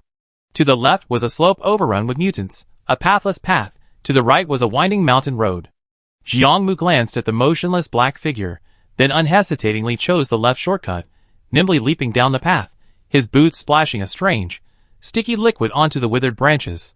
He dispatched the monsters blocking his path with a few swift strikes, then turned to signal the others to follow. Xiao Mingang leaped gracefully. Yun Xiao was third in line. After the two ahead of her left, she was almost face to face with the shadowy figure. They were only a few steps apart, close enough to see the wrinkles on its dark face.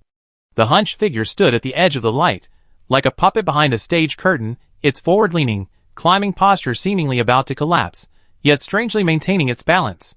Its murky eyes moved again. At that moment, a force came from behind Yun Xiao. It was Xie2, carrying her backpack, who pulled her into his arms and jumped into the bushes on the left.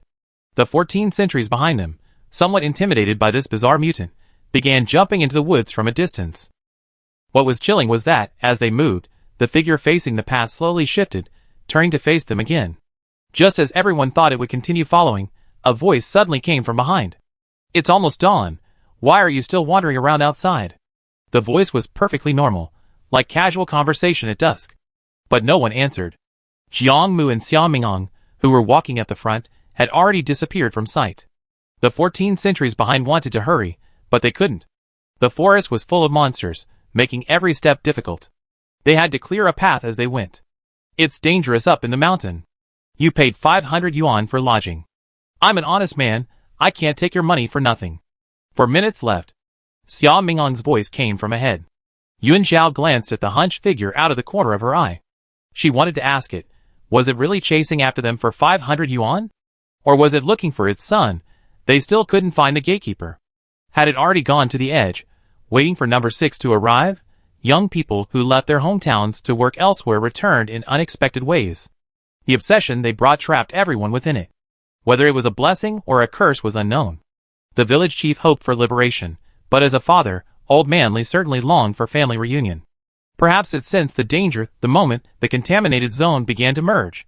The mutants could escape the contaminated zone or be accepted by number 6, but the gatekeeper number 4 faced certain death. The contaminated zone should never have existed in the first place. Yun Xiao thought, people value returning to their roots, being buried in their hometown. Isn't that the best ending? The sentinels behind her and Xie2 had caught up. With Jiang Mu and Xiao Mingang leading the way, the sentinels moved quickly, leaving the old man's hunched figure far behind, rushing down the already low hill in just 2 minutes.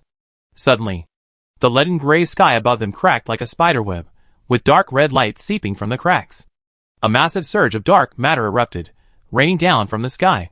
The world was undergoing a nightmarish transformation.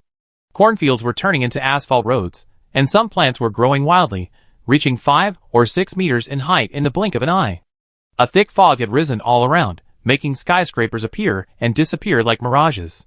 "Damn! So fast?" The sentry behind them couldn't help but mutter. 2 minutes ahead of schedule. "Speed up! Hurry up!" Xie2 tensed, urging the people behind him to keep up. Xiao Mingang's shout came. "Don't touch anything, all straight!" The atmosphere instantly became tense. Yun Xiao subconsciously reached for the container containing the key, feeling a sudden pang of fear. She sensed it. Number 6 was watching her. Chapter 575. That gaze wasn't a direct scrutiny, but rather like some creature lurking deep within an underground river, measuring her contours inch by inch with its damp, cold tentacles. Like an icicle slowly piercing her spine. It seemed to be saying, "You've grown up." Yun Xiao, for some reason, understood its expression. The instinctive memory of being 6 years old made her entire body stiffen. The little bluebird suddenly became very agitated, hopping straight onto Xie2's head and looking around. The palm-sized figure instantly became transparent, flickering and changing size. "Ah, I've seen it before. I want to kill it." Memories flooded back. 5 years old is an age of knowing yet being naive. Inside the manor castle, a Nani robot served her as she washed up, then carried her downstairs for breakfast. The spacious hall was piled high with all sorts of toys. On the television, without fail, the videos left by her father played on repeat every day.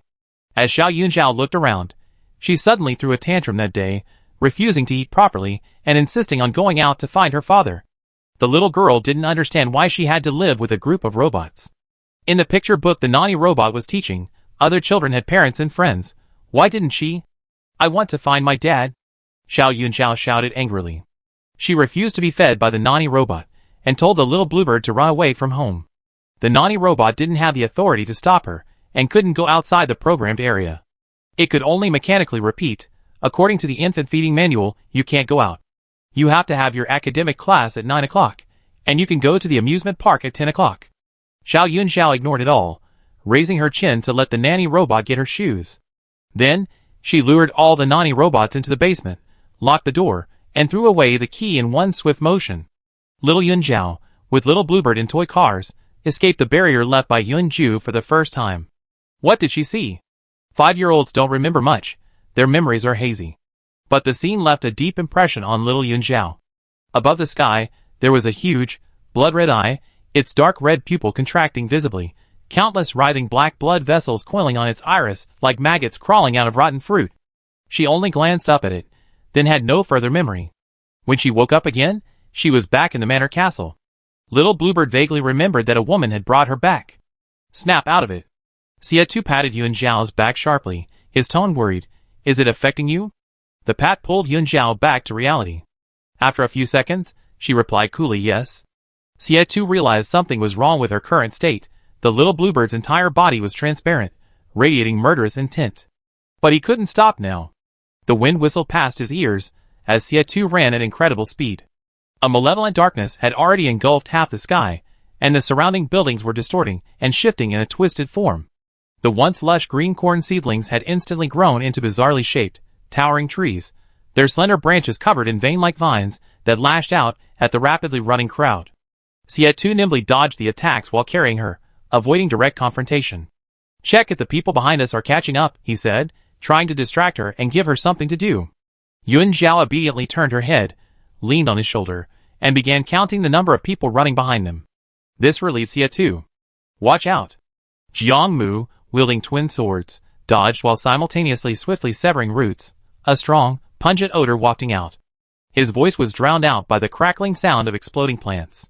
14 sentries blocked the attack, struggling to stay in line, clinging tightly to Xie's back. Behind them, the entire cornfield had twisted into a living forest of thorns. Just at the critical moment, the roar of an engine suddenly came from afar. Blinding headlights pierced the fog, and an armored vehicle, like a steel behemoth, surged forward, stopping in a crushing motion ahead. Get in the car! Fu Heng shouted, leaning out of the window. The branches above flailed wildly, and a water unicorn appeared in a flash, howling as it bit down on a branch trying to lift the armored vehicle. Ugh, this tastes awful. At the same time, Fu Yan immediately reached for the key. The fourth contaminated zone hadn't been completely swallowed up yet. The key was still useful. A white halo quickly appeared, followed by the howls of countless mutants. A riot broke out in the contaminated zone. The distant mountains were now covered by mirage-like buildings, and a dense swarm of monsters, like a flood, surged towards the armored vehicle. Xia Ming'an slammed on the brakes beside the armored vehicle. As the Pathfinders, he and Jiang Mu had been under constant attack, and now they looked rather disheveled. His meticulously styled flaxen short hair was now a mess, like a bird's nest torn apart by a typhoon, with a few wisps of bangs sticking up comically, like antennae stuck out. My combat trench coat. Xia Ming'an wiped his face, speechlessly looking at his ripped combat uniform. A diamond-encrusted earring stubbornly glittered in the smoke, but unfortunately, paired with his tactical belt, now tattered to shreds, he looked like a thug who had just failed to rob a luxury store.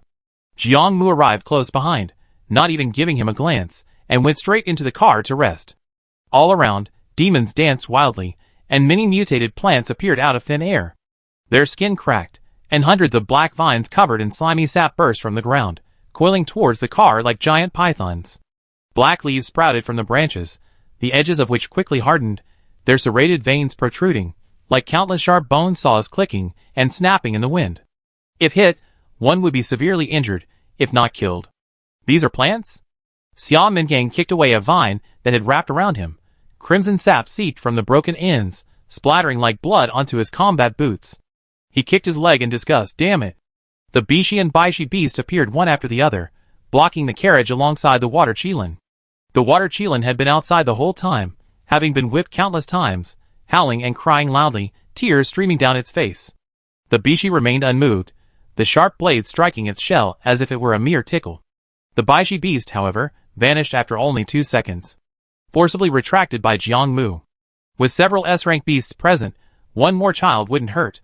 It was too dangerous outside, it looked painful. Defense should be left to the tanky Bishi. 1 minute later. Xia Tu finally arrived with everyone. The distance of less than 200 meters was incredibly difficult for them. 2 sentries had been entangled in vines, and Xia Tu had gone back to rescue them, causing the delay. Get in! Xia Tu protected Yun Xiao well. She got into the car unharmed. Xia Tu didn't follow her in, turning to go with Xia Ming'an to meet the 2 wounded sentries. Yun Xiao sat inside, glancing coldly at Jiang Mu, who was drinking water. The car was dimly lit, only the cold light from the dashboard reflecting on her face, making her dark eyes appear even more unfathomable. Yun Xiao felt the omnipresent scrutiny from all sides. Those gazes were like a dense spiderweb, stickily clinging to her. Are you still leaving? Chapter 576. So annoying. Yun Xiao didn't want to answer its voice. The wreckage of the aircraft was here, and what her father left behind had once again been swallowed up by number 6. The function of the badge was still unclear, and it was unknown whether the villagers looked at the crystal key or the badge. Too many questions remained unanswered. She didn't want to leave, but she had no choice. It's all number 6's fault. Get out. Stay away from me, or I force you to kill me now. Yun Xiao conveyed the message to the little bluebird. The more agitated she became, the colder her expression grew, and her murderous intent was almost impossible to conceal. Jiang Mu keenly sensed her unease, and turned to look at her. The little bluebird, perched on her shoulder, was transparent, pacing back and forth, emitting cries that humans couldn't understand, appearing extremely agitated. In Jiang Mu's memory, Yun Xiao rarely showed strong emotions. Bang! The car door was suddenly pulled open. Xia Tu and Xia Ming'an stumbled in, carrying 2 wounded men. A stench of blood instantly filled the entire compartment, mingled with the putrid stench of mutated plants. Close the door. Close the door now.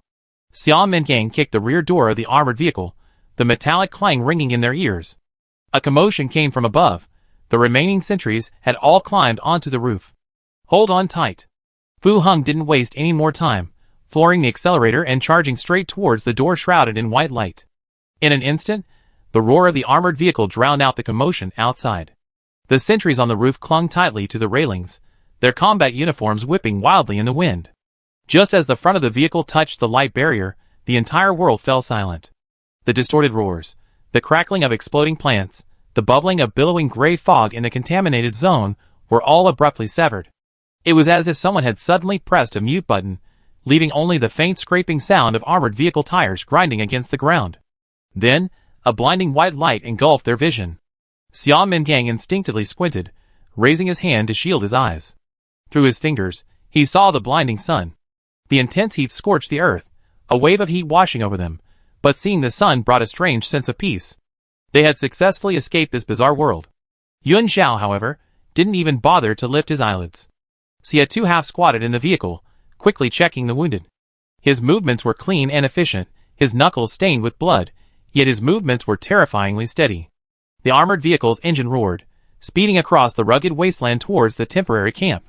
Inside the vehicle, the stench of blood mingled with the sounds of heavy breathing. Jiang Mu opened the passenger window and leaned out to look back. Behind them, a massive, swirling gray fog obscured the sky and the sun. The thick, almost tangible chaos resembled a colossal wall connecting heaven and earth, its interior twisting and writhing. Confirming complete safety, everyone finally relaxed. An inauspicious start, Jiang Mu muttered, pulling back from the window and leaning lazily against his seat. If people knew, all of humanity's S-ranks working together couldn't even eliminate a 4-star contaminated zone. He said this without a trace of shame, his face instead tinged with mockery. Fu Yin, driving, turned and glanced at him sideways. She was still harboring resentment about the incident, her tone somewhat cold. It was an accident. If I had 2 more hours, I could definitely find the gatekeeper. The squad, representing humanity's highest combat strength, was confident they could eliminate the contaminated zone before setting out, even foregoing the immediate acquisition of the key upon entering. Reality delivered a harsh blow. Indeed, no contaminated zone should be taken lightly. It's a problem with Dawn Base, isn't it? Xia Mingong pulled out a small mirror from somewhere, fixing her hair in front of it. Number 4 is under your base's jurisdiction, yet your intelligence has such a major flaw. What does this have to do with us? Jiangmu shrugged. Don't accuse us unnecessarily. All contaminated zones are within monitoring range. Number 6 has been quiet for half a year. Who could predict it would suddenly riot? Xia Mingong, since it's so close, why didn't you deal with it sooner? Jiangmu leaned back lazily in her seat.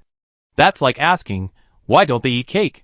With insufficient combat personnel, do you think the base didn't want to resolve it earlier? Heh, do you think I don't know? You were lazy and didn't go back at all.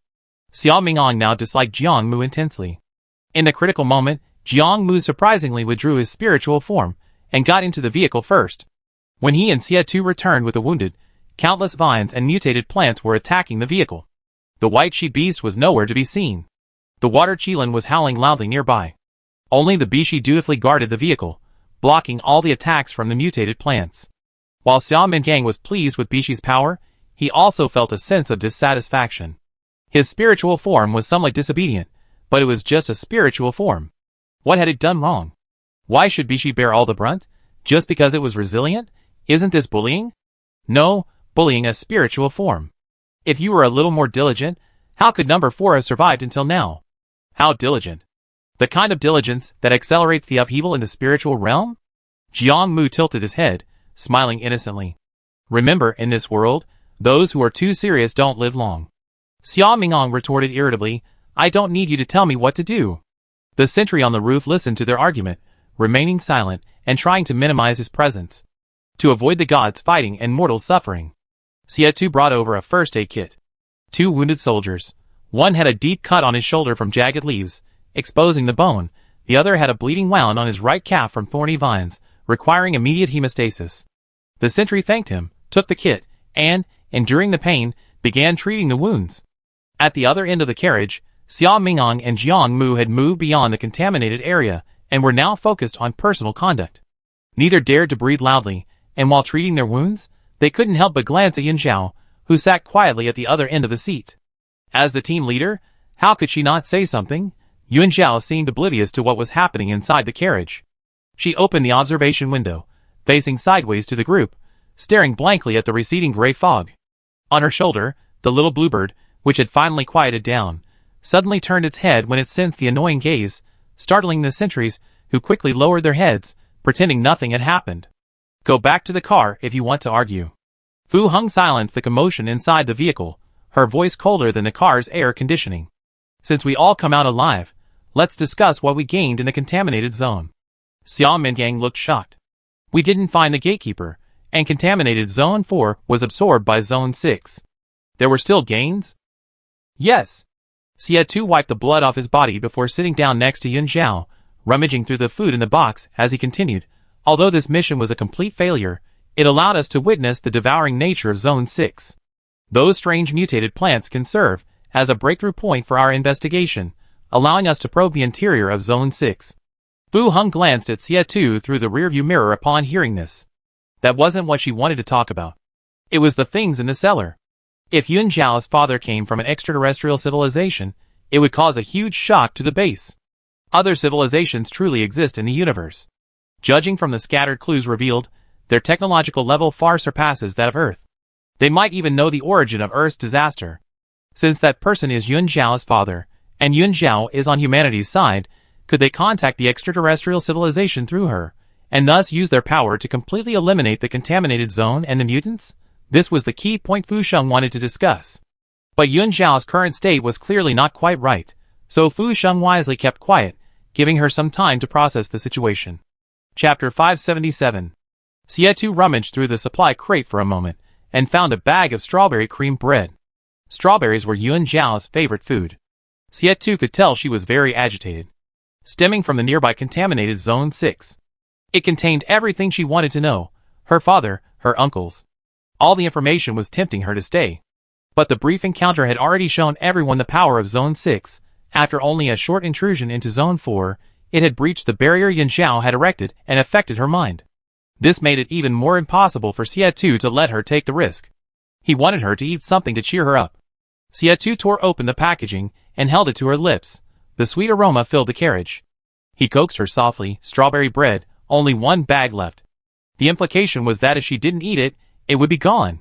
Yun Zhao numbly took it, turned her head, sat up straight, and held the bread but didn't eat it. That feeling hasn't disappeared. Hearing her finally speak, Xie brows relaxed slightly. What kind? Yun Zhao seemed somewhat dazed, murmuring, the feeling of being watched. Her words trailed off. The carriage fell silent. Xie paused slightly, the torn wrapper crumpled in his palm. His voice was extremely low. We're out. I know. Yun Zhao frowned slightly. But why hasn't it disappeared? I feel like it's still watching me. She had been looking out the window for a long time. She was certain the swirling gray fog was long gone, far behind the armored vehicles. But Yun Zhao still felt that number 6 was watching her. It disregarded the little bluebird's threats, and had no intention of letting her leave. Why? Yun Zhao didn't quite understand the relationship between the gatekeeper and Yun Zhu, and why they would allow a living person like her to live in their territory for 6 years. 6 years wasn't quite accurate. If she hadn't run away on her 6th birthday, she might have stayed inside even longer. It's just your imagination. Xia Mingong thought she was overthinking it. Gatekeepers cannot leave their domain, that's an ironclad rule. Fu Heng rarely agreed with Xia Mingong's point of view, tapping the steering wheel with her fingertips, and said to her, your mental barrier was overexhausted just now. It's probably residual empathic interference. Guides have strong empathic abilities, able to perceive and capture the emotions of others. They are also most sensitive to emotions. The stronger one's mental power, the stronger their perception ability. Fu Heng had read relevant research data. We just came out of the contaminated area. Residual empathic interference is a normal phenomenon. Is that so? Yun Zhao was unsure. Xie hummed in agreement, took her hand holding the bread, and brought it to her lips. Don't overthink it, the cream's melting. Seeing everyone say this, Yun Zhao doubted she was overthinking, and took a small bite of bread from Xie's hand. The moment the cream melted on her tongue, the sweet aroma flowed down her throat like a warm current. Eating the sweet treat, Yun Zhao's mood finally improved somewhat. Her eyes became clear and bright, unlike the coldness she had shown earlier. Relieved, Xie got up to get her a drink. The temporary camp wasn't far from the contaminated area. Half an hour later, the armored vehicle slowly slowed down and stopped outside a circle of tents. The 12 sentries huddled on the roof of the vehicle were the first to jump off. Fu Heng parked the vehicle and said to everyone, go inside and rest for a while. We have a meeting tonight to discuss the lessons learned from this mission's failure. Jiang Mu, He was speechless at this workaholic with a strong will. Yun Zhao had only taken 2 steps after getting out of the vehicle, when he couldn't help but turn back and say, it seems like I'm the captain. Fu Heng was silent for a moment. Okay, Captain. We have a meeting tonight to discuss the lessons learned from this mission's failure. Yun Zhao, Seeing that her meaning had been conveyed, Fu Heng waved to everyone and, carrying her Gatling gun, walked in the opposite direction from the camp. Where did she go? Xia Mingong stared at Fu Mo's departing figure, feeling bewildered. Doesn't she need to rest? Jiang Mu didn't want to stay here for even a second longer, and entered the camp first. His voice came, if you want to know, you can follow her. I'm not that free. Xia Mingong couldn't stand his tattered combat uniform and grabbed the sentry on duty at the gate, asking, quickly, ask if anyone has any spare clean clothes. Xie, as always, didn't participate in their conversation, his attention constantly on Yun Zhao. I go get some meat. Do you want braised or soup for dinner? Yun Zhao shook her head, a rare occurrence. There are very few mutated animals here. We can just eat whatever we want tonight. Don't bother, go inside and rest for a while. The sentries in the town had only ever captured small mutated animals before. She had lived nearby for 12 years, and remembered that no large creatures roamed this area. In this hot weather, if Xie really went out to get meat, he would probably have to travel a long way. They had just come out of the contaminated area, and were relaxing, when Yun Zhao didn't want him to overwork himself. Xie's eyes couldn't help but gleam with a smile, his voice lowering slightly. Okay, whatever you say. The two entered the temporary camp together. Yun Zhao casually chose an empty tent, turning to Xie and saying, see you tonight. See you tonight, get some rest. Only after seeing Yun Zhao go inside did Xie enter the tent next to hers. The other empty tent was left for Fu Heng, who was out. Yuan Zhao lay on the folding bed, feeling her adaptability growing stronger. The tent was somewhat stuffy, the canvas billowed slightly in the hot air, making a soft rustling sound. Yuan Zhao stared at the shadows on the ceiling, slightly raising her hand. Her mental tendrils instantly spread out, covering the entire interior of the tent like a fine spiderweb. The mental tendrils detected that there was nothing there except herself. But the feeling of being watched hadn't disappeared. In fact, it became even clearer in the silence. Yuan Zhao wasn't reassured, so she raised her hand again, adding another mental barrier to herself. Everyone said it was residual empathic interference, but she had never experienced anything like this before. An illusion? Yuan Zhao muttered to herself, staring at the ceiling. Meanwhile, the rest of Team Zero had just emerged from the 2-star contaminated zone. With the inhibitors researched by Qi Shiqi, Qi Ling moved freely within the contaminated zone, entering and exiting 3 zones, successfully locating a resource-rich area. The main force immediately mobilized, and as the gate opened, truckload after truckload of supplies was pulled out. The sentries were all beaming with joy. Qi Ling squatted on the outer perimeter, counting the truckloads of supplies, carefully calculating the points reward against the spreadsheet. He currently owed the captain 60,000 points. 1, 2, 3, 4, divided among 4 people, the resource reward needed to reach 240,000 to pay off the debt. And paying off wasn't enough, he still needed money for meat every day, and he needed to earn money to upgrade the robot's other parts. After calculating, it simply wasn't enough. Qi Ling, with a pained expression, asked his teammates, "Can we not go back? Let's try finding another contaminated area." "No, some supplies can't be stored for long. They must be transported back to base as soon as possible." Song Liang rejected his suggestion in a second. Tao Hao, sitting in the shade, said in his loud voice, "Why are you in such a hurry? The captain has money, it's okay if he owes you." "Exactly, don't you miss the captain and Sister Yuan Zhao?" Wang Jiayu chimed in from the side. Duanqi, hearing her say this, turned and asked, "By the way, Lao Song, have the captain and the others come out yet?" Song Liang, standing on the other side, was sending a message using his communicator. He habitually reported to the captain first, then to the base, and replied, "Probably not, we can't get in touch with them yet." Chapter 578. The temporary camp was set up in a shady spot. Rows of modified armored personnel carriers parked along the perimeter, their rotating radar units constantly scanning the contaminated area. As Fu Qian walked along, she sensed that the number of sentries stationed there was rather small. Looking around, there was no sign of patrols, only a few scattered figures on the outskirts. All unfamiliar faces. Passing by the parking area, judging from the markings on the vehicles, most were from Dawn Base within the jurisdiction, with a smaller number from Dawn Base. Fu Qian didn't think much of it. The strength of the 5S squad was undeniable. Even a single psychic could handle those mutants. Furthermore, recently, all the bases had been allocating manpower to low-risk areas, focusing on finding supplies. With insufficient manpower, the reinforcements sent to them were naturally fewer. Fu Qian bypassed the camp, walking further and further away, until she was sure no one was nearby before stopping. The wind swirled sand and dust at her feet. She whispered, "Come out." The air distorted slightly, and the massive body of the water unicorn gradually appeared.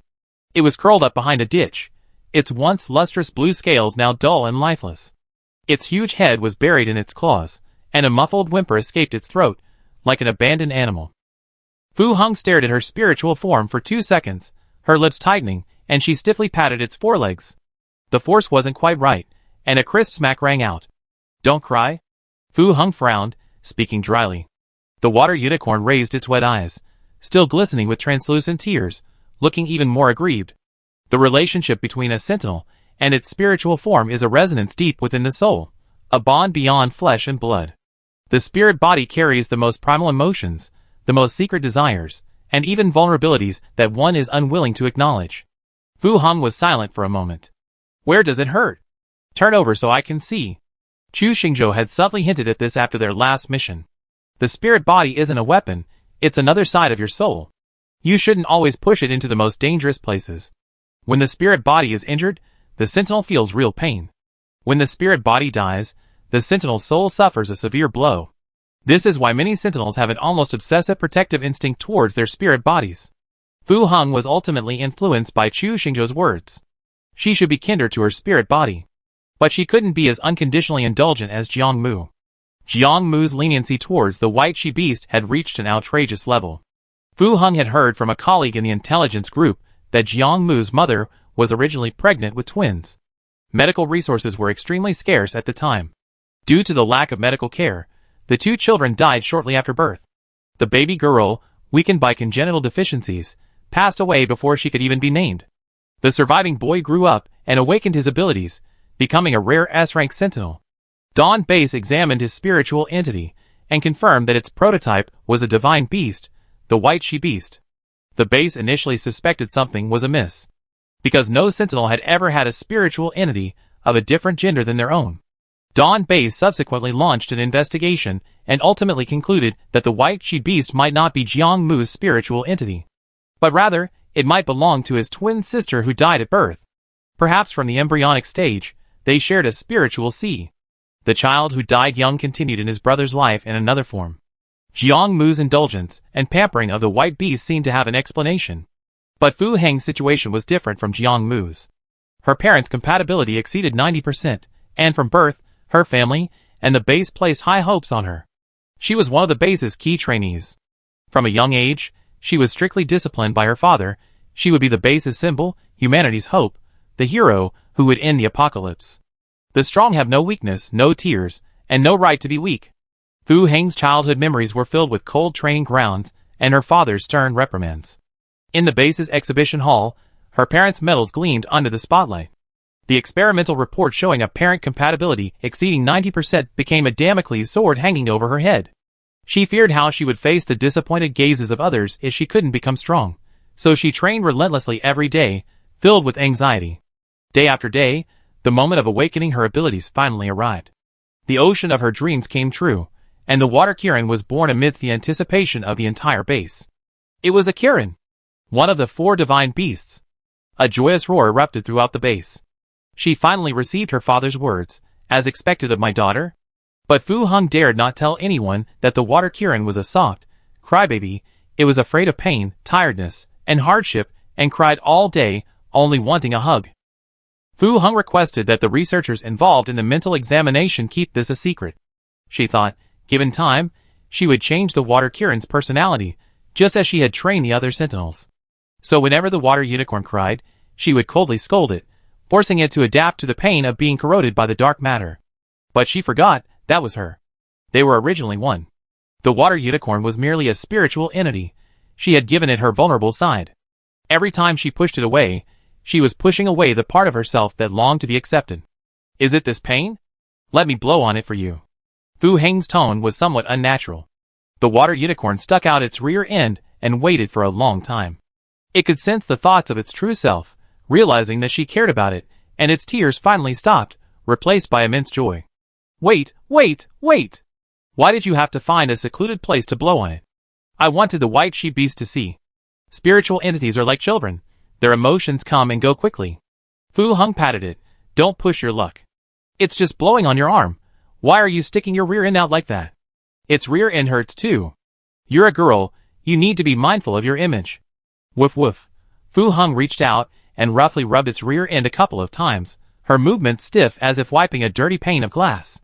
Be good, tomorrow after Yun Xiao has rested, I take you for some counseling. The water unicorn purred happily, clearly enjoying the counseling sessions. It couldn't wait to go. Fu Heng's expression softened slightly, the slight annoyance in her heart finally dissipating. Although her words of comfort were poorly chosen, at least the water unicorn accepted them. Let's go back and rest too. Turning around, she caught a glimpse of a mutated plant in the distance, very similar to those in the contaminated area. The blazing sun distorted the air, heat waves carrying sand and dust assaulted their faces, even the wind felt scorching. The vine, however, stretched out its emerald green leaves under the intense heat, its wavy serrated edges slightly curled by the sun, a stark contrast to the menacing black mutants in the contaminated area. Judging from its shape, with its 3-lobed compound leaves and shallowly serrated edges, it somewhat resembled a wild chase tree. Fu Yu squinted, her eyes stinging from the blazing sun. She had absolutely no recollection of such a plant growing nearby. Chapter 579. Xie Tu was in the tent, preparing to contact Minister Duan. According to procedure, the team leader should immediately contact the base upon exiting the tent to report the mission's progress, supplies, casualties, etc. The phone rang for a long time without being answered or hung up. Xie frowned slightly. Minister Duan was always very busy, but the satellite had already received the armored vehicle's location signal the moment they emerged.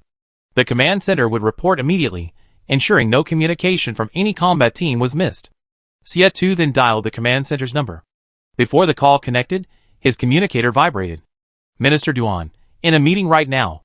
We received news that the mission wasn't completed? Xie stared at the message for a moment, then hung up and replied online, yes, the situation is a bit complicated. Number 4 was absorbed by Number 6. 2 reinforcement sentries were injured. Details will be reported upon returning to base. Minister Duan, received. Return as soon as possible. Minister Duan's tone was always like this, extremely official and businesslike, without any personal accusation. Xie felt a strange, inexplicable feeling. Following his intuition, he sent another message. Any unusual situations at the base recently? The message showed red, but Minister Duan didn't reply. Xie's brows furrowed even more. In the past, Minister Duan replied quickly. Even if he was busy, he would only briefly reply with everything is normal or be careful. He was about to dial again when he heard a noise outside. Xie put down the communicator and stood up to walk to the tent entrance. Outside the tent, the scorching sun baked the Gobi Desert, the heat distorting the distant scenery. Even the air seemed to crackle subtly from the heat. Fu Yin, who had just returned, was talking to the sentry at the entrance. Where's the adjutant? Fu Yin asked the sentry, holding up half a severed plant. I need to speak with him. Adjutant? The sentry on duty hesitated for a moment, then replied, our adjutant went to outpost number 3 to notify the evacuation. He added, the contaminated areas have merged again. At the current rate of spread, outpost number 3 probably can't be held. Equipment and everything else need to be moved. We don't have enough manpower there. The sentry's answer was impeccable.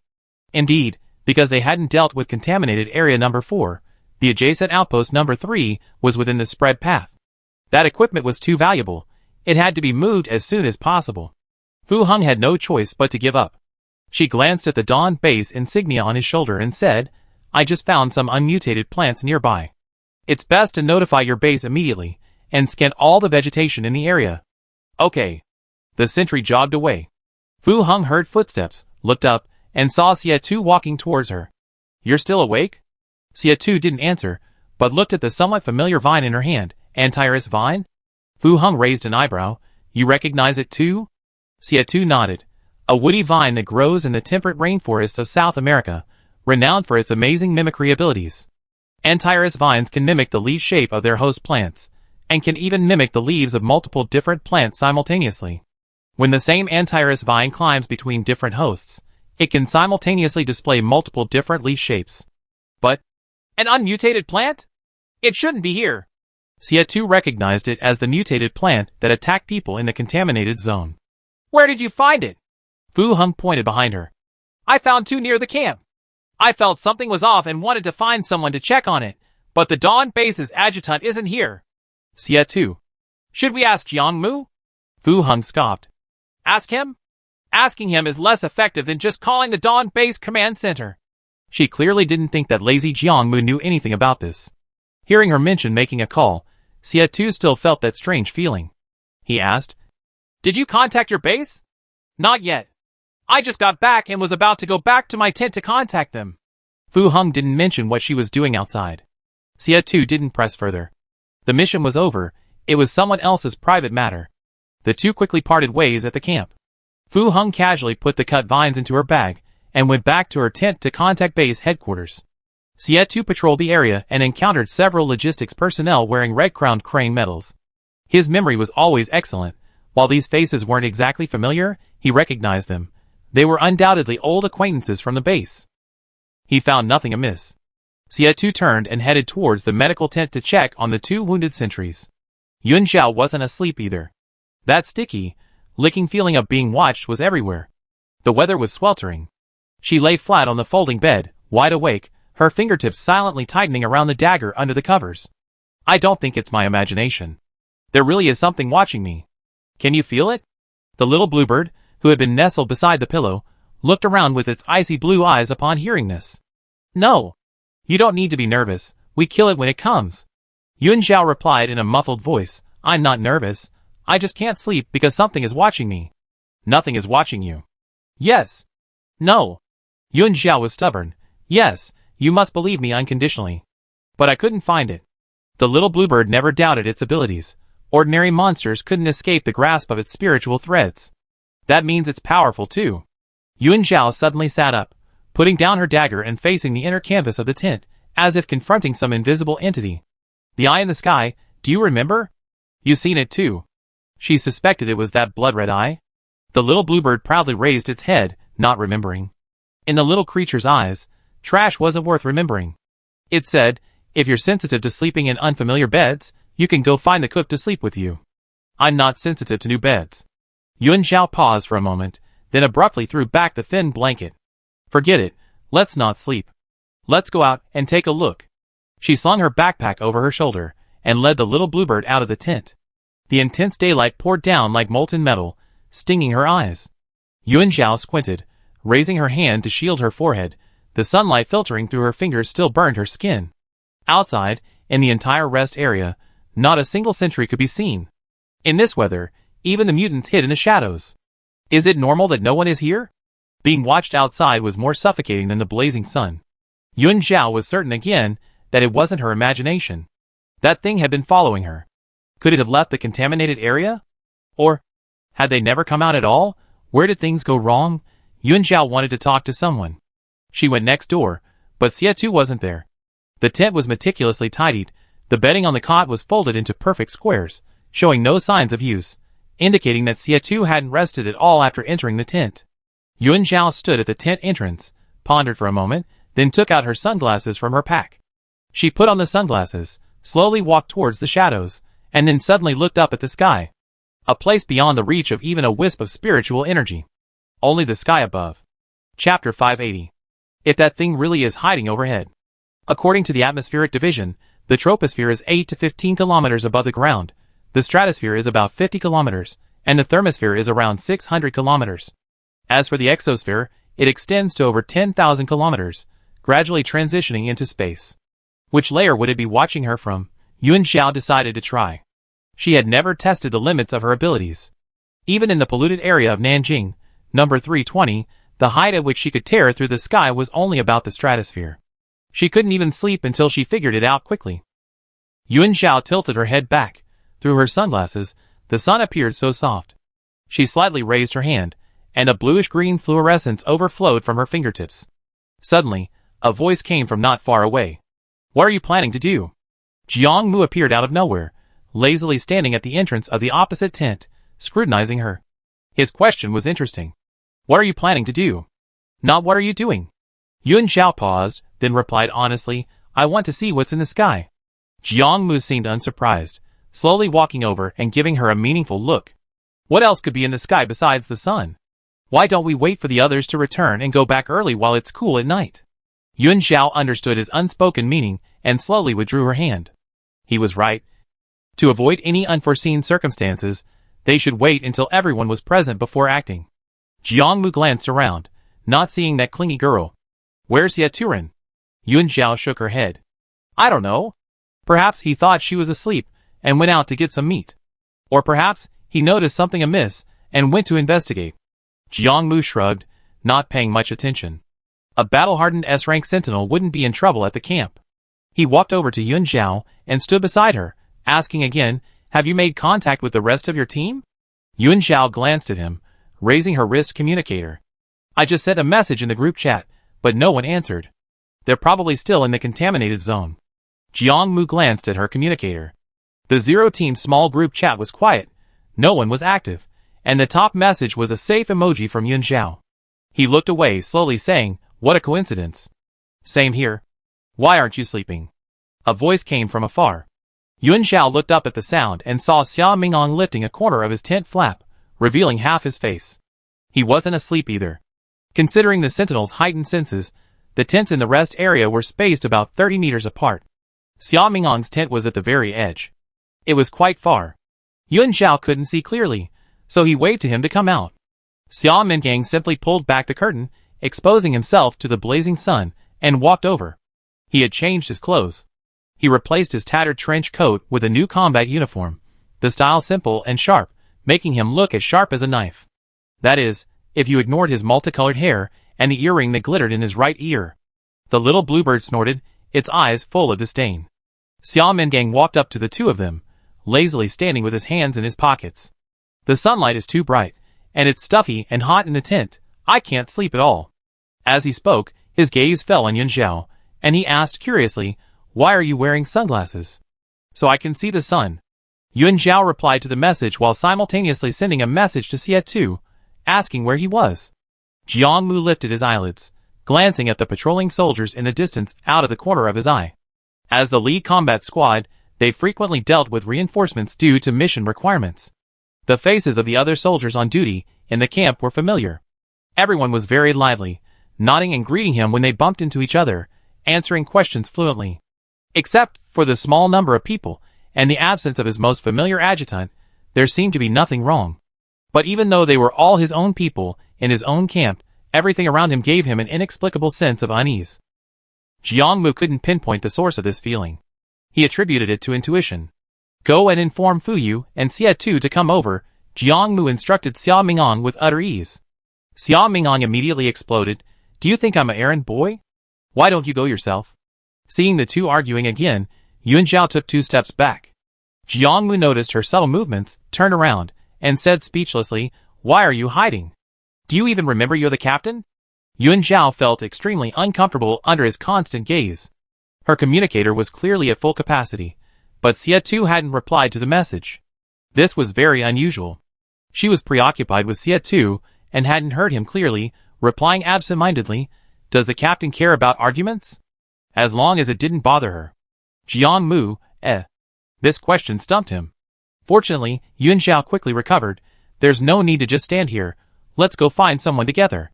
Meanwhile, on the way to the medical tent, Xie Tu discovered 2 more chased vines behind a very well-hidden dead tree trunk. This temperate plant only grows in South America. It had no trace in the old China. Xie Tu crouched down, his fingertips lingering on the surface of the vine. The dark red veins contracted abruptly upon his touch, and a viscous, transparent liquid seeped from the edges of the leaves. It felt slightly sticky on his fingertips, and a faint, sweet-smelling, fishy odor, like rotten honey, emanated from it. Clearly, this was something from the contaminated zone. Could it be the opposite of the mutant species, where the chased vine is a mutant inside but emerges as normal vegetation? Impossible. That theory simply doesn't exist. Mutation is irreversible. He never heard of any plant or animal that, after mutation, could revert to its original form. Unless Xie Tu recalled the patrolling sentries he encountered on the road, and the soldier he spoken to with Fu Qian earlier. They all seemed too normal. Everyone seemed programmed, reacting with the most timely and rational precision. Like Minister Duan in the message. Xie Tu straightened up and strode towards the medical tent, dialing Minister Duan's number again as he walked. He needed to confirm. Mere information exchange wasn't enough to discern the truth, but as Minister Duan's direct superior, Xie Tu knew him best. A minute of conversation would be enough for him to find a loophole. Beep beep. The phone rang again, but no one answered. Xie Tu narrowed his eyes. He had already reached the entrance of the medical tent. He abruptly pulled back the curtain, startling the people inside. The medical tent was spacious. 2 wounded sentries lay on cots. One was shirtless, revealing a freshly bandaged shoulder, while the other lay flat with his injured leg propped up. 4 of their teammates were guarding inside. They all turned around, saw who it was, and stood up simultaneously. Team leader Xie. Xie Tu nodded, his eyes scanning the area. Sure enough, there was no medic in the tent. His expression remained unchanged as he said, "Go and call the others. We're evacuating immediately." Evacuate? The 6 men looked puzzled, but instinctively obeyed. One of the sentries stood up and ran outside. "Okay, I go inform them." Xie Tu added, "2 of you go. Don't alert the people in the camp." "Yes, sir." 2 teams, a total of 14 men, belonged to Dawn Base and Dawn Base respectively. Xie Tu didn't ask about their meetings and interactions with the others in the camp. People naturally lower their guard when they're in a safe place. If he could fool them, he could easily fool these sentries. He waited in the tent to assemble. Not long after, 3 familiar faces appeared in his field of vision. "We've been looking for you everywhere. What are you doing here?" Chapter 581. The 3 went to Fu Hao's tent first. Her tent was diagonally opposite, next to Yun Zhao's to the left. They had been talking outside for a while, but there hadn't been a sound from inside. Yuan Zhao went up and called out, but there was no response. She reached out and lifted the tent flap. It was empty. The sleeping bag was neatly folded, and nothing had been touched. Yuan Zhao frowned and turned to ask them, "Has Fu Hao come back?" With their hearing, they should have been able to hear anything. Jiang Mu, no. Xiao Ming'an, it seems not. Didn't she go out after getting off the vehicle? The mission was over, and they weren't that close. Where Fu Hao went was her private matter, and no one thought to ask. Yuan Zhao thought for a moment, then turned on her communicator and dialed Fu Hao's number. The call connected after a short while, but no one answered.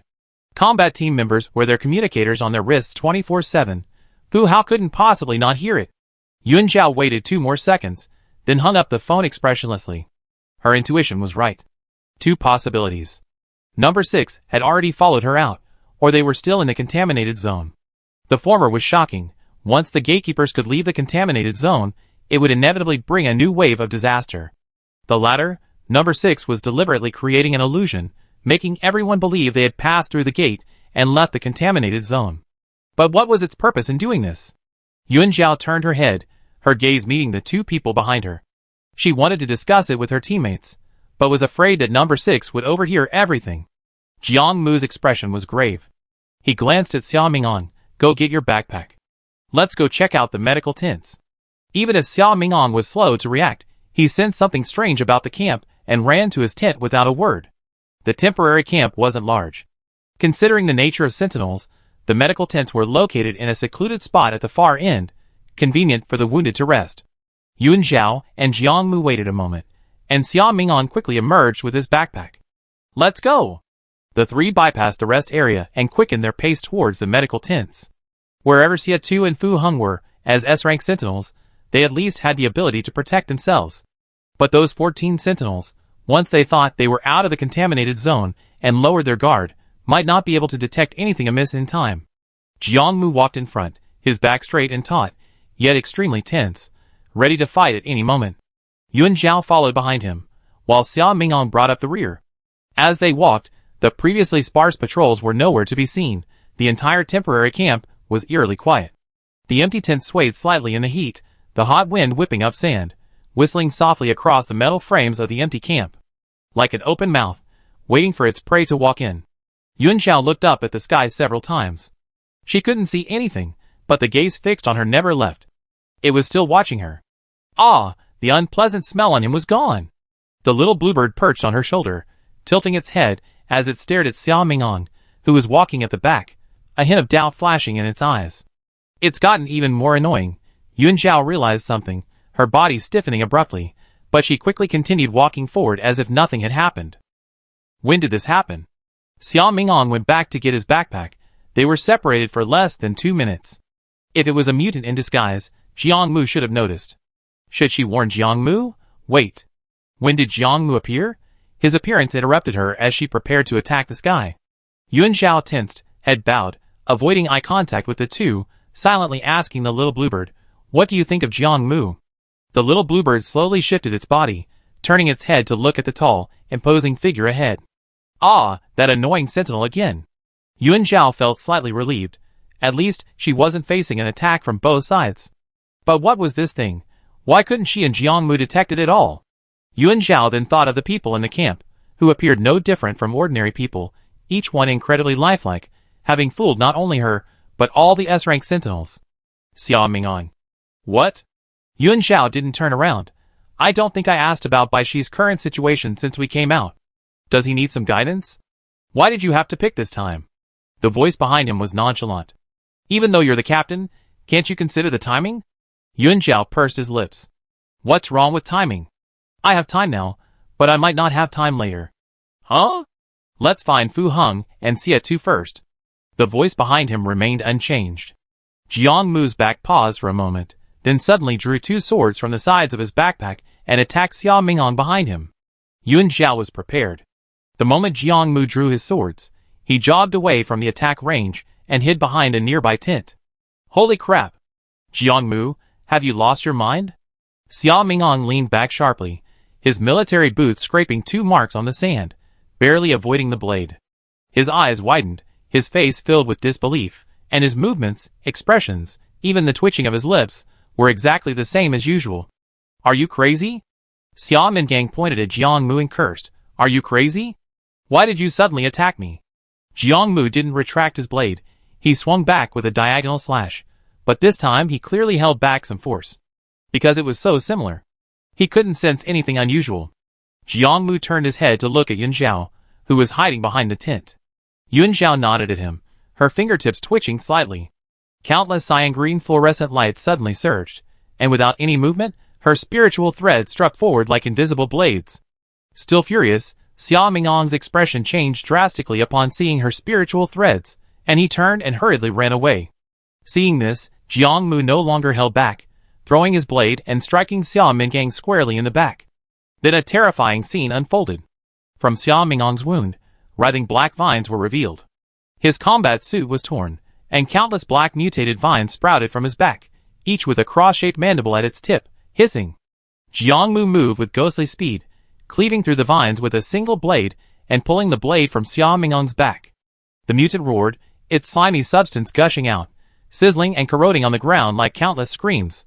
Dozens of vines, like tentacles, lashed out at Jiang Mu. Jiang Mu retrieved his own blade, retreating to dodge while simultaneously slashing with both swords, severing the vines before him. At the same time, a bluish-green glow was upon him. The mental threads brutally tore through the mutant's defenses, invading its mental core. As a guide, she could sense the emotions transmitted through the mental threads. But this time was different.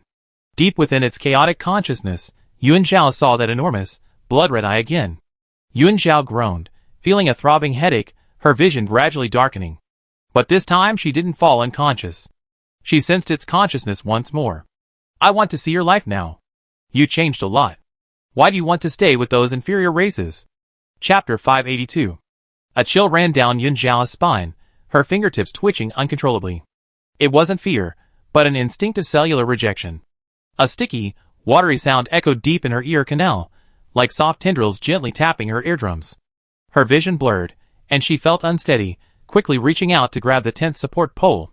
The little bluebird suddenly became agitated, its cold, beastly eyes filled with murderous intent. In an instant, fluorescent light danced around them, and more psychic threads surged towards the mutant's mental core, trying to tear this trash apart. Yun Yao? Jiang Mu's shout seemed to come from a great distance. He noticed the commotion at the tent, and his attacks became even more ruthless. Wherever his blade flashed, the vines snapped inch by inch, and a blood-like sap seeped from the cuts. This thing looked very familiar. It was the same vine that had attacked them in the contaminated zone.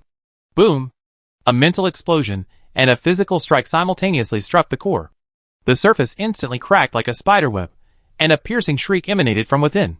The writhing vines suddenly stiffened, and dark red fluid gushed from countless fissures, condensing into a bizarre blood mist in the air. Jiang Mu gave his enemy no chance to breathe, his twin blades slashing down with a piercing whistling sound. In a flash, the mutant impersonating Xia Mingang shattered into dust. The remaining vines withered rapidly as it drained of life, finally turning into a pool of smoldering, foul-smelling slime. The battle was over. The entire camp fell into a deathly silence. Only the sound of the night wind rustling the tents, and Yun Zhao's slightly rapid breathing could be heard. As the mutant's mental core dissipated, its blood-red eye vanished immediately, and the invisible mental pressure surrounding it suddenly lessened. She slowly opened her eyes, and saw Jiang Mu crouching, examining the withered vines on the ground. Anti-plague vine? The tip of his knife gently parted the vine remains, Jiang Mu's voice unusually grave. Yun Zhao's thoughts were in turmoil. She steadied herself before stepping out from behind the tent. You recognize it? Jiang Mu turned to look at her. I've seen it in some books before. As the captain, he was responsible for the lives of those under his command, and his knowledge covered almost every aspect. Biology and botany were key areas of study, mandatory courses. Although Jiang Mu was lazy, when it came to everyone's lives, he hadn't missed a single thing to learn or read. Anti-plague vine, an uncommon vine, famous for its astonishing mimicry abilities. Jiang Mu, but this one is a bit beyond conventional understanding. It can actually mimic and imitate people. Not only did it perfectly replicate Xia Mingang's appearance, but it even imitated the Sentinel's unique combat habits and micro-expressions with uncanny accuracy. Even more terrifying was that even the S-rank Sentinel's supersensory vision couldn't detect this disguise. It was completely beyond the scope of ordinary mutations. More troublesome than imagined. Yuan Zhao, while soothing the murderous little bluebird, said to Jiang Mu, whose expression was unusually serious, then stopped looking, "Let's hurry back to find Xia Mingong." Her expression showed she was preoccupied, but thankfully, she was wearing sunglasses, which concealed some of it. Jiang Mu assumed she was worried about Xia too, so he didn't ask further, but instead analyzed, "I told Xia Mingong to go back to his tent to get his backpack, but I didn't hear any movement from the tent. Xia Mingong's tent is on the other side, in a blind spot." Jiang Mu was very concerned about this. How exactly did the mutant manage to replace someone so silently? Yuan Zhao followed his train of thought. "I don't know, but I personally lean towards the idea that Xia Mingong is alright.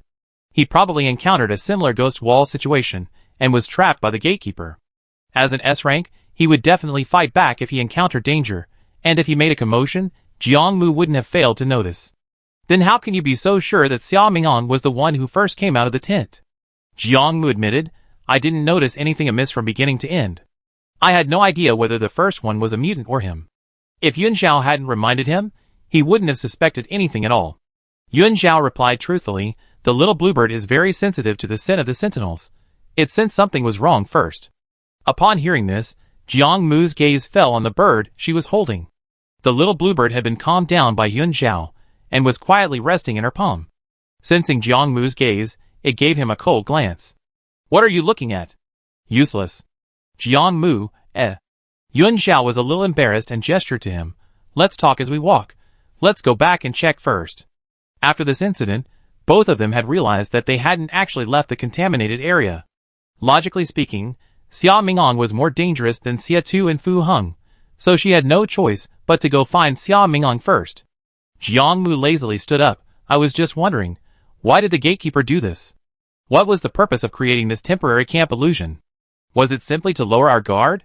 Yuan Zhao pursed her lips, trying to figure out how to tell Jiang Mu what she had just seen. The eye said it wanted to see her life now. It went to great lengths to mislead everyone into believing she had escaped the contaminated zone, perhaps to see how she survived outside. As for its motive, Yuan Zhao originally thought that her growing up in contaminated Zone 6 was some kind of agreement between Yun Ju and the gatekeeper of Zone 6. She herself actually had no connection to the contaminated zone. But now it seems that the years she spent in Zone 6 must have established some kind of connection with it. Unfortunately, the little bluebird, worried about her condition, acted too quickly, preventing her from speaking. That thing seemed to suppress her mental power. Perhaps that's why Yun Ju chose it back then. "Let's go, we can discuss as we go. You go first, I cover the rear." Now that the other three were nowhere to be seen, the immediate priority was to confirm whether a barrier had appeared in the tent rest area, trapping them. The two returned the way they came. The surrounding environment hadn't changed, the blazing sun of the Gobi Desert, blindingly bright, with rows of transport vehicles parked orderly on the perimeter. Only, everyone had vanished, leaving an eerie silence in the surroundings. Yuan Zhao walked at the front, her gaze sweeping across the empty tent. Perhaps wanting to break the suffocating atmosphere, she spoke first. "By the way, how did you react so quickly? I was about to take action myself." She had originally intended to test him further, but Jiang Mu's actions were swift and decisive. Thankfully, she reacted quickly. Jiang Mu replied lazily, "Whether or not to provide mental guidance is not Xia Mingong's decision. Bai Shi's power is above his. You brought it up. The choice is in Bai Shi's hands. It's not Xia Mingong's place to decide." His refusal of the guide's guidance, and the fact that the stone tablet didn't fall on him, was itself suspicious. Yuan Zhao said "oh," and then asked, "Do you think Fu Heng and Xia Tu, will they be alright? You're worried about him?" Jiang Mu scoffed lightly. "All this build-up just to ask this? Don't worry, with their skills, nothing will happen to them." Yuan Zhao, of course, knew Xia Tu and Fu Heng's abilities. However, Jiang Mu had just confirmed that she couldn't tell the difference between the real and fake. She was a little worried. What if the strange vines were impersonating her, and Xia Tu fell for their trick? Chapter 583. Outside the medical tent. "We've been looking for you everywhere. What are you doing here?" Three familiar faces walked towards them. Xia Tu's gaze swept over Jiang Mu and Xia Mingong, finally settling on Yuan Zhao. She walked in the middle, carrying a military backpack, wearing large sunglasses that revealed only her tightly pursed lips. "Why aren't you resting?" Xia Tu asked. Yuan Zhao stopped beside him, shaking her head. "Can't sleep." Xia Tu frowned slightly. "Then let's go back early after the meeting tonight."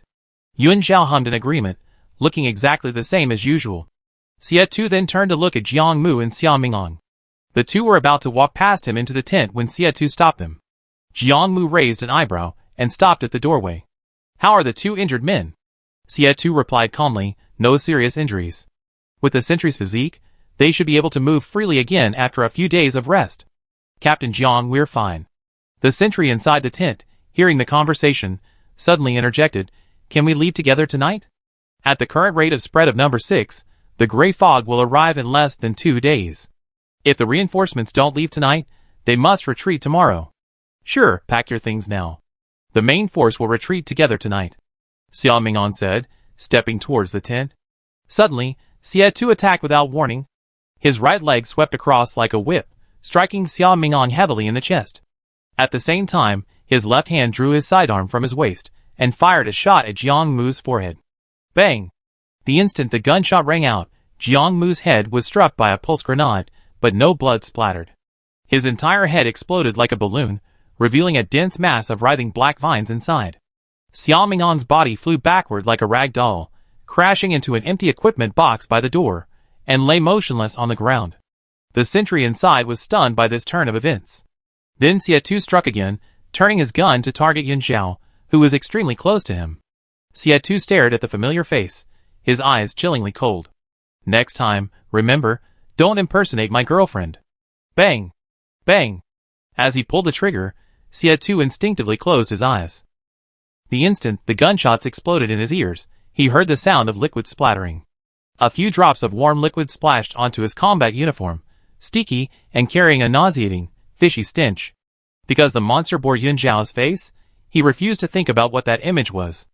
All the attacks were completed in an instant. Team leader Xie. The sentry in the tent trembled. Xie Tu, his eyes still closed, pulled out tissues from his pocket and wiped the sticky substance from his combat uniform. The mutant impersonating Xia Mingong wasn't dead. Countless black vines sprouted and lunged at his face. A sudden burst of fire and wind appeared, a scorching airflow sweeping in, carrying several crimson fireballs that precisely struck the oncoming black vines. The moment the vines touched the flames, they shrieked as if alive, writhing and retracting wildly. Where the flames licked, the vine surface rapidly carbonized, cracking with charred lines and oozing dark blue pus. As if drained of life, they withered and curled at a visible speed. The air was filled with a pungent smell of burning plants mixed with a putrid stench.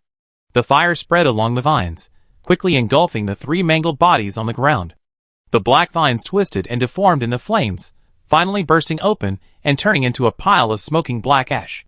From the moment the 3 appeared in his sight, a raging storm raged in his mind. "Ah, she doesn't have Qingwan sit. Damn it. Why impersonate her? Qingwan will be angry." Just in case, Xie Tu still risked getting close to test her. Looking at the imposter Yun Xiao, whose demeanor and actions were exactly the same, an inexplicable anger rose within him. He didn't even glance at the ash on the ground, turned around, opened his eyes, and pointed his gun at the sentries in the tent. The 4 sentries were startled by his action, frozen in place, some standing, some lying down, too afraid to move. "Everyone, release your spiritual forms." Xie Tu's voice was terrifyingly calm. The vines can mimic appearances and imitate human speech and behavior, but they cannot possess spiritual forms. When the naked eye cannot distinguish them, spiritual forms become the only way to identify them. Some sentries had already reacted and released their spiritual entities as ordered. The others quickly followed suit, afraid that if they were even a step too slow, Xie would mistake them for monsters and shoot them. For distinct spiritual entities appeared in the tent. Xie Tu put away his gun. "Pack your things, evacuate in 10 minutes." The 2 sentries, who went out to inform them, had only been gone a short while. He was worried about Yun Xiao's safety, but he couldn't abandon the sentries. If the 2 who left hadn't encountered any danger, 10 minutes would be enough for them to return. If they had already encountered danger, there was no point in them staying any longer. Xia Mingong went into his tent to retrieve his backpack. He put the backpack on, confirmed that there was nothing else in the tent, and then reached out to lift the curtain again. "Wait!" Bishi's consciousness rang out. A chilling cold suddenly ran down his spine. Xia Mingong's hand froze in midair, and he abruptly turned around to look. The space inside the tent was distorting. The cot, the equipment boxes, even the sand on the ground, were folded and deformed like a canvas crumpled by an invisible hand. He instinctively took a step back, but his back slammed into some kind of hard metal surface. Where did the metal wall come from in the tent? Xiao Mingang's alarm bells rang, and he jumped back instantly. What the hell? You're being watched by the gatekeeper. Get out of there. Gatekeeper? Damn. Didn't they come out? Xiao Mingang cursed inwardly. The space at the entrance was distorting. He couldn't get through. He retreated to the innermost part of the tent, violently tearing at the tent flap as he did so, shouting, Yun Zhao. Jiang Mu. Now was not the time to be reckless. Those two were outside. Calling for backup was the priority. However, after calling out for a long time, there was no response. Just as he realized something was wrong, there was a tearing sound, and the tent flap was ripped open, revealing the scene outside. The blinding Gobi sun disappeared, replaced by a deep blue sky. Xiao Mingang's pupils contracted sharply. Through the torn tent opening, he saw a colossal black tower piercing the clouds. The tower was entirely forged from some kind of dark metal, its surface shimmering with blood-red energy patterns, winding and meandering like veins. Opposite the black tower stood a pure white tower. The surface of the tower shimmered with a mercury-like liquid aura, wrapped with radiant, materialized chains of spiritual energy. Countless translucent materialized chains of spiritual energy hung from the top of the tower, swaying gently in the air. What is this thing? Xiao Mingang felt it looked familiar. He realized, it looks a bit like the twin towers that Dawn Base is building. Get out of here. The tent is collapsing. The Bishi, halfway through its sentence, decided to stop arguing. A stone tablet appeared and slammed down from the side, knocking Xiao Mingang out of the tent. Xiao Mingang stumbled and fell out of the tent, his hand scraping against the obsidian floor, burning with pain.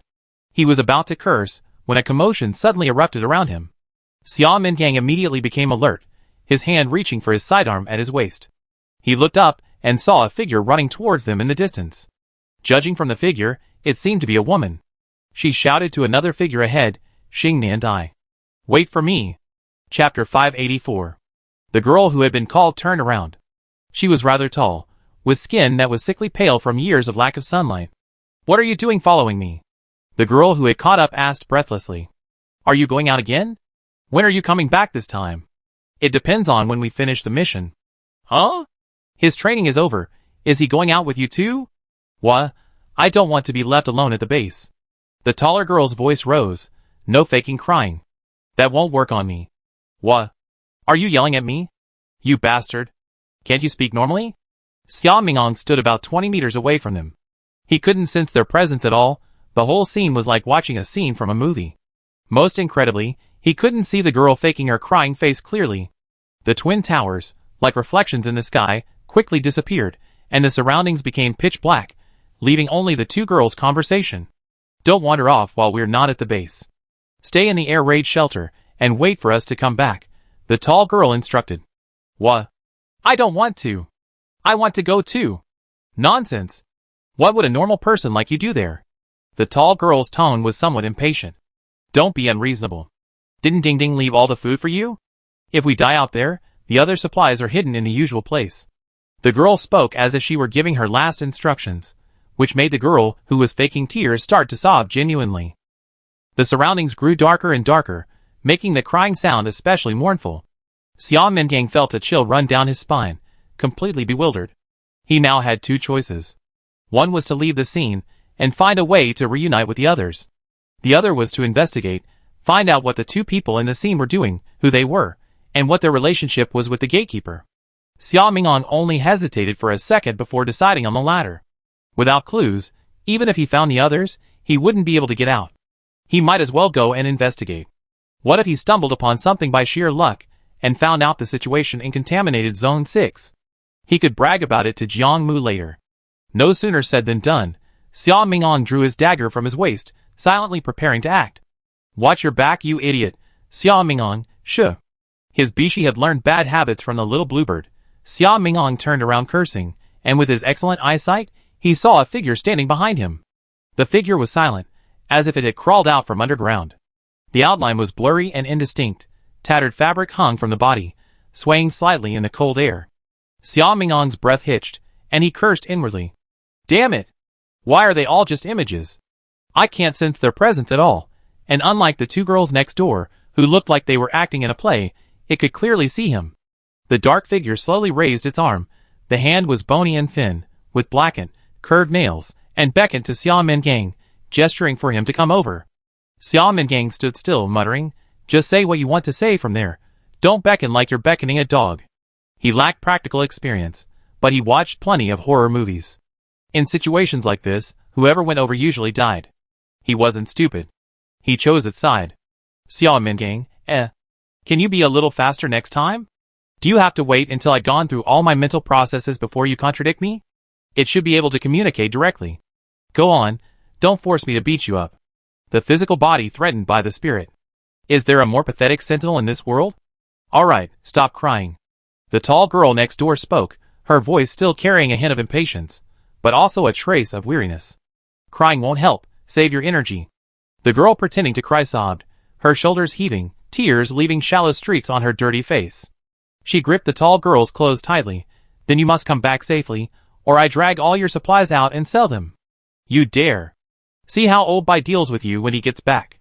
"He won't." Xiao Mingang was completely confused. Puzzle games weren't his forte. Bishi was right. Compared to the scene unfolding here, the shadowy figure on the other side could see him, and might be able to extract clues. He reassured himself as he followed Bishi's instructions, approaching the shadowy figure. Xiao Mingang concealed his dagger behind his back, intending to kill the shadowy figure immediately if it made a move. As darkness fell, everything around them was hidden in the shadows. Even the sentries could only see a very limited area. The shadowy figure saw him approaching, turned, and led the way, deliberately exposing its back, which left Xiao Mingang somewhat unsure of its meaning. Was it telling him to follow? Xiao Mingang didn't know what it wanted, but he continued to follow. The shadowy figure ahead moved extremely slowly, its tattered clothes dragging on the ground like a shed snakeskin. Every few steps, it would pause for a moment, its neck twisting back at an eerie angle, as if checking if its prey was still following. Xiao Mingang couldn't resist taking action several times. But Bishi wouldn't allow it. The surrounding darkness grew increasingly dense, making it impossible to discern directions. After walking for an unknown amount of time, the view suddenly opened up ahead. Blinding sunlight flooded his vision, and Xiao Mingang instinctively raised his head to shield his eyes. Once his eyes adjusted, he realized he was back in the Gobi Desert. The dark figure stopped a step away, at the edge of the shadow, its knuckles still in the guiding gesture. "You?" Xiao Mingang felt a mix of emotions, realizing that it had led him out of the illusion. "You still have self-awareness? Can you tell me what's going on in here?" The dark figure shook its head and made a gesture. "Escape. You make it sound so easy. Where do you think you're going to escape to?" Xiao Mingang said irritably, "This is a 5-star contaminated zone. There's no way to escape." The dark figure made another gesture. 6. 6 what? Auspicious 6 or Zone 6? The shadowy figure ignored him, its entire body submerged in thick darkness, the edges of its shadow disappearing. "Hey! Explain yourself before you leave." Xiao Mingang stepped forward to stop him. "Wait a minute, I have a lot of things to ask you." Before he could finish, space distorted again, the last sliver of darkness swallowed by the blazing sun. Xiao Minggang's hand grasped at empty air, and in anger, he kicked away the pebbles at his feet. "Damn it! Are all ghosts this rude these days? Don't they know what after-sales service is?" Xiao Mingang, Yuan Zhao, and Jiang Mu turned back, just in time to find him standing on the outskirts of the tent area. Just in case. The two didn't approach.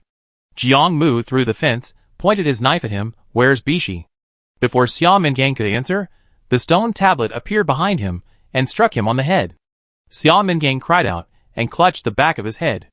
Jiang Mu slowly sheathed his sword and asked, "Speak, what happened?" Chapter 585. Xiao Mingang straightened up, rubbing the back of his head. Knowing he needed to exchange information quickly, he said, "I went back to get my bag." He recounted his experience in detail. The bizarre twin towers, the two girls who appeared out of nowhere, and the shadowy figure who led him out. When she heard Xing Nandi's name, Yuan Zhao visibly paused. She had learned from Commander Shen that there was a female sentry in the Red Crown Crane squad named Xing Nandi. "What else did they say?" Yuan Zhao pressed. Her tone was normal, and Xiao Mingang didn't notice anything amiss. He carefully recalled, just normal conversation. One was going on a mission, and the other seemed to be an ordinary person, who also wanted to go, but was scolded by the tall girl. Oh right, they also mentioned two names, Ding Ding and Lao Bai, probably nicknames. Jiang Mu's brow furrowed, and he turned to look at Yuan Zhao. He had read the diary, and was familiar with the name Lao Bai. Yuan Zhao took off her sunglasses, gave him a look, and said, "There's a lot of information here.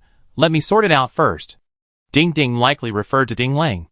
The situation at number 6 was beyond her expectations. First was Xing Nandai.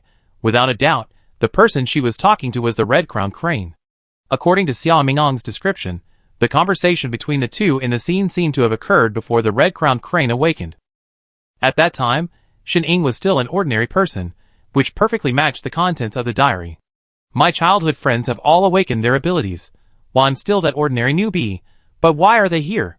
Combining Ding Lang's and Han Dadeo's accounts, Yuan Zhao reasonably suspected that they had eventually found the source. This also indirectly confirms that the source was indeed in contaminated Zone 6. But they'd probably failed in the end.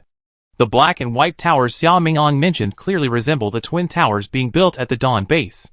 Even Base Chief Shen and the others couldn't explain the origin of the blueprints. They seem to have always existed in the base's archives. Such a coincidence is impossible. She always felt the two towers were familiar. Little Bluebird had described them as incongruous things.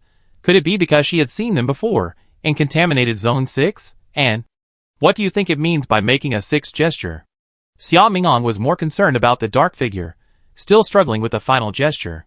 Yuan Zhao was just thinking about this and replied, "Considering its initial instruction to let you escape, let's make a bold guess. There are 6 gatekeepers in contaminated Zone 6. Xia Mingang? Question mark. 6 gatekeepers? Does that include contaminated Zone 4? Jiang Mu asked. Xia Mingang realized, if we don't include the newly merged number 4, are we facing 7? He gasped, feeling a bit overwhelmed. Is this a task a human could complete? 6 or 7, there's no turning back now that we're in. It's a good opportunity to test the true strength of Team 5S. Jiang Mu's tone was calm, but his grip on his twin swords tightened. They can't die here. If they die, humanity is finished. The atmosphere suddenly became heavy. Only Yuan Zhao quietly lowered her eyes, her slender fingers unconsciously reaching for her neck. When her fingertips touched her bare collarbone, she suddenly remembered that she always took off her necklace and left it at home before each mission. Yuan Zhao lowered her hand. Entering number 6 was her obsession.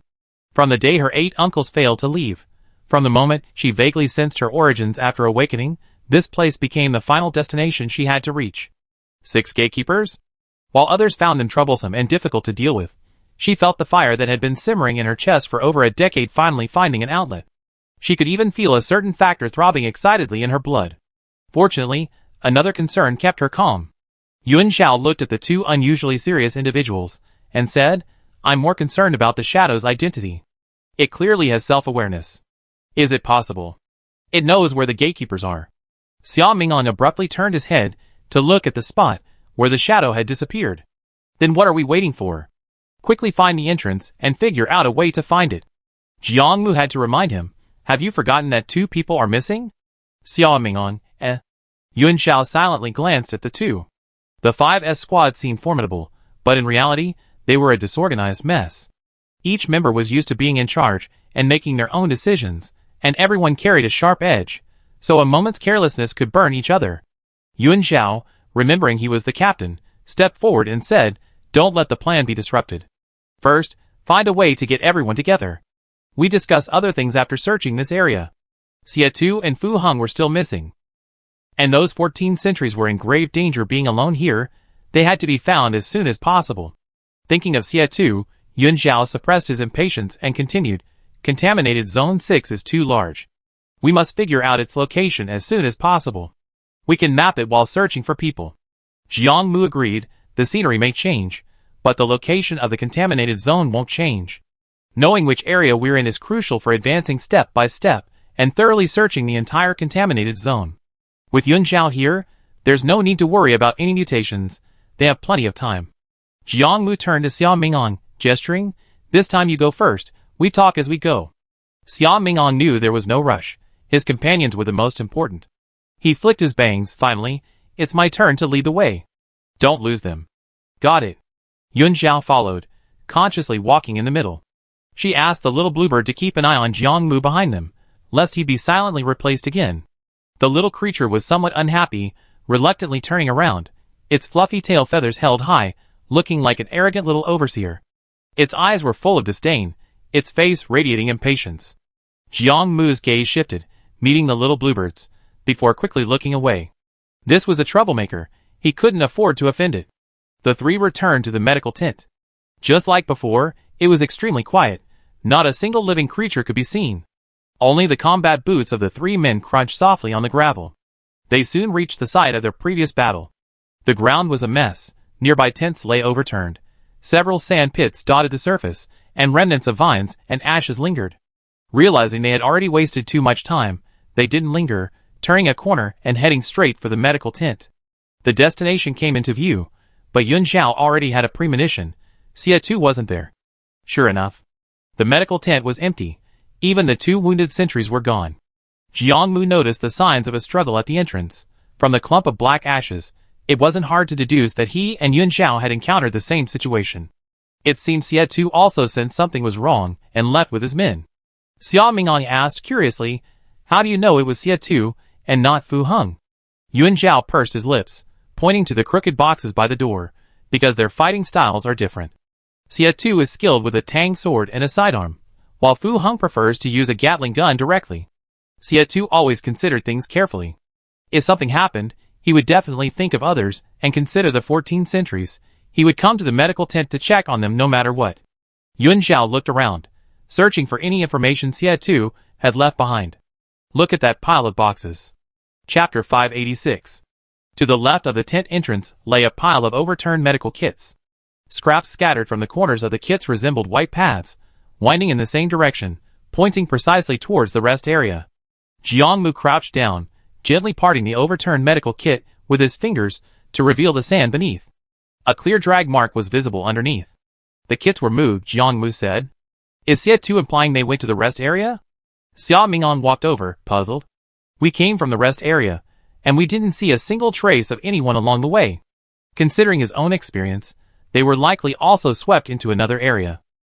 Jiang Mu stood up, packing some wound medication into his backpack. He turned to Yun Zhao.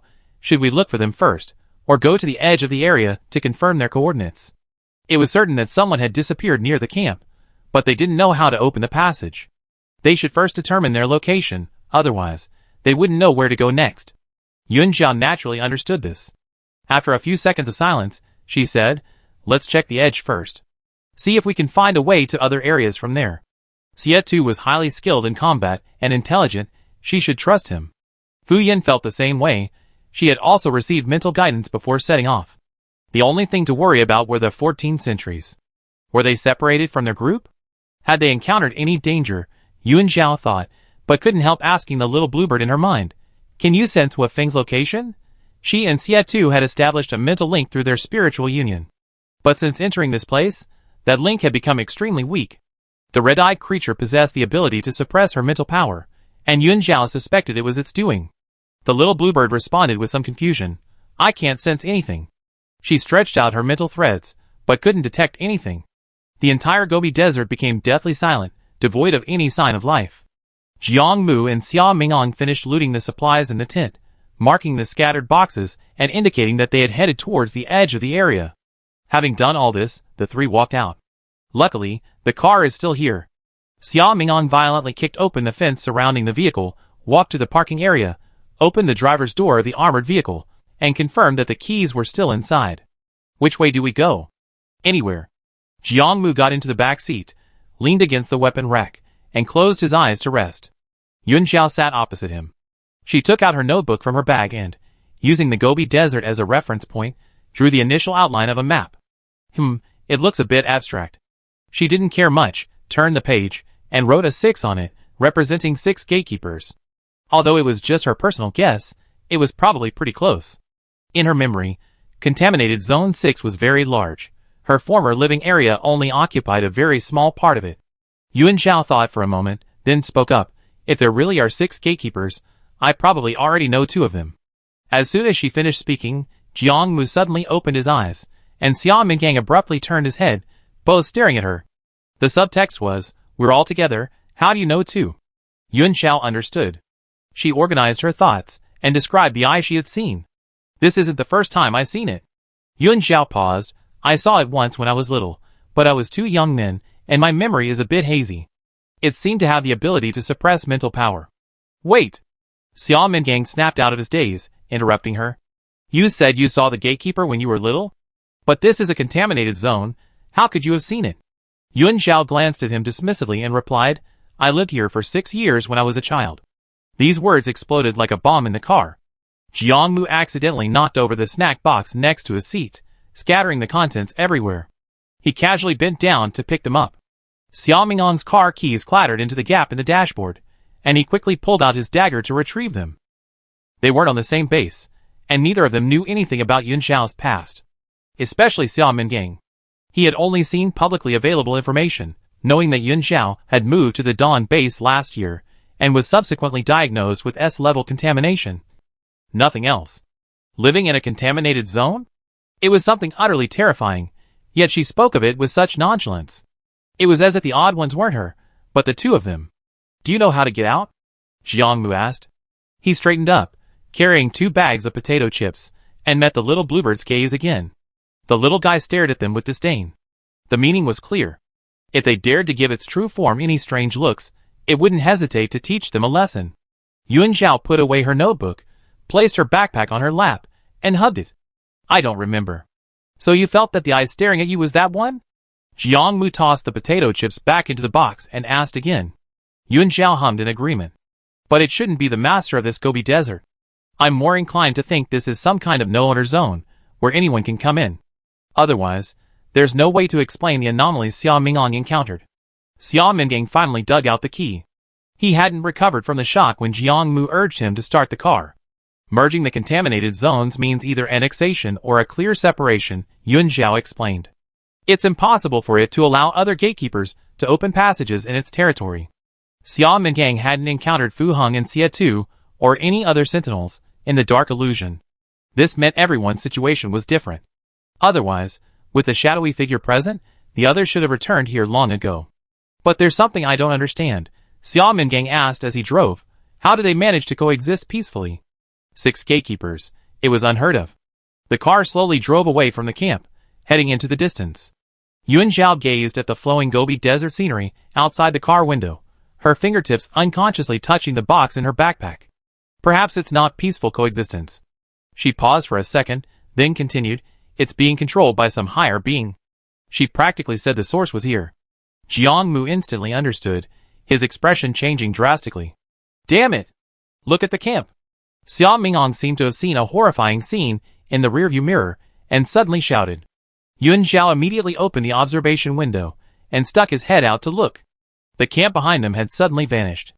It wasn't buried by sandstorms, nor swallowed by darkness. It was as if it had been completely erased from the Gobi Desert by some invisible eraser. The ground where tents and fences stood just a moment ago was now just a flat expanse of sand, without even a tire track. Xiao Ming'an slammed on the brakes, the tires screeching against the gravel.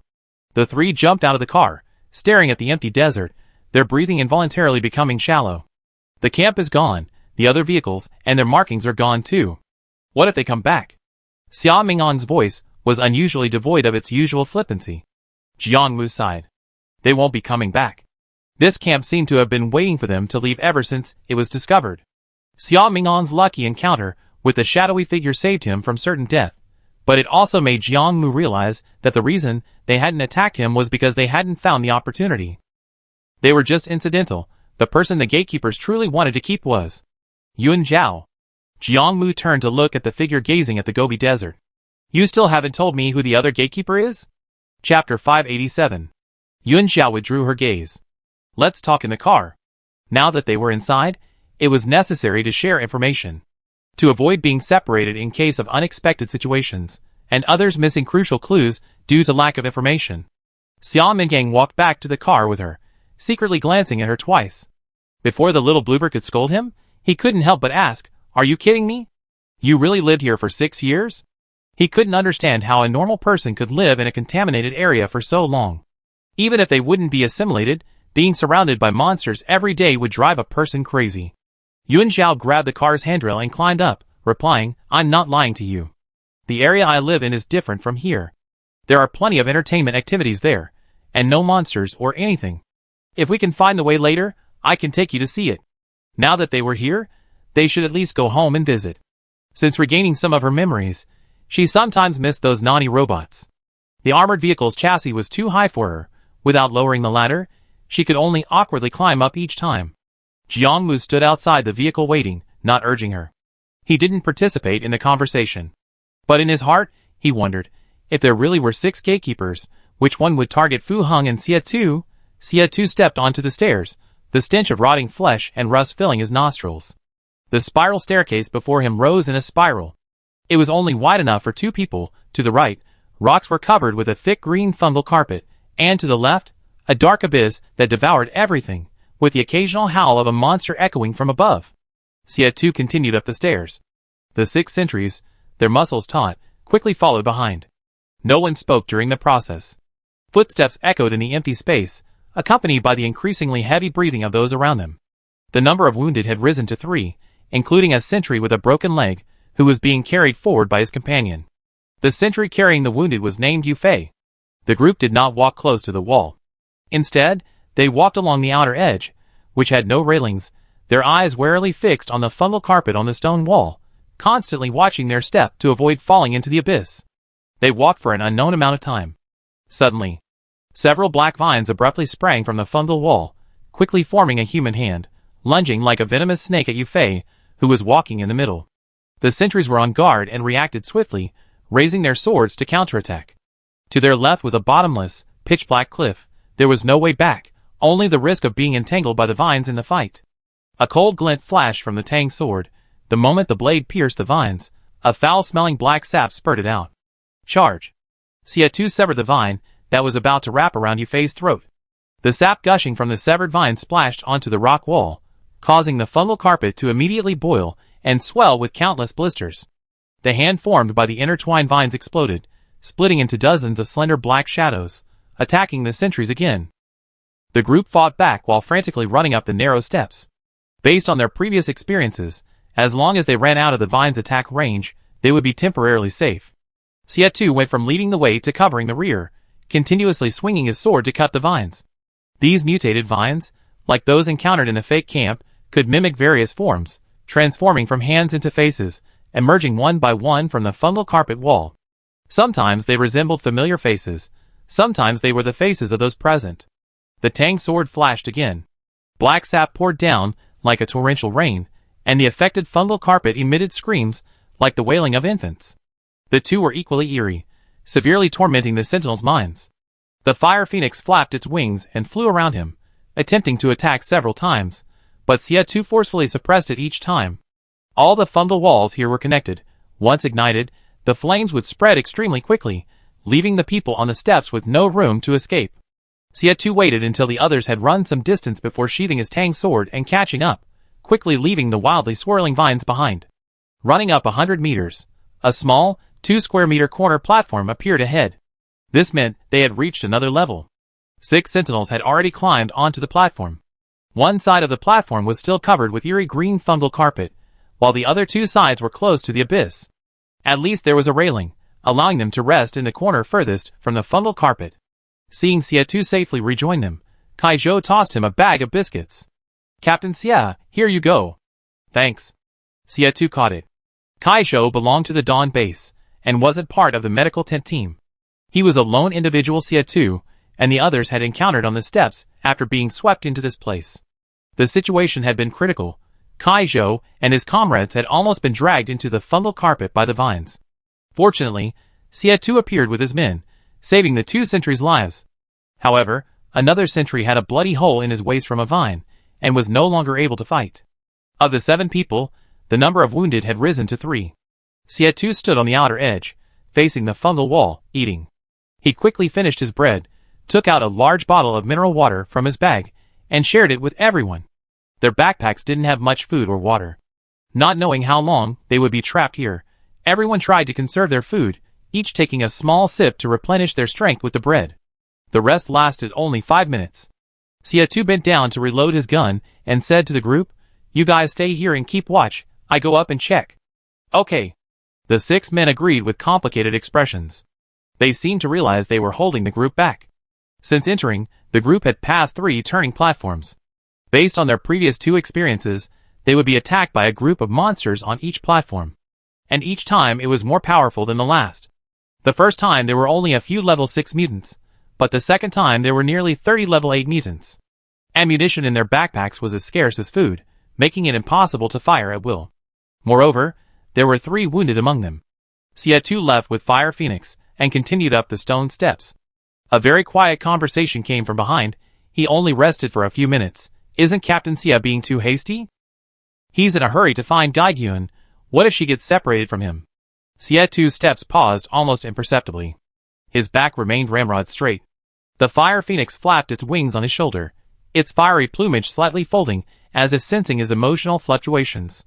Having waited for the messenger to return, he led the others out of the medical tent, only to find themselves here in the blink of an eye.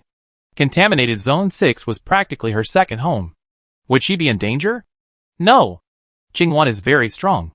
Xia2 hummed in agreement, continuing up the stairs with his tang sword. He could clearly hear the commotion above. Judging from the noise, there were quite a few monsters. Fire Phoenix, when are we going to find Qingwan? Xia2, let's find a way out first. The Fire Phoenix was somewhat dissatisfied. I flew up and looked. The steps above are hidden in dark matter. I can't see the path. It's all your fault. Why did you have to sleep separately? If we slept together, she wouldn't have disappeared. Xia2, unusually, didn't argue. Yeah, it's my fault. The two, one human and one spiritual entity, had already reached the top of the stairs. Ahead, the steps on either side suddenly widened, and dozens of level 9 mutants, resembling centipedes with 18 legs, were roaming nearby. They seemed to have smelled something, suddenly turning their heads in unison, howling as they pounced upon spotting their target. The sky was pitch black, and the steps stretched endlessly. This gatekeeper seemed to harbor malice towards him. The vines, mycelium, and mutants, others might not have noticed, but Xia2 had already sensed them. Most of the monsters were coming for him. He had carried out many missions, but this was the first time the gatekeeper had treated him differently. Chapter 588. The armored vehicle sped across the Gobi Desert, its wheels grinding through the rough sand and gravel, kicking up fleeting clouds of dust. The vast wilderness stretched endlessly. The gray-yellow horizon and the leaden sky blurred and merged in the distance, as if the world had been forgotten here, leaving only boundless silence and desolation. You said one of the gatekeepers is Shining? Jiang Mu's face betrayed his shock. Xiao Mingong, driving the armored vehicle, interjected, Who is Shining? The name sounded familiar, but he couldn't quite place it. Unfortunately, no one paid him any attention. Yuan Zhao nodded, explaining her reasoning. The scene Xiao Mingong encountered was of her and Xing Nandai. If she hadn't become part of the contaminated zone, her memories wouldn't be here. Even if she became part of the contaminated zone, it doesn't mean she can become a gatekeeper. Jiang Mu processed this for a moment, quickly regaining his composure, and said, Guides possess strong mental power. After being mutated into monsters, they retain some self-awareness, but that doesn't guarantee they can become gatekeepers. Just like the group of guides they encountered in contaminated Zone 235. A group of powerful individuals were completely suppressed by the little boy gatekeeper, ultimately turning the entire base into the little boy's domain. Other guides might not be able to, but Shining definitely can, Yuan Zhao stated confidently. Because Shining is a dark guide. Jiang Mu understood almost immediately. The diary clearly recorded mental traction, and he had already guessed the diary's owner's identity. Things seemed to be getting increasingly complicated. Red-crowned cranes, Yuan Zhao's father, the wreckage of a spacecraft from outer space, and the twin towers that Xiao Mingong mentioned were similar to the Dawn base. What is the connection between all this?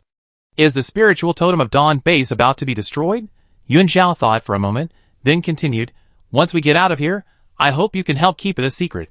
Jiang Mu raised an eyebrow. Consider the conditions for getting out? Yuan Zhao, sort of. Xiao Mingong had been listening for a while, completely confused. The two girls talking in the dark scene, Yuan Zhao and Jiang Mu, seemed to know each other and had reached a confidentiality agreement in front of him. He wanted to ask again, but was afraid of seeming slow-witted. So Xiao Mingong said, Are you sure we can get out? 6 gatekeepers. Even if they guessed 2, they were still trapped in the Gobi Desert, having not found even one. Yuan Zhao seemed unconcerned, replying, Yes, we can. Didn't I get out back then? Mentioning this, the two fell silent again. The guide captain of Squad 5, his background is mysterious, his strength unknown, and he seems to have some connection to contaminated Zone 6.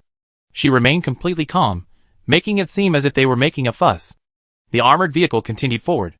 The Gobi Desert seemed endless. As far as the eye could see, it was a desolate wasteland, with only the occasional glimpse of a dead tree trunk outside the window. Yun Zhao slowly closed her eyes. Strands of bluish-green fluorescence, guided by her will, seeped out of the window, spreading along the route, searching for the barrier at the edge. The feeling of being watched never disappeared. It was still watching how she and the sentries would find it. Yun Zhao felt sleepy. From entering number 4 to being caught up in number 6, 2 days had passed, and she hadn't rested during that time. The 2 sentries beside her were both straightforward men. Their group had never had a guide, and they probably never considered the physical capabilities of guides. If only Xia Tu were here.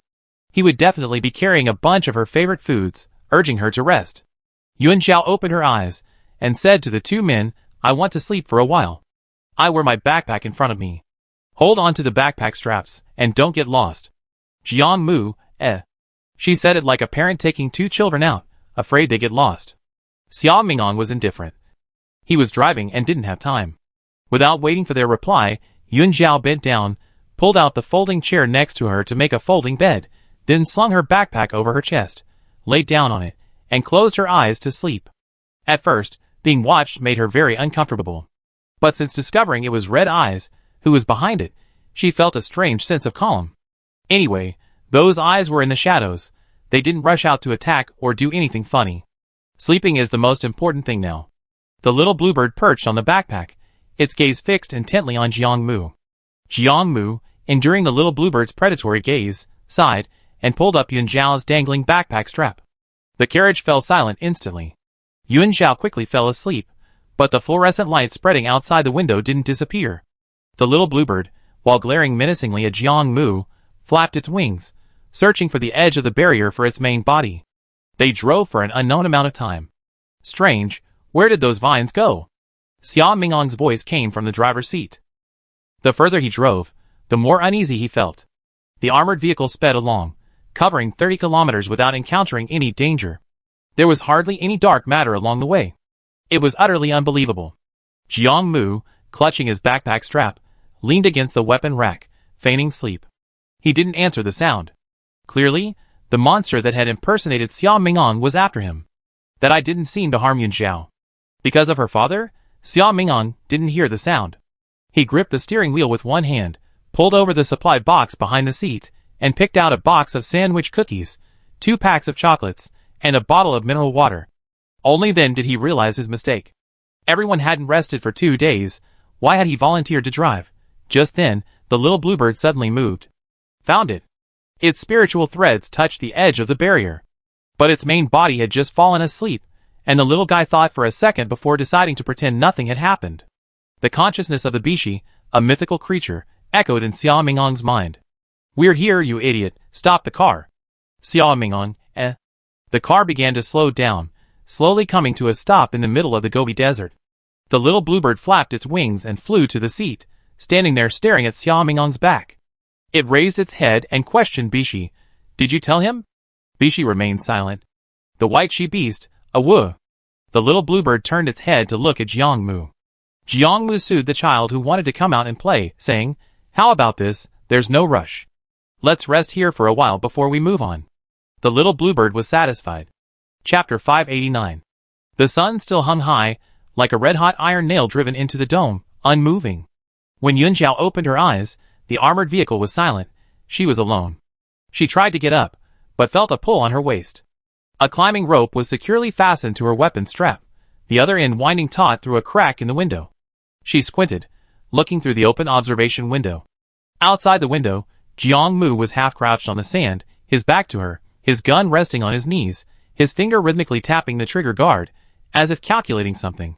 Xia Mingong stood in the shadow of the rock wall 3 meters away, carving marks in the rusty sand with a dagger. The scraping sound of the blade was sharp and grating. The rope suddenly swayed. Jiang Mu didn't turn his head, but instead tugged at the rope. "Squeak out if you're awake." Yun Zhao looked down at herself, feeling like a leashed dog. But it seemed she had told them to hold her backpack strap before she fell asleep. "You're awake. Let's go now." The 2 outside waited for her to finish getting ready before getting back into the car. This time, Jiang Mu was in the driver's seat. The barrier is just 100 meters ahead. From a distance, it's still just a stretch of desert, nothing unusual to the naked eye. We can only sense the mental energy fluctuations when we get closer. Jiang Mu said, as he started the car, "We might need to break the barrier to check the situation on the other side." Hearing this, Yun Zhao felt the situation looked familiar. It's very similar to contaminated Zone 88. Jiangmu, that means your guess was correct. There's a guide among the gatekeepers. Guides are experts at creating barriers, and they're the Sentinel's biggest headache. Moreover, they were facing a dark guide this time. Her dark guide traits had been suppressed by her childhood environment and communist ideology. Once she became a gatekeeper, those suppressed traits would be completely released. If Shen-Ying could retain her sanity, that would be fine. The fear was that, after being corrupted by number 6 for so long, she had already been twisted by the dark matter and lost her self-awareness. "There's one thing that might be different from contaminated Zone 88, Jiangmu said. If the clues given by the shadowy figure are true, the 6 gatekeeper domains might be nested within each other, maintaining a delicate balance. Forcibly tearing apart the domains might invite attacks from the gatekeepers." Xia Mingong hadn't participated in Mission 88, but his grandfather had forced him to read all the other S-Class mission reports, so he had some impression of contaminated Zone 88. Isn't this better? Actively triggering the gatekeeper mechanism of a sub-contaminated zone forces the rules of that area to manifest, making it easier for us to find the gatekeeper. He looked at Yun Zhao sitting opposite him. Then we don't need to bother confirming the location. We can just rush in and deal with them one by one. Sooner or later, we run into the lost ones. Yun Zhao remained silent, lowering her head to open a carton of milk for herself. Qishan town is located north of contaminated Zone 6. The contaminated zone is vast. Dealing with them one by one would take an unknown amount of time. Besides searching for the lost ones, she wanted to check the north to see if she could find her uncles. Jiangmu had already started the vehicle. The armored vehicle moved very slowly, gradually approaching the barrier. "Stop thinking." Jiangmu's lazy voice came. "Captain Yun, let's get to work." Countless fluorescent lights had already converged into ribbons of green, surging towards the barrier from all directions. A sudden, invisible crack erupted in the air, like glass shattering violently. Her mental energy transformed into sharp spikes, piercing fiercely into the twisted barrier ahead. Her vision was instantly torn apart. The Gobi Desert landscape was like a canvas torn open, revealing the chaotic darkness behind it. Before she could see clearly, Jiangmu slammed on the accelerator, and the armored vehicle roared into the crack. The world turned upside down in an instant. Yun Zhao's mental energy seemed even stronger than in contaminated Zone 88. The barrier level here was many times higher. But back then, it took her time to destroy the barrier. Now, tearing apart a domain barrier was effortless. The light before their eyes suddenly changed. From the blinding Gobi Desert to the pitch-black night sky, it was only a moment. When they could see their surroundings clearly, the three of them were visibly stunned.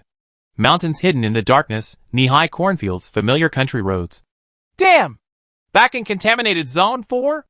Xia Mingong couldn't help but curse. It was uncertain whether the clues given by the shadowy figure included contaminated Zone 4. Even if they destroyed this place, they wouldn't get any clues about contaminated Zone 6. Yun Zhao's expression softened slightly. "We already know who the gatekeeper of Zone 4 is. Getting out is easy. Let's check if anyone we lost is here." She had thought she had missed her chance, but unexpectedly, she could return here again. She needed to figure out why the people here were so obsessed with her father's things. More importantly, Zone 4 was located in the west, making this location most advantageous for her. She could not only search for answers, but also immediately confirm the location of the contaminated zone. Something's not right. Jiangmu gestured for them to look out the window. He remembered when they broke out.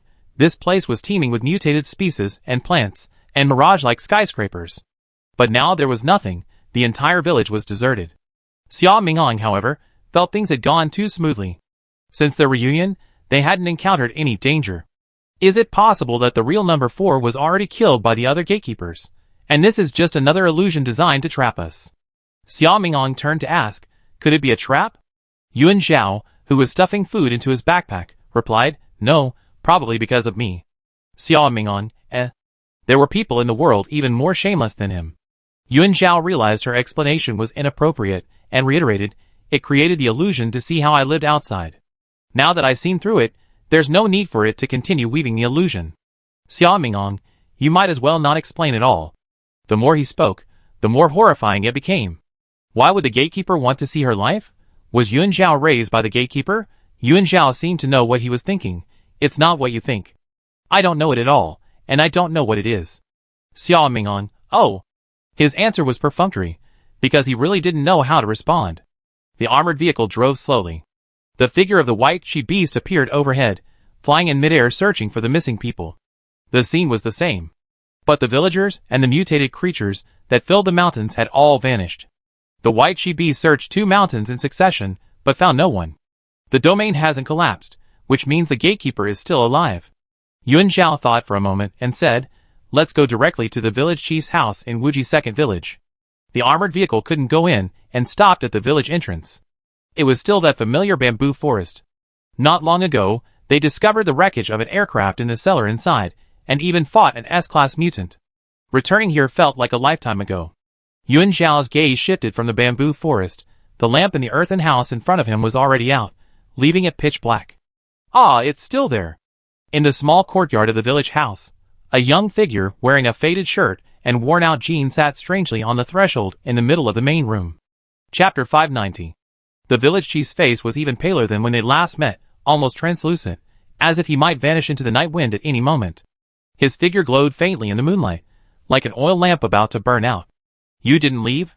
The voice was soft, yet clearly pierced the night, carrying a predictable weariness. Some died, some left. The village had never been so quiet. A heavy, deathly silence pervaded the air. Occasionally, a slight tremor would occur, suggesting that this realm was no longer stable. "And what about you?" Yuan Zhao walked into the courtyard and stopped a few steps away. "Why didn't you leave?" The young village chief gave a bitter smile. "I have to stay. In this village I lived in for so many years. If the village is gone, my obsession will naturally dissipate. Whether you leave or not makes no difference." Xia Mingang followed into the courtyard, standing sideways behind Yuan Zhao, and whispered to Jiang Mu, "Its self-awareness is so strong. As a creature inside the box, it not only remembers the past, but even knows about the existence of the contaminated area. It's simply unbelievable." Jiang Mu raised his eyelids, his gaze falling on the figure on the threshold. That faint, eerie gaze seemed to sweep over the little bluebird unintentionally before quickly lowering its head again. "Are you the guide?" Yuan Zhao clearly remembered that it could see the fire phoenix the last time it appeared. Its intact consciousness must be related to its mental strength. "Guide," the young village chief murmured, "many years ago, I think I heard someone mention this word. So this ability is called a guide." Yuan Zhao was taken aback and asked, "Who mentioned it?" The young village chief's figure swayed slightly in the moonlight. "A man wearing a badge." Yuan Zhao quickly took off her backpack and pulled out a metal box. "Is it this badge with the double helix pattern?" She opened the box and held the badge up in the moonlight. Perhaps afraid she couldn't see it clearly, Yuan Zhao then rummaged through her flashlight. Her backpack was filled with too much food, and in her frantic rummaging, several packets of food fell out. Jiang Mu, seeing her anxious look, sighed and stepped forward to help her carry her backpack, letting her search slowly. The flashlight beam shone on the badge, its patterns gleaming with a faint blue light. The young village chief stared at it for a long time before speaking again. He said this badge is seen as a symbol of flowing energy. The double helix represents the cycle of life energy and the intertwining of some kind of energy in the universe, similar to the rise and balance of Kundalini. Kundalini? Yuan Zhao turned to look at Jiang Mu and Xia Mingang. Xia Mingang raised an eyebrow and replied in a low voice, "Kundalini. Isn't that something from yoga? You know about it?" Yuan Zhao asked. Xia Mingang shrugged. "I found it in a database from some ancient era.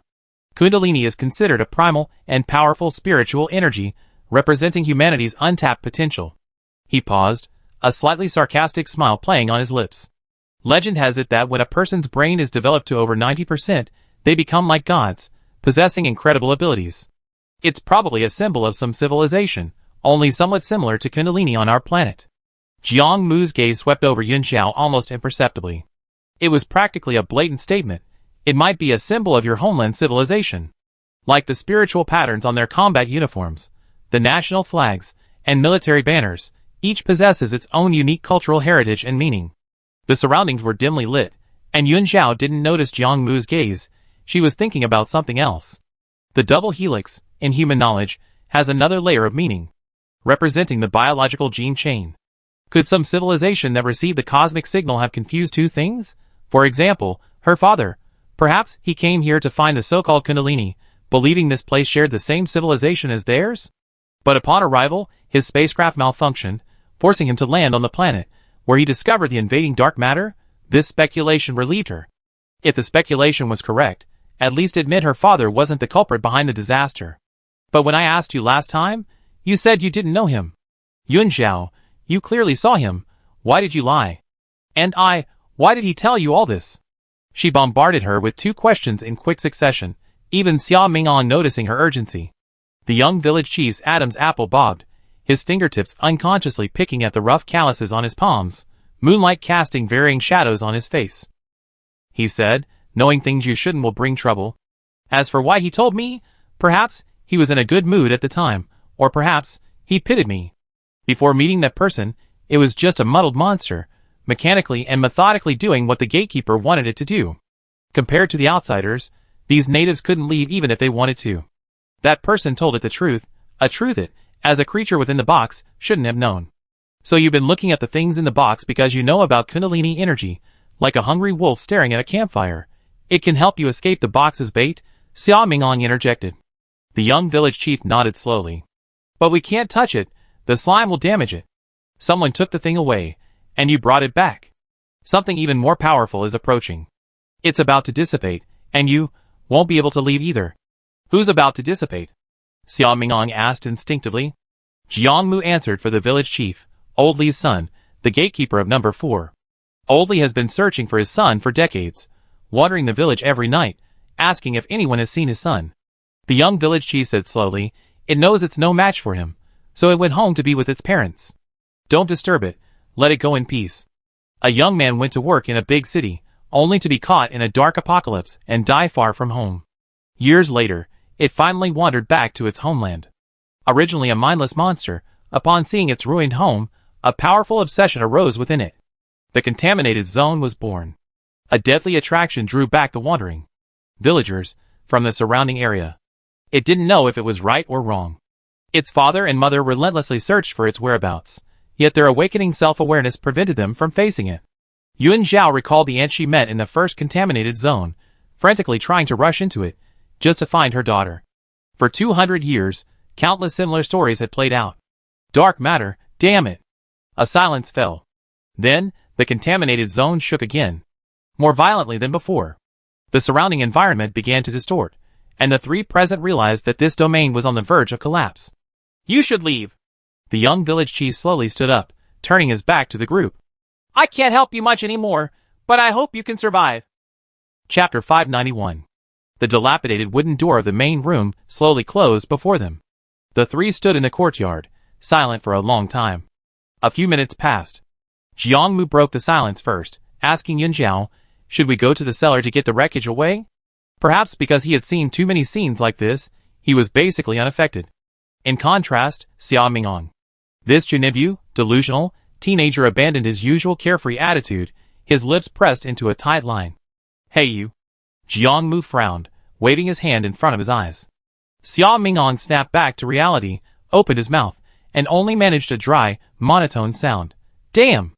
Yun Zhao put the badge back in its box, took the backpack back from Jiangmu, and answered his question. Let's get it away, take it back to the base, and see if we can figure anything out. What about the gatekeeper? Xia Mingong added in a low voice, but his tone faltered.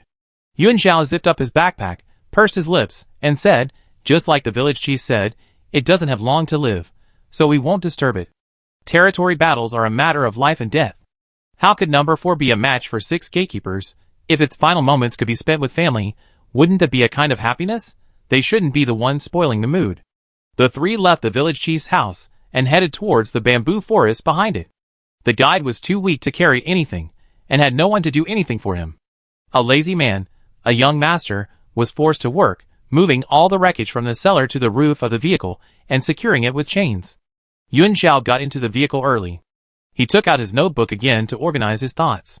From the village chief's words, it wasn't hard to tell that the person it had encountered was Yunju. In a good mood, Yunju revealed part of the truth to it. She wasn't around then. She'd probably just been released into contaminated Zone 6 by her father. He was only in a good mood because he knew his daughter was saved. But the timeline seemed a bit messed up. Shen Ying and the others had seen Yunju, and they'd seen the monsters here too. How old was her father? Or were aliens just more lifespanful? What about her? Last winter, she had her blood drawn at the research institute. The report showed she was the same as a human, and she still had doubts about whether she was an alien. Yuan Zhao shook her head, deciding not to think about it for now. The most urgent thing was to find the others. The two outside the car finally finished and got in. Jiang Mu jumped into the back seat first. Which way now? Yuan Zhao didn't even think north. Xiao Mingong's hand, which had just opened the car door, froze in midair. The lingering heaviness on his face was instantly replaced by astonishment. He turned and glared at Jiang Mu, who was now sitting upright in the back seat, his brows furrowed into a deep frown. No, why am I the one driving again? Jiang Mu didn't even lift his eyelids, slowly adjusting his posture. You're a good driver. Bullshit. Xiao Mingang scoffed. You just want to slack off. Yuan Zhao looked up.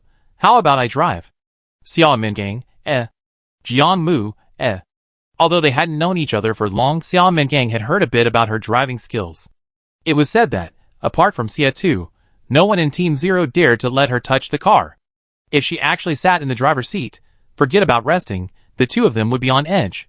Xiao Mingang resignedly opened the driver's door. Perhaps his emotions from earlier hadn't completely subsided. Even starting the car was a bit more forceful than usual. With a roar of the engine, the car shot off like an arrow. The car finally stopped to the north. As time passed, the contaminated zone shook more violently, and more dark matter emerged, floating in the air.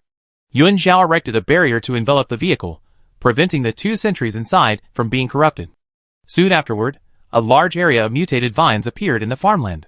These vines didn't attack them. Instead, they all detoured around them, spreading along the farmland towards the nearby village. Jiang Mu watched in amazement, turning to Yuan Zhao and saying, I believe this is your home. All the strange creatures detoured when they saw her. Yuan Zhao was still scribbling on her paper, and without even looking up, she said, Wait, didn't you notice before? These vines are very afraid of my mental power.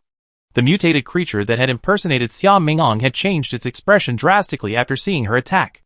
She was more inclined to believe that there was a food chain of survival rules within contaminated Zone 6. She just happened to be able to control these things. Just like that red eye, which controlled her mental power.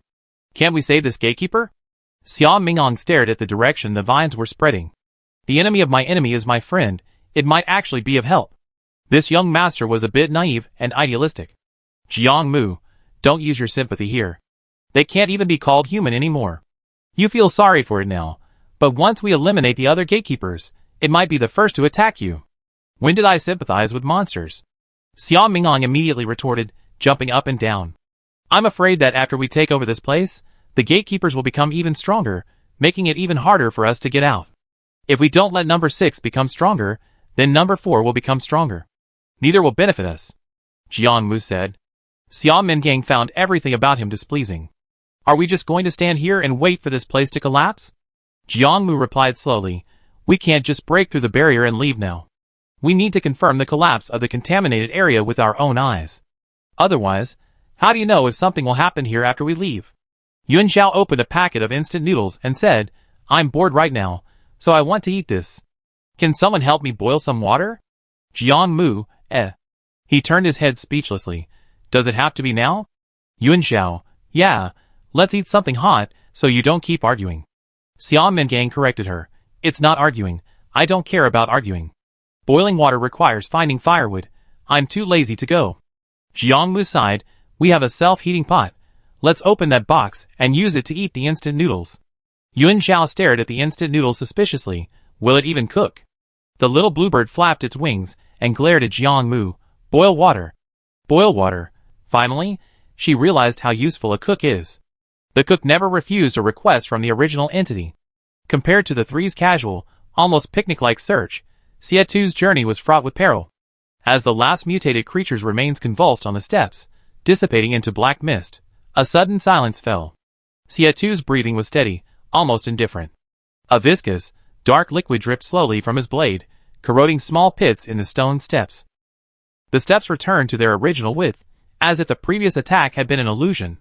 But the lingering stench in the air, and the scattered slime on the ground proved that those things had indeed existed. Xia Tu looked up higher, where a colossal creature seemed to writhe in the shadows.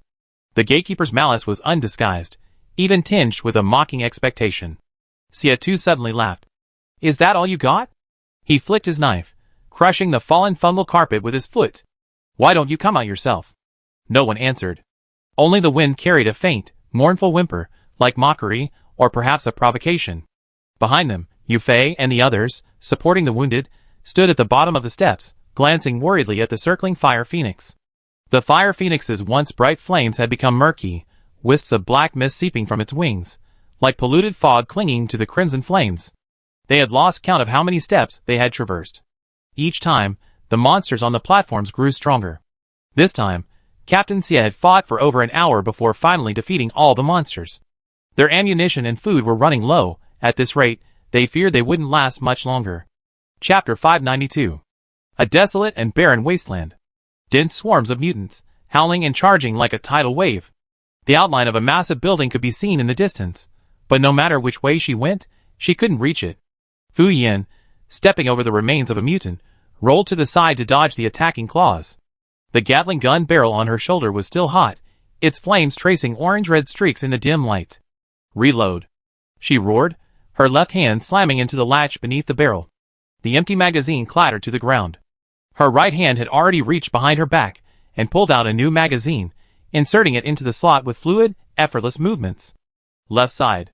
The nearest sentry had just snapped the neck of a mutant when he caught a glimpse of 3 mutants leaping out from behind a broken wall to the side. He immediately parried with his bayonet, but was knocked back by one of them. Without turning her head, Fuyu abruptly lowered the Gatling gun. A burst of bullets precisely swept across the joints of the 3 mutants, the dull thud mingling with the cracking of bones, and they instantly collapsed to the ground, convulsing. The sentries, fighting and reloading, reached for their waists, only to find them empty. Captain Fu! Out of ammo! Fuyu abruptly flung aside the empty belt, drew a military knife from her side, her eyes fierce. Then let's fight in close combat.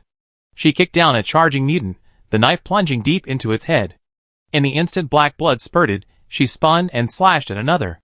After Fuyu and Xie separated and returned to the tent area, she noticed something was wrong. It was too quiet. Even if everyone was resting in their tents, there shouldn't be no sound at all. A sense of unease crept over her, and she decided to check on Yun Zhao's tent. Just then, Fu Heng felt a strange movement coming from the backpack behind her. Without thinking, she immediately took it off and threw it away. The moment the backpack hit the ground, the previously lifeless vine suddenly convulsed, like a snake struck by electricity, twisting and writhing wildly as it emerged from the backpack opening. Crack, crack, the dry outer layer of the vine split open inch by inch, revealing sticky black flesh inside, like rotting flesh coming back to life. It rapidly expanded and lengthened, the vine, originally as thick as a thumb, instantly becoming as thick as an adult man's arm, its end splitting into sharp black tentacles, like the tentacles of some deep-sea monster, writhing eerily in the air. Fu Heng's eyes narrowed, and she instinctively took half a step back, her fingers already pressing against the military dagger at her waist. The vine suddenly straightened, like venomous snakes smelling blood, lunging towards her face. Their speed was so fast it almost left a blur in the air. Fu Yin dodged to the side, a glint of cold steel flashing in her military dagger. The moment the blade severed the vines, what spurted out wasn't plant sap, but a thick, asphalt-like black sap, emitting a pungent, putrid stench. At that moment, space distorted. Fu Yin realized she was being watched by the gatekeeper. She immediately grabbed her backpack and ran towards Yun Zhao's tent. She hadn't gone far when the scene abruptly changed. She was there. A barrage of gunfire erupted. 3 sentries were being surrounded by mutants, with 3 psychic beings holding them off on the outside. Fu Yin recognized them as 3 of the reinforcements. Without thinking, she rushed to help. Captain Fu. Seeing her appear, the 3 sentries regained their composure, as if they had finally found their pillar of support. Even now, they had been fighting continuously for hours, their ammunition nearly depleted, yet the number of mutants showed no signs of decreasing. What do? We can't just stay here and die. Hold on a little longer, find a way to get to that building over there. Fu Yu had already discovered that the mutants wouldn't approach that area. They walked for ages, but the distance hadn't shortened. Space was distorted, every step they took seemed to be going in circles. They had to think of a way. The Water Kirin's massive body appeared, instantly crushing the surrounding mutants into a puddle of slime. So dirty. I don't like it. Fu Yu, bear with it, the important thing is the priority. Go find a way to that building over there. The Water Kirin reluctantly moved towards the building, using its massive body to probe the path, trying to find the correct route. Boom! The moment the giant left, the roar of a car engine suddenly came from behind. A familiar armored vehicle surged through the distorted space. Holy crap! Fu Heng's here. Xia Ming'an spotted the large-eyed woman ahead, wielding a Gatling gun and ruthlessly killing her way through. The collapse of contaminated Zone 4 had allowed them to break through the barrier, but they hadn't expected to encounter their own people so soon. The Water Kirin's massive body charged through the horde of monsters, making it incredibly easy to spot.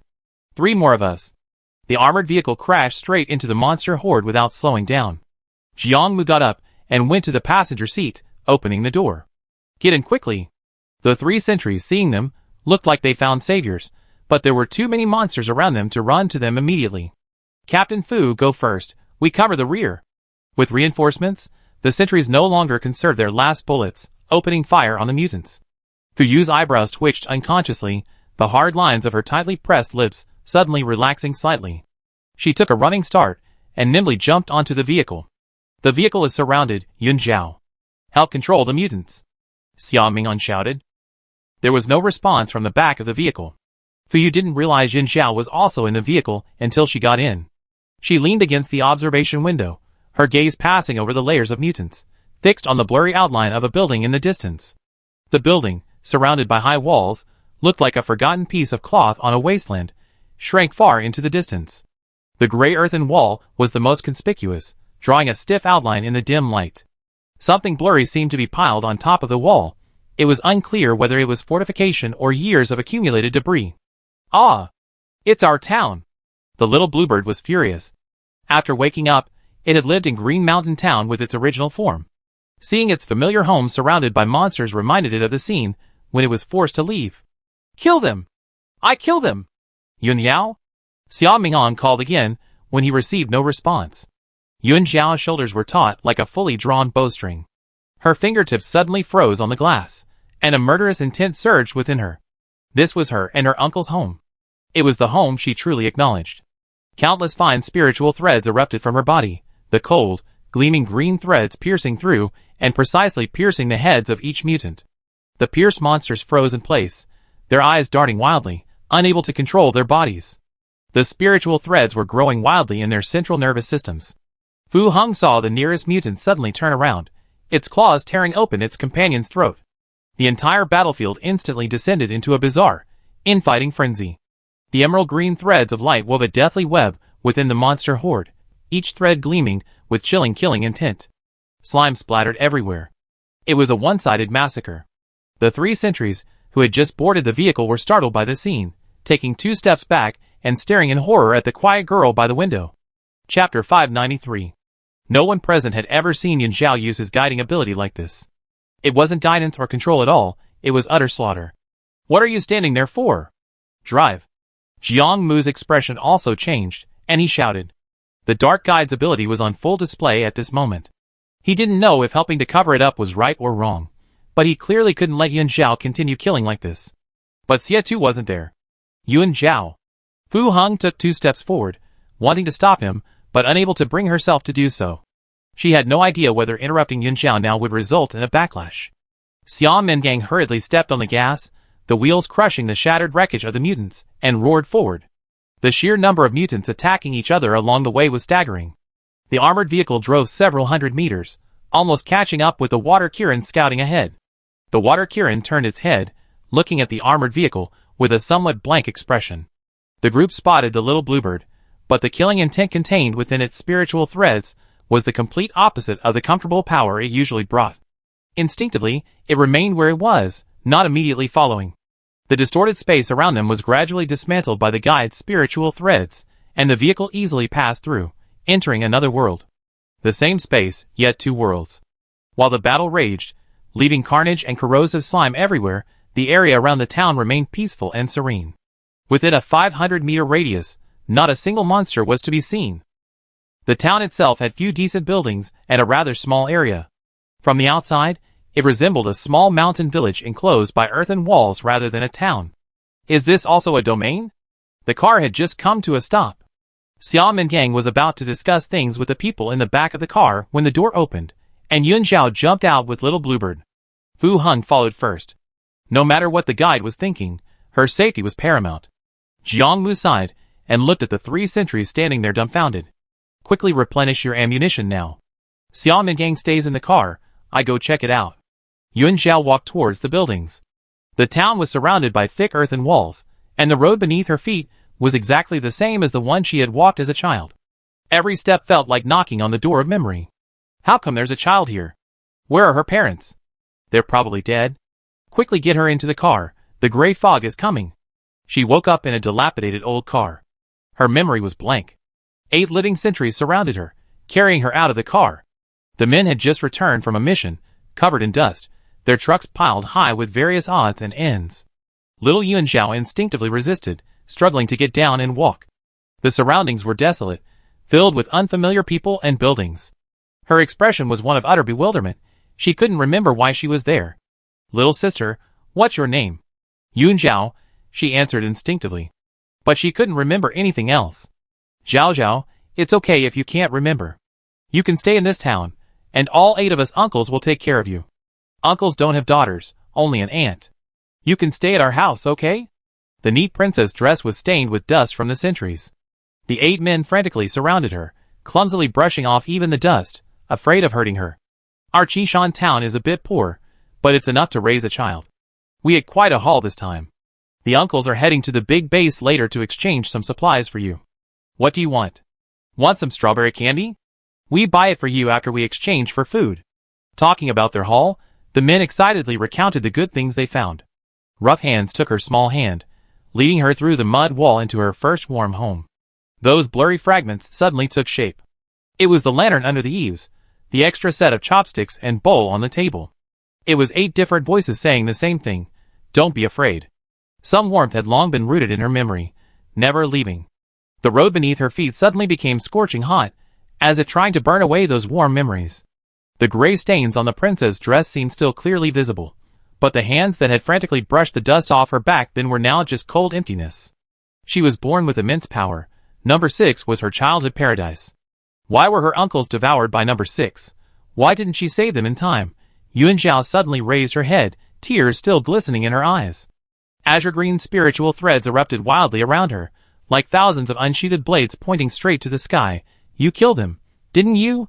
You put the little bluebird into slumber, temporarily robbing me of my powers, didn't you? Above, blue sky and white clouds.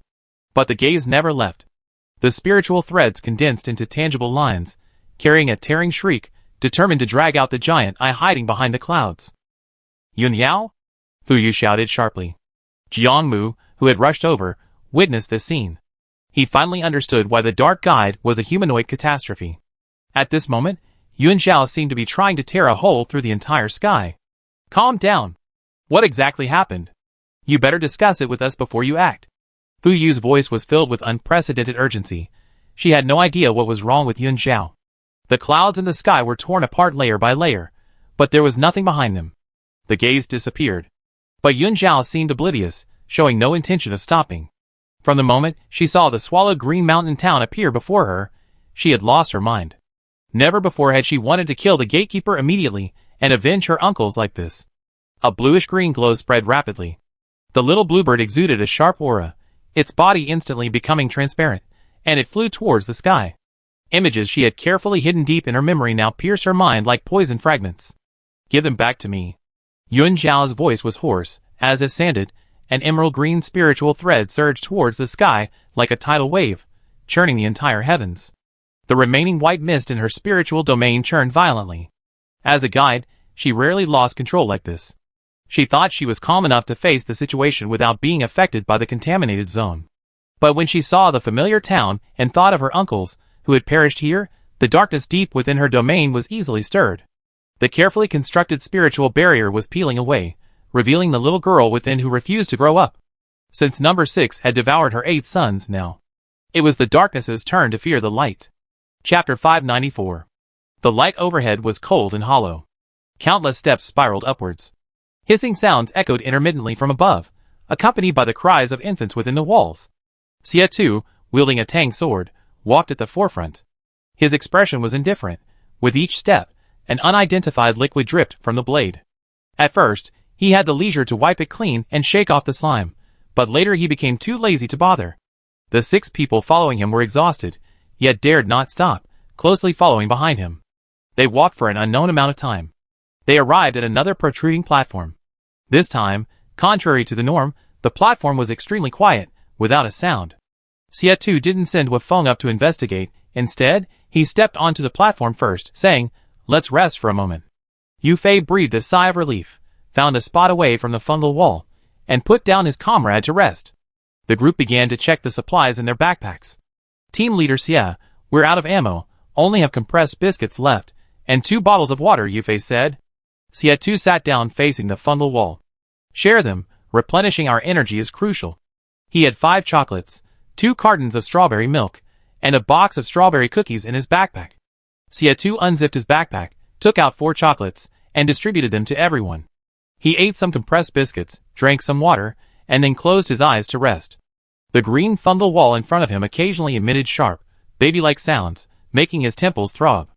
"Are you tired?" Fire Phoenix jumped onto his lap. "Have you found the gatekeeper?" Xie, "No." "How useless you are."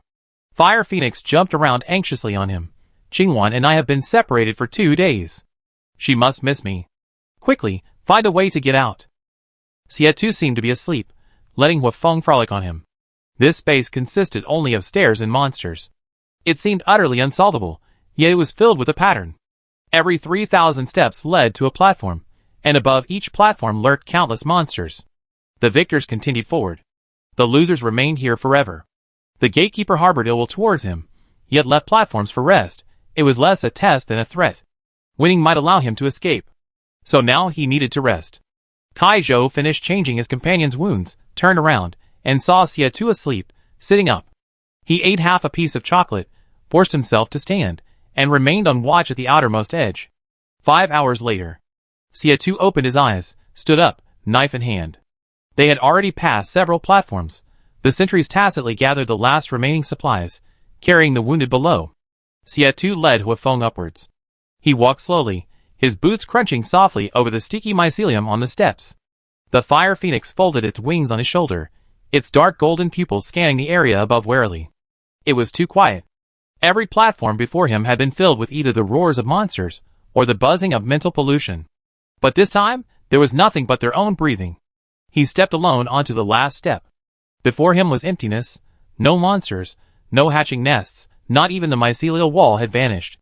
In its place stood a door. A rusty iron door, a dark red light seeping from its cracks, like the breath of some creature. The Fire Phoenix's feathers ruffled slightly. "Ah! It's a door!" The steps beneath his feet suddenly trembled. The solid stone steps were melting at a visible speed, the staircase breaking off at this point. Ahead lay a bottomless abyss, at least 30 meters from the door. Even for a sentinel's physical prowess, crossing it was nearly impossible. 30 meters was enough to send anyone attempting to cross plummeting into the abyss, without even a scream. The Fire Phoenix suddenly took flight, circling once between him and the door, seemingly intending to abandon its true form and leave alone. "I go find Qingwan first. You figure out how to get across yourself." Xie glanced at it coldly. "You want to go back to the spiritual realm? Not through mental communication, but by speaking aloud." The sentinels below heard this and asked, "Captain Xie, what's wrong? Come here, all of you." "Yes, sir." The 6 sentinels ascended the stone steps, their first sight being the blood-red door opposite. Before they could even feel happy, the one at the front quickly noticed that the middle step had broken, and his expression instantly froze. "Take all the climbing ropes out of your bags," Xie said. The sentries snapped out of their daze, and hurriedly rummaged through their backpacks. The climbing ropes were more than long enough. Xie took the ropes, tied 3 knots at the ends, attached hooks, and threw them forcefully to the other side. The hooks caught on the iron gate frame, and he immediately tightened the ropes. Xie repeated the process, throwing out 3 climbing ropes in succession, forming a makeshift rope ladder. "I go first, you guys wait here." Xie had a premonition that the gatekeeper wouldn't let him out so easily. To avoid any accidents, he decided to test the waters first. "Okay, Captain Xie, be careful."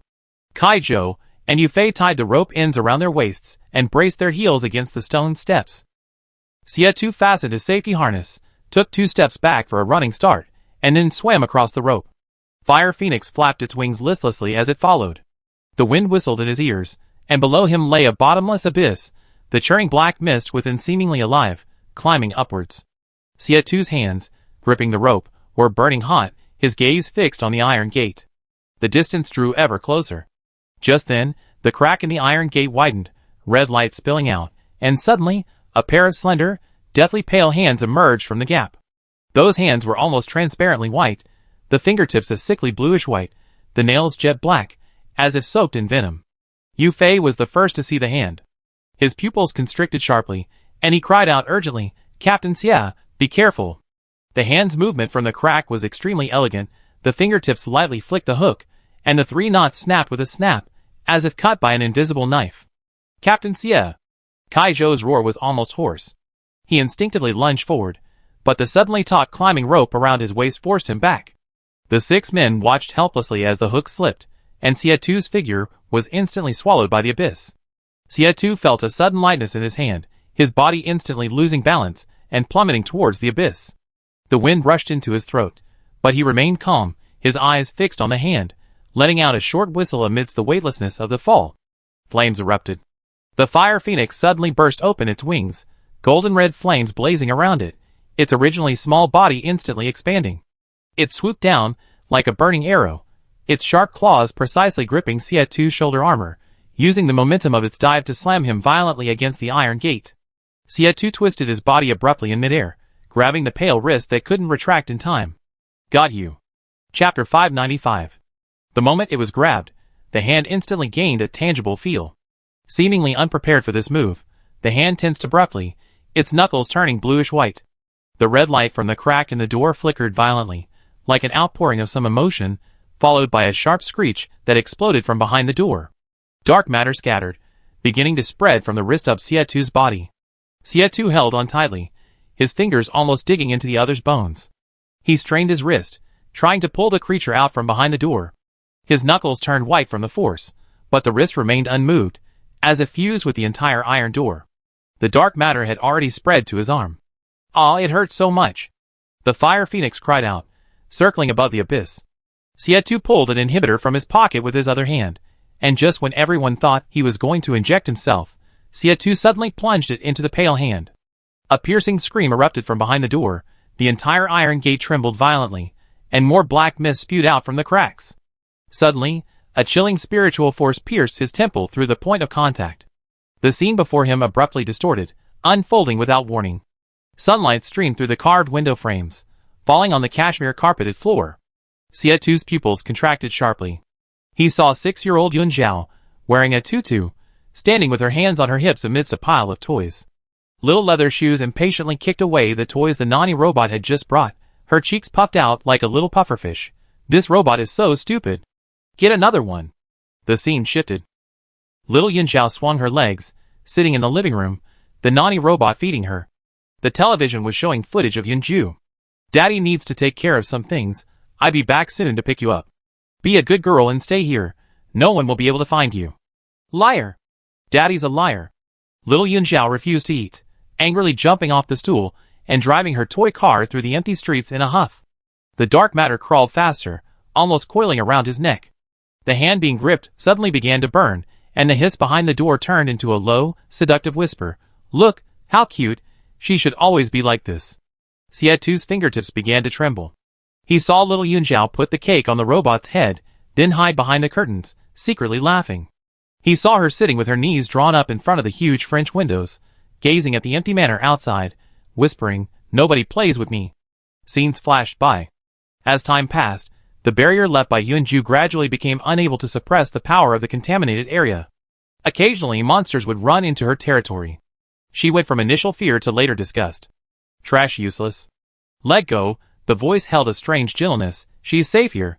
You shouldn't have dragged her into your battlefield." A sharp pain shot through Xia Tu's hand, the other hand was taking the opportunity to break free. He bit his tongue hard, the taste of blood dispelling the hallucination. The creature at the door was trying to control him. Xia Tu's willpower was astonishing. He refused to let go, his eyes coldly fixed on the door. Mental manipulation? The hand suddenly froze. Without a word, Xia Tu seized the opportunity and yanked the door open. The woman's true face was revealed behind the door. A woman who looked no more than 20 years old, wearing a faded, old-fashioned dress with dark red stains on the hem. Her face was very pale, the kind of porcelain white that never sees sunlight, yet her features were exquisitely beautiful to the point of being eerie. Yun Zhao once said something like that. In the fragments of the little bluebird's memory, when Yunju took her away as an infant, a woman's hysterical scream came from behind. Who are you? Xie eyes turned crimson, yet he remained rational. What's your relationship with Yun Zhao? The woman grinned. What? Afraid she'd blame you if you kill me? Xie, yes. His answer was too crisp, and the woman stared at him for a long while. You're quite good, but unfortunately, Yunju will probably kill you. That man wouldn't like a sentinel who kidnapped his daughter. Xie, do you know where Yunju is? Yes. The woman said, back to Mistweaving Star. Mistweaving Star?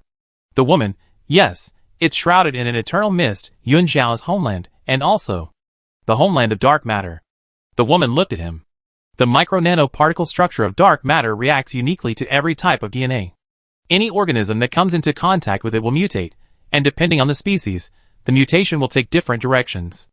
Yunju took the child to find his wife, but during a jump, his spacecraft malfunctioned, and he was forced to land on this unknown planet. He discovered it was occupied by dark matter, and shared some information with the natives. He's going back to kill someone, the shady businessman who helped him modify his spacecraft. He fix it and leave, saying he'd come back for his daughter afterward. The woman chuckled. He hasn't come back yet, he's probably been captured. Oh, you probably don't know, he's a wanted criminal in interstellar space, probably sitting in an interstellar prison, waiting for his wife to rescue him. After being found out he lost his daughter, there's no way his wife will save him. The woman sounded somewhat gloating. She probably hadn't had anyone to talk to in a while, so her words flowed out incessantly, completely oblivious to the fact that she was still in Xie hands. Xie was processing what the woman was saying. Since he wanted to go back, why did he leave Yun Zhao behind? Yun Zhao is different from you. She was injected with antibodies at birth, but due to stimulation from dark matter, her abilities awakened prematurely. The treatment pod malfunctioned and couldn't suppress her power, so Yunju had no choice but to leave her here. The woman's face immediately turned cold. That madman was worried about his daughter, and trapped me here too. Why should she be reduced to a babysitter? That child was practically a little devil, finding pleasure in tormenting the babysitter robot every day. Just as annoying as her father. She ran off without a word, and she still had to help find her. Otherwise, if Yunju found out, that madman would definitely kill her. What's your relationship with Yunju? Xie asked again. The woman rolled her eyes. Can't you understand human language? I told you, I was kidnapped by that madman to watch over the children. Xie, so you're the gatekeeper of Zone 6? Her self-awareness was extremely high, indistinguishable from a normal person, yet her entire body was shrouded in dark matter. She couldn't possibly be alive. The woman slowly grinned, revealing a chilling smile. Yes, one of the gatekeepers. One? Xie was unaware of the clues Xia Mingyang had obtained. Hearing the woman's words, he had already guessed that the situation within Zone 6 was complex. His blade moved faster than his thoughts. Clang! The Tang sword flashed with cold light, and with a sharp whistling sound as the blade tore through the air, a black line instantly appeared on the woman's neck. Unfortunately, the woman was unharmed. The dark matter quickly healed the wound on her neck. She stared wide-eyed in astonishment, seemingly not expecting Xie to suddenly attack. You want to kill me? A woman's shrill voice rang out. I already told you, and you still want to kill me. Do you think I'm easy to fool? Xie raised his knife again, this time aiming straight for her heart. This woman's words were a mix of truth and lies, full of inconsistencies. How could Yunju just grab a stranger to look after the child? Besides, in Yun Zhao's memory, there was no such woman. Xie's gaze darkened, and he asserted, you killed her 8 uncles. If Yun Zhao saw her, he would definitely take her life too. Since that's the case, he might as well do it himself. Chapter 596. The woman's astonishment froze instantly, then twisted into a near-manic sneer. What uncle? A bunch of inferior beings, unable to resist even a little dark matter. What does their death have to do with me? Xie had already drawn his sword, inside and outside the door. At such close range, the woman had no way to avoid it. But she remained completely calm, continuing, I told you, dark matter can react to any kind of DNA. In a sense, it grants them immortality. These inferior beings, whose lifespans are only a few decades, should be grateful for the Creator's blessing. Blessing? Xie's tone was mocking. Turning into monsters, neither human nor ghost, cannibalizing their own kind to survive, hiding in the contaminated zone at the mercy of the gatekeepers, you call that a blessing? Like Qi Ling, she retained her sanity, living in constant agony. This deserves to be called a blessing? Xie voice was as cold as ice. The Tang sword trembled slightly in his hand, as if lamenting the souls devoured by the dark matter. The woman, however, remained unmoved. To live through suffering is itself a form of evolution. It was clear from her words that she was an absolute advocate of the dark matter. Xie said no more. The moment the Tang sword pierced the woman's heart, there was no feeling of flesh being torn apart. Instead, it felt like inserting a swirling mass of ink. The dark matter coiled around him like a living thing. Xie felt a sticky resistance in his palm. The dark matter around the blade was visibly writhing, coalescing, and tightly enveloping the blade. It's useless. The woman chuckled, gripping the blade, black viscous liquid dripping from between her fingers. Here, I am the rule itself. She abruptly raised her hand, and the black mist lashed out like a whip towards Xie face. Looks like I overestimated you. You're just as stupid as them. Them? Xie had no choice but to release his grip and dodge to the side, his blade slashing diagonally. The strike was so fast it was a blur, yet its force was abruptly neutralized the moment it touched the black mist. The woman's shoulder transformed into a flowing black shadow, the blade passing through the afterimage, only slicing through a wisp of drifting black mist. The woman, now free, moved with the fluidity of a fish in water, disappearing into the doorway in an instant. Ordinary physical attacks couldn't harm her, and chasing after her was futile. Xie finally understood why Yunju had told the red-crowned crane, and the others, that only the guide of light could end this world. Yun Zhao's spiritual energy suppressed everything in the contaminated zone. She came from an advanced civilization and possessed antibodies. Even with her spiritual power suppressed, she could still live comfortably in contaminated Zone 6. And this woman must have something on Yunju, forcing her to stay here and look after his child. Later, Yunju informed the red-crowned crane and the other guides about the situation. He wasn't suddenly acting out of kindness, wanting to save the humans of this planet. Rather, it was to prevent humans from breaching the contaminated zone before his return and mistaking Yun Zhao for a monster. Yunju crafted a savior persona for Yun Zhao. This ensured that neither the creatures within the contaminated zone nor the sentinels and guides outside would harm her. Parental love, far-reaching and far-sighted. However, Yunju had calculated everything, but he hadn't anticipated that his daughter would run away on her own, lose her memory, and be found by a group of low-level sentinels. Captain Xie. On the other side of the broken staircase, Yu Fei and the others, seeing him standing motionless with his back to them, couldn't help but call out in concern. Thanks to the sentry's keen hearing, the people on the other side overheard the conversation clearly. It was merely the tip of the iceberg of the truth, yet for others, it was utterly shocking. So, Earth's disaster stemmed from an alien invasion. Guide Yun, she's from outer space? Is she an enemy, or Kai Zhou chose to feign ignorance? That woman's gone. What do we do now? The rusty iron gate had vanished, trapping everyone here once more. Xie slowly turned around, his gaze fixed on the abyss below the steps. It wasn't a test, but a probe of his strength. The woman's act of untying the climbing rope seemed more like an attempt to kill him. Let's go down and take a look, Xie said. The moment I fell, I saw what appeared to be a path below, but it was obscured by the pervasive dark matter, making it seem bottomless. Even a separate domain should have exits leading to other places. After all, that woman said she was just one of the gatekeepers. It's very deep down. The group tied all the climbing ropes together, and only after Xie went down to confirm they were safe did they begin their descent one by one.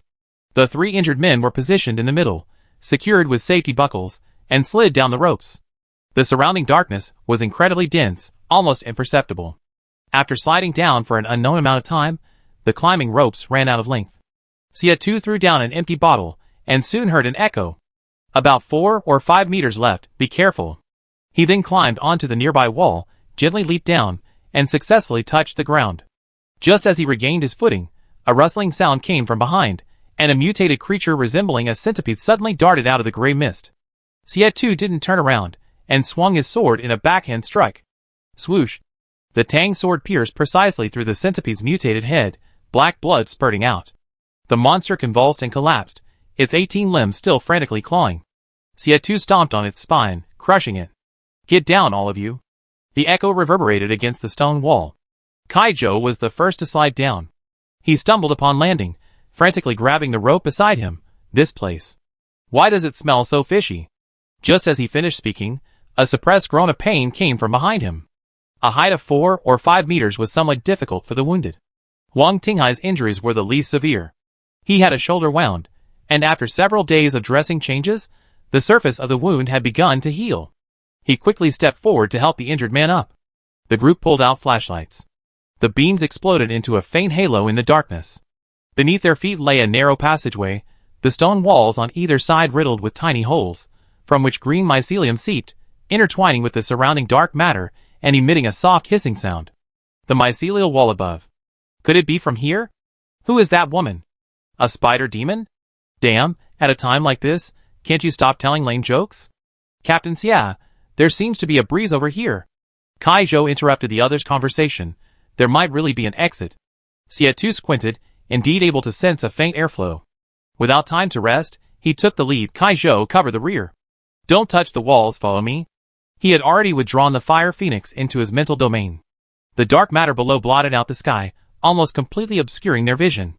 In such conditions, the sentinels couldn't withstand the corrosive effects. Their only option was to find a way out as quickly as possible. Chapter 597. The tunnel floor wasn't flat, it sloped slightly downwards. The concentration of dark matter meant that flashlight beams couldn't penetrate it, barely illuminating a half-meter radius around Xie2's feet.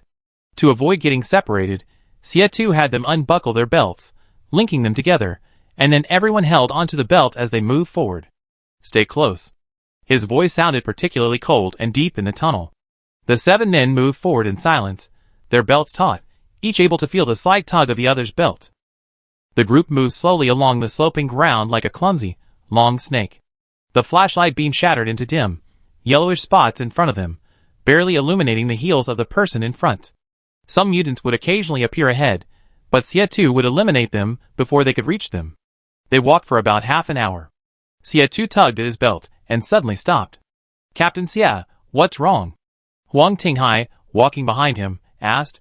Xie2 stood still for a moment, sensing the situation, and said, the wind is gone. A silence fell over the group.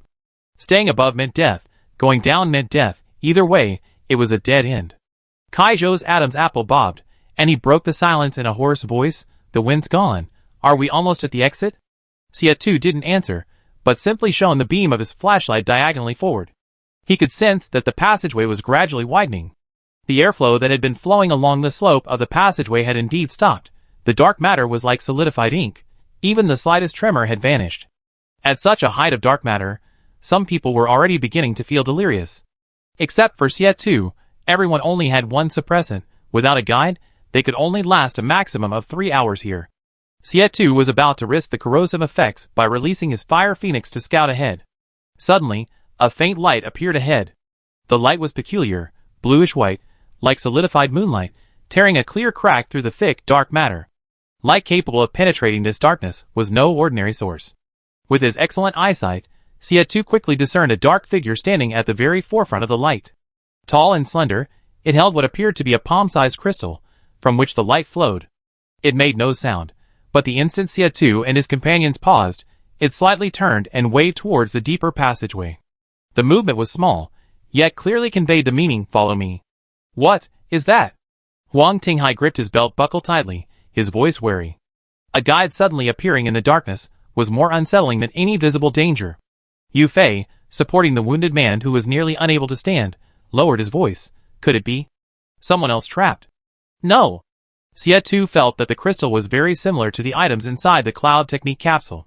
Yu Fei's throat tightened, and he asked, should we follow? The presence of light in this place gave him an instinctive bad feeling. Xie2's fingertips rubbed the hilt of his sword for a moment, then he finally tugged at his belt. Follow. Regardless of whether the other party was friend or foe, at least for now, that silvery white halo was the only way out. The group had just moved a few steps when the dark figure turned and walked deeper into the passage, at a pace that was neither too fast nor too slow, just enough for them to keep up. The further they went, the wider the passage became. Several paths diverged ahead. The silvery beam paused briefly at one of the forks, and the dark figure peered into the far right passage before the light disappeared into it. Xie2 kept a close eye on the figure ahead, tugging at his belt to signal everyone to turn. They walked in silence for nearly an hour. The figure ahead suddenly stopped, and the silvery beam abruptly shifted to a barely noticeable crack on the right. It was so narrow that only one person could pass sideways, and the faint sound of flowing water could be heard from its depths. The figure waved towards the crack, seemingly urging them to enter. Xie walked to the crack, reaching out to touch the edge of the stone wall. It was warm to the touch, without the previous stickiness and fishy smell. He glanced back at the group, who were nearly exhausted, and stepped aside, whispering, "Go in." Yu Fei led the way, disappearing into the crack first. The wounded injected themselves with suppressants, rallied their spirits, and followed. Soon, only Xie remained outside. Xie turned around. The dark figure remained standing 20 meters away. The surrounding darkness obscured his face. "Who are you?" Xie asked. The dark figure shook his head, holding up a 6. Xie's eyes flickered. 6 gatekeepers? The dark figure nodded. Xie looked up, locking his gaze on him. "Why are you helping us? Are you a mutant? Because of this crystal or something else, you still retain your self-awareness?" The dark figure remained silent, immediately stuffing the crystal into its pocket, and the surroundings returned to complete darkness. "Do you know Yunjiao?" The question was followed by silence. The darkness was so dense that it was impossible to see if the figure reacted. Xie seemed to have the answer in his heart, and slowly said, "She awakened her ability, becoming a rare S-rank guide. A year ago, she led the townspeople to Dawn Base. Because of Yunjiao, the base allocated houses and 2 plots of land to every household in the town. They are all living well now. But the deaths of her 8 uncles became her deepest sorrow. She hated herself for not awakening her ability sooner to save the people she cared about most." A very soft click sound came from the darkness, like bones colliding. Then came a rustling sound, as if something was trembling. Xie seemed not to hear it, his gaze fixed on the darkness, and continued, "She joined the Dawn Base's operations department, carrying out the most dangerous missions in the contaminated zone, hoping one day to enter contaminated zone 6. "You, how do you know all this?" Its voice was heavy with a dullness, as if it hadn't spoken in a long time. Xie's lips curved into a slight smile. "Because I'm her boyfriend." A short, muffled thud suddenly echoed in the darkness, like a skeleton slamming into a stone wall. A faint light appeared ahead again. The shadowy figure took out a crystal, and was carefully scrutinizing Xie day compared to his earlier kindness. His gaze now seemed critical. Xie remained composed and introduced himself. Xie, 26 years old, S-rank sentinel, millions in savings, parents deceased, no siblings, can cook and do housework. Seeing his familiar introduction, the shadowy figure silently put the crystal down. "You can move freely in the contaminated zone. You should know where she is." "Not going to see her? Is it because you don't want her to see you like this?" Xie said. "Actually, she doesn't care at all." At this point, Xie's emotions became somewhat apparent. She's affected by the dark matter, extremely prone to losing control. There are too many things here that could affect her. You better come with me to see her. Chapter 598. On the barren land. A turquoise glow surged outwards, instantly shredding the clouds into countless fragments. Threads of spiritual energy darted among the clouds. In the blink of an eye, they had licked across the entire boundary of the polluted area. The crowd was stunned by this scene, watching the torrent of spiritual energy emanating from the guide's frail body. She stood silently before the town gate, her back to the crowd. Above her, a giant blue phoenix raised its head and cried out, soaring into the sky, determined to tear out that eerie red eye. Around them, liquefied spiritual energy condensed into countless sharp crystals in the air. Within the crystals seemed to be images, reflecting the shattered memories of Green Mountain Town. The guide has lost control. The sentry in the car murmured. Xia Mingang snapped out of his daze, opened the car door, and jumped out. "Don't go over there."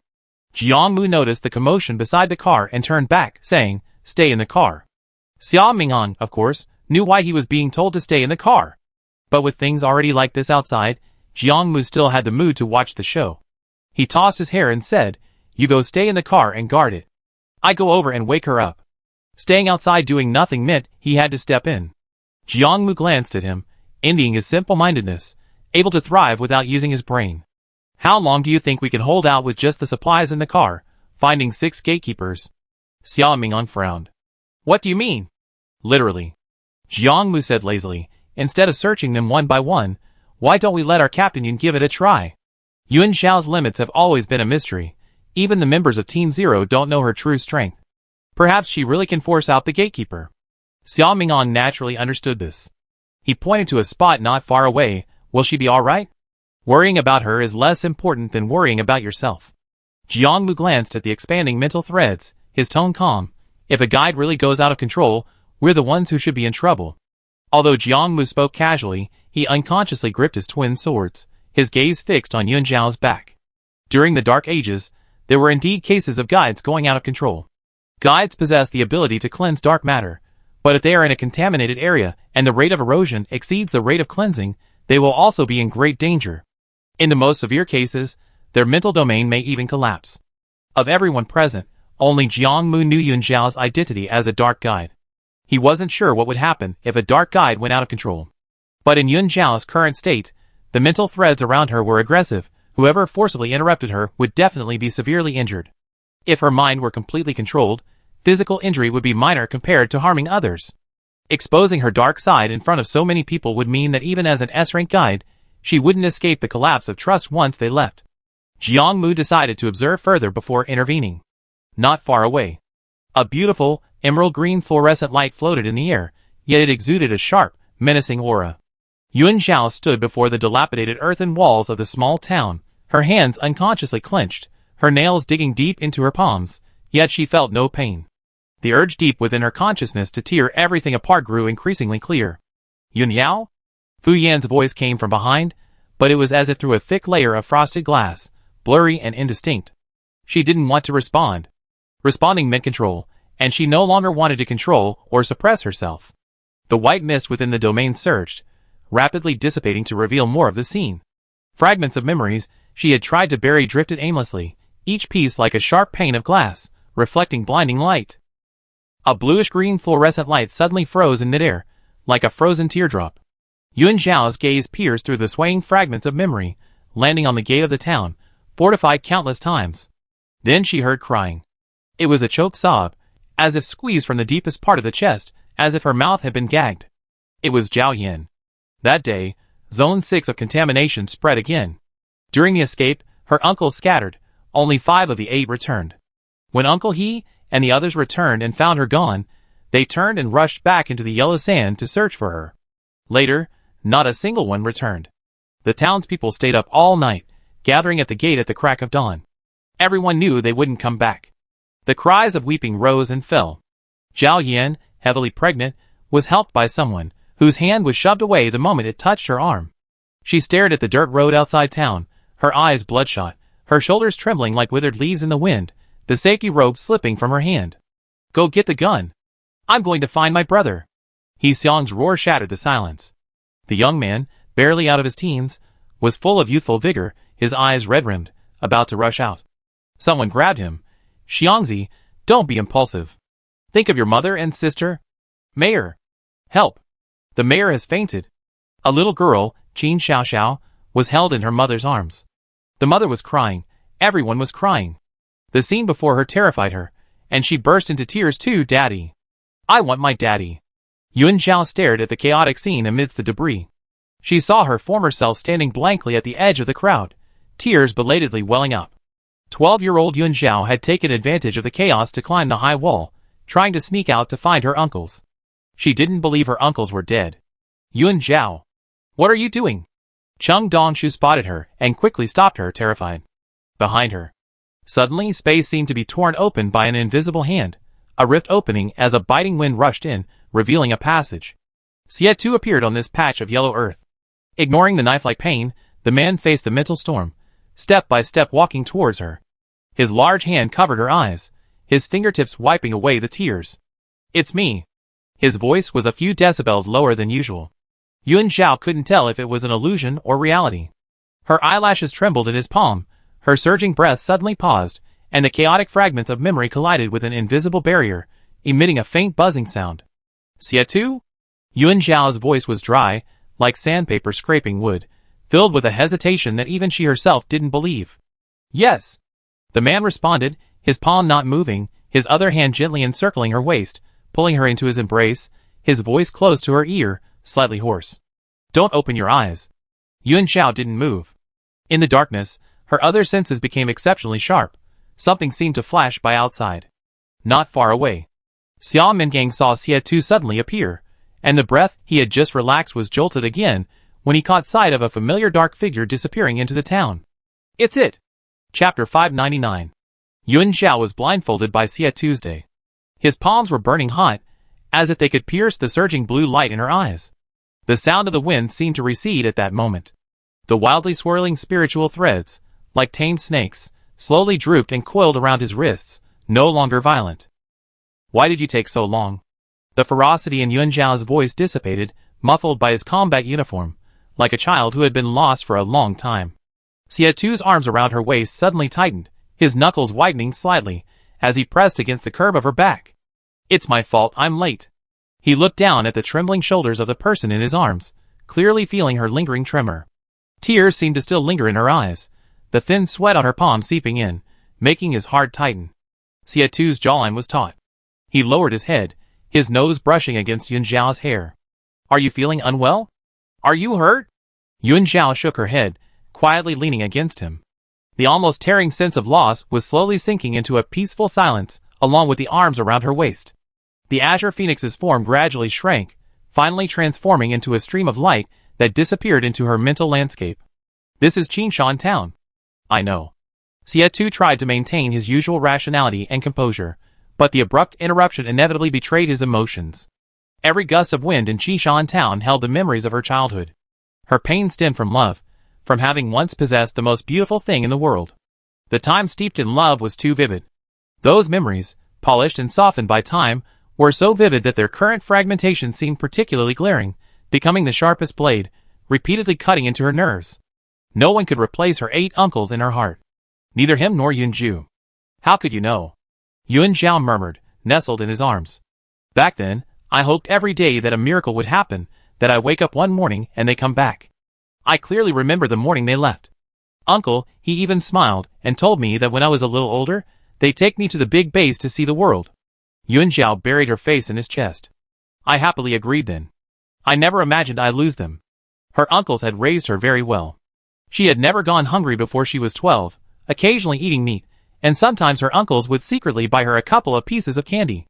Faced with the sudden loss of her loved ones, she felt the world had become utterly dark.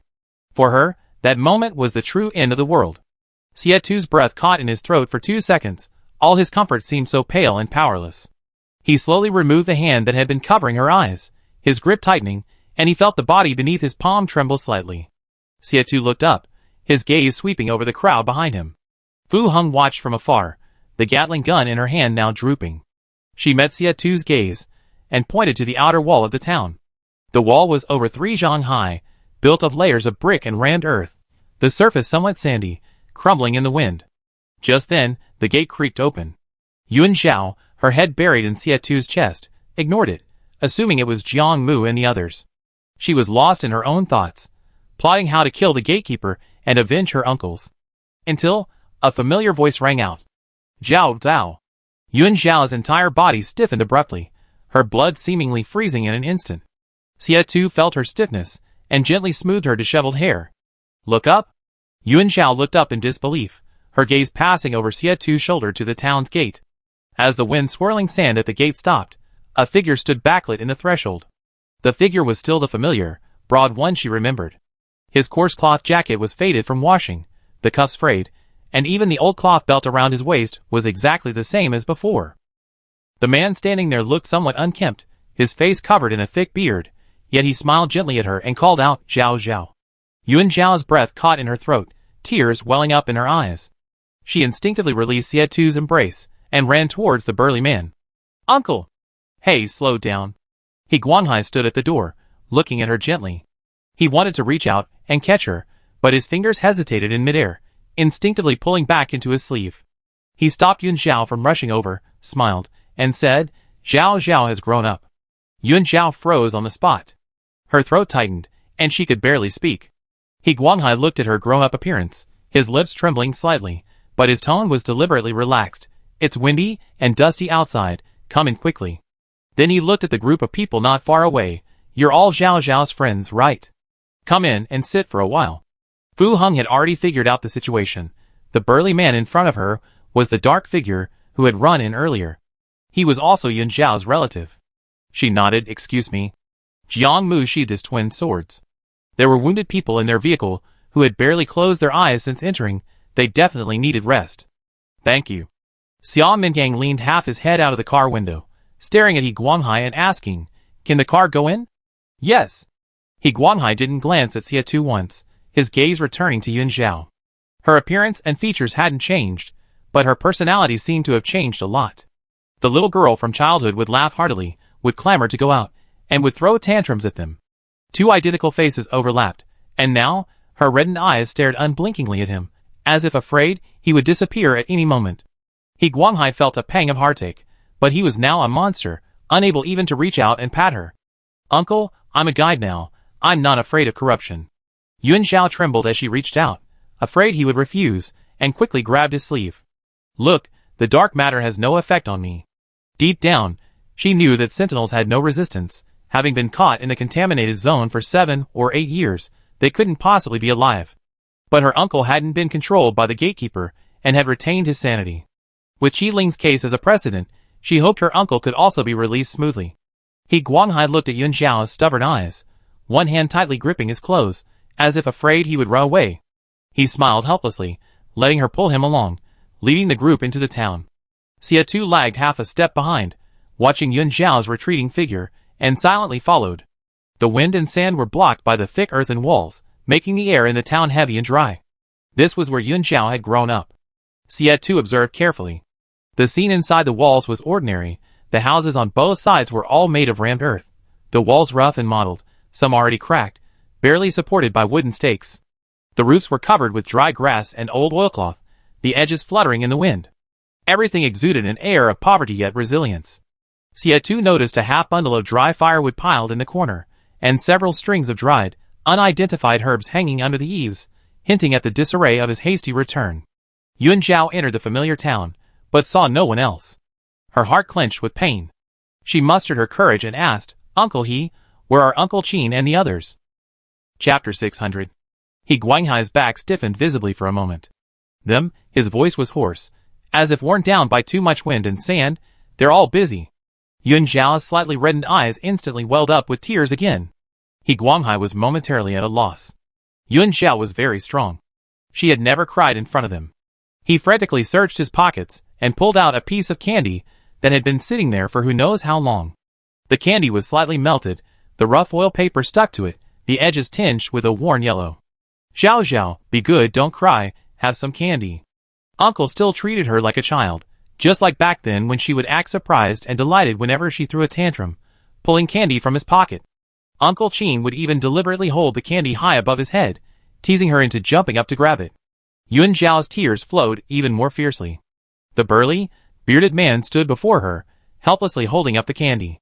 She wanted to say something, but her throat felt like it was blocked by sand, and she could only make soft, hoarse sounds. Xia Tu walked over and wiped away her tears. "It's all right. As long as they're in the contaminated area, we can search. Let's go in first. Didn't you have a lot to say to your uncle?" Xia Tu had already spoken with He Guanghai before coming. He was Zhao Yan's husband, the second oldest among his cousins, and the cousin of He Guangyang, who looked after the stalls at the farmer's market. He Guanghai said he only knew the whereabouts of 2 of them. But they were both being held by the gatekeepers, and no longer recognized anyone.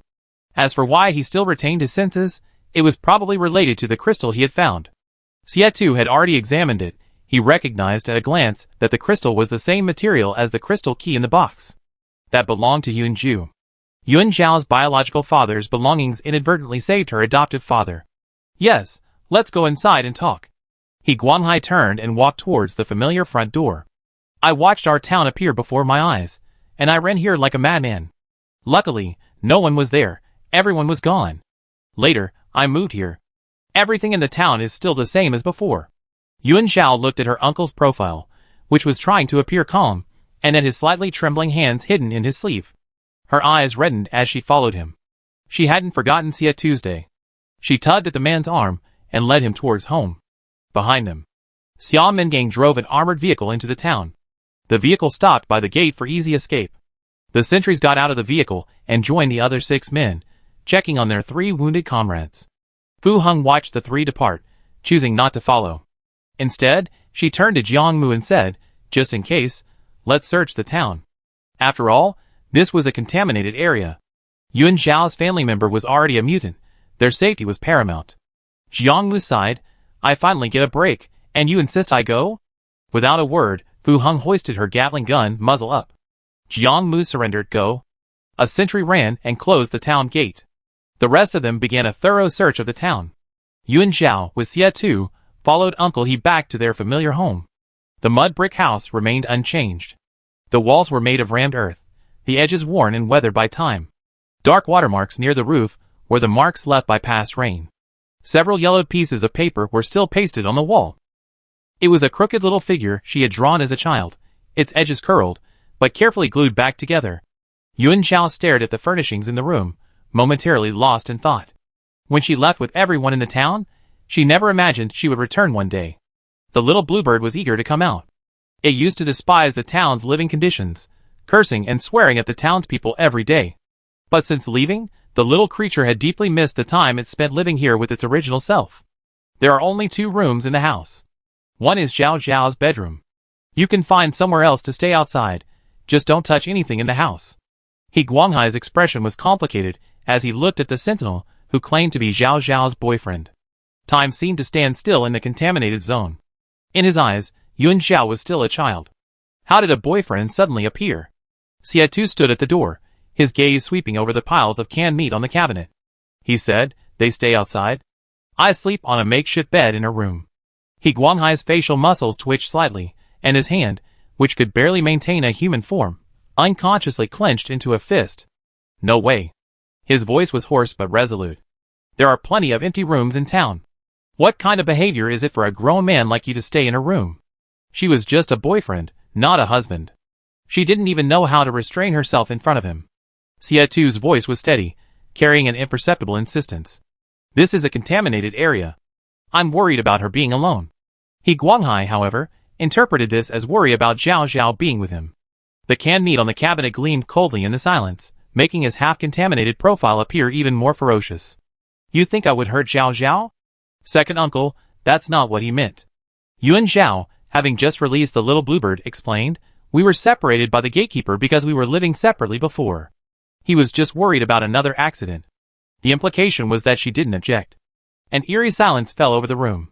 He Guanghai, his back hunched, recalled seeing Yuan Zhao in a state of emotional distress when he arrived, and how this man had calmed her down.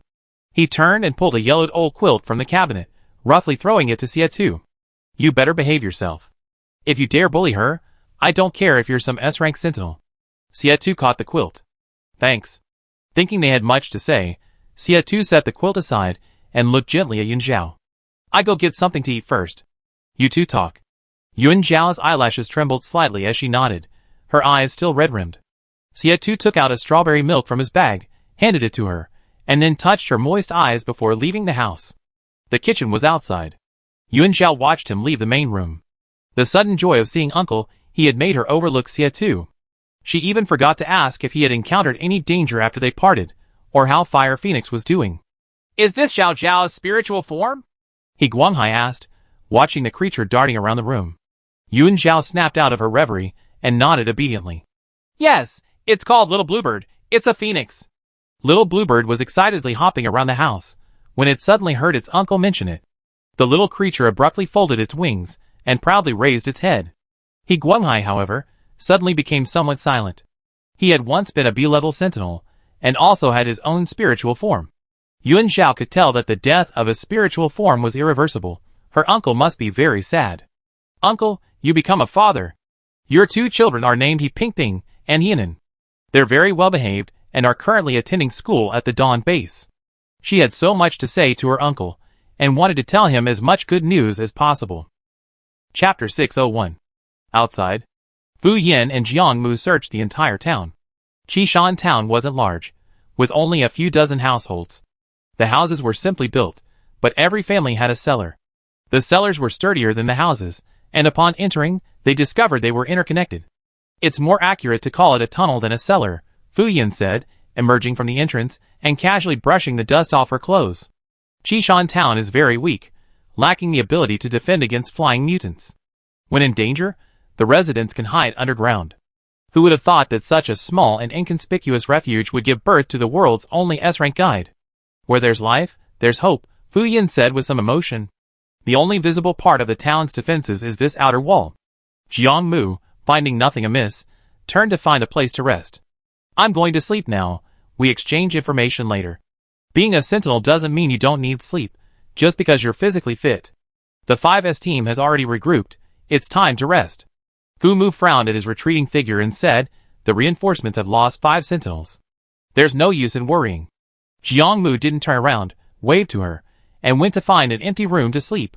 The sentinels were housed in several rooms opposite Yun Zhao's house. Qishan town retained its original appearance. When they evacuated, everything they could carry was taken, only some old, immovable furniture remained in the rooms. Supplies were non-existent. It was practically bare. Fortunately, the sentinels only needed a safe place to rest, and weren't too concerned about their living conditions. Xie went to the armored vehicle to get ingredients to cook, and also to check the supplies on board. The 5 S-rank soldiers, plus 9 sentries from the reinforcement force, a total of 14 people, were currently relying entirely on the supplies in the armored vehicle. If they couldn't find a supply depot, they wouldn't be able to hold out for long. Xie thought of the pile of canned meat in the house. He Guanghai was now a mutant, only able to eat meat. He could move through several passages, so he should know where the supply depots were in the contaminated area. And there was Yun Zhao's other home. The fairy tale-like manor still retained the barrier left by Yun Zhu, preventing monsters and gatekeepers from setting foot there. Compared to Qishan town, it was clearly a more suitable base. And judging from Yun Zhao's quality of life as a child, there should be gatekeepers near the manor castle providing a steady supply of supplies. Could it be that woman? And who is the gatekeeper of the domain where Qishan town is located? Xietu's mind raced, but his hands didn't stop. He quickly selected the food needed for cooking. Not far away, Jiang Mu strolled over leisurely. He stopped a few steps away from Xietu, staring at him for a while before raising an eyebrow. How did you get so badly infected? Shouldn't you get Yun Zhao to help you? No rush. Xietu coldly closed the car door, carrying groceries as he walked past him. Jiang Mu understood immediately. This was a clear criticism of his behavior of watching the spectacle while Yun Zhao was out of control. She's already told me and Xiao Mingang some information. She grew up in the contaminated area, and there's a red eye constantly watching her. Jiang Mu sighed as he explained, she won't be in danger here. If I were to forcefully stop her, we'd be the ones in trouble. Just how powerful Yun Zhao's mental strength was, and whether he could instantly control an S-rank sentinel, these were all questions. Jiang Mu didn't want to be the first guinea pig in this experiment. Xietu stopped, his tone calm. How can you be sure the so-called red-eyed creature didn't have any ill intentions towards her? Not sure, but for now, it doesn't seem like a gatekeeper. Jiang Mu glanced at the things Xietu had taken from the car, his tone unusually serious. Let's go, we talk after you wake up. Remember to save me some food. Xietu, get lost. Jiang Mu, don't swear in front of the children. The Fire Phoenix and the Bishi had already gone astray. He didn't want them to corrupt his white sheep beast as well. Xietu ignored him and carried the ingredients to the kitchen. The kitchen was next to the earthen house, a separate shed. He Guanghai had tidied it up. Pots, pans, and firewood were all ready. Xietu finished cooking, while the two inside were still chatting. The sentry, with his keen hearing, overheard Yun Zhao and He Guanghai's conversation clearly. She almost exclusively spoke of the good things. It was mostly about the current situation of the people in Qishan town, the daily lives of the children, and her life at the base, occasionally interspersed with amusing anecdotes from missions. For example, Xietu heard Yun Zhao emphasize 3 times that she was now incredibly wealthy, with more points in her account than she could ever spend. She lived in an apartment building with an elevator, owned the most expensive furniture, had air conditioning at home, and ate meat at every meal. He Guanghai was worried about her safety during missions. Yun Zhao then began to speak. I'm an S-rank, the only S-rank. Little Bluebird is incredibly powerful. Every mission is like a vacation for me. Xietu chuckled as he listened. He was about to go in and announce that dinner was ready when He Guanghai started talking about him. What's with that sentry who claims to be your boyfriend? You're young, you haven't met many men, don't be easily fooled by sweet talk. Xietu stopped, wanting to hear Yun Zhao's answer. Her voice quickly came, he's my boyfriend. Grandpa Mayer and Aunt Xiao all know him, we even eaten together. I originally planned to marry him after finding my dad and uncles. Oh, by the way, my uncles don't know yet, my dad's name is Yunju. Xietu paused slightly. He didn't hear a word she said after that. His mind was only echoing marry him. The sentry living across the street opened his door, drawn by the aroma of food. He saw Xia standing under the eaves with 2 bowls, motionless like a statue. They didn't help, didn't dare urge him, And after watching for 10 minutes with no movement, they could only endure their hunger and close the door again. What if Sia hadn't cooked for them? But could you hurry up and let them use the kitchen? The two inside were so engrossed in their conversation that the little bluebird was the first to notice the cook standing outside. Ah, time to eat. The cook is so kind. After feeding them strawberry milk, it went to cook on its own. The main body, following those two good-for-nothings who can't take care of anyone, has starved itself thin. The little bluebird, unusually proactive, flapped its wings, and wisps of fluorescent light emerged from beneath them, actively flying towards Sia2. The cook readily complied, his spiritual energy flowing unimpeded into the space. The fire phoenix was huddled in a corner of the spiritual realm, fluttering restlessly, its consciousness aching. The little bluebird was outside, but the main body wouldn't let it out. Familiar and refreshing energy seeped in through the cracks in the spiritual barrier. Ah, the azure phoenix cares about me. The fire phoenix perked up, suddenly excited. I haven't seen the azure phoenix for days. Let me out. But Guanghai was inside. Sia2 clearly didn't want it to embarrass itself by coming out. He opened the door at the opportune moment. Dinner's ready, let's talk after we eat. Chapter 602. Hearing that dinner was served, the two inside stopped talking. Guanghai looked up and saw the sentry standing at the door, his eyes narrowing slightly. Yuan Zhao immediately stood up, walked quickly over, and reached for the bowl. You did all this yourself? Didn't they help? Sia2 slightly stepped aside, his fingertips lightly touching the back of her hand, his voice soft and gentle. It's all right, I can manage on my own. Yuan Zhao felt a pang of heartache.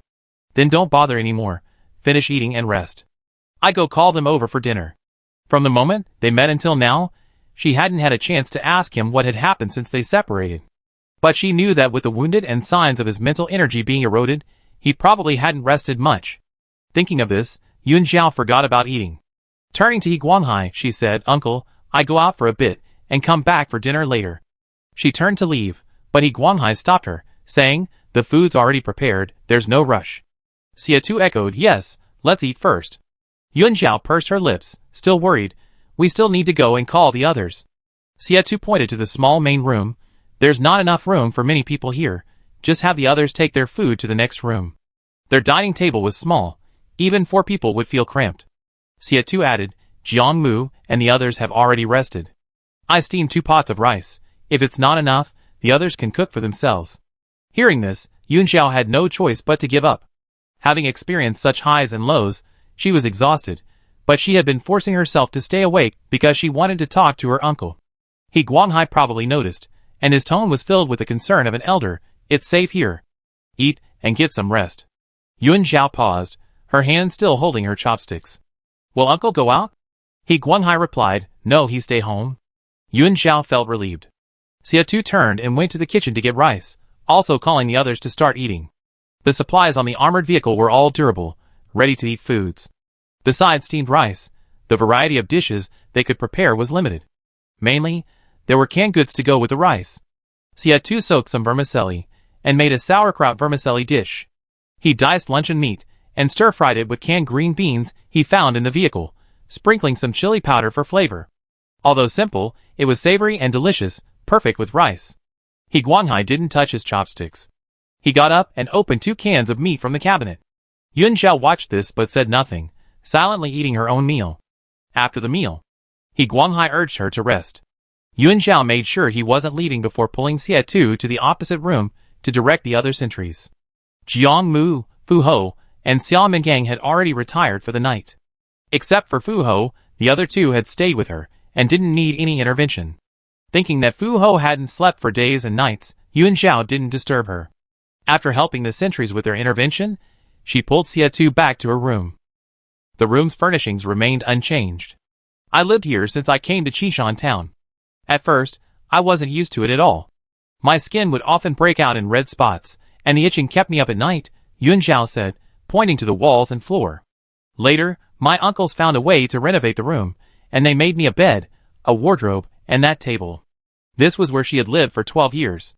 Sia2 stood by the door, carefully examining everything before him. A small bedroom of 5 or 6 square meters, with wallpaper on the walls and a plastered cement floor. Due to limited materials, the wallpaper on the 4 walls was a mix of colors, pink, white, blue. The room was furnished only with a bed, a desk, and a wardrobe, nothing else. We took everything with us when we left. We couldn't take this furniture, so we had to leave. Yun Zhao walked over and opened the wardrobe. It was indeed empty. Xie Tu remained silent. His height and long legs made him seem out of place in such a small room, creating a sense of oppression. Isn't it small?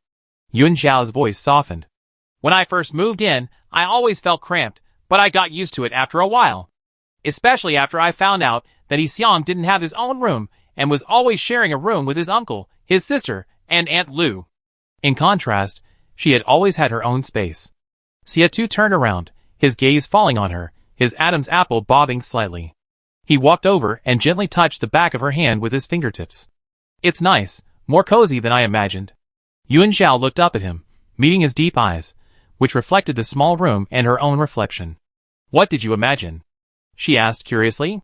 Xie Tu finally chuckled. When I first came in and saw how dilapidated the mud house was, I thought your living conditions as a child were terrible, that you must have suffered a lot. From a proud little princess to a refugee. But it wasn't like that. Her 8 uncles truly loved her, giving her the best life they could within their means. Yun Zhao's nose tingled, but she still said, I didn't suffer much as a child. She truly matured after her uncles left. Xie Tu rested his chin on the top of her head and whispered, after you rested, I go with you to find them. Xie Tu now fully understood that her 2 out-of-control moments in the contaminated zone were all related to her uncles. The first time was during her first mission, when she encountered a mutant impersonating her uncle. And the other time was just now. Okay. Yun Zhao erected a barrier, isolating the space, then reached out and poked him. You need to do some channeling now. Qishan town had no electricity, and after nightfall, everything became pitch black. The entire area became extremely quiet. There were no monster sounds, no insect chirps or bird calls, making one feel as if time had stood still. Although He Guanghai had said that this area was safe, it was still a contaminated zone, and the sentries still left 2 people on night watch. The next day, Yun Zhao came out of her room and ran to knock on the door across the hall. The door opened quickly. Seeing that He Guanghai was still there, and that it wasn't a dream, Yun Zhao said, Uncle, we need to have a meeting. Why don't you come too? He Guanghai, seeing the undisguised joy in her eyes, smiled gently, okay. He knew the situation here best, so naturally he had to inform the others.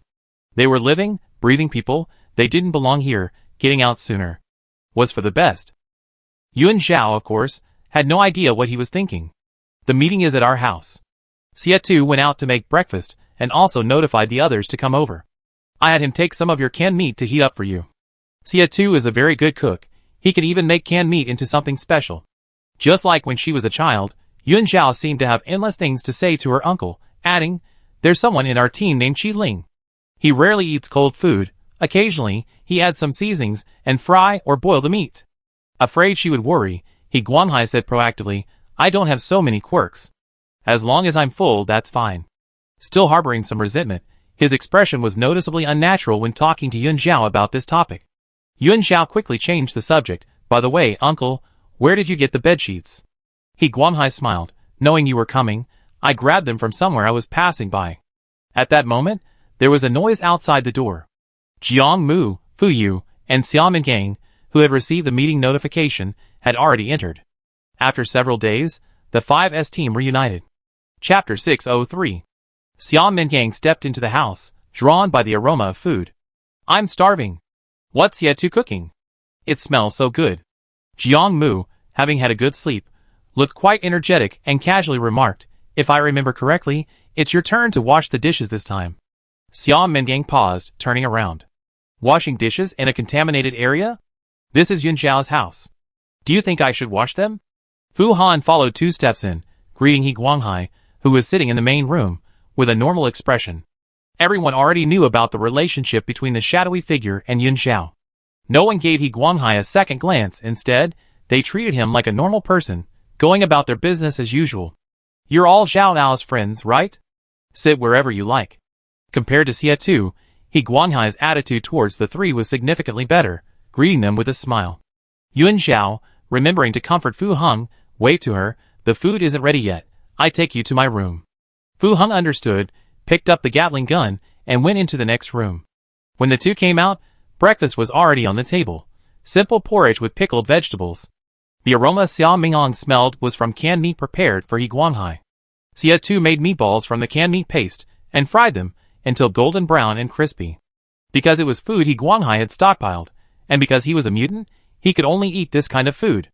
Based on He Guanghai's appetite from the previous night, and considering Yun Zhao would also eat, Xia Tu opened 4 cans.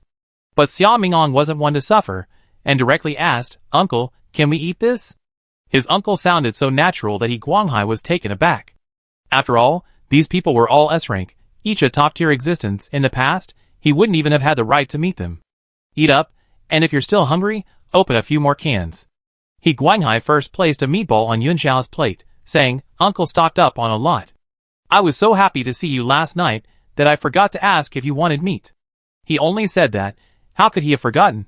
After all, it was canned, and once opened, it had a preservative smell.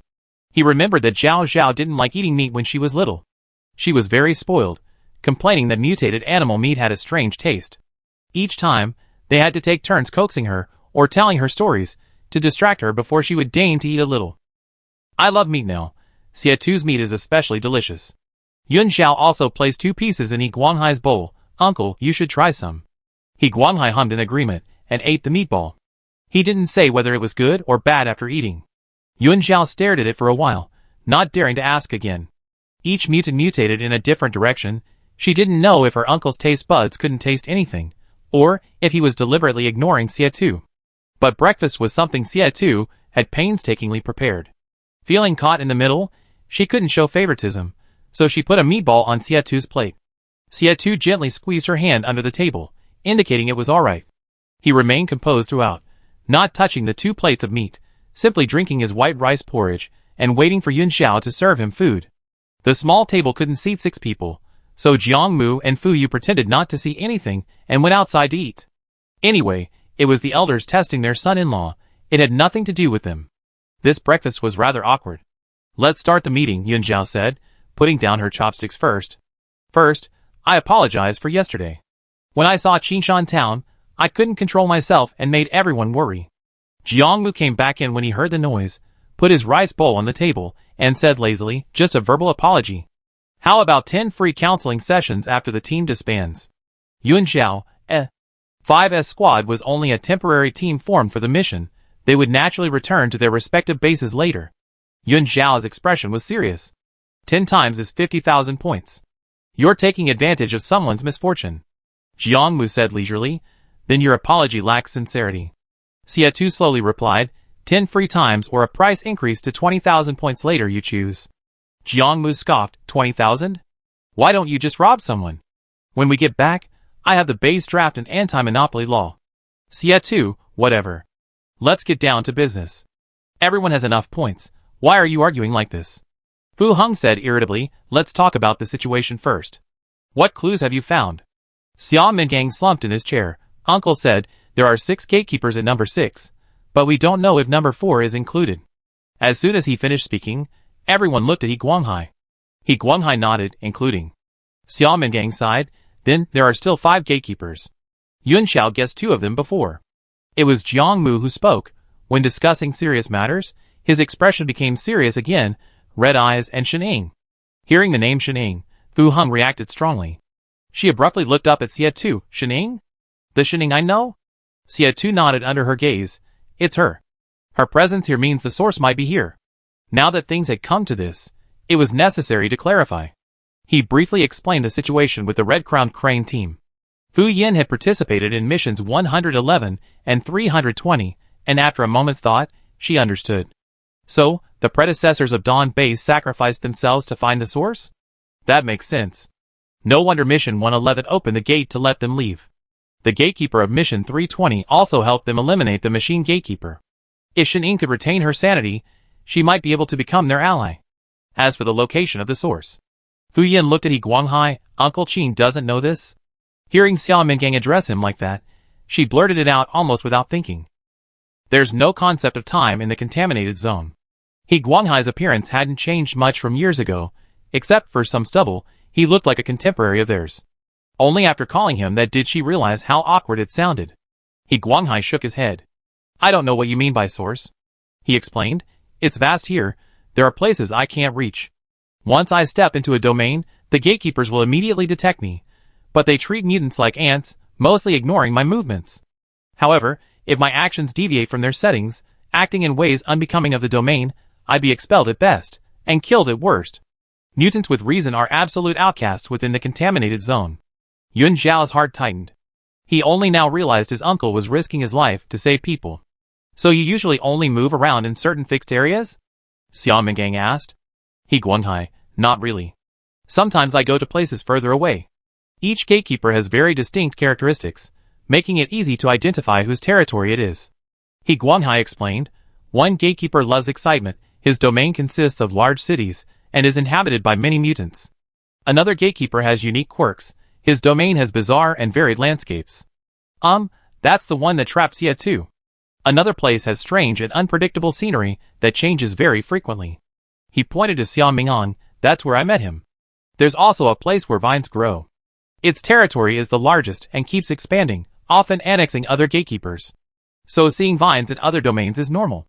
Its domain has a temperate climate, perfect for vine growth, making it easy to distinguish. He Guanghai didn't know that the vines were called avoidance vines. He paused, the last gatekeeper is very mysterious. I can't enter his territory. Chapter 604. As He Guanghai's last words fell, an eerie silence descended upon the room. No one spoke. Yun Zhao's breath hitched, and she looked up at Xia too. The man noticed her gaze, looked up at her, and their eyes met, exchanging a silent exchange for a moment. Having spent so much time together, she and he had developed a tacit understanding. Even in that brief exchange of glances, Yun Zhao understood that Xia too shared her thoughts. That place her uncle couldn't enter. This thing, I found it nearby. He Guanghai didn't hide anything, taking out the crystal clear, rhomboid-shaped crystal from his pocket. I found it, and that's how I slowly regained my senses. Initially, he was merely controlled by the gatekeeper, one of countless mutants.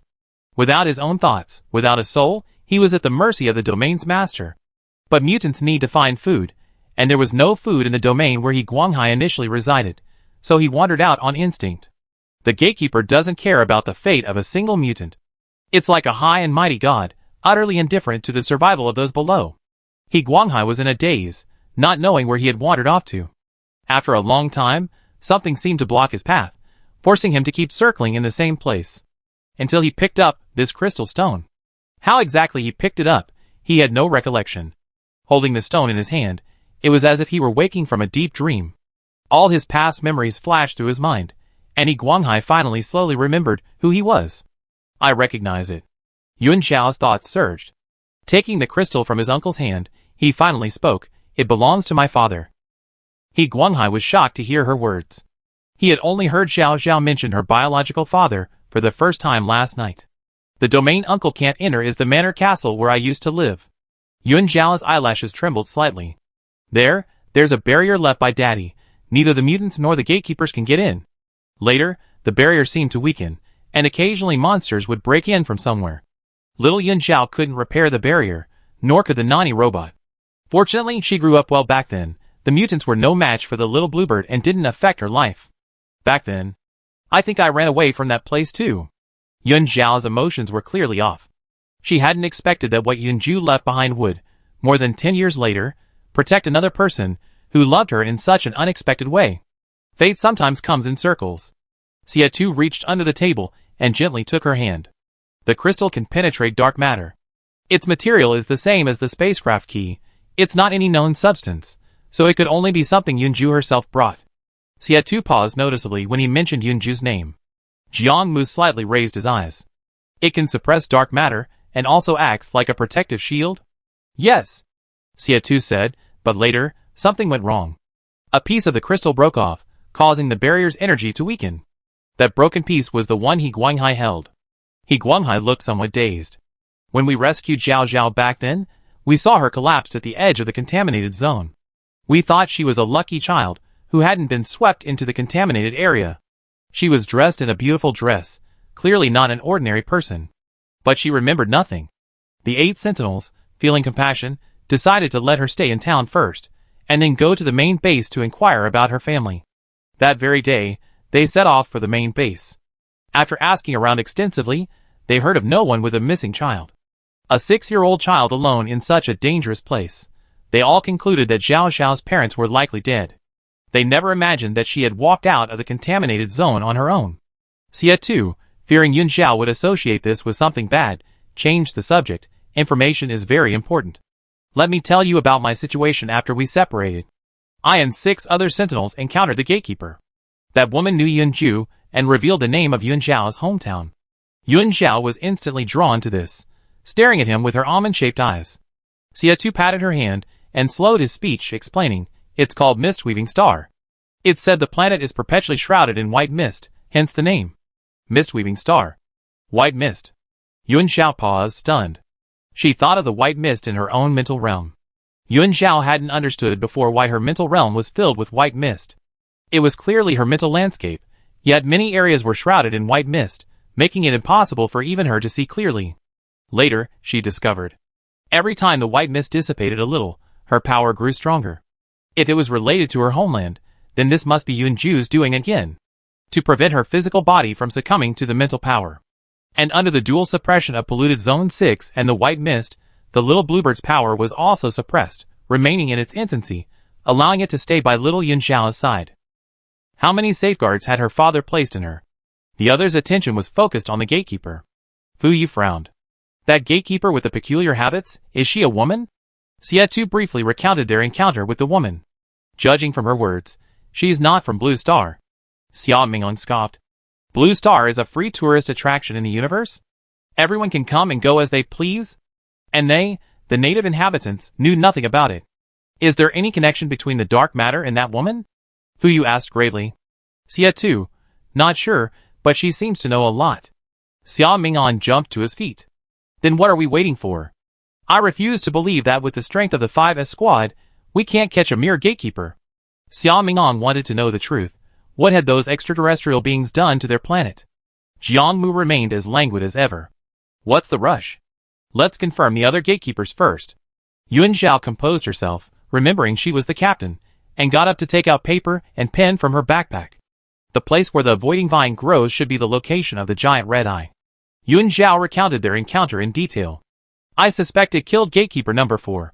When the domain of contaminated zone number 4 was broken, the vines instantly surged in, and then I sensed its consciousness.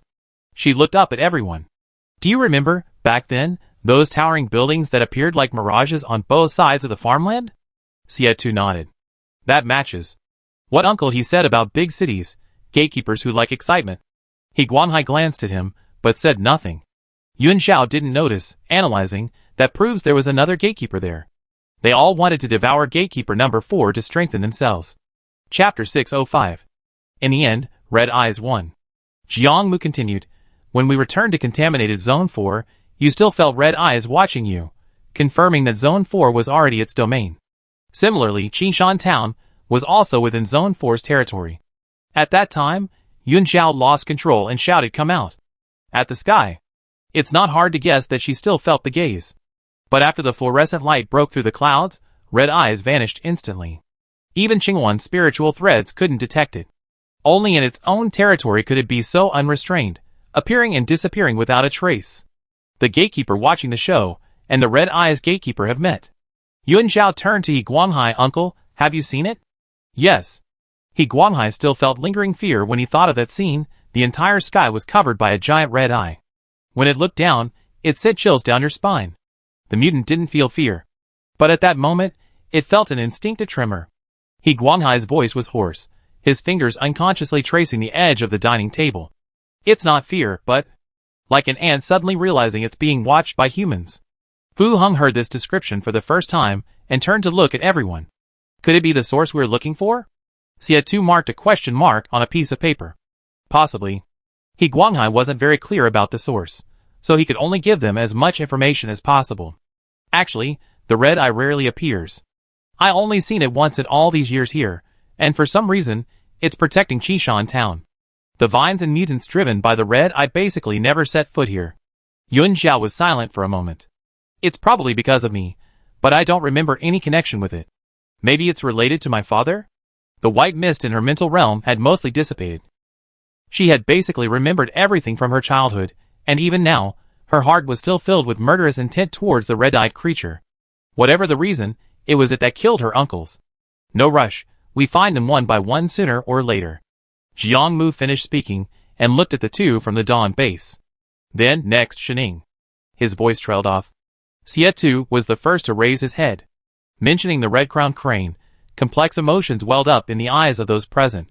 That woman was the founder of the Dawn Base, leading the people of southwest China through the Dark Ages. She and her companions made immense contributions to humanity. In the end, they sacrificed themselves to save the world. Faced with a hero who protected humanity with her life, they might now become someone to be fought against. Personally, I don't have a positive attitude. Jiang Mu's reasoning was simple. The gatekeeper can no longer be called human. If Shiningjin really wanted to help, she should have sought help from the two of you with the red-crowned crane pattern on your combat uniforms, not from Xia Mingyang, who knows nothing. This simple-minded young master didn't even remember who he was when he heard the name. Clearly, he couldn't be counted on. Xia Mingyang, If the atmosphere weren't so serious and the timing inappropriate, he really wanted to fight without a care in the world. I agree with your point of view. It's not impossible for the red-crowned cranes to lose their nature when they're too close to the source. Fu Heng initially had an information asymmetry with everyone else, but after learning more, she felt that being cautious was the right thing to do. Yuan Xiao looked at Yi Guanghai again. Uncle, have you seen her? She recalled the admiration and reverence she felt upon seeing the statue of the girl when she first arrived at the base. People are like trees. The more they yearn for sunlight, the deeper they must reach into the darkness of the earth. Yuan Xiao hoped the red-crowned crane would be the same. Even in darkness, it still yearns for light. She hoped she was still herself, and longed to see her. He Guanghai pondered for a moment. As for the humanoid gatekeepers, I don't know which one. Perhaps I've seen them, but I don't know myself. There were too many humanoid creatures in the contaminated zone. Although the gatekeeper's memories occasionally played out in the domain, the girl's face remained hazy. Trying to see clearly would be extremely uncomfortable, leaving the mind a complete blank. Let's hope she retains her sanity. Jiang Mu raised his eyes slightly, but let me make this clear. If we encounter her, and she makes a move, we won't show any mercy. Even if she was the spiritual totem of the Dawn Base. Yuan Xiao spoke frankly. Xie and I didn't think that way. After all, if we really encountered them, we should have asked her to show mercy to you. The Dark Guide, the ultimate nemesis of the Sentinels. Jiang Mu, Speechless. Alright, 3 gatekeepers have been identified so far. Fu Qian grabbed the notebook and inquired about the remaining questions. The gatekeeper who's watching the show isn't sure what kind of creature it is. Uncle, do you know? Practice makes perfect. Once you get used to it, it's not unacceptable. He Guanghai, I roughly know. It's probably some kind of collectible. It really likes being viewed. It's often lying in the open square, surrounded by layers of people. I didn't dare get too close, so I didn't get a clear look at what it was. Everyone present stammered. Fearing they wouldn't believe him, He Guanghai explained, after all, I'm a mutant. For the gatekeeper, killing a mutant is easier than crushing an ant. Getting too close to the gatekeeper is extremely dangerous. He had only been there before, searching for others. Qin Zheng and Yi Jun were there. They were controlled by the gatekeeper and didn't recognize him. He Guanghai had tried giving them the crystal, but it didn't work. The stone seemed to be genetically bound to him, useless to them. He had also tried to take 2 people with him, but all attempts ended in failure. However, He Guanghai didn't intend to reveal this now. Once Xiao Zhao learned the whereabouts of her 2 uncles, she wouldn't care about the mission anymore. Xie had previously told her that Xiao Zhao was now the team leader. She's grown into a young woman now. She should prioritize the bigger picture and not act impulsively. Yuan Zhao, unaware of his thoughts, quickly said, Uncle did the right thing. Your safety is paramount. Stay away from the gatekeepers in the future. Jiang Mu said, Since you like excitement, they're probably easy to find. Knowing the general outline is enough. It has to be said, He Guanghai helped them immensely. Almost instantly, the 5S team grasped the general movements of contaminated Zone 6. Captain, choose. After carefully studying the notebook, Fu Yan handed it to Yuan Zhao. We need to break through one by one. My suggestion is to start with the simplest. The simplest? Xia Mingang stared at the 4 gatekeepers on the notebook, speechless. 1 eye, 1 collectible, 1 alien woman, 1 hero guide. Tell me, which one is simple? Clearly, none of them are simple. Yuan Zhao looked for a long time. I choose number 5. Xia Mingang. A miscalculation. Although number 5 was the most mysterious in Uncle He's eyes, it was undoubtedly her lair. Yuan Zhao explained her reasoning. 5 sentries are still missing. We can't carry the wounded. After much thought, I decided it's safest for them to stay in the manor castle. Although Uncle he said the town was safe, this was, after all, Red Eye's territory. No one could guarantee that nothing would happen in Qishan town after they left. And those crystals, if they could restore the mutant's sanity, she would definitely go back and retrieve some, just in case she found the other 7 uncles later. To Yun Zhao, Yun Ju's things were hers, and everything in the manor castle was hers too. Going back to retrieve her own things was only natural. Moreover, she knew that, out of consideration for her, everyone tacitly kept a bigger question unspoken. If the manor castle was a separate domain, then who was its gatekeeper? Chapter 606. Bringing wounded soldiers would indeed increase the risk significantly. The sentries were accidentally dragged into this situation while trying to notify the squad to evacuate. Being a hindrance is secondary, the real fear is that the sentries might lose their lives. Then let's choose number 5, Jiangmu said. No one else objected. The meeting was drawing to a close. Fu Heng stood up. Then I go check the ammunition first, and also notify the others. Xie called out to her, leave tomorrow. He said, every gatekeeper is formidable, stay here and rest for another day, so we can face the enemy in top condition. Fu Heng agreed, okay. They did indeed need another day of rest. Jiangmu readily accepted, casually saying, I go back and sleep a bit more. Remember to call me for lunch. Remember to call me too, and make a few extra meatballs for lunch. Xiao Mingang left after saying this. Xie narrowed his eyes, and called out to him, where are you going? Go wash the dishes. Xiao Mingang, This was a rule set before they set off. To have lunch, the young master was forced to roll up his sleeves. Xie turned around, knowing Yun Zhao and her uncle still had something to say, and said deliberately, I'm going out to take a look, I'll be back soon. Yun Zhao waved to him, go ahead. Soon only Yun Zhao and Uncle He were left in the house. No one else was there. Yun Zhao looked at He Guanghai, her attitude resolute, Uncle, come with us. Now she was grown up, strong enough, finally capable of protecting her uncle. She was determined to take her uncle away. She wouldn't leave him here. He Guanghai was somewhat moved, his mustache slightly twitching as he smiled. Of course, it's too dangerous here, and your uncle is worried about you. Even if you hadn't said anything, I would have gone with you. Hearing this, Yun Zhao laughed, that's great. Once we find the other 7 uncles, we go out together. He Guanghai's eyes flickered, and he agreed. Yun Zhao felt hopeful, and her mood relaxed considerably. She started talking to her uncle about Xie again. Uncle, don't you like him? Actually, he's a very good person, calm, responsible, meticulous, and incredibly capable. He can do everything. He Guanghai nodded repeatedly. He is indeed good. I was observing him the whole time. His eyes never left you during the meeting, constantly monitoring your emotional changes. He's definitely someone who knows how to take care of people. Yun Zhao was puzzled. Then why does it seem like Uncle doesn't like him? He Guanghai gave her a knowing look. I'm the woman's elder. I have to maintain a certain distance, so he won't look down on you later. The other party was an S-rank sentinel, and had been deeply rooted in the Dawn base for a long time. His power, strength, and status were all top tier. Yun Zhao had no one to back her up. He Guanghai didn't want her to suffer in the future. He said, if he can't even accept this little bit of neglect, he doesn't deserve to marry our Xiao Zhao. Yun Zhao smiled, her eyes crinkling. Oh, I see. So, Uncle will continue to put on airs at noon.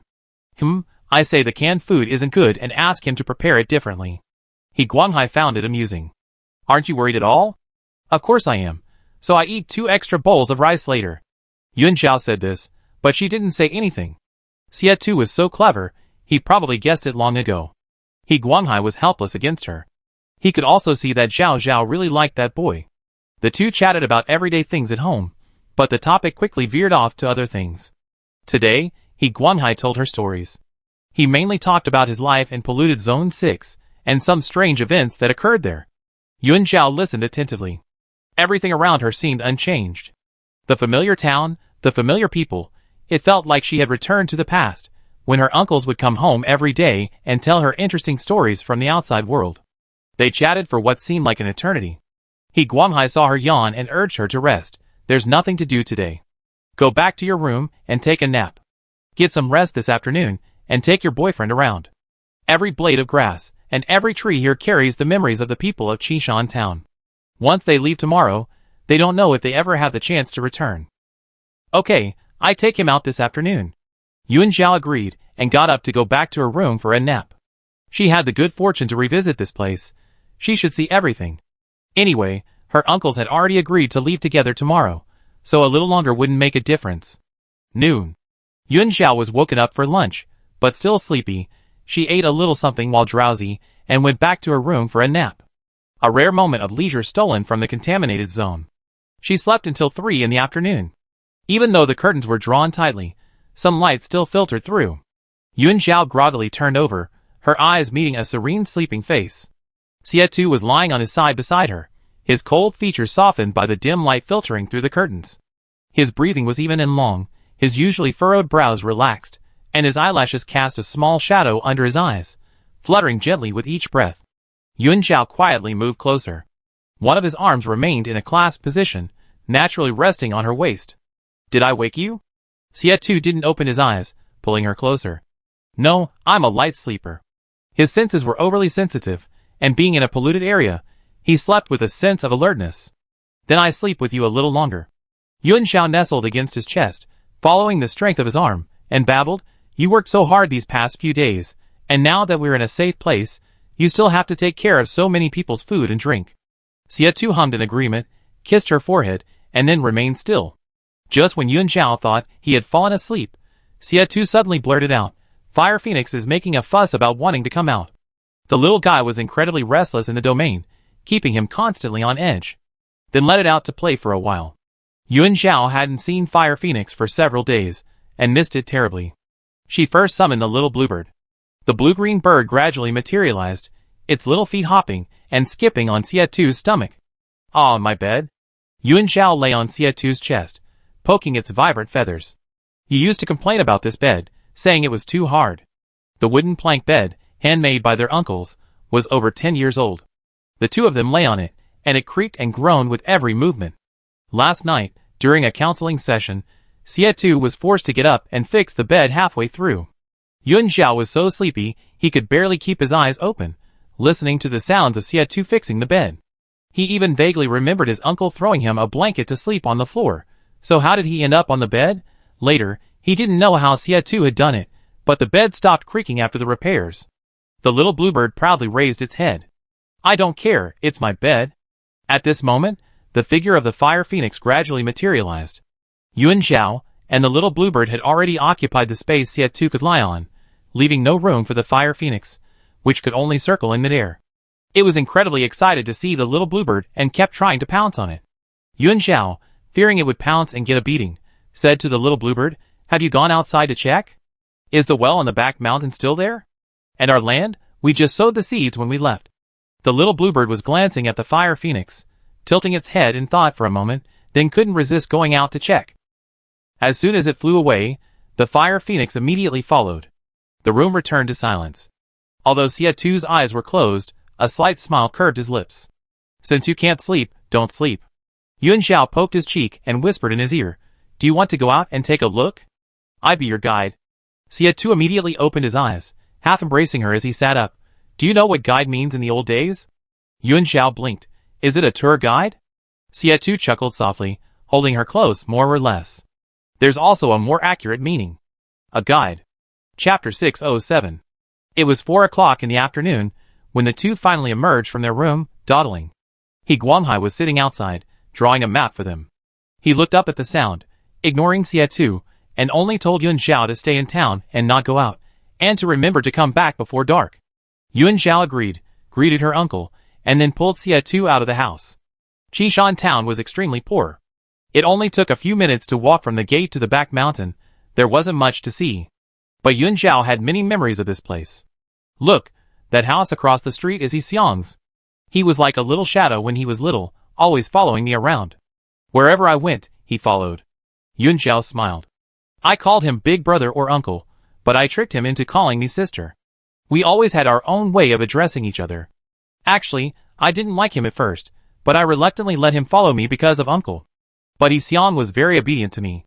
Even when he was just a little kid, he would help me brush my shoes, carry firewood in the fields, and do whatever I asked. Gradually, I really started to treat him like a little brother." Yuan Zhao recalled her childhood memories with a bright smile. Passing by another mud house, she pointed to Xietu and said, That's the mayor's house. Every morning, Grandpa Mayor would teach everyone to read and write in the open space in front of his house. Paper and pens were scarce in town. A group of people would use sticks to write on the ground. If someone did well, Grandpa Mayor would reward them with a piece of candy. Actually, Chung Dong-shu and the others didn't know that the candy was bought by the uncles. The reward candy was what I had left over. Every time I saw the children who got candy showing off, I would run back and secretly tell the uncles, and then we would chuckle together. The uncles told me not to tell the other children, saying that if everyone knew, I wouldn't get as much candy. They're treating me like a child, but I already know. The uncles shared the candy they bought with everyone. Sia-tu listened intently, his expression focused.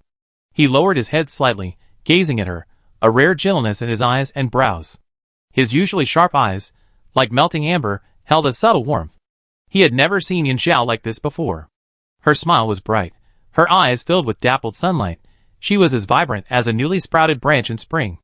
Sia-tu just wanted to walk slower, much slower, to walk with her again and again along this short stretch of road filled with memories.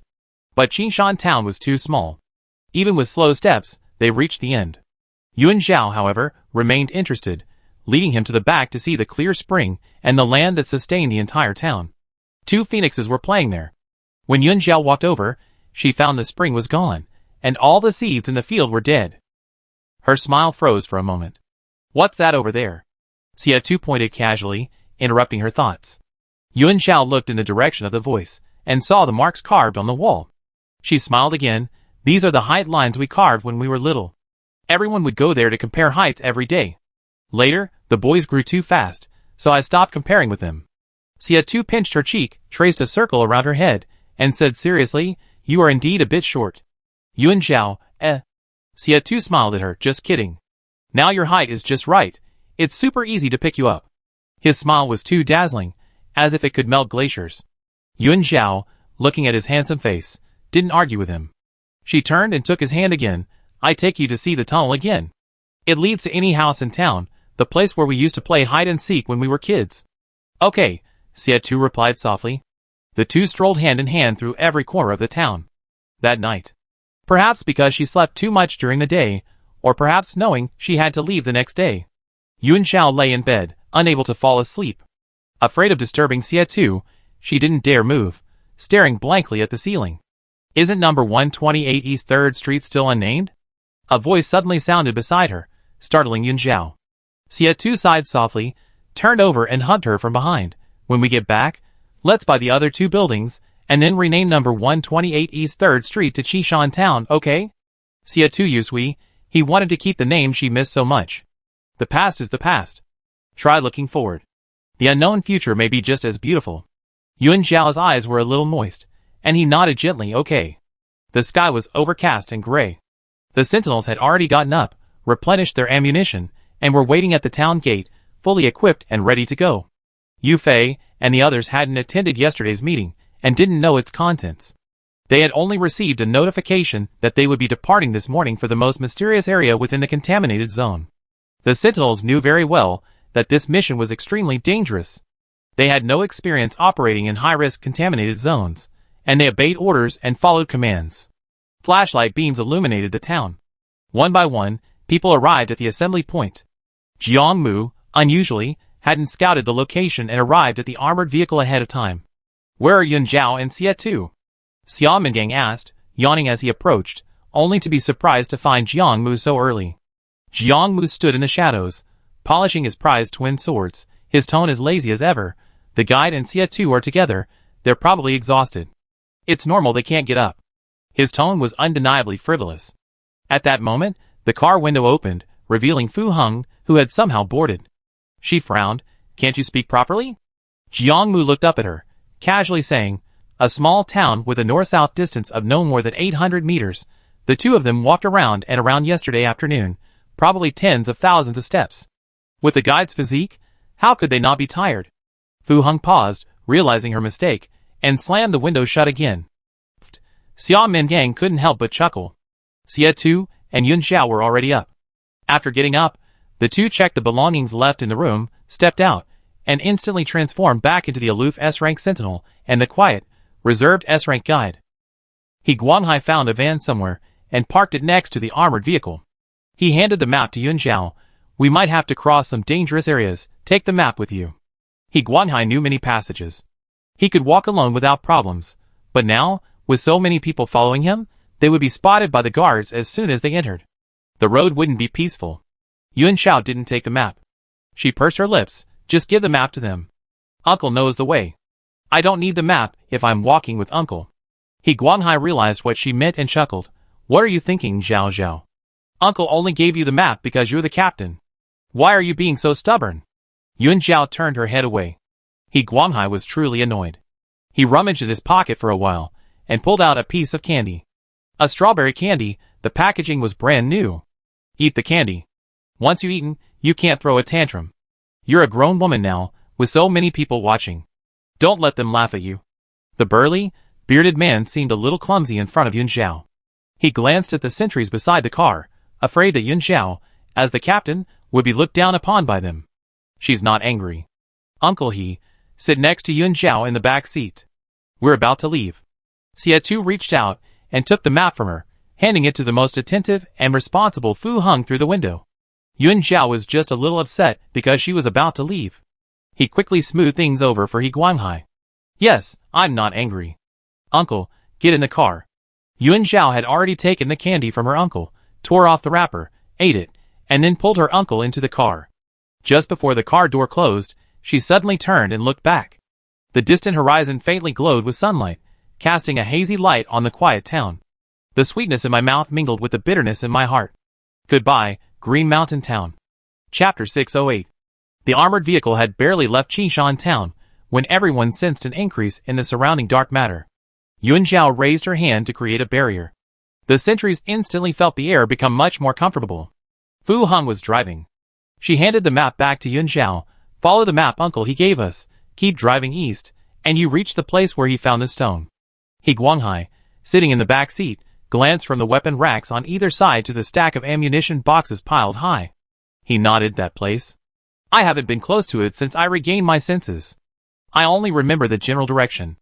Fu Heng's voice came. I understand. No one wanted to become a mindless monster. He Guanhai himself didn't understand what was happening, so just in case, he certainly wouldn't easily approach it again. Yun Zhao, sitting behind the driver, reached out and took the map. The map was drawn in great detail. The winding route was very long, indicating that the Red Eye's territory was indeed vast. Xia Tu leaned close to her and whispered, Do you remember? Yun Zhao shook her head. I remember some scenes, but not the route. She was too young then. She had no concept of contaminated areas.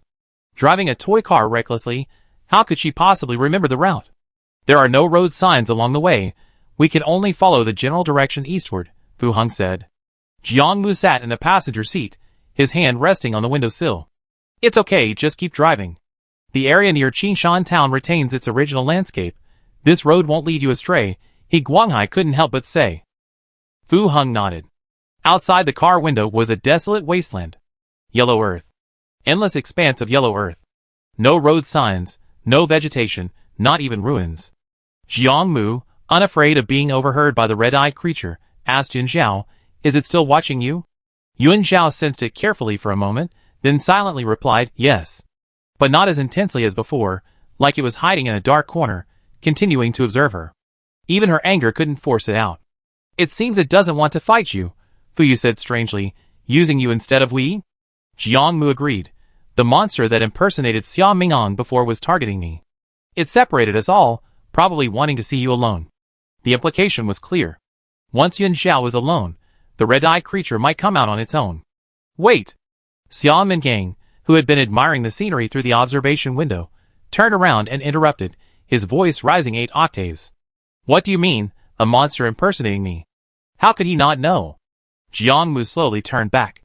Didn't we tell you? In the tent area, there's a monster that looks like you, coming to meet up with me and Yun Zhao. Why didn't you say so sooner? Xia Mingong's expression froze, his tone full of offended displeasure. Which blind monster is it? Can it even imitate a tenth of me? Jiang Mu, don't say a tenth, it's 100%. Even I couldn't tell the difference. Xia Mingong, damn it! Yun Zhao was still thinking about Fu Qian's words, his thoughts repeatedly interrupted. He simply turned his back, his forehead pressed against the cold glass window, looking out of the car.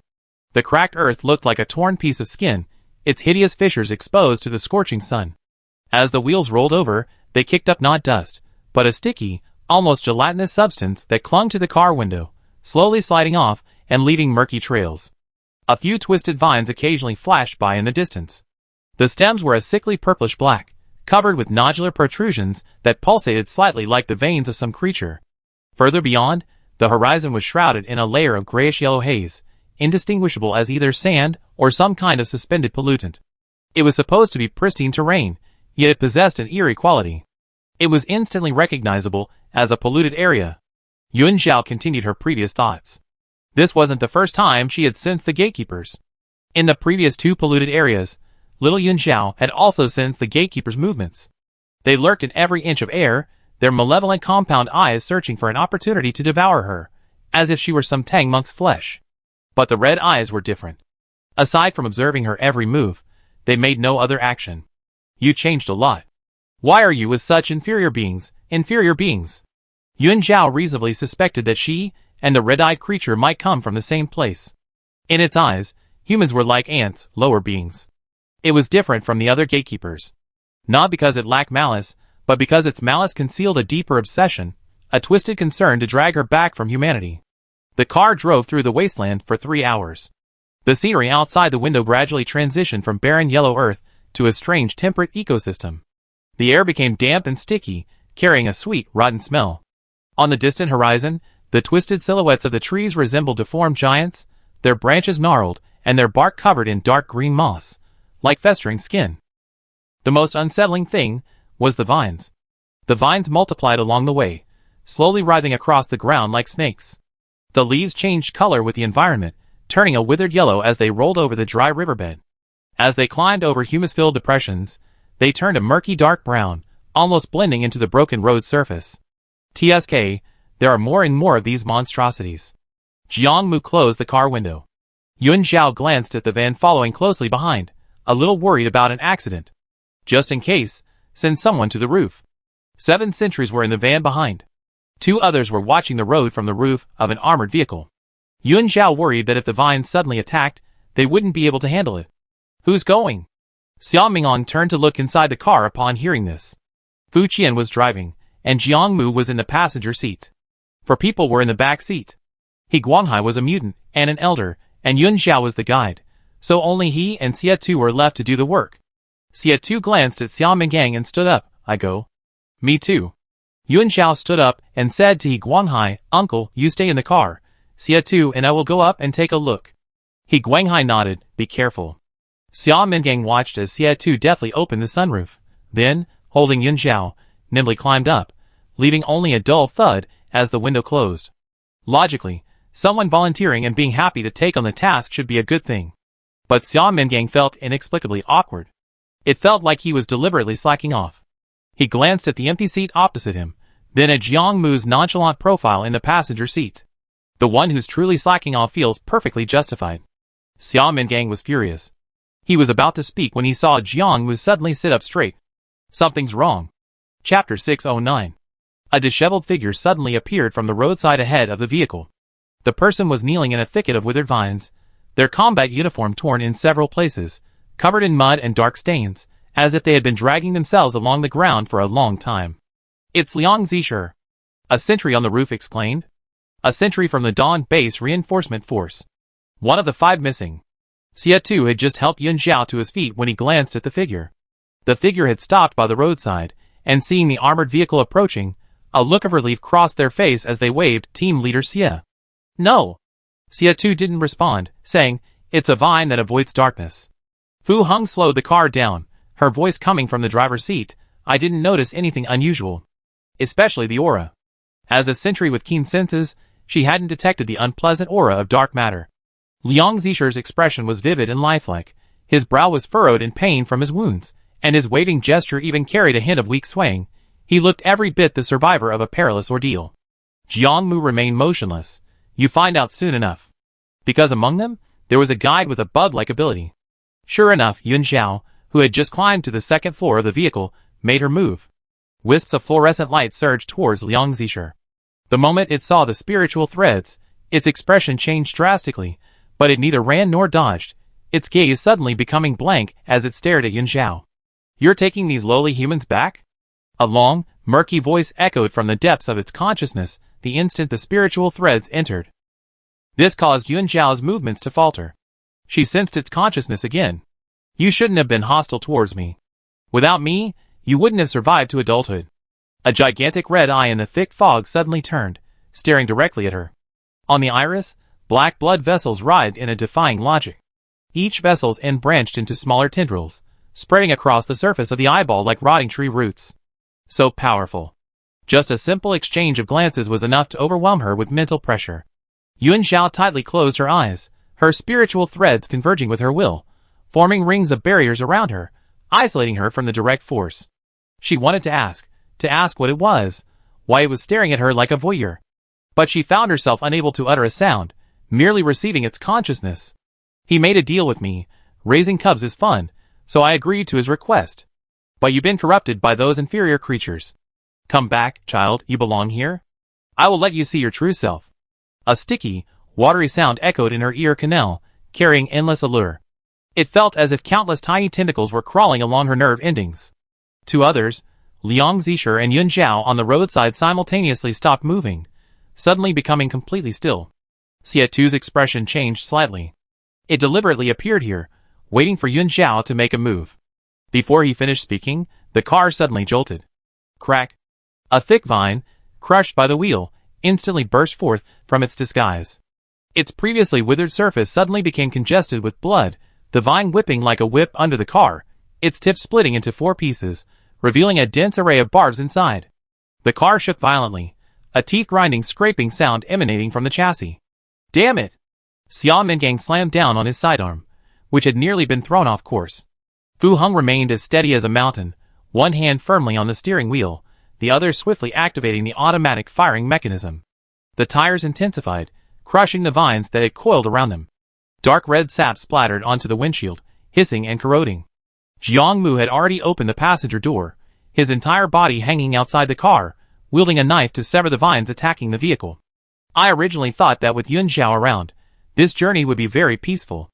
Jiang Mu flicked the slime off his knife, still in the mood for jokes. "Looks like Yun Zhao is Yun Zhao, and we are us. The gatekeeper doesn't want us to be her guests." "Shut up." Fu Heng's eyes were fixed on the road ahead, steer the vehicle to avoid them. Suddenly, the entire ground began to undulate. The previously still ground began to rise and fall. That wasn't soil at all, but layers upon layers of chased vines. They disguised themselves as the ground, patiently waiting for their prey to step into their trap. At that moment, the entire area awakened, the vines converging on the vehicle like a tide, their scales opening and closing, secreting a viscous digestive fluid. "Hold on." Fu Heng jerked the steering wheel, the car almost tilting to the side, narrowly avoiding the main vine attacking from the side. The vine slammed into the ground, instantly corroding a bubbling crater in the road. The immense inertia nearly threw the people on the roof off the vehicle. 2 sentries clung tightly to the side of the car, using the modified side panels to block the overwhelming vines. The van behind them wasn't so lucky.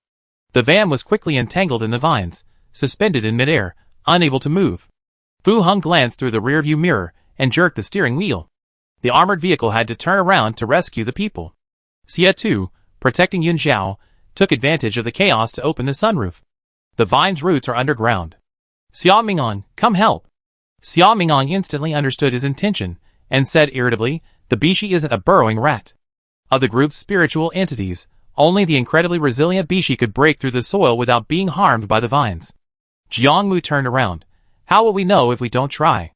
Dig it up, and we take care of the rest." Xia Mingong also knew the priorities, "That's true, but I can't command it." As soon as he finished speaking, the Bishi emerged on its own. Its massive body, carrying the stone tablet, descended from the sky, instantly creating a huge crater in the ground behind it.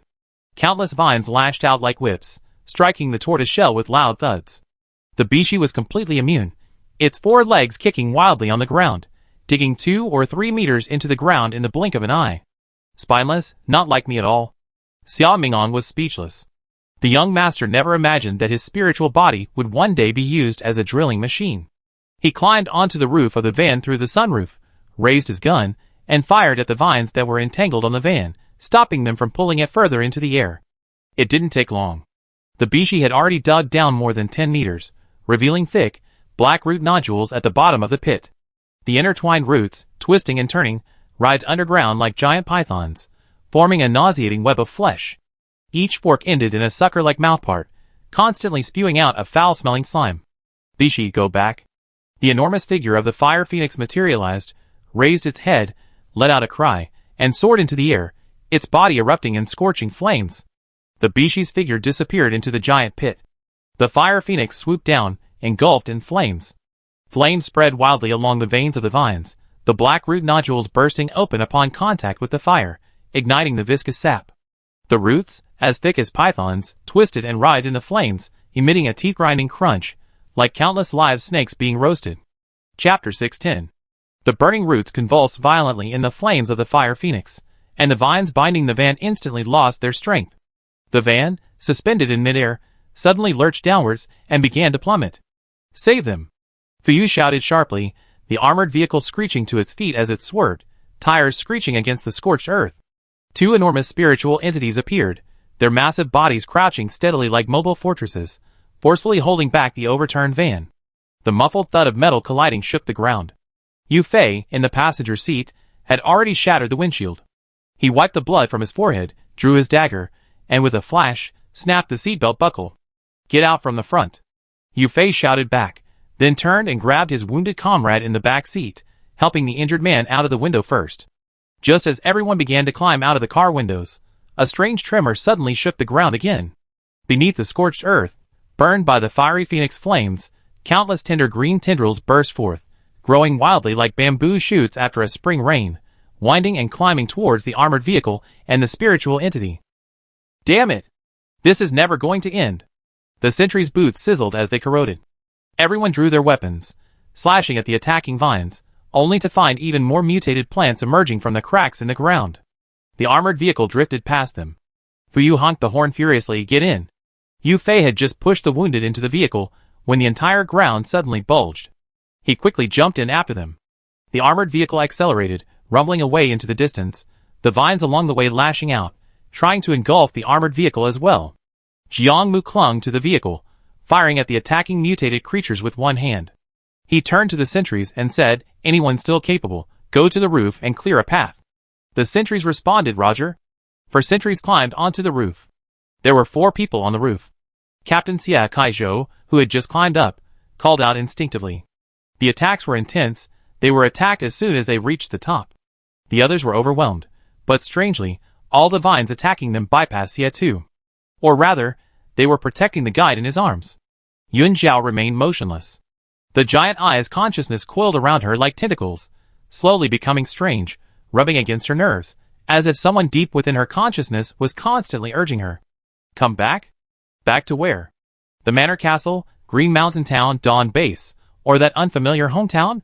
Yun Zhao was conscious. Sound could affect her, but it couldn't control her consciousness. She was relieved that the red-eyed creature hadn't targeted anyone else. The overwhelming mental pressure was simply too much for the sentinels to bear. Yun Zhao tried to speak, failing twice. She then began to let the words she wanted to say echo in her mind, attempting to convey them to it. What exactly are you? After repeated attempts, the red-eyed creature finally sensed her. Its voice was seductive. I watched you grow up. We come from the same place. You shouldn't be hostile towards me. The last remaining white mist in the domain churned violently. Yun Zhao remained calm. The same place? So you also come from Mistweaving Star? She didn't know where Mistweaving Star was. The vastness of the universe was unimaginable. Blue Star was too small and too remote. The galaxies they observed were all as they had been in the past. Tell me first, what are you? Yun Zhao kept repeating this thought, her mind a jumble of chaotic, uncontrollable thoughts. Is it the source? Would killing it end everything? But how could she kill it? It seemed more powerful than any gatekeeper she had ever seen before. Yun Zhao wasn't even sure if her killing intent was solely because of her uncles, or if it was instinct. Devour. Yun Zhao desperately tried to control her thoughts, not wanting the red eyes to notice. From a great race in the universe, the Shadow Clan. Your mother represented the Federation in signing an agreement with our race. You wouldn't interfere in areas outside the Federation, so I agreed to your father's request to protect you as you grew up safely. The red eyes seemed to regard her as an ally, not afraid of her knowing all this. But when Yun Zhao heard your mother, her thoughts wavered slightly. These lowly, flawed beings have assimilated you. This is where you belong. You can go back. They must die. Yun Zhao snapped back to reality, becoming wary. You dare. A sticky, murky voice echoed in her mind. Those who survive by clinging to life should be eliminated. You should understand, beyond the Federation's boundaries, there is no such thing as coexistence. The universe follows the law of the jungle. Lowly creatures are merely nourishment, just as pigs, sheep, and cattle are destined to be devoured by humans. Child, don't be so stubborn. You so-called Shadow Clan, are you the instigators of this disaster? Yun Zhao radiated a chilling aura. The law of the jungle? That's the law of beasts, not the foundation of civilization. Her voice was as cold as ice, each word sharp and biting.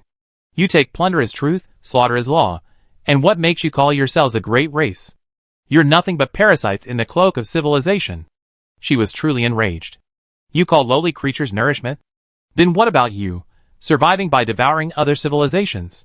You're less than nourishment, rotten fungi.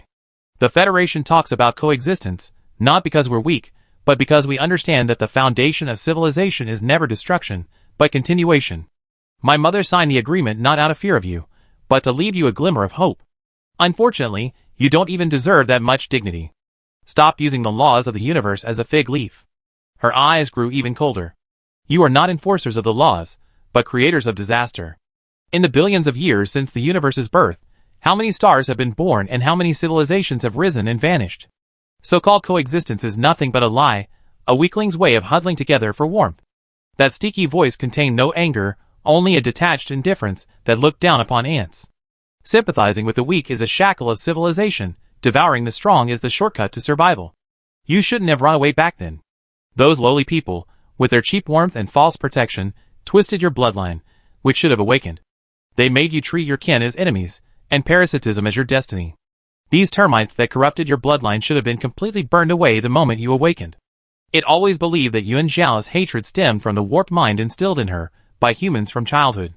Those ant-like creatures wove a cheap cage with so-called kinship and morality, trapping her bloodline, which should have been indifferent to everything in the dust.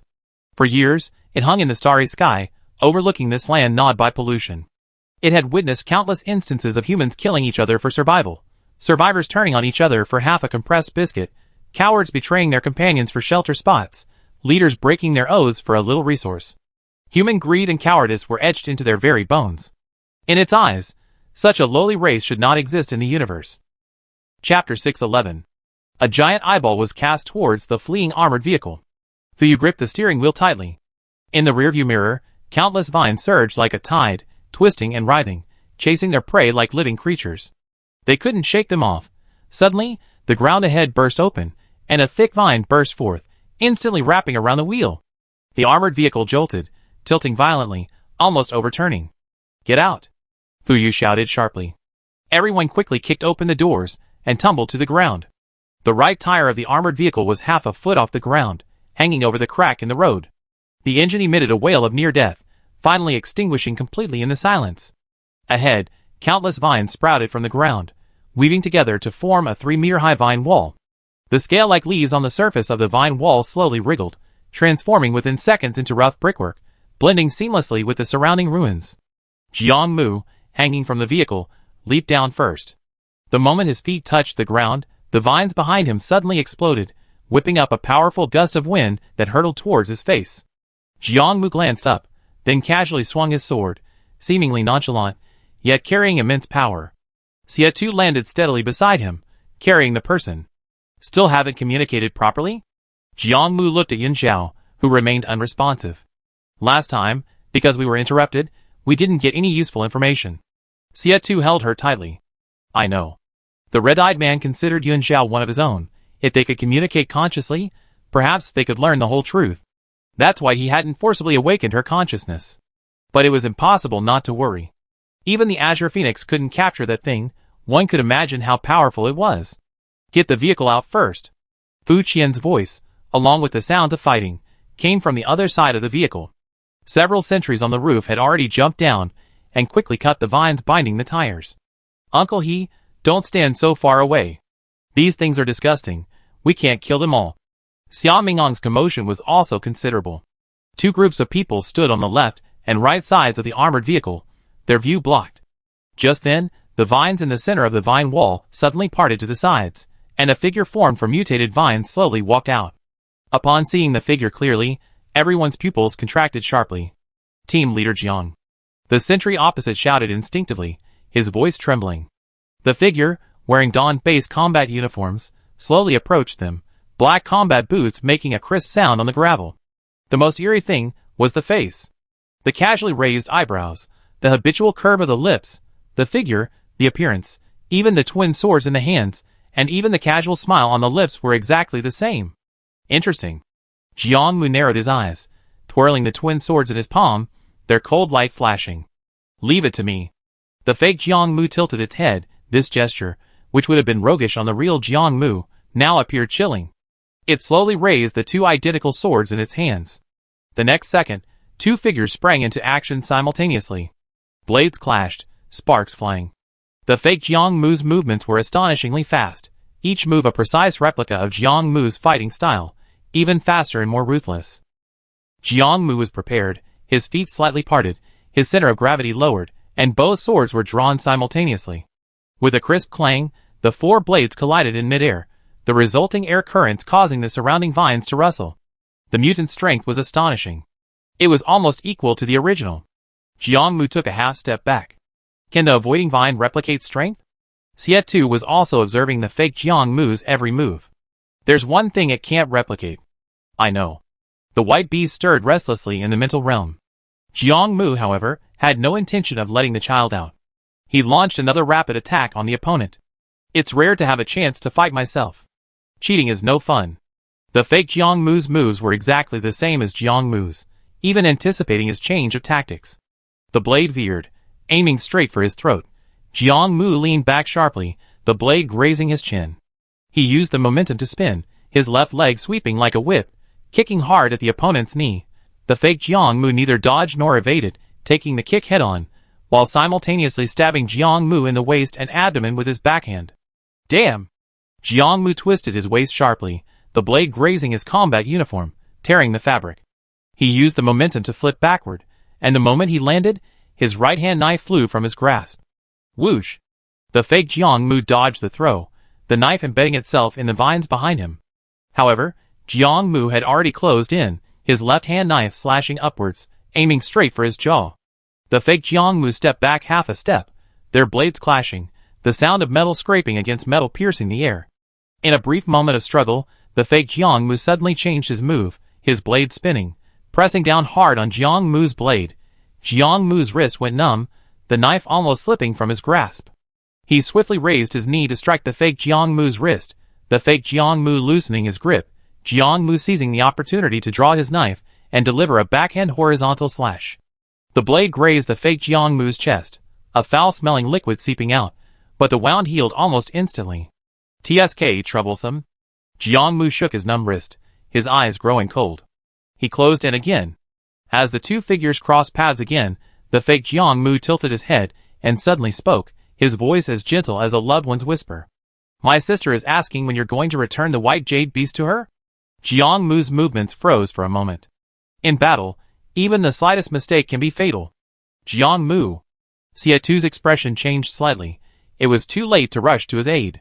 Hearing the commotion, Fu Yu and Xia Mingong decisively abandoned the armored vehicle and led their men to provide support. The group witnessed the fake Jiang Mu's blade fall. Fu Yu's expression also changed. Fortunately, Jiang Mu reacted quickly, raising his sword to block the fatal blow, but he was a fraction too slow. The tip of the blade still pierced his right shoulder. Blood gushed out, dripping onto the blade. Just then, the vine wall opened again. This time, two figures emerged. Xia Mingong turned around and saw the multicolored hair. Instead of anger, he said with a strange expression, "So this hair looks this ugly? How come he hadn't noticed before?" It looked like a punk rocker. No wonder Grandpa always disliked him. Fu Heng looked coldly at herself carrying the Gatling gun. It seems the gatekeeper wants to keep us here forever. She had barely finished speaking when the barrier Yun Xiao had erected suddenly shattered, and a deluge of dark matter surged in, blotting out the sun. Within the black mist were not only imposter mutants, but also countless vines spreading rapidly. Only the area near Yun Xiao remained safe. Leave mine to me, Xiao Mingon's voice came. Seeing Jiang Mu's predicament, he immediately communicated with Bai Shi. 2 against 1, victory is assured. Chapter 612. The moment Xie Tu saw the barrier shatter, he immediately looked down at the person in his arms. Her eyes were still closed, her long, thick eyelashes casting faint shadows beneath them, her lips pressed into a tight line, even her brows slightly furrowed. Xie Tu could feel her mental energy fluctuating violently. What did she see? Did she get the information she wanted? And why did the barrier shatter? Several times Xie Tu felt the urge to forcefully wake her, but he forcibly stopped himself. The little bluebird was nowhere to be seen. Yuan Xiao had her own plans, he couldn't disrupt them. Black mist poured out like a tide. The light was obscured, and the entire space fell into an eerie darkness.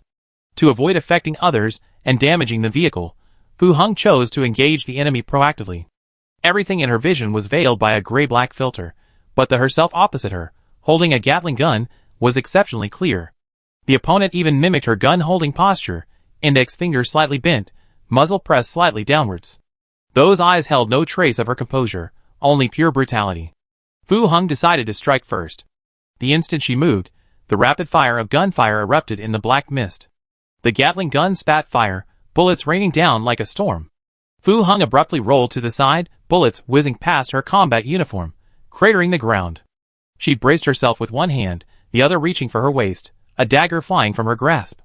Clang! The blade precisely wedged into the Gatling gun's barrel. The mechanical overload forced the fake Fu Heng to cease fire. Fu Heng seized the opportunity to lunge forward, delivering a knee strike to the opponent's abdomen, but the opponent seemed to have anticipated her movement, blocking with one hand while drawing the same military dagger with the other, aiming straight for her throat. Fu Heng dodged, then grabbed the other woman's wrist and twisted it sharply. No use. The flesh felt unlike human bones, more like the resilient trunk of some kind of tree. Cold, slippery, like an old tree root soaked in stagnant water. The fake Fu Heng's lips curled into a stiff smile, and the dagger slashed towards her neck without hesitation. Fu Heng abruptly released her grip and retreated. Her eyes were cold as she quickly assessed the situation. No pain, the wound would heal rapidly, she couldn't be killed, so how could she eliminate her? Fu Heng changed her strategy again in a split second. The next second, ripples spread across the ground, and a massive curtain of water suddenly rose from behind her. Within the water, scales and claws could be vaguely seen churning, and with a deafening roar, a colossal beast covered in ice-blue scales emerged from the waves. Woof! And at that very moment, not far away, the ground trembled violently. The Bishi appeared above the fake Xiaomin gang, unleashing a devastating Mount Tai press attack that slammed into the ground, sending dust billowing and the ground instantly collapsing, sending debris flying. The fake Xiaomin gang was crushed to the bottom of the pit by the Bishi. Xiaomin gang grinned. How about that Mount Tai press move? My Bishi isn't just for show. However, the next second, the body crushed at the bottom of the pit transformed into countless wriggling vines, crawling upwards through the cracks. The Bishi, head down, was busy picking up sped bullet casings, completely oblivious to the mutant's escape. Xiao Mingong's smile froze, and he stomped his foot in anger. Damn it! What time is it? Can't you stop worrying about that junk? The Bishi appeared composed, but it had one hobby: collecting sped bullet casings. You're all counting on me. When will you ever grow up? How can you call it counting on me? You are me, and I am you. Xiao Mingong watched as the vines were about to reform. He suddenly pulled out an incendiary bomb from his waist, flicking the safety pin with his thumb. You don't care, huh? I do it myself. The incendiary bomb arced through the air, landing precisely in the pile of vines. With a boom, flames erupted, and the black vines writhed wildly in the fire, emitting a piercing shriek. The Bishi slowly raised its head. Useless, it couldn't kill it. In this domain, the Bishi vines would grow endlessly. Doesn't this thing have any weaknesses? Yes, figure it out yourself. Xiao Mingong, Xiao Mingong wasn't stupid. Recalling everything he encountered since entering, it's afraid of the guide's spiritual threads? The Bishi didn't answer, burying its head in the soil to continue searching for the sped cartridge. So all we need to do is hold out until the guide regains consciousness. Xiao Mingong thought it was very simple. Seeing the vines almost fully formed, he said, You're uncomfortable and don't want to move? Then go back.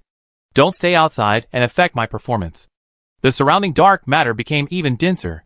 Without the guide's barrier, all the sentinels present were more or less corroded. The three in the midst of battle were even more severely affected. Frequent use of their abilities would only accelerate the corrosion.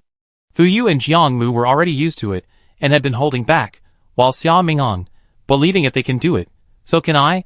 How could a dignified S-rank sentinel lose to this thing? The dark matter completely obscured visibility. Those near the armored vehicle could only discern the battle situation from 3 directions by listening to the sounds. Fine, viscous black particles, like dust, clung to the sentinels, slowly corroding them with each breath. The sentries were all suffering. Apart from Yun Zhao, the only one unaffected was He Guanghai, who had long since merged with the dark matter and felt nothing. Xia Tu opened the armored vehicle's door, folded the seats into a bed, and gently laid Yun Zhao down. "Uncle He, protect her," Xia Tu said softly. The dim light inside the vehicle cast a shadow on his cold profile. He Guanghai stood silently by the door, stating, "If you go there, you might be attacked." Xia Tu's mutated form didn't appear, simply because he stayed by Yun Zhao's side. Red Eyes didn't want to harm her yet. Once he left her vicinity, who knew what might happen outside? Xia Tu responded briefly, his gaze leaving Yun Zhao's serene face as he checked his magazine. "But I have to go. Fighting alone would only result in being picked off one by one. That thing controlled the mutants, using dark matter to divide the battlefield and then devour them one by one. It was more like a cruel, torturous game." Staying here, seemingly safe, was actually pushing his companions into danger. He had to find a way to break this deadlock.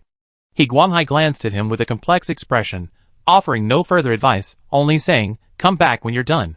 If Yao Zhao wakes up and can't see anyone, she'd definitely worry." "Okay."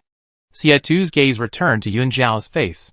Her eyelashes trembled uneasily, her brow furrowed, clearly experiencing something in her subconscious.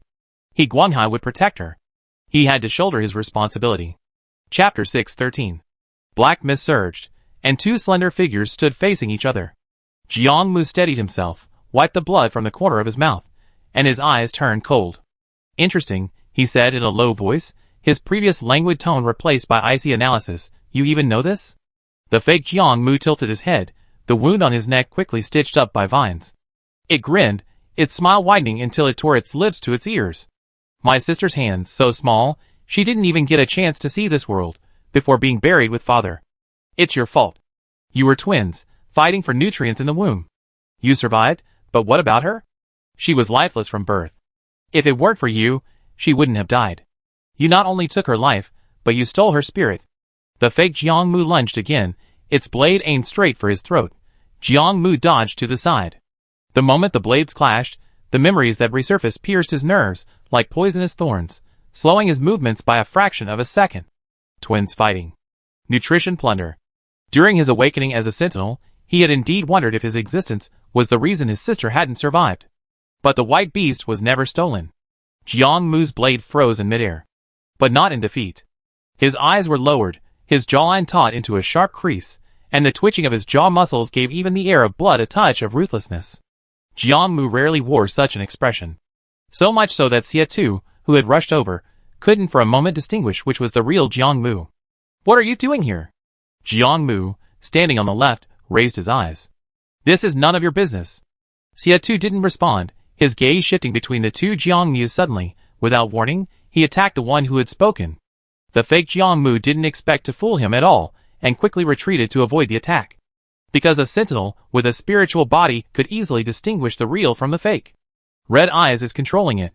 The vine is just a puppet of the gatekeeper. Jiang Mu finally spoke, his voice radiating absolute rationality, showing no sign of being influenced. Xia Tu grunted, dodging the blade, and with a swift elbow thrust, precisely struck the fake Jiang Mu in the ribs. Using the recoil, he stepped back half a step, carefully examining the mutant before him. "How do you plan to fight?" he asked, but his target was the real Jiang Mu behind him. "Attack together." Jiang Mu slowly lowered his gaze, the blade twirling in his palm. "You left, I right." The fake Jiang Mu's attack suddenly became fierce, his twin blades dancing like a silver storm. It perfectly replicated Jiang Mu's swordplay, the gatekeeper's enhancement rendering it painless, each strike aimed straight for vital points. Jiang Mu attacked from the side, but suddenly changed his tactics. His standard military swordsmanship was abruptly mixed with a rough, street-fighting style, slamming into the fake Jiang Mu's nose. Crack!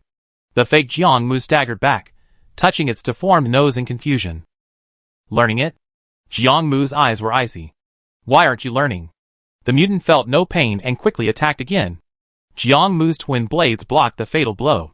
Xia Tu, like a dragon, coiled around the other blade, the two sharp blades clashing, sparks flying. How did Zhao Zhao kill that mutant?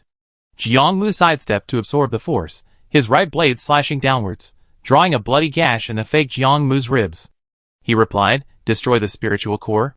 His voice was calm, and with a flick of his wrist, he said, "The one I killed was in the chest.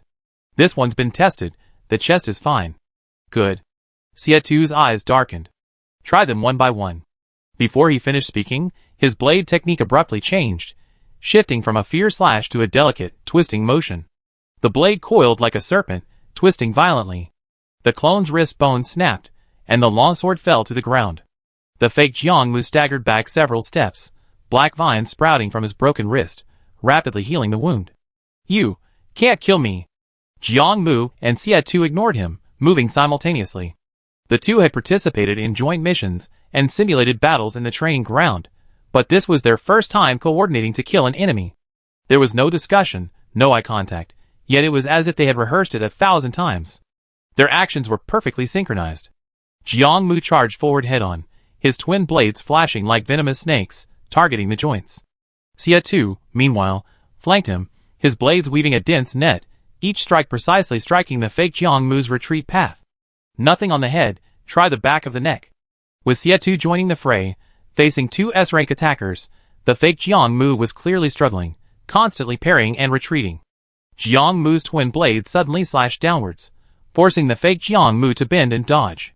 Xia Tu flashed behind him, his tang sword striking the back of its neck, but only severing a few vines. "No! The left eye? Try that." Jiang Mu slid to the left, his blade aimed straight for the eyeball. The fake Jiang Mu frantically parried, but Xia Tu's tang sword had already slashed upwards from the lower right. "No, that too." The two were very patient, trying each point one by one. Since it was a puppet, all they needed to do was sever the mental core controlled by the red-eyed creature. When they reached the seventh vertebra of the spine, the blade disappeared completely, and the fake Jiang Mu's roar abruptly ceased. It slowly lowered its head, and saw a blood-stained blade protruding from its chest. Jiang Mu had somehow pierced its heart, creating a penetrating wound with the tang sword on its back. The phantom of the white she-beast appeared behind Jiang Mu, its spiritual power flowing through the blade, pulverizing the scarlet core. The fake Jiang Mu's body froze in place, then collapsed like a sandcastle. Fearing unforeseen changes, the two who had finished the battle remained motionless. The pervasive dark matter obstructed their vision. Everything a few meters away was hazy and indistinct. Xia Tu listened to the sounds from the adjacent battlefield. The conversation they had just had was meant for Fu Yu and Xia Mingyang. Clearly, they had taken his words to heart, and were searching for the imposter's spiritual core. "How are you?" Xia Tu turned his head and asked Jiang Mu. Jiang Mu lowered his head to wipe the sticky substance off his knife. "What are you referring to? The wound on your left shoulder, or the spiritual aspect?" Xia Tu was blunt. The spiritual aspect. He had overheard the fake Jiang Mu's words as he approached. Xia Tu wasn't interested in other people's private affairs, but he was afraid that Jiang Mu would be influenced and unknowingly fall into a trap. Jiang Mu was silent for a moment, then quickly recovered. "The gatekeeper's goal is simple, to break me down or make me lose control. Do you think I fall for that? It's good that you're alright." Xia Tu's tone was far too perfunctory. He then said, "Red Eyes seems to be able to see through everyone's weaknesses. Let's go support the others first. Then they would figure out a way to escape or kill Red Eyes." For some reason, Xia Tu felt something was off. He couldn't sense any strong killing intent. Red Eyes didn't seem to want to kill them all at once, otherwise, they could have done it in Qishan town. The current situation is more like a kind of teasing or playing with a cat. Chapter 614. "You don't want to kill the sentinels, you're afraid I go back?" In the dark realm. The enormous red eye hovered in the air, its iris covered in dense black blood vessels that writhed like tree roots, splitting into countless tiny tentacles that slowly extended towards her. After calming down, Yuan Zhao calmly exposed it, because once I returned to the manor castle, I'd be able to see the last remaining fragment of the scene, and immediately possess a complete spiritual domain. At that time, her strength would greatly increase, making her a true guide of light. This would be detrimental to the Red Eye, and even to all the gatekeepers here. Yuan Zhao had never considered herself part of Zone 6, but the other gatekeepers didn't. She had always been an outcast among them. Now this outcast had returned, and wanted to kill all the gatekeepers, even to eliminate the source, causing Zone 6 and all the contaminated zones to collapse. The gatekeepers, of course, wouldn't give in easily. I repeatedly pressed you to come out, but you refused. Now, you suddenly appear, claiming you're going to kill the sentinels, deliberately misleading me. Your true purpose is to prevent me from returning. Yuan Zhao floated silently in the void, broken fluorescent threads beneath her feet, an endless crimson sky above. She came here after withdrawing from the barrier. You're as clever as you were when you were a child. Its voice came from all directions, unhurried, like appraising a specimen in a display case. But you're wrong about one thing. Killing them or not is just a matter of convenience, child. Don't you understand? From the moment they stepped into this place, their fate was sealed. Only death can take them away from here. The voice of the red-eyed creature echoed within the domain, carrying an almost divine indifference. Humans are too weak. If it weren't for the dark matter altering their genetic code, such a fragile race would have been extinct long ago. So you admit it? Yuan Zhao wasn't afraid of it. Admit you don't want me to go back? Under the crimson sky, the red-eyed creature's veins and tendrils slowly unfurled like the roots of an ancient tree. I promised your father I would protect you until the day your parents appear. The Shadow Clan is different from humans. Once a contract is made, it is never betrayed. Yuan Zhao suddenly laughed. So you mean you don't dare kill me, yet you know I want to kill you? So you're resorting to human-like schemes? What should one do when faced with an enemy they can't attack? The red-eyed creature chose to use Xia and the others, creating the illusion that it wanted the Sentinel's life, forcing her to lead the others back to Qishan town, or escape to another area. Perhaps it wasn't just that. Yunju only made a promise with it, not with the other gatekeepers.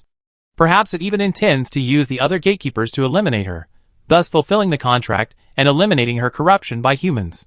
You constantly call humans a lowly race, yet you're learning their wisdom. Her voice was soft, but like a sharp knife, it precisely pierced the red-eyed creature's most unwillingly acknowledged truth. The red-eyed creature's pupils contracted for a moment, then regained their haughty indifference. The tricks of inferior beings are merely tools. Is that so? Yuan Zhao slowly raised her head, her pupils reflecting the enormous eyeball, and reached out her hand towards it. Still here too long?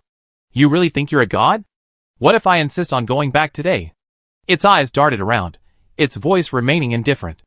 Child, what do you think possessing a complete domain will change? This planet's resources are long depleted, and humanity has long since learned to coexist with pollution. It silently watched her, so insignificant. Destroying us is tantamount to destroying the last resource chain. Yuan Zhao channeled her spiritual power. The phantom of the Azure Phoenix coalesced behind her. She spoke nonchalantly. So what? Destroy you all? Then we think of other ways. Since it knew she came from another planet, these were minor issues. When interstellar trade was established, the people here could rebuild civilization. Anyway, the dark matter and the red eyes must disappear. Yuan Zhao finally made her move. She knew that with her current strength, it was virtually impossible to kill it. She was merely relying on the protective talisman of the cloud technique to probe just how powerful this creature from an advanced civilization truly was. The Azure Phoenix suddenly flapped its wings. Wherever its tail feathers swept, emerald green fluorescent threads instantly condensed into sharp blades of light, accompanied by a clear, melodious cry as they met its tentacles. Have you ever wondered why your father placed you by my side? The black veins on the iris suddenly dilated, coiling upwards, like ancient tree roots, easily shattering the first wave of mental impact. Your mental structure is a product of my race. The Azure Phoenix spread its wings and soared forward, its figure appearing so small before the enormous red eyeball. But whether it was the little azure bird or the big azure bird, they both always adhered to the principle of I'm number one in the world. The Azure Phoenix didn't take it seriously at all, merely glancing at the red eyeball. Idiot. The enormous eyeball paused slightly, finally breaking free from the indifference of advanced civilization, and inexplicably trembled. The lowly humans not only corrupted her, but also her very spirit. The shattered cyan green fluorescence suddenly reformed, transforming into countless intricate chains that coiled upwards from all directions. Ripples spread deep within the pupils of the giant red eye, and an invisible force abruptly pressed down. Before the shattered cyan green fluorescence had fully coalesced into chains, the ripples deep within the red eye's pupils had already materialized into a tangible pressure. It wasn't a physical impact, but a mental crushing force bearing the imprint of a higher civilization's order, like a giant hand woven from the trajectories of stars, attempting to completely smooth over all the disorder in this void. Yuan Zhao's spiritual strands were struck as if by lightning. The cyan green fluorescence rapidly dimmed. She felt a deafening explosion in her mind, and a needle-like pain pierced her spiritual strands. So powerful. This was the first time Yun Xiao had encountered such a vast and powerful force. She used the stinging pain to forcibly stabilize her dissipating spirit. The fading cyan green light suddenly reversed its course, frantically retracing its path along her fingertips. Qingwan was equally shocked. Finally, she looked directly at the monster before her, huffing, "Kill it! Unfortunately, with your current strength, you can't kill me." The red-eyed voice carried an overwhelming majesty.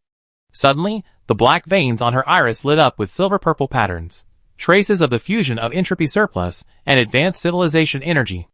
The invisible pressure intensified abruptly. The red-eyed man had a natural advantage over her spiritual power. The fluorescent light disintegrated and floated in the air, each tiny dot reflecting fragmented memories. Fragments of getting lost in the manor when she was 2 years old. The moment she first awakened as Qingwan. Even her conversation with Xie last night. Just as the fluorescent light was about to dissipate, Yun Xiao suddenly grabbed a fragment of memory. "Thank you, I found it." Chapter 615. The mental link was suddenly and unilaterally severed by Yun Xiao. She opened her eyes abruptly, finding herself in the car, with only He Guanghai beside her. Seeing her awake, He Guanghai stepped forward and asked with concern, "Zhao Zhao, how are you?" Yun Xiao didn't have time to answer, quickly scrambling up and climbing into the driver's seat. "Uncle, quick! Tell everyone to get in the car." She was already in the driver's seat and started the car. He Guanghai didn't quite understand, but subconsciously did as he was told, shouting through the observation window, "Everyone back! Get in the car quickly!" Yu Fei and the others were standing in front of the car. Hearing the shout, they immediately climbed onto the roof, everyone shouting along with He Guanghai towards the dark surroundings. Not far away, 4 S-rank sentinels stood in a diamond formation, and in front of them were clones that had reappeared after being killed. Xie stood on the east side, his tang sword held horizontally in front of him, flanked by Fu Yu and Jiang Mu, with Xia Mingang bringing up the rear. Opposite them, Xie, Jiang Mu, Fu Qi, and Xia Mingang simultaneously assumed attack stances, all the imposters moving in perfect unison with the real ones. The 4 avoided being affected, coordinating their attacks to kill the imposters. But with each kill, a new mutant appeared. It was endless. Hearing a shout, the 4 paused simultaneously. Xie realized Yun Xiao had awakened, and was the first to draw his sword and retreat, shouting, "Retreat!" Jiang Mu whistled, and the white she-beast transformed into a stream of light, returning to the spiritual realm. Fu Qi's water unicorn froze the pursuing vines and turned to flee. Xia Mingang trailed behind, cursing and urging Bai Shi to hurry back. "Go, go, go!" Dark matter filled the surroundings, and the group used sound to pinpoint their location, quickly sprinting towards the armored vehicle. A clear, melodious cry echoed across the battlefield. The azure phoenix appeared in the sky, its radiant spirit spreading its wings. Under the fluorescent light, the dark matter instantly vanished, and all the vines that had disguised themselves as the ground, ruins, and even their companions were exposed, revealing their true purplish-black form. Like scorched shadows, they twisted and retreated frantically. Before Xie even approached, he heard the dying roar of an armored vehicle's engine. He looked up and, through the dissipated black mist, saw a heavy armored off-road vehicle hurtling towards them in an erratic trajectory, its headlights swaying wildly like the eyes of a drunkard. It was obvious who was driving. The armored vehicle drew closer, barely brushing past Xie and Fu Heng's clothes. The two simultaneously reached out, grabbed the handrail, and nimbly flipped onto the roof. Xia Ming'an was about to climb up, but before his hand could even touch the vehicle, it suddenly braked sharply, swerving, and the rear door slammed against his face. "Ouch, it hurts!" Jiang Mu was nearly run over by the car wheel, but luckily he dodged in time. "Are you all up? Hurry up, I'm leaving." Yun Xiao couldn't see clearly, so she slammed on the brakes and immediately started the car again, flooring the accelerator. Hearing that she was the driver, Jiang Mu grabbed Xia Mingang, who was covering his nose, and climbed into the back door without a word. Meanwhile, Xie and Fu Heng had already entered the car through the sunroof. "Are you all right?" Xie immediately went to the passenger seat to check on her. Yun Xiao didn't turn around, her eyes fixed on the road ahead. "I talk to you later. Don't disturb me while I'm driving." She was multitasking, building a new barrier. Trying to break through before the red-eyed creature launched its attack, they had no time to speak. Xie paused for a moment, watching her drive the armored vehicle recklessly at an alarming speed. For the safety of everyone in the vehicle, he risked his life and asked again, "Shall I drive?" "No." Only I can see the road. Yun Zhao resolutely refused. With the red-eyed creature's help, she could see the forgotten fragments of memory. Once they entered the manor castle, they would be safe. Xie Tu remained silent, simply standing beside her, helping to watch the road, ready to swerve the steering wheel and apply the brakes at any moment. At this moment, the entire sky darkened again. The surging black mist seemed to be smoothed out by some invisible force, slowly receding to both sides. A gigantic red eyeball appeared in the sky. It occupied the entire firmament, the black veins coiled on its iris, like the roots of an ancient tree, each as thick as a river. The clouds were churned into vortexes, emitting a mournful cry of unbearable strain. All the sentries on the roof looked up simultaneously, their faces changing drastically. The sky, it's cracked open. This. Xia Mingang's Adam's apple bobbed. Is this the true form of the gatekeeper? It's enormous. The red eyeball almost filled the entire sky, the oppressive force making it hard for the sentries to breathe. The azure phoenix and the fire phoenix simultaneously spread their wings, but before this eye of the heavens, their phantom forms were as small as candlelight compared to the bright moon. Yun Zhao completely ignored it, driving forward with her head down. Countless cyan-green fluorescent lights emanated from her body, frantically stacking mental barriers outside the car, forcefully withstanding the mental pressure of the red eye. The immense mental pressure continued to assail her. You dare hit me? Yun Zhao abruptly looked up, staring directly at the colossal eye that blotted out the sky. Try touching me. When Yunju comes to pick me up, I tell him you not only lost me, but made me eat tree bark for years, and you even abused me and tried to hit me. Aren't you, the Pupil Shadow Clan, the most loyal to your contracts? You're finished. Her words made no mention of her striking first. The surging mental pressure paused for half a second. Clearly, the logic of the carbon-based life form had momentarily stunned it. Yun Zhao drove recklessly, the wheels crushing the contracting vines on the ground, speeding along. The car shook violently, almost making the sentries inside dizzy. Supply boxes were scattered haphazardly on the ground. Everyone inside and on the roof clung tightly to the handrails beside them, too busy to pick them up, afraid that if they let go, they would be thrown off the vehicle. Zhao Dao. He Guanghai barely managed to steady himself, his voice filled with worry. This road isn't on the map. The sound of supply crates collapsing drowned out his voice. Yun Zhao seemed not to hear him at all. Xie Tu held onto the seat behind her, his gaze never leaving her for a moment. According to the map he Guanghai had given him, it was at least a dozen hours' journey to the place where he had found the stone. During this time, they were all exposed under the watchful eyes of the red eyes, with nowhere to escape. Unless they retreated to Qingshan town. But judging from Yun Zhao's actions, she seemed to know a more secret shortcut. Sure enough. They hadn't walked far when something unusual appeared ahead.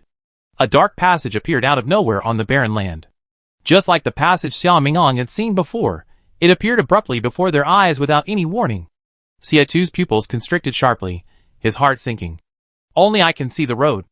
Under the gaze of the giant eye, the armored vehicle plunged headlong into the pitch-black tunnel. Darkness instantly swallowed everything. Chapter 6:16. Above the crimson sky, the gigantic red eye, blotting out the sun, remained suspended. The whites of its eye were a murky crimson, like a pool of congealed blood, while its dark pupils remained perfectly still, reflecting the fleeing armored vehicles below like an abyss. Until the armored vehicles completely disappeared into the depths of the passage, darkness swallowed the last vestige of their form. A crimson light flowed slowly across the whites of its eye, devoid of anger, pursuit, only an almost indifferent gaze. At this moment, another passage appeared, and the woman in the white dress slowly emerged. You're just letting her go back like that? The gigantic eye didn't move, a faint ripple appearing in its crimson pupils. In its eyes, all were like ants. What right did ants have to question its decision? The woman, seemingly accustomed to being ignored, continued fearlessly, she's changed completely since she grew up. Letting her go back like this will only lead to trouble sooner or later. You dare touch her? Thinking of that madman Yunju, the woman in the white dress stiffened. She had searched the universe for the dark matter of the Pupil Shadow Clan in her quest for immortality. She had finally achieved her goal, becoming a god who ruled her world, only to be targeted by that madman Yunju and forced to stay here. She and the red-eyed man were Yun Zhao's temporary guardians. If something happened to Yun Zhao here, regardless of whether she was responsible, that man would definitely pin it all on her. Once that madman got out, her own death would be imminent. I've been searching for her for over a decade. If she just wants to return, I fulfilled my contract. Hearing this, a nameless anger flared within the woman in the white dress. A contract? A contract? Is this how advanced civilizations are supposed to be? The woman in the white dress, suppressing her apprehension, asked, now that she's back, what do you plan to do? The enormous eyeball remained high above, its deep hum echoing beneath the dome, indistinguishable as a response or the sound of the wind. Now that she's back, it's time to reap the rewards. But alas, they're all failed, half-finished products. The woman in the white dress paused, blurting out, what about Yun Xiao? Killing her is out of the question. Keeping her here will only make things worse. I will keep my promise and take her away, returning her to the Federation. The woman in the white dress felt a surge of joy upon hearing this. After being imprisoned for 100 years, she could finally leave. The enormous eyeball indifferently looked down at the woman in the white dress, who trembled slightly with joy, a cold mockery flashing deep within its pupils. The deep hum seemed to emanate from the abyss, shaking the very air. Before the woman could react, the red eye's pupils suddenly contracted.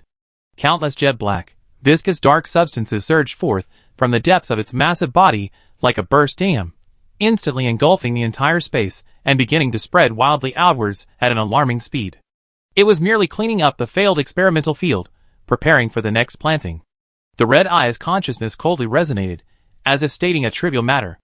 The joy on the white dress woman's face froze instantly, replaced by extreme terror. She watched helplessly as the pure, all-consuming darkness swept past her, causing no harm whatsoever. The dark substances seemed to possess consciousness, bypassing her and mercilessly devouring everything else within sight. The woman then relaxed. The enormous eyeballs slowly closed, as if losing the last shred of interest in the tragedy unfolding outside. Only the chilling echo reverberated in the utterly dark space. Go. Before the final reckoning, you have a little time left to say goodbye to this nest you cultivated for a century. Outside contaminated Zone 6. Upon receiving news that Squad 5 had been caught in Zone 6, the 4 major bases dispatched 2 reinforcement teams, who had just arrived nearby. The churning gray fog suddenly shifted. It began to spread rapidly in all directions. Damn it! It's spreading again! The 2 adjutants' expressions changed slightly, and they hurriedly grabbed their communicators. Retreat! Retreat! All squads, retreat immediately! The sentries, without time to pack their belongings, jumped into their vehicles and floored the accelerators, fleeing for their lives. Meanwhile, anomalies were detected in signal towers across the area. Several contaminated zones within their range collapsed, releasing a torrent of dark matter. Signals became abnormal, crackling with electrical activity. Mixed with the distant rumble of collapse, it sounded exactly like the despairing prelude to the day darkness descended 200 years ago. The concentration of pollution in the air was rising rapidly. Reporting to Command Center, this is Outpost 39, buzzing. A collapse has occurred in contaminated Zone 39. Reporting to Command Center, contaminated Zone 128 is spreading rapidly, requesting evacuation. Buzzing, reporting. The piercing ringing of the telephone echoed continuously in the Command Center. On the large screen in front of them, the previously orderly fluctuating safe zones were shrinking at a visible speed. The coordinates of each contaminated zone continued to expand and overlap. The originally clear boundary lines were swallowed by distorted red ripples, and the values representing pollution concentration skyrocketed, repeatedly breaching the red warning line. The shadowy area was spreading rapidly outwards from the contaminated zones, encroaching upon them. The alarm indicator lights at the edge of the screen flashed frantically. The command center was filled with the sounds of ringing phones, anxious shouts, and system overload warnings. Minister Duan stood before the massive circular screen, her crisp military uniform making her figure appear exceptionally imposing. Minister. The intelligence team leader strode in. Dark matter is leaking out exponentially. 14 outposts have already lost contact. The anomaly happened too suddenly. Should we send out a squad? No need. Minister Duan raised her hand to interrupt, her sharp uniform making her eyes appear even more piercing. At the beginning of the year, I ordered that if a signal tower malfunctioned, we should immediately abandon our positions and retreat to base at all costs. According to the detection data, the anomaly began on the 6th. We can't know the situation inside yet, but it's not hard to guess that if the dark matter continues to spread like this, darkness will soon return to the world. Minister Duan, pass the word down. All sentries we can contact outside the base must return immediately and prepare for battle. Understood. Team leader Hu didn't waste any more words and turned to make the arrangements. The anomaly didn't throw the command center into chaos. Instead, everything proceeded smoothly. At the dozens of workstations directly opposite the screens, the calculation team was compiling statistics on the contaminated area, calculating the pollution increase, and analyzing the time until darkness returned. The keyboards clattered loudly. As early as the beginning of this year, defenses had been deployed around the base, and preparations for war were underway. No matter how powerful the enemy, humanity will never retreat. The communicator on my wrist vibrated. Minister Duan answered the conference call and turned to instruct his assistant. Preserving manpower is the priority. Go and request permission from Base Commander Shin to open all air raid shelters within the base, and be prepared to evacuate civilians to safety at any time. Yes, sir. She had waited too long for this moment. To reclaim lost territory and eliminate the contaminated zone and dark matter in her lifetime was her lifelong wish. Meanwhile, the rest of Team Zero were leading a convoy of supplies back to base. Upon receiving the notification, they had already sensed something amiss. Not far from them, a contaminated zone collapsed without warning. Countless mutated figures materialized in the dissipating gray mist, howling as they charged towards the convoy. Chapter 6:17. Tao Hao climbed onto the roof of the vehicle, shouldered his grenade launcher, and opened fire on the horde of monsters. He emptied the drum magazine, and while reloading, he roared amidst the deafening roar. Which team did this? Didn't we agree to try not to completely wipe out the contaminated zone? Tao Hao had assumed it was another base's combat team. The riot triggered by the collapse of the contaminated zone caused all the monsters to gather there, blocking their way back. Because of the collapse, the concentration of pollution in the vicinity increased, causing the sentries in the team to feel unwell, but they thought it was normal. Song Liang was the first to notice something was wrong. Something's not right. There are no registered teams near number 299, and we haven't seen any reinforcements. Duanqi climbed onto the roof to support Tao Hao, and upon hearing this, turned to look down and said, "Then what happened? It couldn't have been the contaminated zone that collapsed on its own, could it?" Wang Jiayu rolled her eyes at him, annoyed. How could a contaminated zone collapse on its own? Well, it really could. Shortly afterward, the communicator received a message. To all units in the field, multiple contaminated zones have experienced unexplained structural collapses, a large-scale abnormal leak of dark matter, a sharp increase in contamination concentration, and an unknown diffusion pattern. The return-to-home emergency plan is now activated. All sentries, immediately terminate your current mission. Return to the nearest base at all costs, and use any necessary force to break through obstacles. Repeat, evacuate immediately at all costs.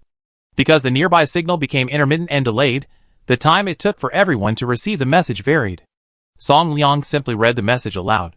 The previously noisy rooftop fell silent instantly, save for the incessant howls of monsters and the hissing of overheated weapons. Tao Hao slowly lowered the arm carrying the grenade launcher, Duanqi's scope veered off target, and Wang Jiayu's finger on the trigger stiffened slightly.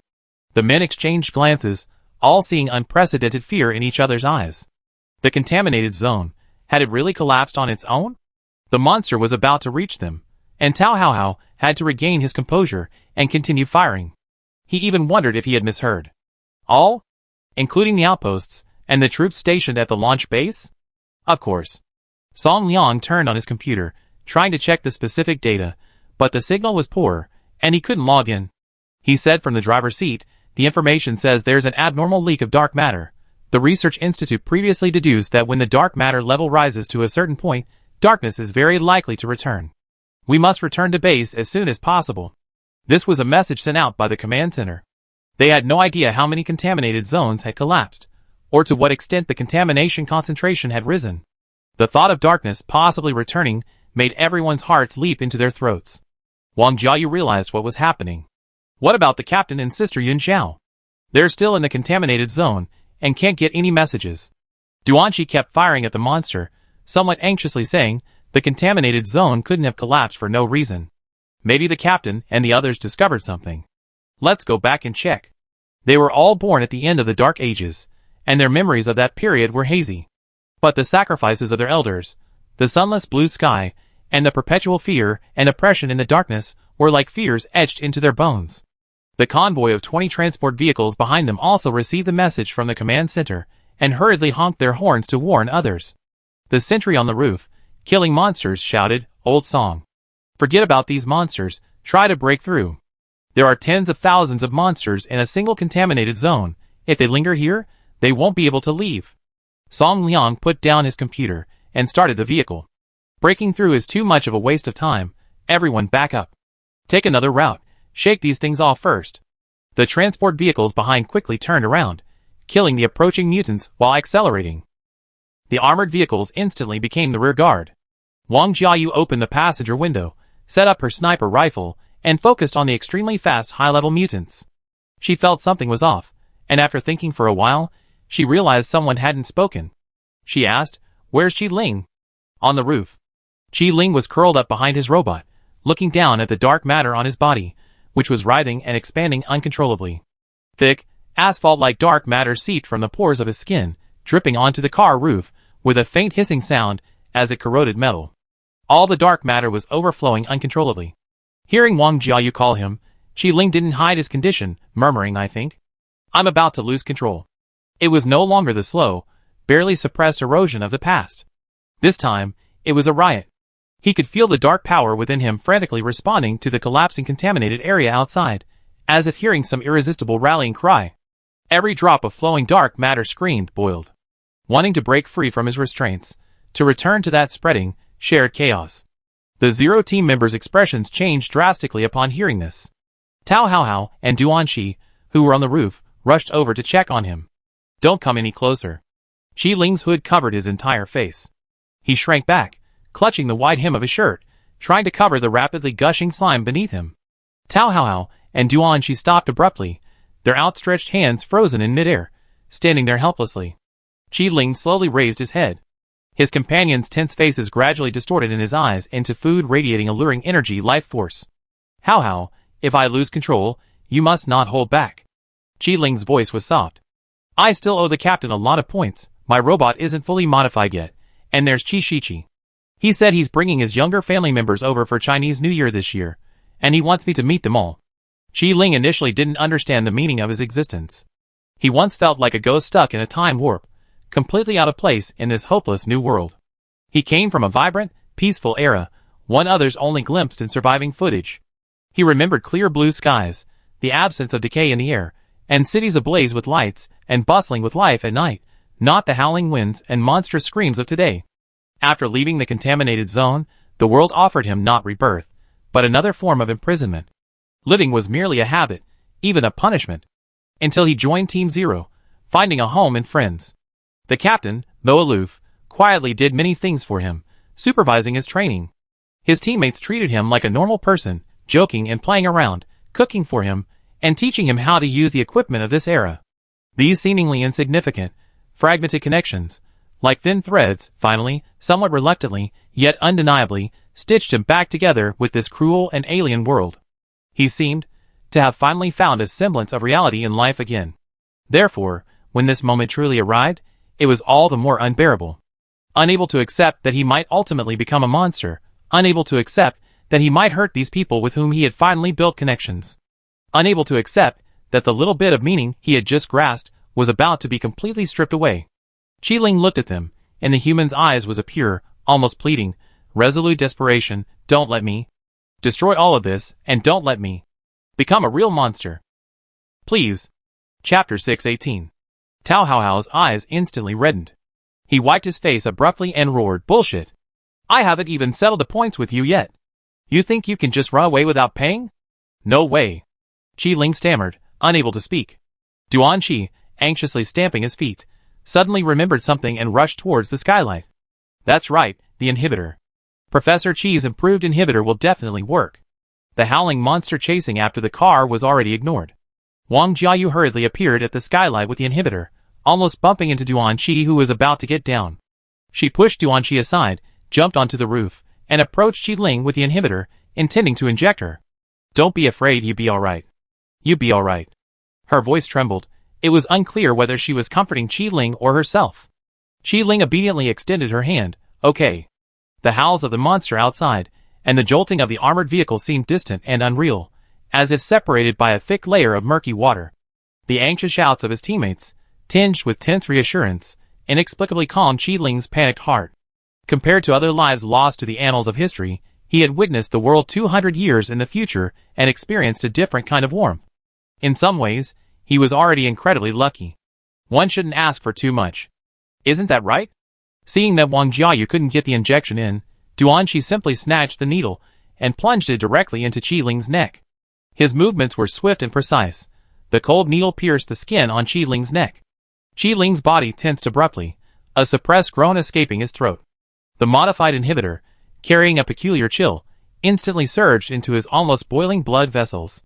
Wherever it passed, the wildly churning dark matter seemed to be forcibly paused, its surging speed visibly slowing down slightly. But only slightly. After the injection was completed, Duanqi quickly withdrew the needle, nervously watching Qi Ling's reaction. Wang Jiayu held her breath. Tao Haohao also clung to the skylight, his eyes unblinking. Qi Ling breathed heavily, his eyes tightly closed, veins bulging on his forehead, seemingly using all his willpower to fight against the still immense dark power within him. The viscous substance overflowing from his body no longer gushed out as before. But it was still slowly, stubbornly seeping outwards. The inhibitor was like a stone thrown into a raging torrent, only creating a brief splash, unable to change the river's course. The power within him, the same as that of the collapsed contaminated zone, was still calling out, still trying to break free of its restraints. Seeing that it wasn't working, Tao Haohao was frantic, unsure what to do. Should we give it another injection? Song Liang, who was driving and couldn't go up to check, listened to the sounds on the roof and pulled out his laptop again to try logging into the system. This anomaly seemed to be widespread. Qi Ling had already merged with the dark matter. It wasn't him who was the problem, but the dark matter itself. Did the captain and the others find the source? Then what should they do to save Qi Ling's life? Song Liang thought frantically. At that moment, the signal finally connected, and the computer logged into the system. His fingers almost left after images on the keyboard. The screen finally managed to connect to the intelligence group's encrypted channel, with fragmented text and information continuously appearing. Duanqi, come and drive.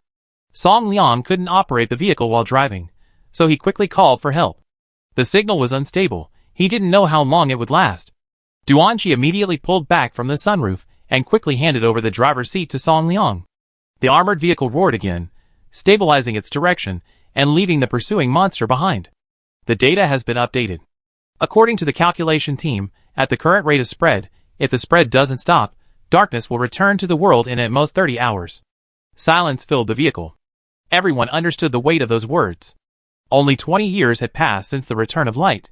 Many hadn't even fully adapted to life under the sun, and the nightmare was about to begin again. Latest intelligence report confirmed that the collapsed and leaked areas are all contaminated zones below level 5. All level 5 contaminated zones are currently in an abnormal state, exhibiting an abnormally high concentration of dark matter, which is spreading, but the structure is temporarily stable and no collapse has occurred. Song Liang read out the crucial information at breakneck speed, his heart pounding.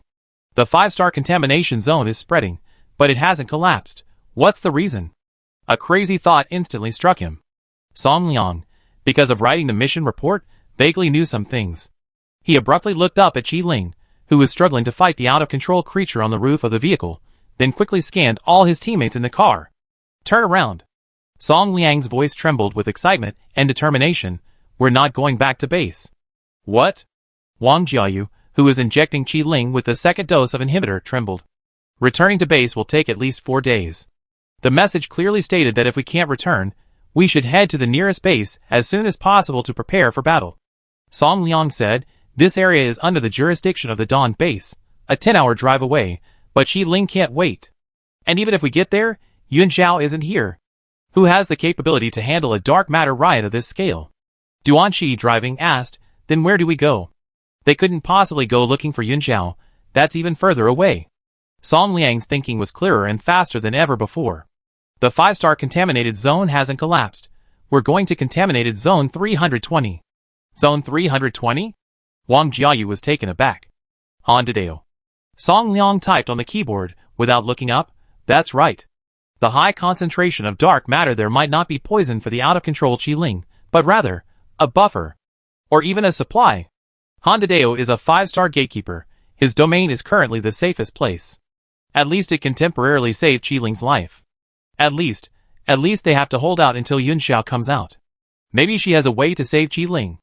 A moment of deathly silence fell over the vehicle, broken only by the roar of the engine and the howls of the monster outside. This decision was too bold, too risky. It meant they were deliberately driving into a rapidly spreading, highly contaminated zone, entrusting their fate to a powerful mutant that was both friend and foe.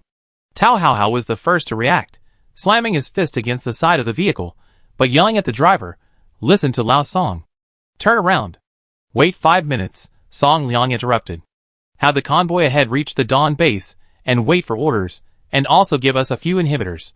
The sentinels had no ability to resist the dark matter. There were no supplies inside last time they went in. The convoy needed to leave them a load. Song Liang seized this last bit of signal time, quickly sending their coordinates and a brief message of the temporary plan to command center, then notifying the convoy ahead. Tao Haohao went to receive a transport vehicle. Ready to go. Go! Duanxi didn't hesitate, sharply turning the steering wheel.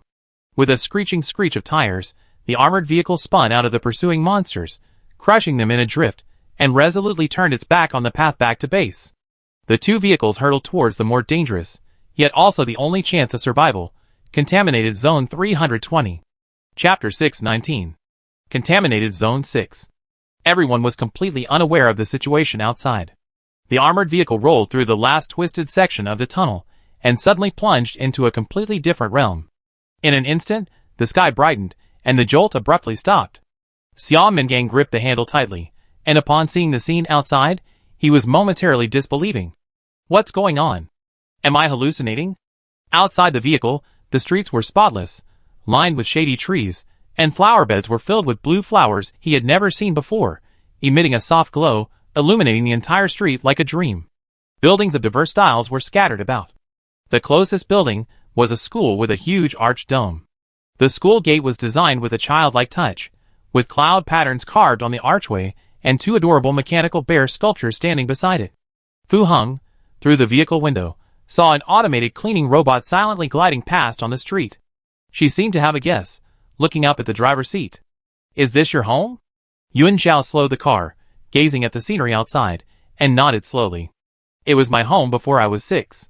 It was exactly the same as the scene in the spiritual realm. Based on fragments of her childhood, she had long remembered the existence of her school. Back then, the Nani robot was responsible for teaching her to read.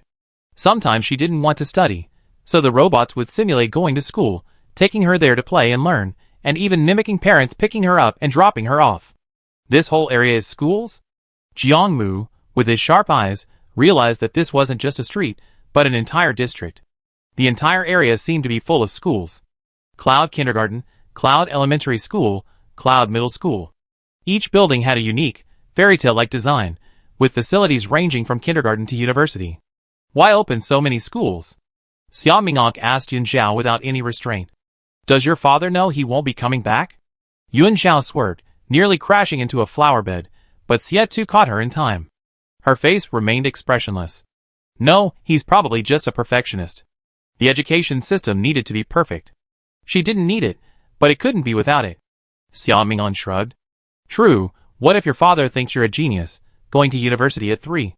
The thought was absurd. Just then, the little bluebird suddenly turned, flapped its wings, and flew to the back of the car, standing in front of Xiao Mingang and cursing. The Bishi translated it word for him. It called him an idiot, a moron, telling him to shut up, or it would throw him out to be fed to the red-eyed monsters. Xiao Mingang, No one else in the car spoke. Although Yun Zhao said it was safe here, it was still a contaminated zone, and the sentries remained vigilant, their eyes following the moving cleaning robots outside the vehicle. Xie Tu, who had been standing quietly behind her, looked down at her. Should we go down and take a look? Yun Zhao nodded slightly, and turned off the engine. Only then did the sentries dare to loosen their grip on the handles. The dozen or so people huddled on the roof helped the wounded quickly down from the vehicle. On both sides of the road, flower beds were filled with unidentified blue flowers, shimmering faintly, blooming with an extremely alluring beauty that made people hesitant to approach. A group of people stood in the middle of the road, their curious gazes tinged with wariness, weapons in hand, looking around. Jiangmu jumped out of the vehicle, patted the wrinkles on his combat uniform, and his gaze naturally fell on the only moving object at the edge of the street. It was a sleek, cartoon-style cleaning robot.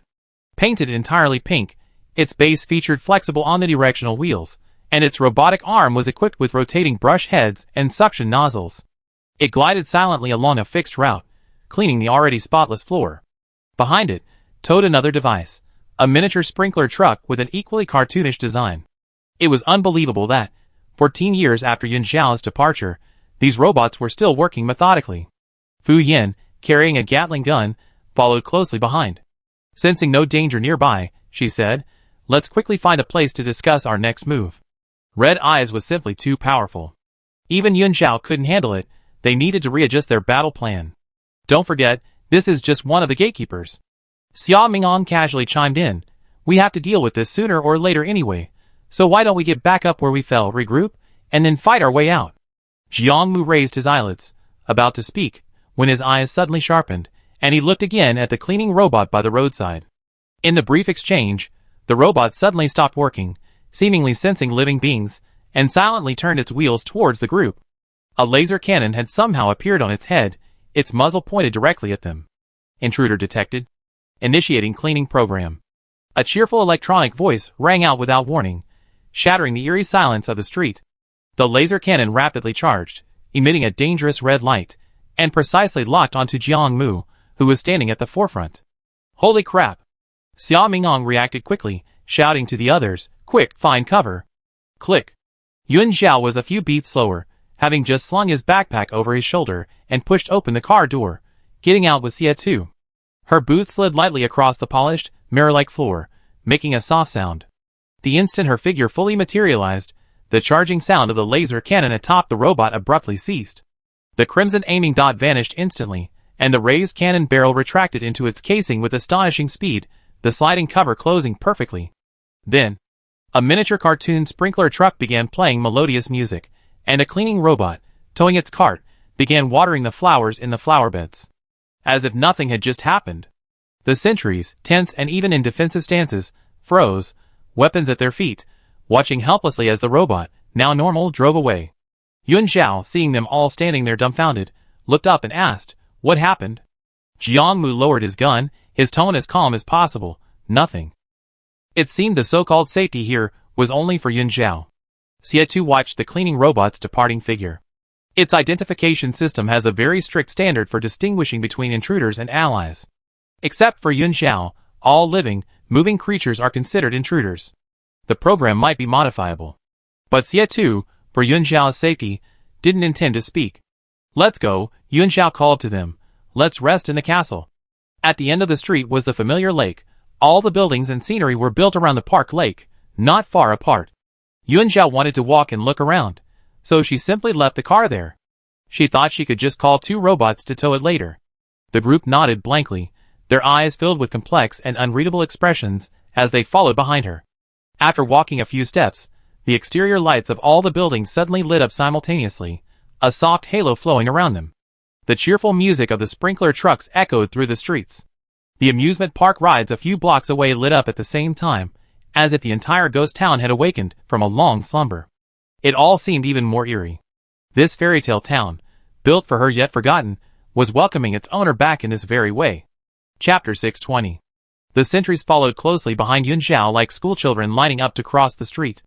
They were terrified that if they got too far away, a robot might suddenly appear out of nowhere and fire laser cannons at them indiscriminately. Yun Zhao didn't look behind her, so she was completely unaware. She was very familiar with everything here.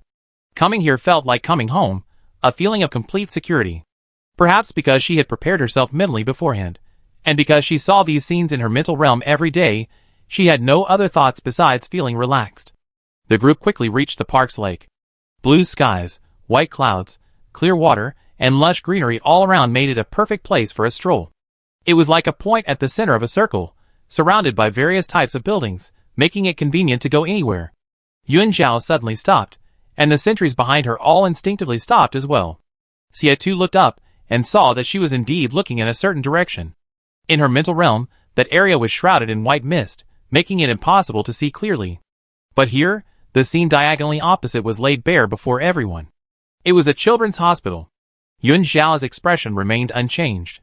She seemed to have already deduced the final scene from her childhood memories. "Do you feel anything?" Xia Tu, who had been observing her closely, asked aloud when he couldn't discern anything. Yun Zhao carefully sensed for a moment, then shook her head. "No, let's go check it out after we're settled." The others nearby, unaware of the cryptic exchange between the two, remained silent, observing from a distance. Fu Qian spotted several more robotic figures. Across the lake, near the Rainbow Bridge, 2 apron-clad robots strolled leisurely on the lawn of a sprawling manor castle. Diagonally opposite, At the entrance to the amusement park, a chubby-faced robot held up balloons and walked back and forth to music. The scene was utterly eerie. Yun Zhao also spotted the naughty robots and headed back towards the manor castle. The rainbow bridge connecting the castle and the lake was brightly colored. In the more than 10 years since she left, the robots had diligently performed their daily tasks, unchanged since her departure. This filled Yun Zhao with mixed emotions. Didn't they know their master was lost? She had been thinking of the robots, who had raised her before she even came in. The group followed Yun Zhao across the rainbow bridge to the manor castle's main gate. The two naughty robots at the gate reacted instantly. The infrared light scanned Yun Zhao, but the naughty robots suddenly froze, their large cartoon eyes blinking in confusion before scanning her again. They scanned her again and again. Yun Zhao gradually lost patience and finally couldn't help but complain, "So stupid. Even the cleaning robot isn't as smart as that." The naughty robot seemed unable to comprehend how she had grown up. But as soon as the familiar tone spoke, the naughty robot reacted again. Zhao Zhao's voiceprint detected, voiceprint matching 100%, but height doesn't match. Initial suspicion is overnutrition. We have contacted the hospital, and a physical examination will be conducted in 2 hours. Xia Mingong burst out laughing. How can there be such a stupid robot? It suspects your overnutrition, but it doesn't even suspect you've grown up. I can understand. After all, the flow of time inside the contaminated area is different from outside. Fu Qian said seriously, "Is it possible that what you think about living here for 6 years is just your assumption? Maybe you've been here much longer." Yun Zhao considered this possibility, and slowly nodded, "Very likely." The Red Crown Crane team had seen Yunju more than 100 years ago. Perhaps she was already in contaminated Zone 6 back then. The 14 years she lived outside might only be a fleeting moment for the robots inside the contaminated zone. That's why the more agile naughty robot couldn't react. He Guanghai remained quiet the whole way, barely noticeable in the crowd at the back. He looked up at the luxurious castle before him. So, Zhao Zhao had always lived a princess-like life. No wonder she was so uncomfortable when she first arrived in town and often threw tantrums. "Don't stand here, let's go inside and rest." Xia Tu noticed He Guanghai's mood and proactively offered. He was very familiar with the area and took Yun Zhao's hand, leading the way. The little bluebird had already flown off to play. Fire Phoenix followed immediately, filled with confusion about the situation, looking around as it flew. The little fellow had been to Yun Zhao's territory several times, and was familiar with the manor and castle. But it didn't quite understand why Qingwan's home was in reality. Yun Zhao also turned to look for He Guanghai. "Uncle, let's rest for a while, then I show you around." "Okay." He Guanghai nodded with a forced smile. The others quickly followed. The two naughty robots reacted again, their infrared beams scanning Xia Tu once more. Finding an intruder, the windows on their heads opened, and the cannon muzzles slowly rose. But their young master stood right beside them, not issuing any attack orders. The cannon barrels just extended and retracted. Back and forth several times. The two robots got stuck again. Yun Zhao glared at them with obvious disdain. "These are guests. Don't just stand there like idiots. Go get some water, and some food." As a child, she had constantly given orders to robots. The habit ingrained in her mind hadn't changed, and the commanding tone came out naturally. The naughty robot received the instruction, and quickly returned to normal. "Okay, Zhao Zhao, I already scheduled a medical checkup for 2 hours. I remind you to go after dinner." The cartoon robot, wearing an apron, walked around making announcements, looking rather dim-witted. Yun Zhao had already planned to go to the hospital anyway, so she didn't refuse. Xia Tu observed carefully for a moment, raising an eyebrow slightly. These robots are probably products of old-fashioned technology. They can execute program commands, but their thinking isn't very sharp. They're probably the result of Yunju getting them from somewhere, and then modifying them himself. Like the weapon systems. All the robots possessed offensive capabilities, and were programmed with new instructions, obeying only her commands. It's hard to imagine that she, as a child, lived with these robots every day. Even when she stomped her feet in anger, the robots remained slow and incomprehensible, unable to understand why she was upset. No wonder she had such a strange temper as a child. Yun Zhao recalled carefully, "I remember one robot was very smart. It would brush my teeth, draw my bathwater, and even play role-playing games with me, pretending to be my parent to pick me up from school." Hearing this, Jiang Mu and Fu Bei raised an eyebrow. Everyone subconsciously looked up, searching the castle for that intelligent robot. So extraordinary, could it be from a higher civilization?